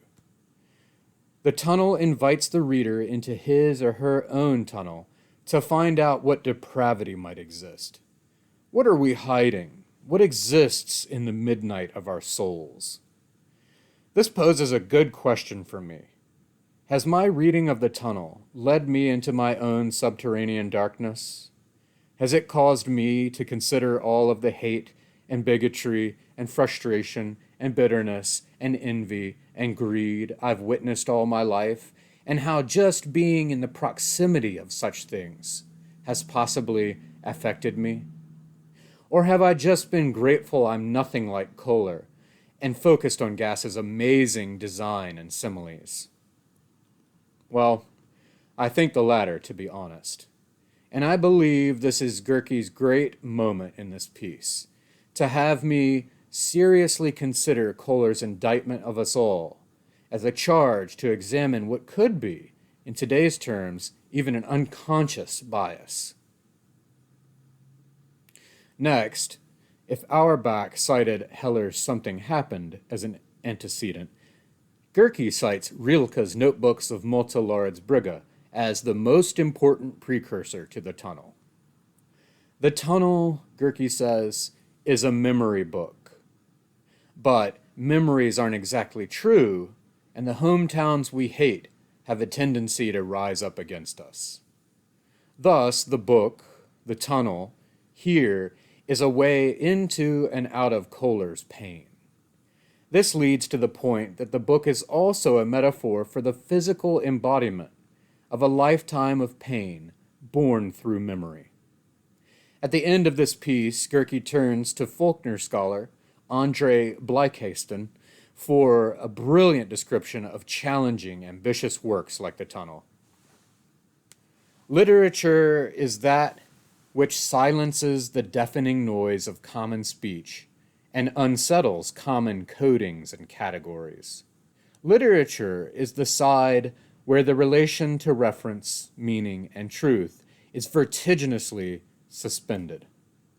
As such, in its refusal to affirm or deny, in its mute dispersal or emptying out of meaning, it is an uncanny force of provocation and destabilization. A force that resists assimilation to what we know and how we think, and hence capable of repelling ideology as well as theory. Gerke now, once again, makes it all relevant to the reader, not the critic or the scholar.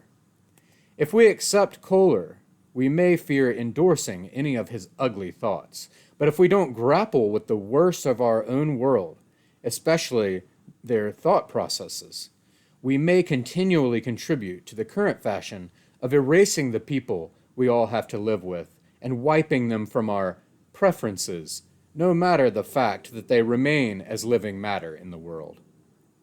This is a solid point. If we only read what we already understand and only what reflects our own selves, we willingly turn a blind eye to the evil in the world, while those who bear this evil change our lives, unimpeded because we chose not to learn how to interact with them. Oh boy, today's reading encompasses two painful, pitiful episodes. Mother Makes a Cake, and the first part of Blood on the Living Room Rug. With our recent perspective of the different speeds of memories in mind, we begin with the first sentence of today's pages. I remember when the years didn't roll by, time didn't fly. I remember when it dragged its weary length along, stubbornly slowing as it neared the designate of my desire.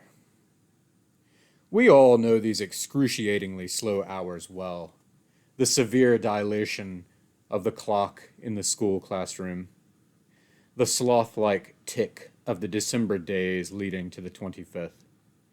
And it is so common to hear older people, myself included, complain or marvel at how quickly time is slipping by.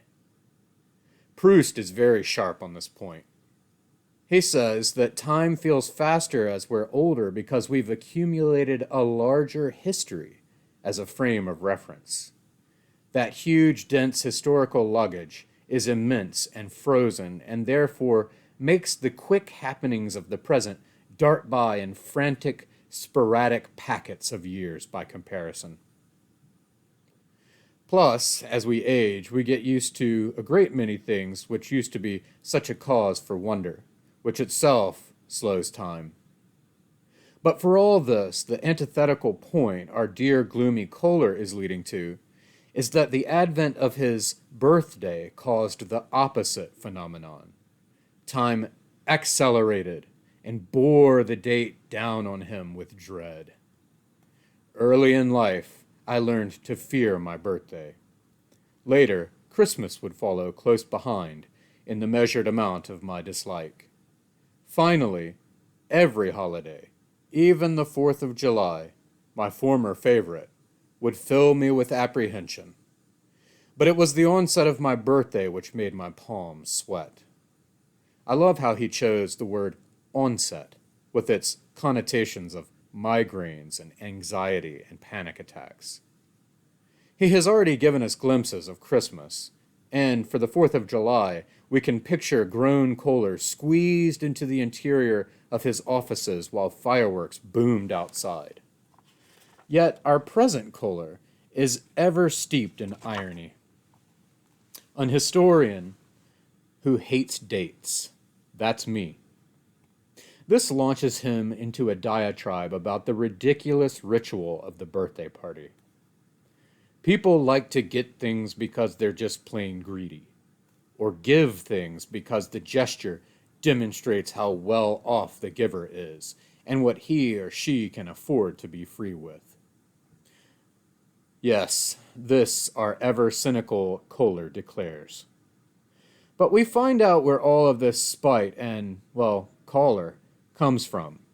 For some reason we will never know, his mother decided on one of his birthdays, and not even a significant one, that she would bake an elaborate cake and invite his friends, such as they were, to a party.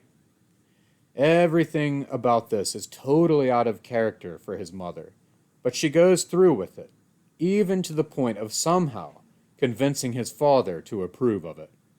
Well, maybe tolerate it is more accurate. Though she does have to take nips of her gin from a decoy aspirin bottle throughout the cake preparations. All this, and no one shows up for the party. But not because the guests declined. It's because they never heard about the party, because his mother forgot to send the invitations out. It is subtle, but I detect a part of the young Kohler who was looking forward to the party. To complete the total letdown of it all, the cake has not been baked properly and is essentially a swampy mutation of various matter. This presents us with one of the saddest, most heartbreaking lines in the whole book. Caring makes you miserable. This line is a punch to the gut. It also implies that young Kohler was a caring person, but learned that it made him miserable and just wasn't worth it. There was a part of him that cared about this out-of-the-blue birthday party, this production, only to have the elation utterly crushed. And so, a person stops caring as a shield against misery and suffering. These are seeds that can lead to crimes against humanity, of course, but Kohler takes a different way. Tellingly, this sentence follows caring makes you miserable.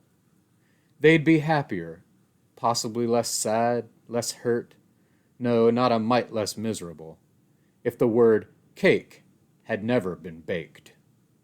The first level meaning is just that his parents wouldn't be griping if there weren't even the concept of baking a cake, and so this whole fiasco could have been avoided. But I think it is telling that the sentence creatively draws on cake as a word. I love that thought of the word cake being baked, the image of new words coming out of ovens like fresh bread. But even more enjoyable is that the word is being cooked, like the thing it names.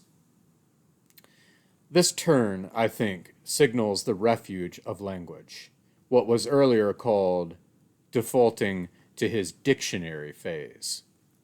On the next page, language is evoked again. Complex problems requiring several steps and the satisfaction of many simultaneous demands would fraz her, so she would be spooning or forking or sewing or cleaning while swigging during every pause between them, like punctuation. Stir, nip. Wipe, nip. Thread, nip. Chop, nip. Whip, nip. Nip, nip. To deal with crushed hopes and his alcoholic mother, he turns to the one thing that doesn't disappoint: words, grammar, language. He also turns, though sarcastically in this passage, to philosophy and history. Well, everything works out for the best, I would later learn, Dr. Pangloss often says. We note that Voltaire was also being sarcastic when he gave this eternal optimist a name comprised of pang and loss in Candide. I should spend life standing still and exhale slowly only out a window in a wind. Then nothing might inflate, nothing break. This thought of essentially death in life stems from seeing his father herd all of the pitiful green birthday balloons out of the house and into the backyard. Which moment also brings us some wonderful Gassian prose. Most balloons died in soft blats or slow fizzes rather than in bursts. I love that soft blats. It reminds me of the Dixie cups that became flimpy and buckled when rewashed. Those words, blat and flimpy, go a long way for me. The next step is to turn one's gaze backwards and erase all care in the other direction. My lies lie on my past like a haze, and romanticize the landscape. In the present, the past is always picturesque. And were there good old days, if there had been, then their loss would be unendurable. This, then, is the second saddest sentence in the book. To further steel himself against misery, he will blot out any semblance of happiness and hope, and convince himself it's all a lie. This is his shoddy reasoning. If we hadn't been expelled, Paradise would soon have felt like a small, dull town, and we'd have caught the first train. A wonderfully wrought thought, indeed, but flawed because it is paradise seen through the eyes of post-lapsarian man. Of course, this hinges on such a belief, and we do have to admit that something in man must have been capable of discontent. Otherwise, there would have been no need to taste the fruit. Still, here we witness Kohler drain all hope out of every direction. I know better than to pine, for I am a student of history, which is, after all, a chronicle of missed opportunities, invitations unsent, though nicely signed, plans gone awry, cakes half-baked. The next section is even more despairing and covers the final fall of his mother. Here, the third saddest sentence rests in a heap like withered flowers on an unmarked grave. I signed things, though I couldn't buy a beer. At this point, his mother has totally let go to the point that she can't even mind her periods. as in menstrual cycles, not punctuation, though I could riff in that vein too if I wanted. It's important to remember that this is not just for shock value. Gass is linking the fall to Eve's curse. And Kohler, who isn't even old enough to buy a beer, has to handle his mother's paperwork and all the other logistics of having her committed after he finds her passed out and hemorrhaging on the floor. This whole sequence is gut-wrenching. Kohler, in his fractal-like way, has alluded to all of this, though not in narrative detail. And now we are in the final 30 pages of the tunnel, a point at which we should be getting the denouement, which draws everything together and wraps things up. But instead, here, everything is falling apart. Day 29, March 29th, 2024. Pages 619 to 632. The next two symposium pieces have reminded me of something I've worked hard to forget, but that was essentially predicted by Gass's novel. Trump. Author and professor at the University of Texas at San Antonio, Stephen G. Kelman, whom we've heard from several times, asserts that the tunnel is more in sync with the current post-9/11 zeitgeist than the relatively good feelings in which it first appeared. It anticipates the collapse of civil discourse in the venomous daily tweets and yops of the 45th president. Casual comments by athletes, actors, musicians, and other politicians now frequently attack others in vile and sometimes violent terms. Several recent books, which Kelman lists, attempt to explain the revenge of the white underclass in ways that would make sense to Kohler, who, speaking for the disappointed people, offers his own account as propaganda for the PDP. In 1995, Kelman writes, 40 years after the liberation of Auschwitz, virtuous Americans have believed anti-Semitism a quaint relic of other, troubled times and places. However, by 2020, anti-Semitism has migrated from the fringes of American society to very near its center. Kohler, says Kelman, diagnoses the mounting resentments of embittered nativists who believe that immigrants, women, and minorities have been advancing at their expense. We can hear Kohler's father in our ears here. Sadly, Kelman's opening statement is historically accurate. American literature is a history of delayed sanctification. He cites the initial demise of Moby Dick, Leaves of Grass, The Awakening, Call It Sleep, and Their Eyes Were Watching God. Although, when The Tunnel was published in 1995, it was widely and prominently reviewed, it has since slipped away from the cultural conversation.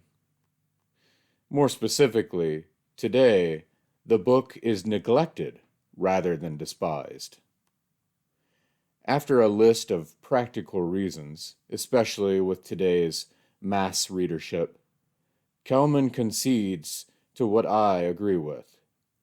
Though it never seemed destined for bestsellerdom, The Tunnel demands to be studied, if not read. Indeed, whereas Kelman claims it is perhaps best encountered in a graduate seminar, I believe it mostly may only be encountered in such an environment.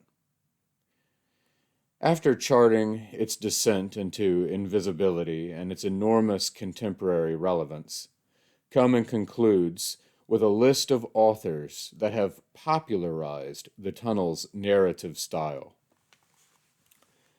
Within a couple of decades, his digressive style would become a fashionable feature in fiction by Lucia Berlin, Rachel Cusk, Lauren Groff, and Jenny Ofel. Kohler's insistence on laying out the full details of a mundane life would find fruition between 2009 and 2011 in the publication of the 6 volumes of Karl Ove Knausgård's My Struggle. In the end, this piece is an excellent treatment for the theme of the symposium, the tunnel at 25. And it makes a strong case for the book's re-evaluation. The next piece, When Looking Isn't Seeing, Isn't Believing, by John Madeira, is the most fun I've had reading secondary material for the tunnel so far. It is in every way worthy of gas. Blending fiction and nonfiction, set in the Joycean mode, its style says a great deal. It opens with an allusion to Moby Dick and Ulysses. Call me Molly Blooming. And the inventive wordplay escalates from there. The tunnel is referred to as your bewildering ream of a work in progress, letting us know that this is written with either Gass or Kohler in mind as an audience. And, of course, work in progress plays on the work in progress of the developing Finnegan's Wake. I didn't catch on to the clever ruse of the speaker until about halfway through when I read this. And wasn't it just hours ago when our son, Carl, we never had another, even though you claim we had, when, as you well know, WF, we had a daughter.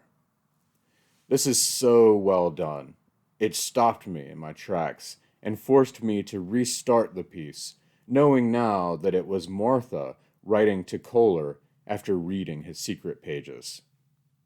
And, furthermore, calling him out on all of his lies. For another example, I was never ashamed of the sounds of our early environs, the creak of floorboard, the watery whispers from sink, shower, washer, toilet, the soporific hum of dryer, the radiator's incessant clinking that infernal winter. The sounds of our neighbors embarrassing you, especially the sounds of their love-making, which brought me pleasure, albeit vicariously.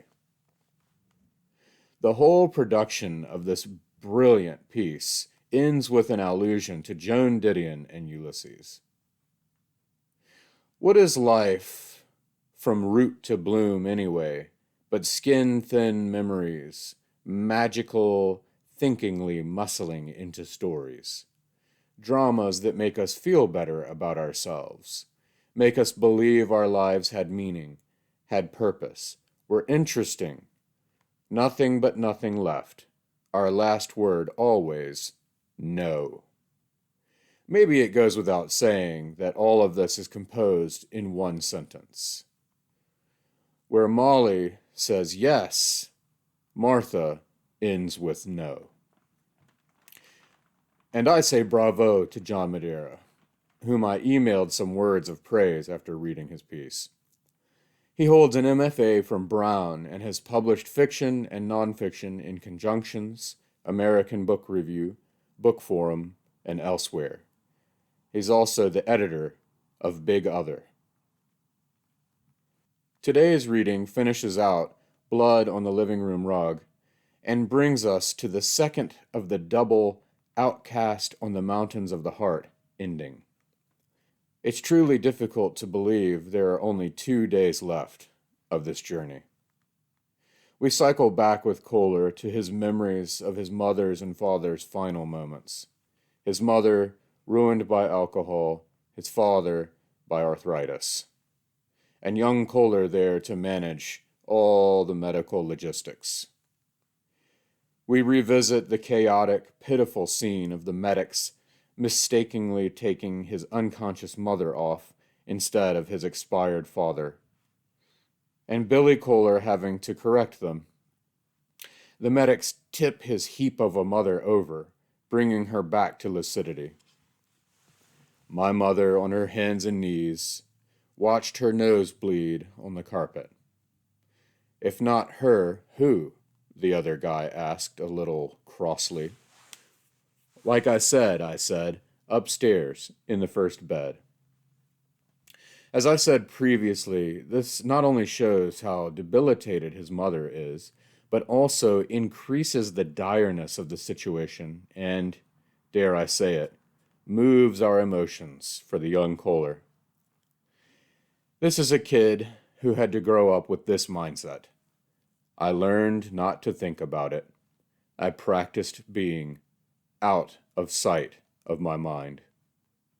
We note, too, the play on the idiom out of sight, out of mind here. He closed himself off and hid from any trouble in the house. He dreamed about how, at the back of my closet, beneath the curtain of hanging clothes, there was a secret sliding panel and a free fall of Escher-style stairways. At this point, the tunnel trope goes without saying. So crucial to Kohler's existence are defensive measures that he refers to his family training in forgetting in another deflating passage. Despite my family training in forgetting, it all came back. Those terrible memories did. When she grabbled my hand so desperately while we taxied to the, well, what shall I call it? To the hospital, asylum, snake pit, nut house, loony bin. And still there's some gallows humor for levity. Hey, if dead, she can say she stiffed the driver. And then, suddenly, the house was quiet, empty for most of the day. It stored up silence and spent it in the evening when I would lie like a length of silk ribbon in the crack of a book and read the way the famished eat, almost wildly for a while, and then slowly, as though the words made up my cud. The next page, 627, presents the first calligram we've seen in a while, this time a superimposed impression of a partial crossword puzzle over the text. This invokes his mother's crosswords and solitaire puzzles, already referenced, and recalls all of the imagery of seeing through things that also impress themselves onto what we're seeing, like the window where one's face is faintly reflected, or the cloudy residue of previously erased chalk. Here we are seeing Kohler's text through a game, a puzzle, and specifically the crossword he is helping his mother work in the hospital. He says, I would have to visit her in her hospital. I would have to visit him in his. I was only 15. So now we know his age, and there is no equivocating as in the sweets section. Seeing these carbon impressions of puzzles over the text could invoke the ludic impulse to solve the tunnel, but gas is already ahead of us.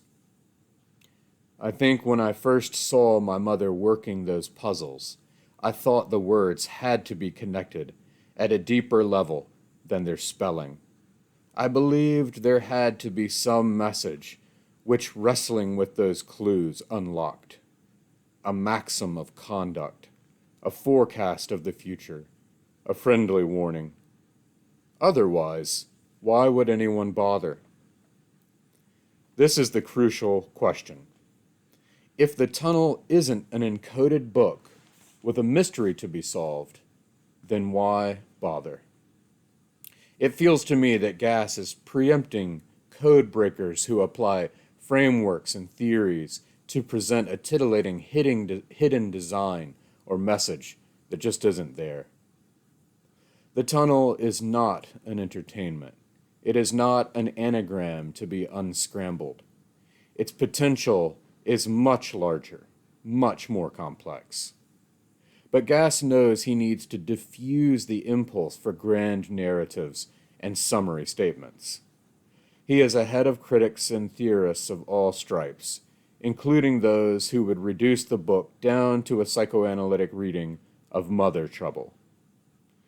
Later, of course, I made a wholly romantic connection between her time-eating activities and my own weight, between staring at the cards and this scribbling I do at night, head-hunting for a word, hoping for a heart peeking to locate an ace, and, by staring, penetrating previously driven holes in a drunken dark. One smiles at this clever flourish that waves away such academic connection hunting, as if Gass is saying, yes, yes, that all may be true, but it's not the point. Keep trying. Keep digging. Day 30, March 30th, 2024. Pages 632 through 642. The penultimate day of this project is here. Can it really be? It's hard for me to imagine days outside of the tunnel, but I suppose I'm ready to get a little sun at this point. Ted Morrissey's contribution to the symposium is titled Stripping the Master of Kohler's Rags, which is an allusion to Gass's comments that unsophisticated readers and critics failed to read carefully and seriously, instead succumbing to the trap of equating the character with the author.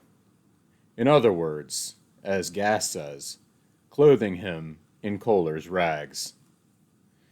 The distinction between the author and his creation is a vital one to make as we attempt to read the tunnel afresh in 2022, Morrissey says.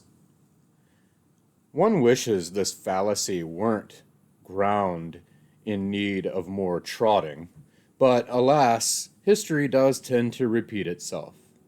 So this preempting is important for mitigating lessons, even if they are already learned. There are many great points in this short piece, but one that stood out to me, even though I knew it as most of us do, is that Gass was a successful and beloved teacher, earning various accolades for his powers in the classroom. A footnote lists some of these accolades. Morrissey, along with many others as we have seen, paints a picture of a patient, affable, caring teacher. And sure, there are times when a more disgruntled or irritable Gass comes out, but after listing some of these moments, Morrissey makes another fine point. It must be underscored that this gloomy side of Gass's personality was rooted in his concern for people, especially young people, who did not read and who did not think, and concern for the country, which was becoming increasingly comprised of distracted youth. In his commencement address to Wash U's class of 1979, Gass admonishes them that, in Morrissey's summary, the antidote for a life being lived shallowly, superficially, is the careful reading of literary texts. If you don't learn to read well, you don't learn to think for yourself. And if you can't think for yourself, fascists will tell you what to think. Indeed, such shallow-minded lives can easily be led astray by an authoritarian figure. This is an excellent and necessary primer for readers of the tunnel, and I will be recommending it to all. Alec Navala Lee uses his contribution to add some commentary to an essay on the tunnel he published in the New York Times Book Review the previous year. The essay is mainly composed of the reasons why he decided to write the piece, because he wanted to use it for a new angle on the current political climate of Trump, how the editing process went, and then a list of quotations that got cut from the original essay. He also mentions that he read The Tunnel for the first time for the piece, plowing through 100 pages a day over a long Thanksgiving weekend. This is an inconceivable pace for this book. It took him about 10 days to read it and related works by Gass. Perhaps then I should read his original essay and just consider the present one a footnote. Otherwise, it seems somewhat lacking in substance. Now we enter the final Philippic, the second part of the Rilke-haunted Outcast on the Mountains of the Heart. One of its Rilkean elements is the inclusion of Kohler's translations of a handful of poems. The Beggar's Song, the Idiot's Song, the Dwarf's Song, the Blind Man's Song, and the Suicide's Song. A final one in this cycle, the Drunkard's Song, will weave its way to us in tomorrow's final pages. Notably, the figures of all these songs are outcasts. Kohler must feel they make good company. Yet, despite all of his hardships and misery, he still taps something, I think, universal. I tried as hard as any archer to have an aim, overhear a calling. I remember the effort, the resolve to be high-minded, the sober choice of models. I remember reading only what would do my genius good, the straining for greatness. And I remember watching every word I wrote unravel like a poorly knitted sleeve. Though the particular here is writing poetry, I think this is generally relatable. A lot of us seem to be born with something that convinces us we were made to achieve some great triumph, to surmount greatness even. But for almost just as many of us, life shows us that this may not be true, or at least not true in the way we think it's supposed to pan out. Kohler becomes convinced it's poetry, but no matter how hard he tries, it just won't come to pass. It can be excruciating watching someone set aside their dreams and acquiesce to the great mass of men. Is this compulsion to greatness pure ego, pride, and what triggers it? I felt immortal longings, Kohler says.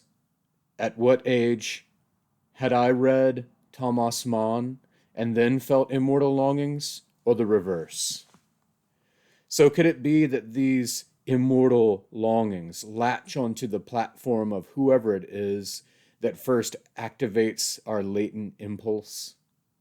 For one person, they see a star athlete and then spend the next 20 plus years striving for the same athletic stardom, only to finally admit inadequacy and take a desk job somewhere. Another sees a vocalist pouring themselves out on stage for thousands of adoring fans and goes into debt trying to make a name in Nashville before realizing they're now in their 40s and spending more than they're making, while living out of a van and playing only at midnight cafes. Or, of course, Kohler, who must have been captivated by Rilke and saw a path to his immortality. And yet, if I'm not a Milton, my genius gleaming and garrulous, how do I see what's wrong? How do I improve it? How do I profit by the process? This comes in response to the maxim that poets are neither born nor made nor found in a field like the ash of a fallen star. There are no poets. There are only poems. The pedestrian viewpoint now in vogue, he continues later, insists that you become a poet by writing poems. How else did Rilke become the author of the Duino elegies, or those songs which I enjoy double-crossing? This argument chooses nurture over nature. But Kohler counters. I could versify a lifetime and not achieve a single line worth stoning. Gass would be intimate with such a feeling, as he spent an enormous amount of time studying and translating the Duino elegies and other Rilke poems. No, says Kohler, poets are neither born nor made nor found in a field. Next comes a perfect statement that rings with so much truth, but is instantly diminished if we try to touch it. A person we shall call a poet puts sound down the way one sets a teacup in its saucer. This definition unspools over many more lines, but I abruptly stop because I think there is a profundity in this first simile, and it perfectly exemplifies what he said on a previous page. It is true that the skillful depiction of the superficial can possibly be profound. Nonetheless, greatness, recognition did not come from his poetic pursuits, so he aligns himself with the outcasts, the grotesques, the disappointed people. I went about looking for life, as if it were a glove I'd lost, and I were Alice's rabbit, late for a date. As a consequence, all I enjoyed was the shallow self-absorption of youth. I saw nothing but myself seeing, heard nothing but myself breathing, found nothing but the discarded wrapper of my own conceit, felt nothing genuine except concealment. We can also easily get so stuck on what we want to be doing, what is worth doing, the way we want to live, that we enter a sort of existential paralysis. But the joke is that life keeps on passing by without regard to our planning and paralysis. Kohler brings the two major pursuits of his life together for contrast and evaluation. History cannot be revised and requires no pronunciation.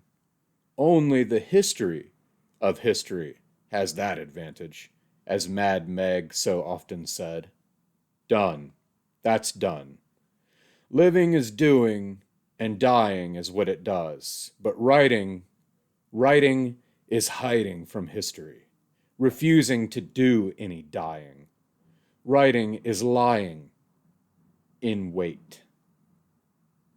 At first brush, it seems Kohler is still linking writing with immortality. Cue Hippocrates again. And possibly making a turn back to poetry, or some form of writing. But the way this paragraph is fashioned gives me pause, keeps me from moving on with a knee-jerk interpretation. I think for anyone, these pages represent some serious stuff because it deals with discovering what one will do with the majority of one's life. I want to sit with this last passage, ponder it, turn it over, sleep on it.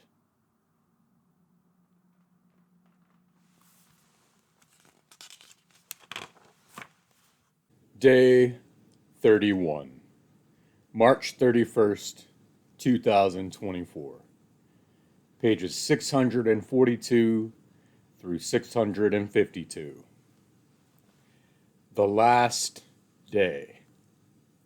We have scaled the sheer north face of Mount Kohler and, at long last, gripped the edges of the summit. But before we delve into these last 10 pages of the book, the last two pieces of the Tunnel at 25 symposium, and Michael Silverblatt's review, there's the matter of yesterday's tabled passage. History cannot be revised and requires no punctuation. Only the history of history has that advantage, as Mad Meg so often said. Done. It's done. Living is doing, and dying is what it does. But writing is hiding from history, refusing to do any dying. Writing is lying in wait.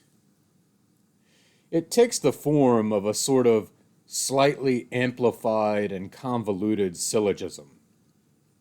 Let's break down its constituent parts and note in context of the whole. History cannot be revised and requires no punctuation. As we've seen before, especially with Mad Meg, as the next sentence affirms, history is its own thing, quite apart from its observation, recording, and telling. It cannot be taught. It is the unstoppable flow of the actions of the phenomenological world. Only the history of history has that advantage. The second level record and teaching of history is not referencing history. That's impossible. It's referencing the after the fact, the a posteriori record of history as history's history. Done. It's done. This quick stab of a sentence is as curt as the conclusiveness of its point. As soon as an action is taken, it's done. It's closed. It's history. A sealed, immutable event. Living is dying, and dying is what it does. So living is making history. Being alive is to be making history with every step, whether we will it or not. And each step, each thought, each breath is cemented in the indelible graveyard of history as we march toward death, since everything living will die. We decay and make history, unceasingly until death. But writing is hiding from history, refusing to do any dying. So here, writing becomes a tunnel and offers a way out of history and living, giving that living is dying. If you are writing, you are not performing in the world in a way that deters history. You are, in a sense, stepping outside of the phenomenal flow of historical events. But, at the same time, you are constructing a historical record, refusing, through that record, to die. This is the immortality Kohler refers to, hiding from history to refuse death through second-order history-making, which is writing. Of course, this all presupposes that your work survives you and a host of other factors, and when it comes down to it, you will still die. Hence, I think, why the next turn of phrase begins, writing is lying. It makes you think of the claims that art is just a lie that gives order to a chaotic world. But the turn comes with the next clause, in wait. I sense a Kohler struggling with his master's teaching. There's an ambiguity in the word lying, despite that in wait. Is writing simply telling lies while waiting for death? History cannot be changed. Living is dying. Writing is hiding. History requires no pronunciation. Living is doing. Writing is lying in wait. Three disparate, mutually exclusive terms and concepts: history, living, writing. History is simply what happens by default, so we can bracket that off for now. Therefore, I guess I need to retract my previous statement that all three terms are mutually exclusive. So, living and writing. Though you can make a living writing, you can't write a living. Living is engaging with life, with people, with history making. Writing is hiding in a tunnel of words, denying living here and now to work toward living through writing after death. So what's the hidden syllogism in this, or rather, how to express it concisely? Well, my friend Brian Counter handled that task with a mere blink. He said, if what living does is die, and if writing is refusing to die, then it's also refusing to live. In this scope, writing is neither living nor dying. What is it then? Is writing an act of making oneself into a Schrodinger's cat? According to Kohler, it's hiding, so what does this mean? I put this passage to my Parisian friend, Jean Daniel, who always has plenty of cleverness, wit, and stimulating thought at the ready. He reminded me that writing is also history, making history, an act of history. History, as we've said, is everything that happens. So writing about history is writing the history of history while also making history. He goes on to say that writing is an attempt at survival, and having children is that same thing in that sense of something of us being left behind. I posed the question of what writing as hiding and lying in wait means. He proposed a sort of stasis. Writing avoids dying by not moving, i.e., living. But in doing so, it seems static/dead. This calls to mind Kohler lying in his tunnel, or seeing the inside of a trunk as a means of sensory deprivation, suspension, stasis. So, history is living. Living is making history while dying. And writing is a mysterious bridge between the two. Since this horse has long since been dead, I'll stop beating it and move on for now. But I hope this shows how a handful of sentences can be used for much kindling. The last two pieces in the symposium that I'll be including are Joy Williams and Josh Jadman's joint Q&A with each other and Tim Yude's piece about retyping the tunnel. I should also mention that Joel Miner contributed a very detailed piece to the symposium that compares all of the published excerpts of the tunnel to its final published form.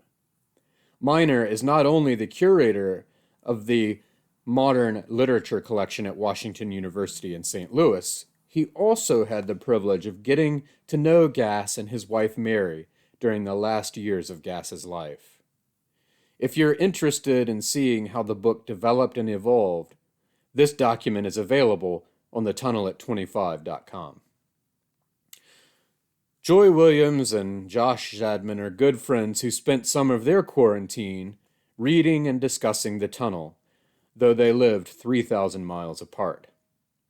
As the preface points out, 2020, a year of seemingly perpetual gloom, doom, anxiety, and isolation, is the 25th anniversary of the great Gass work. Seems as perfect a coincidence as the technology that kept us still in touch during that time. Josh points out something I remember bringing up early on in this journey. It's easy to compare Gass and the tunnel to Ahab and Moby Dick, he says. And to be clear, I think I specifically pointed out the similarities of Mad Meg and Ahab. But he then dismisses it. He says, but it's uninteresting and facile. Perhaps that's why I didn't run into any other links anywhere in the secondary material. Leave it to me to seize on the uninteresting and facile. When asked if the tunnel can be considered as a whole, he offers, fittingly, a metaphor. Similar to taking all the laundry out of the washer at once, a sock will always slip through your hands. Perfect answer, I say. When the questions turn to Williams, she states that she doesn't think of Kay as lonely. He's got his rage to keep him toasty. Isn't that a wonderful answer? I love great writers. She also points out something else that keeps him from being lonely. And words, of course, which accompany his every scurrilous thought. She then points out something that I never articulated but must have registered on some level, because the truth of it really popped when I read this. He's dreadful, certainly, but can't seem to make those around him suffer. To a great extent, they behave as if he isn't there. This is especially underscored in the final section of the book, which she talks about and that we will turn to shortly. It's such a simple, but I feel important observation. In the end, Williams pronounces that the tunnel has no interest in being satisfying. It has no desire to be loved by you, the reader, but many of its moments are indelible, virtuosic. I think this might be a great disclaimer to first-time readers, so as to go into it with an appropriate mindset, even though part of me worries it might also dissuade new readers from beginning at all. Tim Ude is a performance and visual artist who, among other things, has a project ongoing where he retypes novels that were originally typed on a typewriter by the author. I first came to know Tim Ude when NYRB asked me to interview him on their Instagram account while he was at the Kristen Tierney Gallery in New York City retyping the Recognitions. In the heat of the pandemic, he decided to read The Tunnel, then type it on a live stream from his studio in Los Angeles.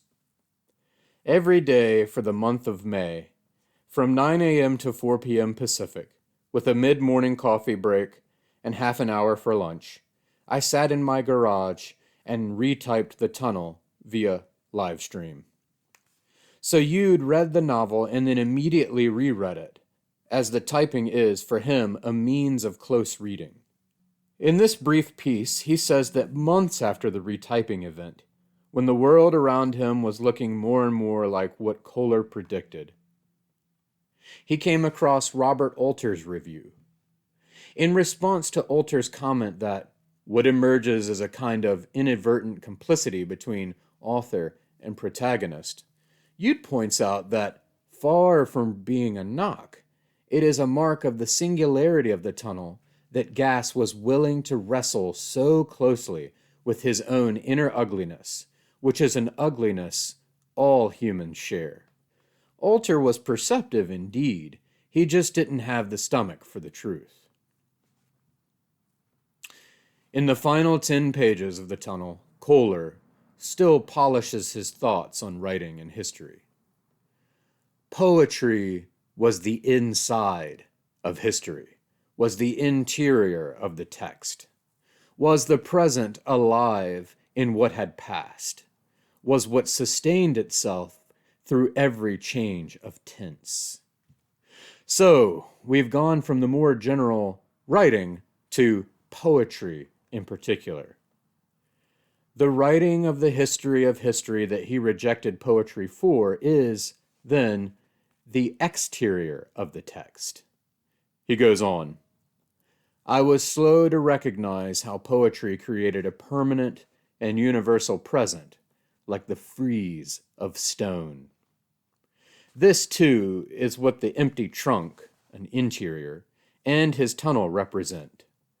A way of finding a pocket in space and time, where he can hide from space and time. Thus, the tunnel is poetry. Poetry is a tunnel. In coming to these realizations and grappling on the cusp, I think, of turning back to poetry, if he turned from poetry to history in his youth, he is going to turn from history to poetry in his old age. In facing this paradigm shift, he begins psychologically doubling or splitting, and this schism manifests in the prose. I remembered then that I had had this bad dream, and now how awful could awful be? Would have, was having, worse than worse, another. Interestingly, the doubling is not only repeated in words, but also repeated with multiple tenses and modes or moods. The trigger for this momentary fracturing is compounded by Martha walking toward him in his basement with one of her Victorian drawers full of dirt. This invokes his translation of Rilke's The Drunkard Song, which is rendered on the page in indentation that makes the lines mimic a drunk swaying back and forth, but also mimics Martha waddling toward him, knocking things over as she comes. In the midst of the bad dream and the poem that her approach triggers, his mind doing its best to defend against the intrusion of reality into his imaginative fancies, we've got a dramatic moment.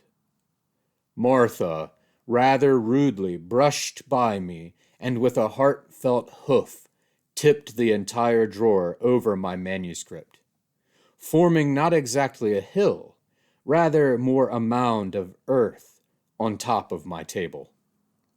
Yes, the dirt that he has labored to excavate and that he filled her drawers with is now rejected, returned to him, and furthermore, burying his manuscript that contains all of the pages of his secret diary. We could see this as an interment, a burial of his work as a historian and the vulgar venting of his venom. Then she speaks. I want all of my dressers emptied and scrubbed, she says in a chillingly calm and even tone. I dumbly nod, he says, and Martha says, in a day or two, I'll be moving the furniture into my shop. Her calm confidence and his nodding dumbly are quite the contrast.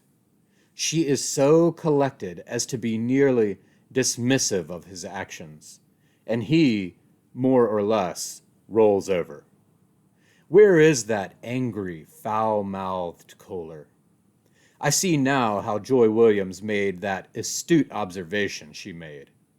He doesn't really anger or move anyone. For all of his huffing and puffing in all of the pages, we get this now. I am near panic myself, though my heart begins to slow somewhat when I realize that Martha can't have found the remains of her cat. So the only thing that calms him is another hidden spite, like his pages the manuscript hides, like the tunnel she still hasn't discovered. Surely she will swear my soul sore, he says, and she departs the room. And she likely won't discover the cat because he is tasked with the cleanup of his own mess. As we near the end, he wonders, what is a word worth if it is never heard? If it has been pointlessly composed? Ah, yes, that is the rub. What use is writing that stays hidden? Here, I believe, he is tending toward a conclusion of his secret diary that is like the end of Wittgenstein's Tractatus Logico-Philosophicus, where Wittgenstein says, he who understands me finally recognizes my propositions as senseless, when he has climbed out through them, on them, over them. He must, so to speak, throw away the ladder after he has climbed up on it. Compare this to what Kohler says here at the end of the tunnel. What a journey, though, to crawl in earth first, then in filth swim, to pass through your own plumbing, meet the worms within. We turn to the final page, merely half filled with text. I've got to decide. Clean up, get on, make my wrong right. Write no more propaganda for the PDP. Achieve dignity. In short, to abide. Or dump every dirty drawer onto my desk. Wasn't that really Martha's suggestion? Till the desks hid, as well as Tabor's turning chair, covering the pages of my history as my history sheeted me. Carry on without complaining. So at last he throws out, possibly rising, presumably as a Führer-like leader, but seems to dismiss it, and the last sentence suggests possibly suicide, but of course we will never know. The last thing we get is a doodle of his PDP logo. So we know only one thing at this point. Kohler did stop writing his secret diary. Anything further is speculation. What I noticed at the end here this time is how abruptly his one-sided confrontation with Martha shifted his tone. It was a moment that signaled a turning point for him, a decision to be made, a path taken.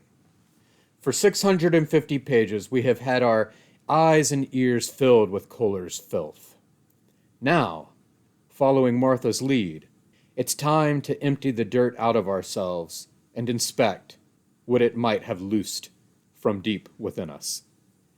Like purging the venom from a snake bite, some of our own blood must come out with it.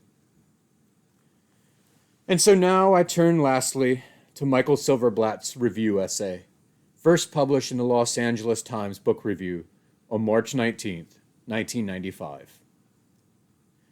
Michael's words on gas and the tunnel hold a particular weight for me because I had the honor in 2021 and 2022 of listening to him hold forth for hours and hours of phone calls on, well, John Barth, of course, but also William Gass and the tunnel.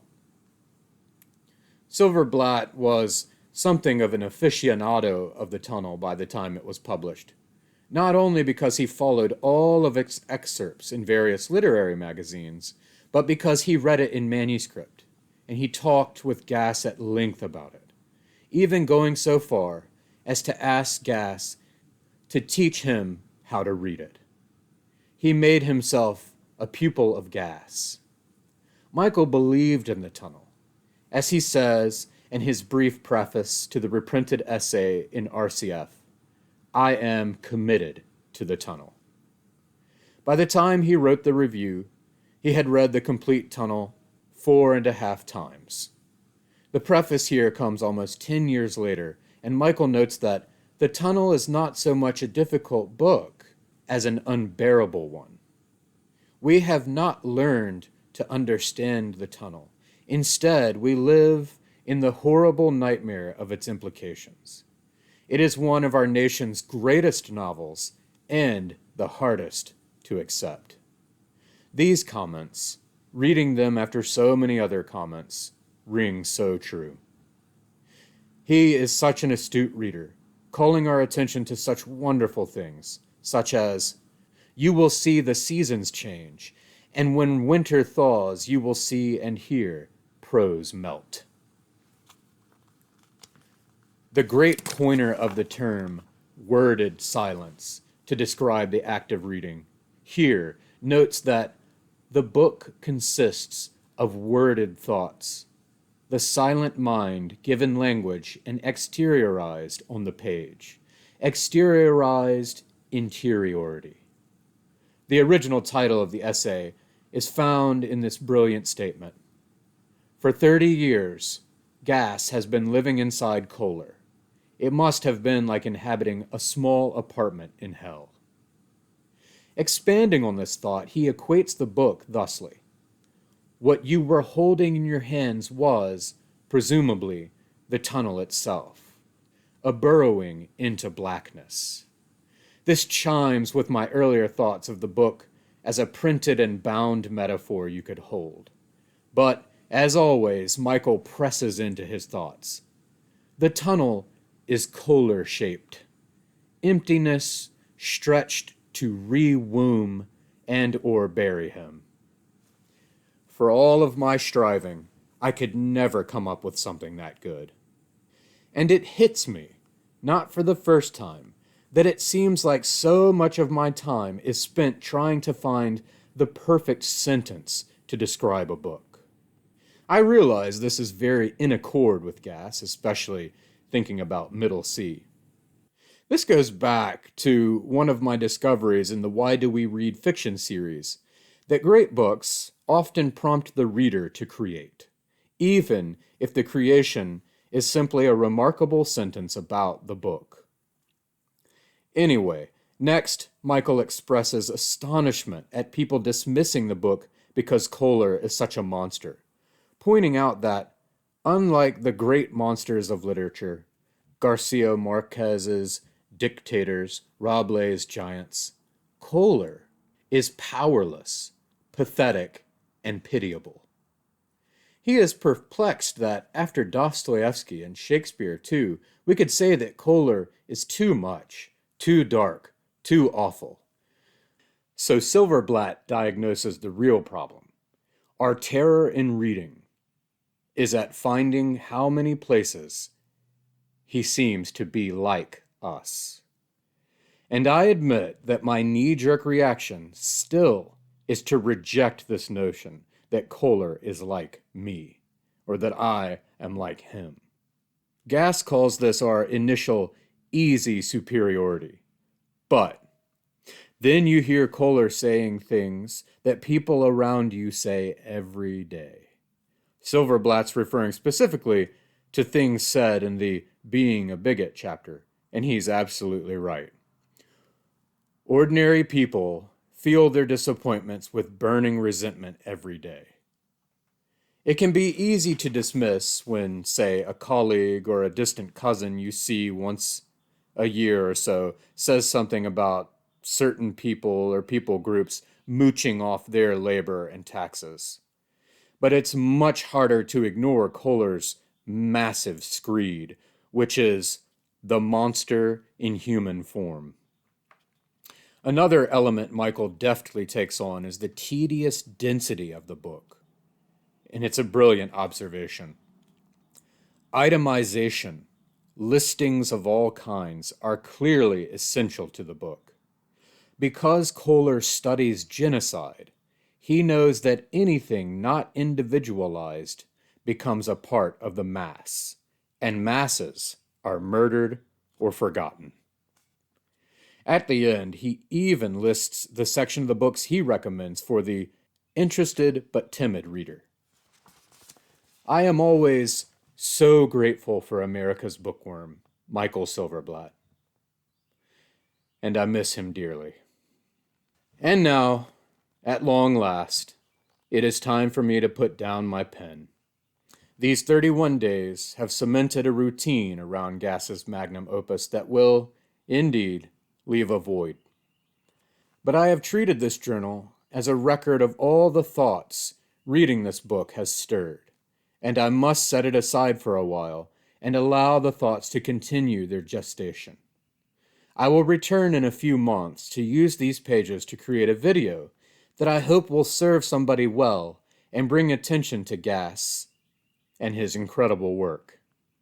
Part of me feels apprehensive in walking away for a while, but if I have succeeded in what I planned to do, then this journal is my memory, frozen in this singular time in my life, the time I carefully, slowly, read along as William H. Gass read The Tunnel to me, and I poured out everything this experience provoked onto my own pages that I could then read back to you.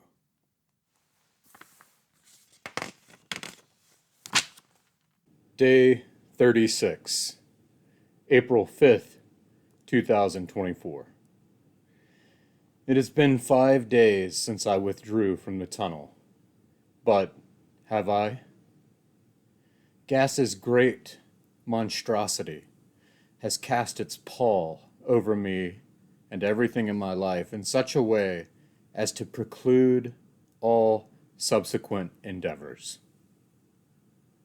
I have been unable to read, to think, to record. I have tended to my family and my day job, but hardly more than that. I have abandoned 7 books now because of a physical and mental inability to focus and commit. Perhaps I have to wait for the tunnel to withdraw from me. Perhaps it's a single book hangover, which I experienced and learned about for the first time after reading War and Peace a few years ago. Even then, though, I don't remember this strong feeling of indolence and ennui and apathy. and it's negatively affecting my commitments to other people for videos and book reviews. Gass's big book of disappointment has not left me disappointed, but whatever it has left me is disappointing others. I feel gutted, flayed, and emptied. And when I think of reading the next book, whatever that book may be, it feels pointless. I think to myself, why bother? And like Bartleby, I think I would prefer not to. If a big part of reading is an escape from the real world, is this scrambled feeling I'm going through because the tunnel paradoxically put me too much into the real world, and now I don't really like what I saw? I have stared into the face of the Medusa and turned to stone.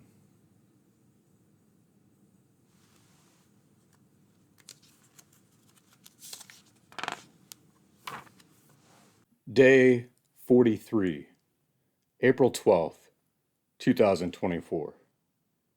It could be because my mind is already starting to release me from all quotidian concerns in preparation for our trip to St. Kitts tomorrow, but I feel, finally, a release from the maw of March's reading project.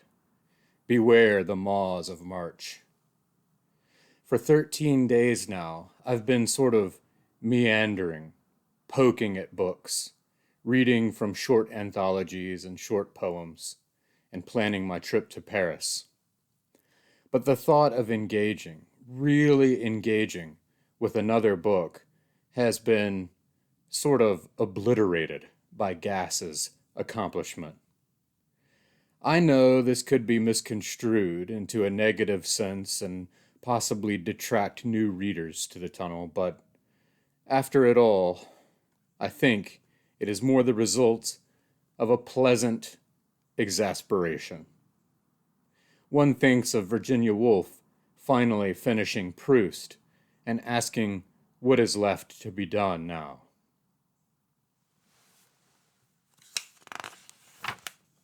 Is that all? Surely there will be more. Surely she will swear my soul sore. With my wife gone, gone down it, gone out of sight down it, the hall becomes a tunnel made of morning mist, down which her bottom disappears like a dredge. Martha has determined that not even hate shall hold us in common arms. As I suppose death, this denouement, is disappointing. My life's work lies beneath a heap of yellow, gray, and bluish dirt, under what a hole held, the center of zip. Nothing is enough. I'm inclined to say so what. I'll feel about it later. Now, I'll say so what, or arg. I had nearly run out of pages among which to conceal my mind, and now that realm itself, hidden as it had been in history, is buried beneath this dung-like slag. What will happen next? Should I close down consciousness and sell the store? Will I know happiness, feel relief, and, if not at this moment, will I enjoy it later? Who will come to take Culp's place and defend me from fear with a couplet? Feet of clay, you might say, all my heroes had. Herschel, Plan, Tommaso, Magus Tabor. But awfully large ones anyway, when they've crumbled to cover such a mass of intermeshing rages. Martha thinks I mind my mine only to dirty her drawers. Took no more dig away than that. Was never going down or out or on or forward, or maybe she is right, though she said holes. She doesn't know everything. Actually, she hasn't a clue. At least she got the joke. Did she? Since she hates puns so, as if they were the barbarians at the gates. Perhaps she came in here, read a few pages, but that's unlikely. She's such a wide load, she'd have left a trail. I know she won't hang around, won't watch while I find a place to put my leavings. She won't care to oversee the cleaning, although her absence won't be an exercise of tact. Martha doesn't want to touch me now, even with her eyes. Perhaps I'll throw the earth I take from the interior of her furniture onto her bed in a tall pile. As though all the fun I hadn't had there, over our many years of side-by-side separation, had returned to haunt her. Martha, darling, I could say, with a vicious smile borrowed from the stage. See this fistful? This stands for all the times you wouldn't let me whisper dirty doings in your ear. And this for wearing flannel, and this for scissoring your hair. This is the ash of desires denied, the ship from all the fat chances not toothfully taken. And then I would put my dirty hand in hers, ha, and lead her to the window, ha, where we would put our gazes on together, ha, and I would Shakespeareanly say, beneath that barest crust of snow, which conceals the meadow from us, lies all that life which, fearful for it, waits to be born. Yes, thus I would grandly begin, but she would interrupt me with a snort from her derision, because she despises oratory, wants to slap cheeks when they puff. What has it been doing down there, unstirring in the stiff earth, making not a sound, saying not a word against God or any other cause of grief? Does it deserve the burden of birth? Because barely are the fresh shoots up, then they are eaten. Rabbits and squirrels and deer and mice, and the last late frost nip the best bits. Barely are the eyes burned by the sterile walls, then the wants begin, and the wailing, and the wish to hang on to everything, to every lung of air, every mouthful of milky nipple, sure. And it's painful to push up through the hard earth, the cold snow, into a short day, only to have your blooms blasted and your roots ripped. So what is a word worth if it is never heard, if it has been pointlessly composed? And one has lived only to feed another's life, serve another's interests, be led by pleasure to preserve some paltry species, and born stupid, die dumb. Why grow painfully past puberty in order to be imprisoned, married in order to be made a eunuch, and to have lived, which is the same as suffered, doesn't the Buddha say, so that such a weary round be replicated? Not one of the seeds in that snoring sod, dear Martha, deserves the penalties the greengrocer has in store for it. Then only suppose that instead of bringing forth flowers, the bulb retreated to some former time, just before it burgeoned. That pollen blew back into the breeze which bore it towards its pistil. Suppose the tables were turned on death. It was bullied to begin things, and bear its children backward, so that the first breath didn't swell the lung, but stepped on it instead, as with a heavy foot upon a pedal. And there was, by God, a rebellion in the ranks, and life picked the past to be in rather than another round of empty clicks called present time, in the contrivance of the couplet, and with the connivance of rhyme. I made, Marty, I made a try. I abandoned poetry for history in my youth. What a journey, though, to crawl in earth first, then in filth swim, to pass through your own plumbing, meet the worms within, and realize it, that you were under all the world. When I was a kid, I lied like a sewer system. I told my sometime chums I went there, to the realm of shades, and said I saw vast halls, the many chambers of endless caves, magic pools guarded by merlins dressed in mole fur and cobweb, chests overflowing with doubtless dime-store jewelry, rooms of doubloons, and suddenly, through an opening jagged as a rip in rotten cloth, a new sun shining. Meadows filled with healthy flowers, crayon-colored streams. Oh, the acres of Edens inside ourselves, I said I saw, as if I hoped for it, wanted to believe. Am I not at least that far redeemed? To have caught up to the first half-truth in my fantasy eventually, come back from below ground, if not from the underworld, to say, "Ah, nothing much. It is another day." Ah, well, the work. I feel it in my knees and fingers, all of me as if worn, bottom sore, belly big, its bowl bruised, my hands unclean, nails dark below the nub. What a damnable dig it's been. Even my nightmares grow holes. Among my rumpled sheets there must be one I've written something straight away on. Sincere, as they say, as a knife. Memories brought back from the ground where they'd been clayed. Memories re-hid, new buried, in her heavy Victorian armoires and dressers. Did justice get done? Yet? Dump it all, say, on the parlor rug. A little lump of language. If we had a dog, it could be blamed. Who can say? No one had mouth enough to please me, and I so easily brought it off. In my life. Sure, it was Susu who was my soul's sort.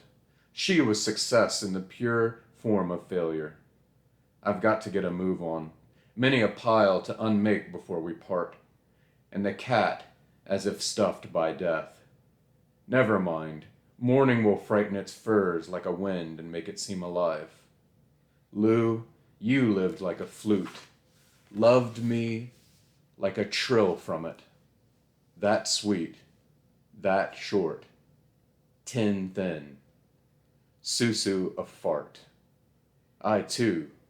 Woo. As if my buttocks did my breathing. Yes, she was my soul's sort. She sang so. Tabor like a tambourine. I've got to decide. Clean up. Get on. Make my wrong right. Take one day like a pill to prevent the illness of another. What do they call it? Takes a signature. Resignation. With decency subside. Write no more propaganda for the PDP.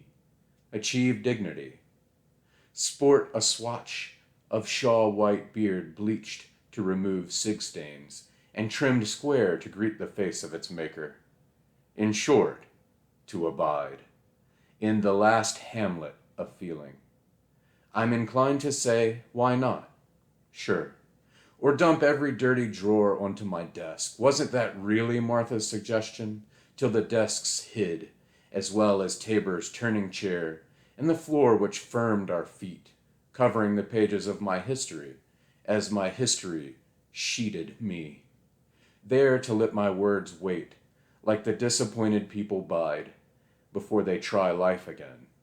Meanwhile, carry on without complaining. No arm with armband raised on high. No more booming bands, no searchlit skies. Or shall I, like the rivers, rise? Ah, well, is rising wise? Revolver like the Führer near an ear, or lay my mind down by sorrow's side.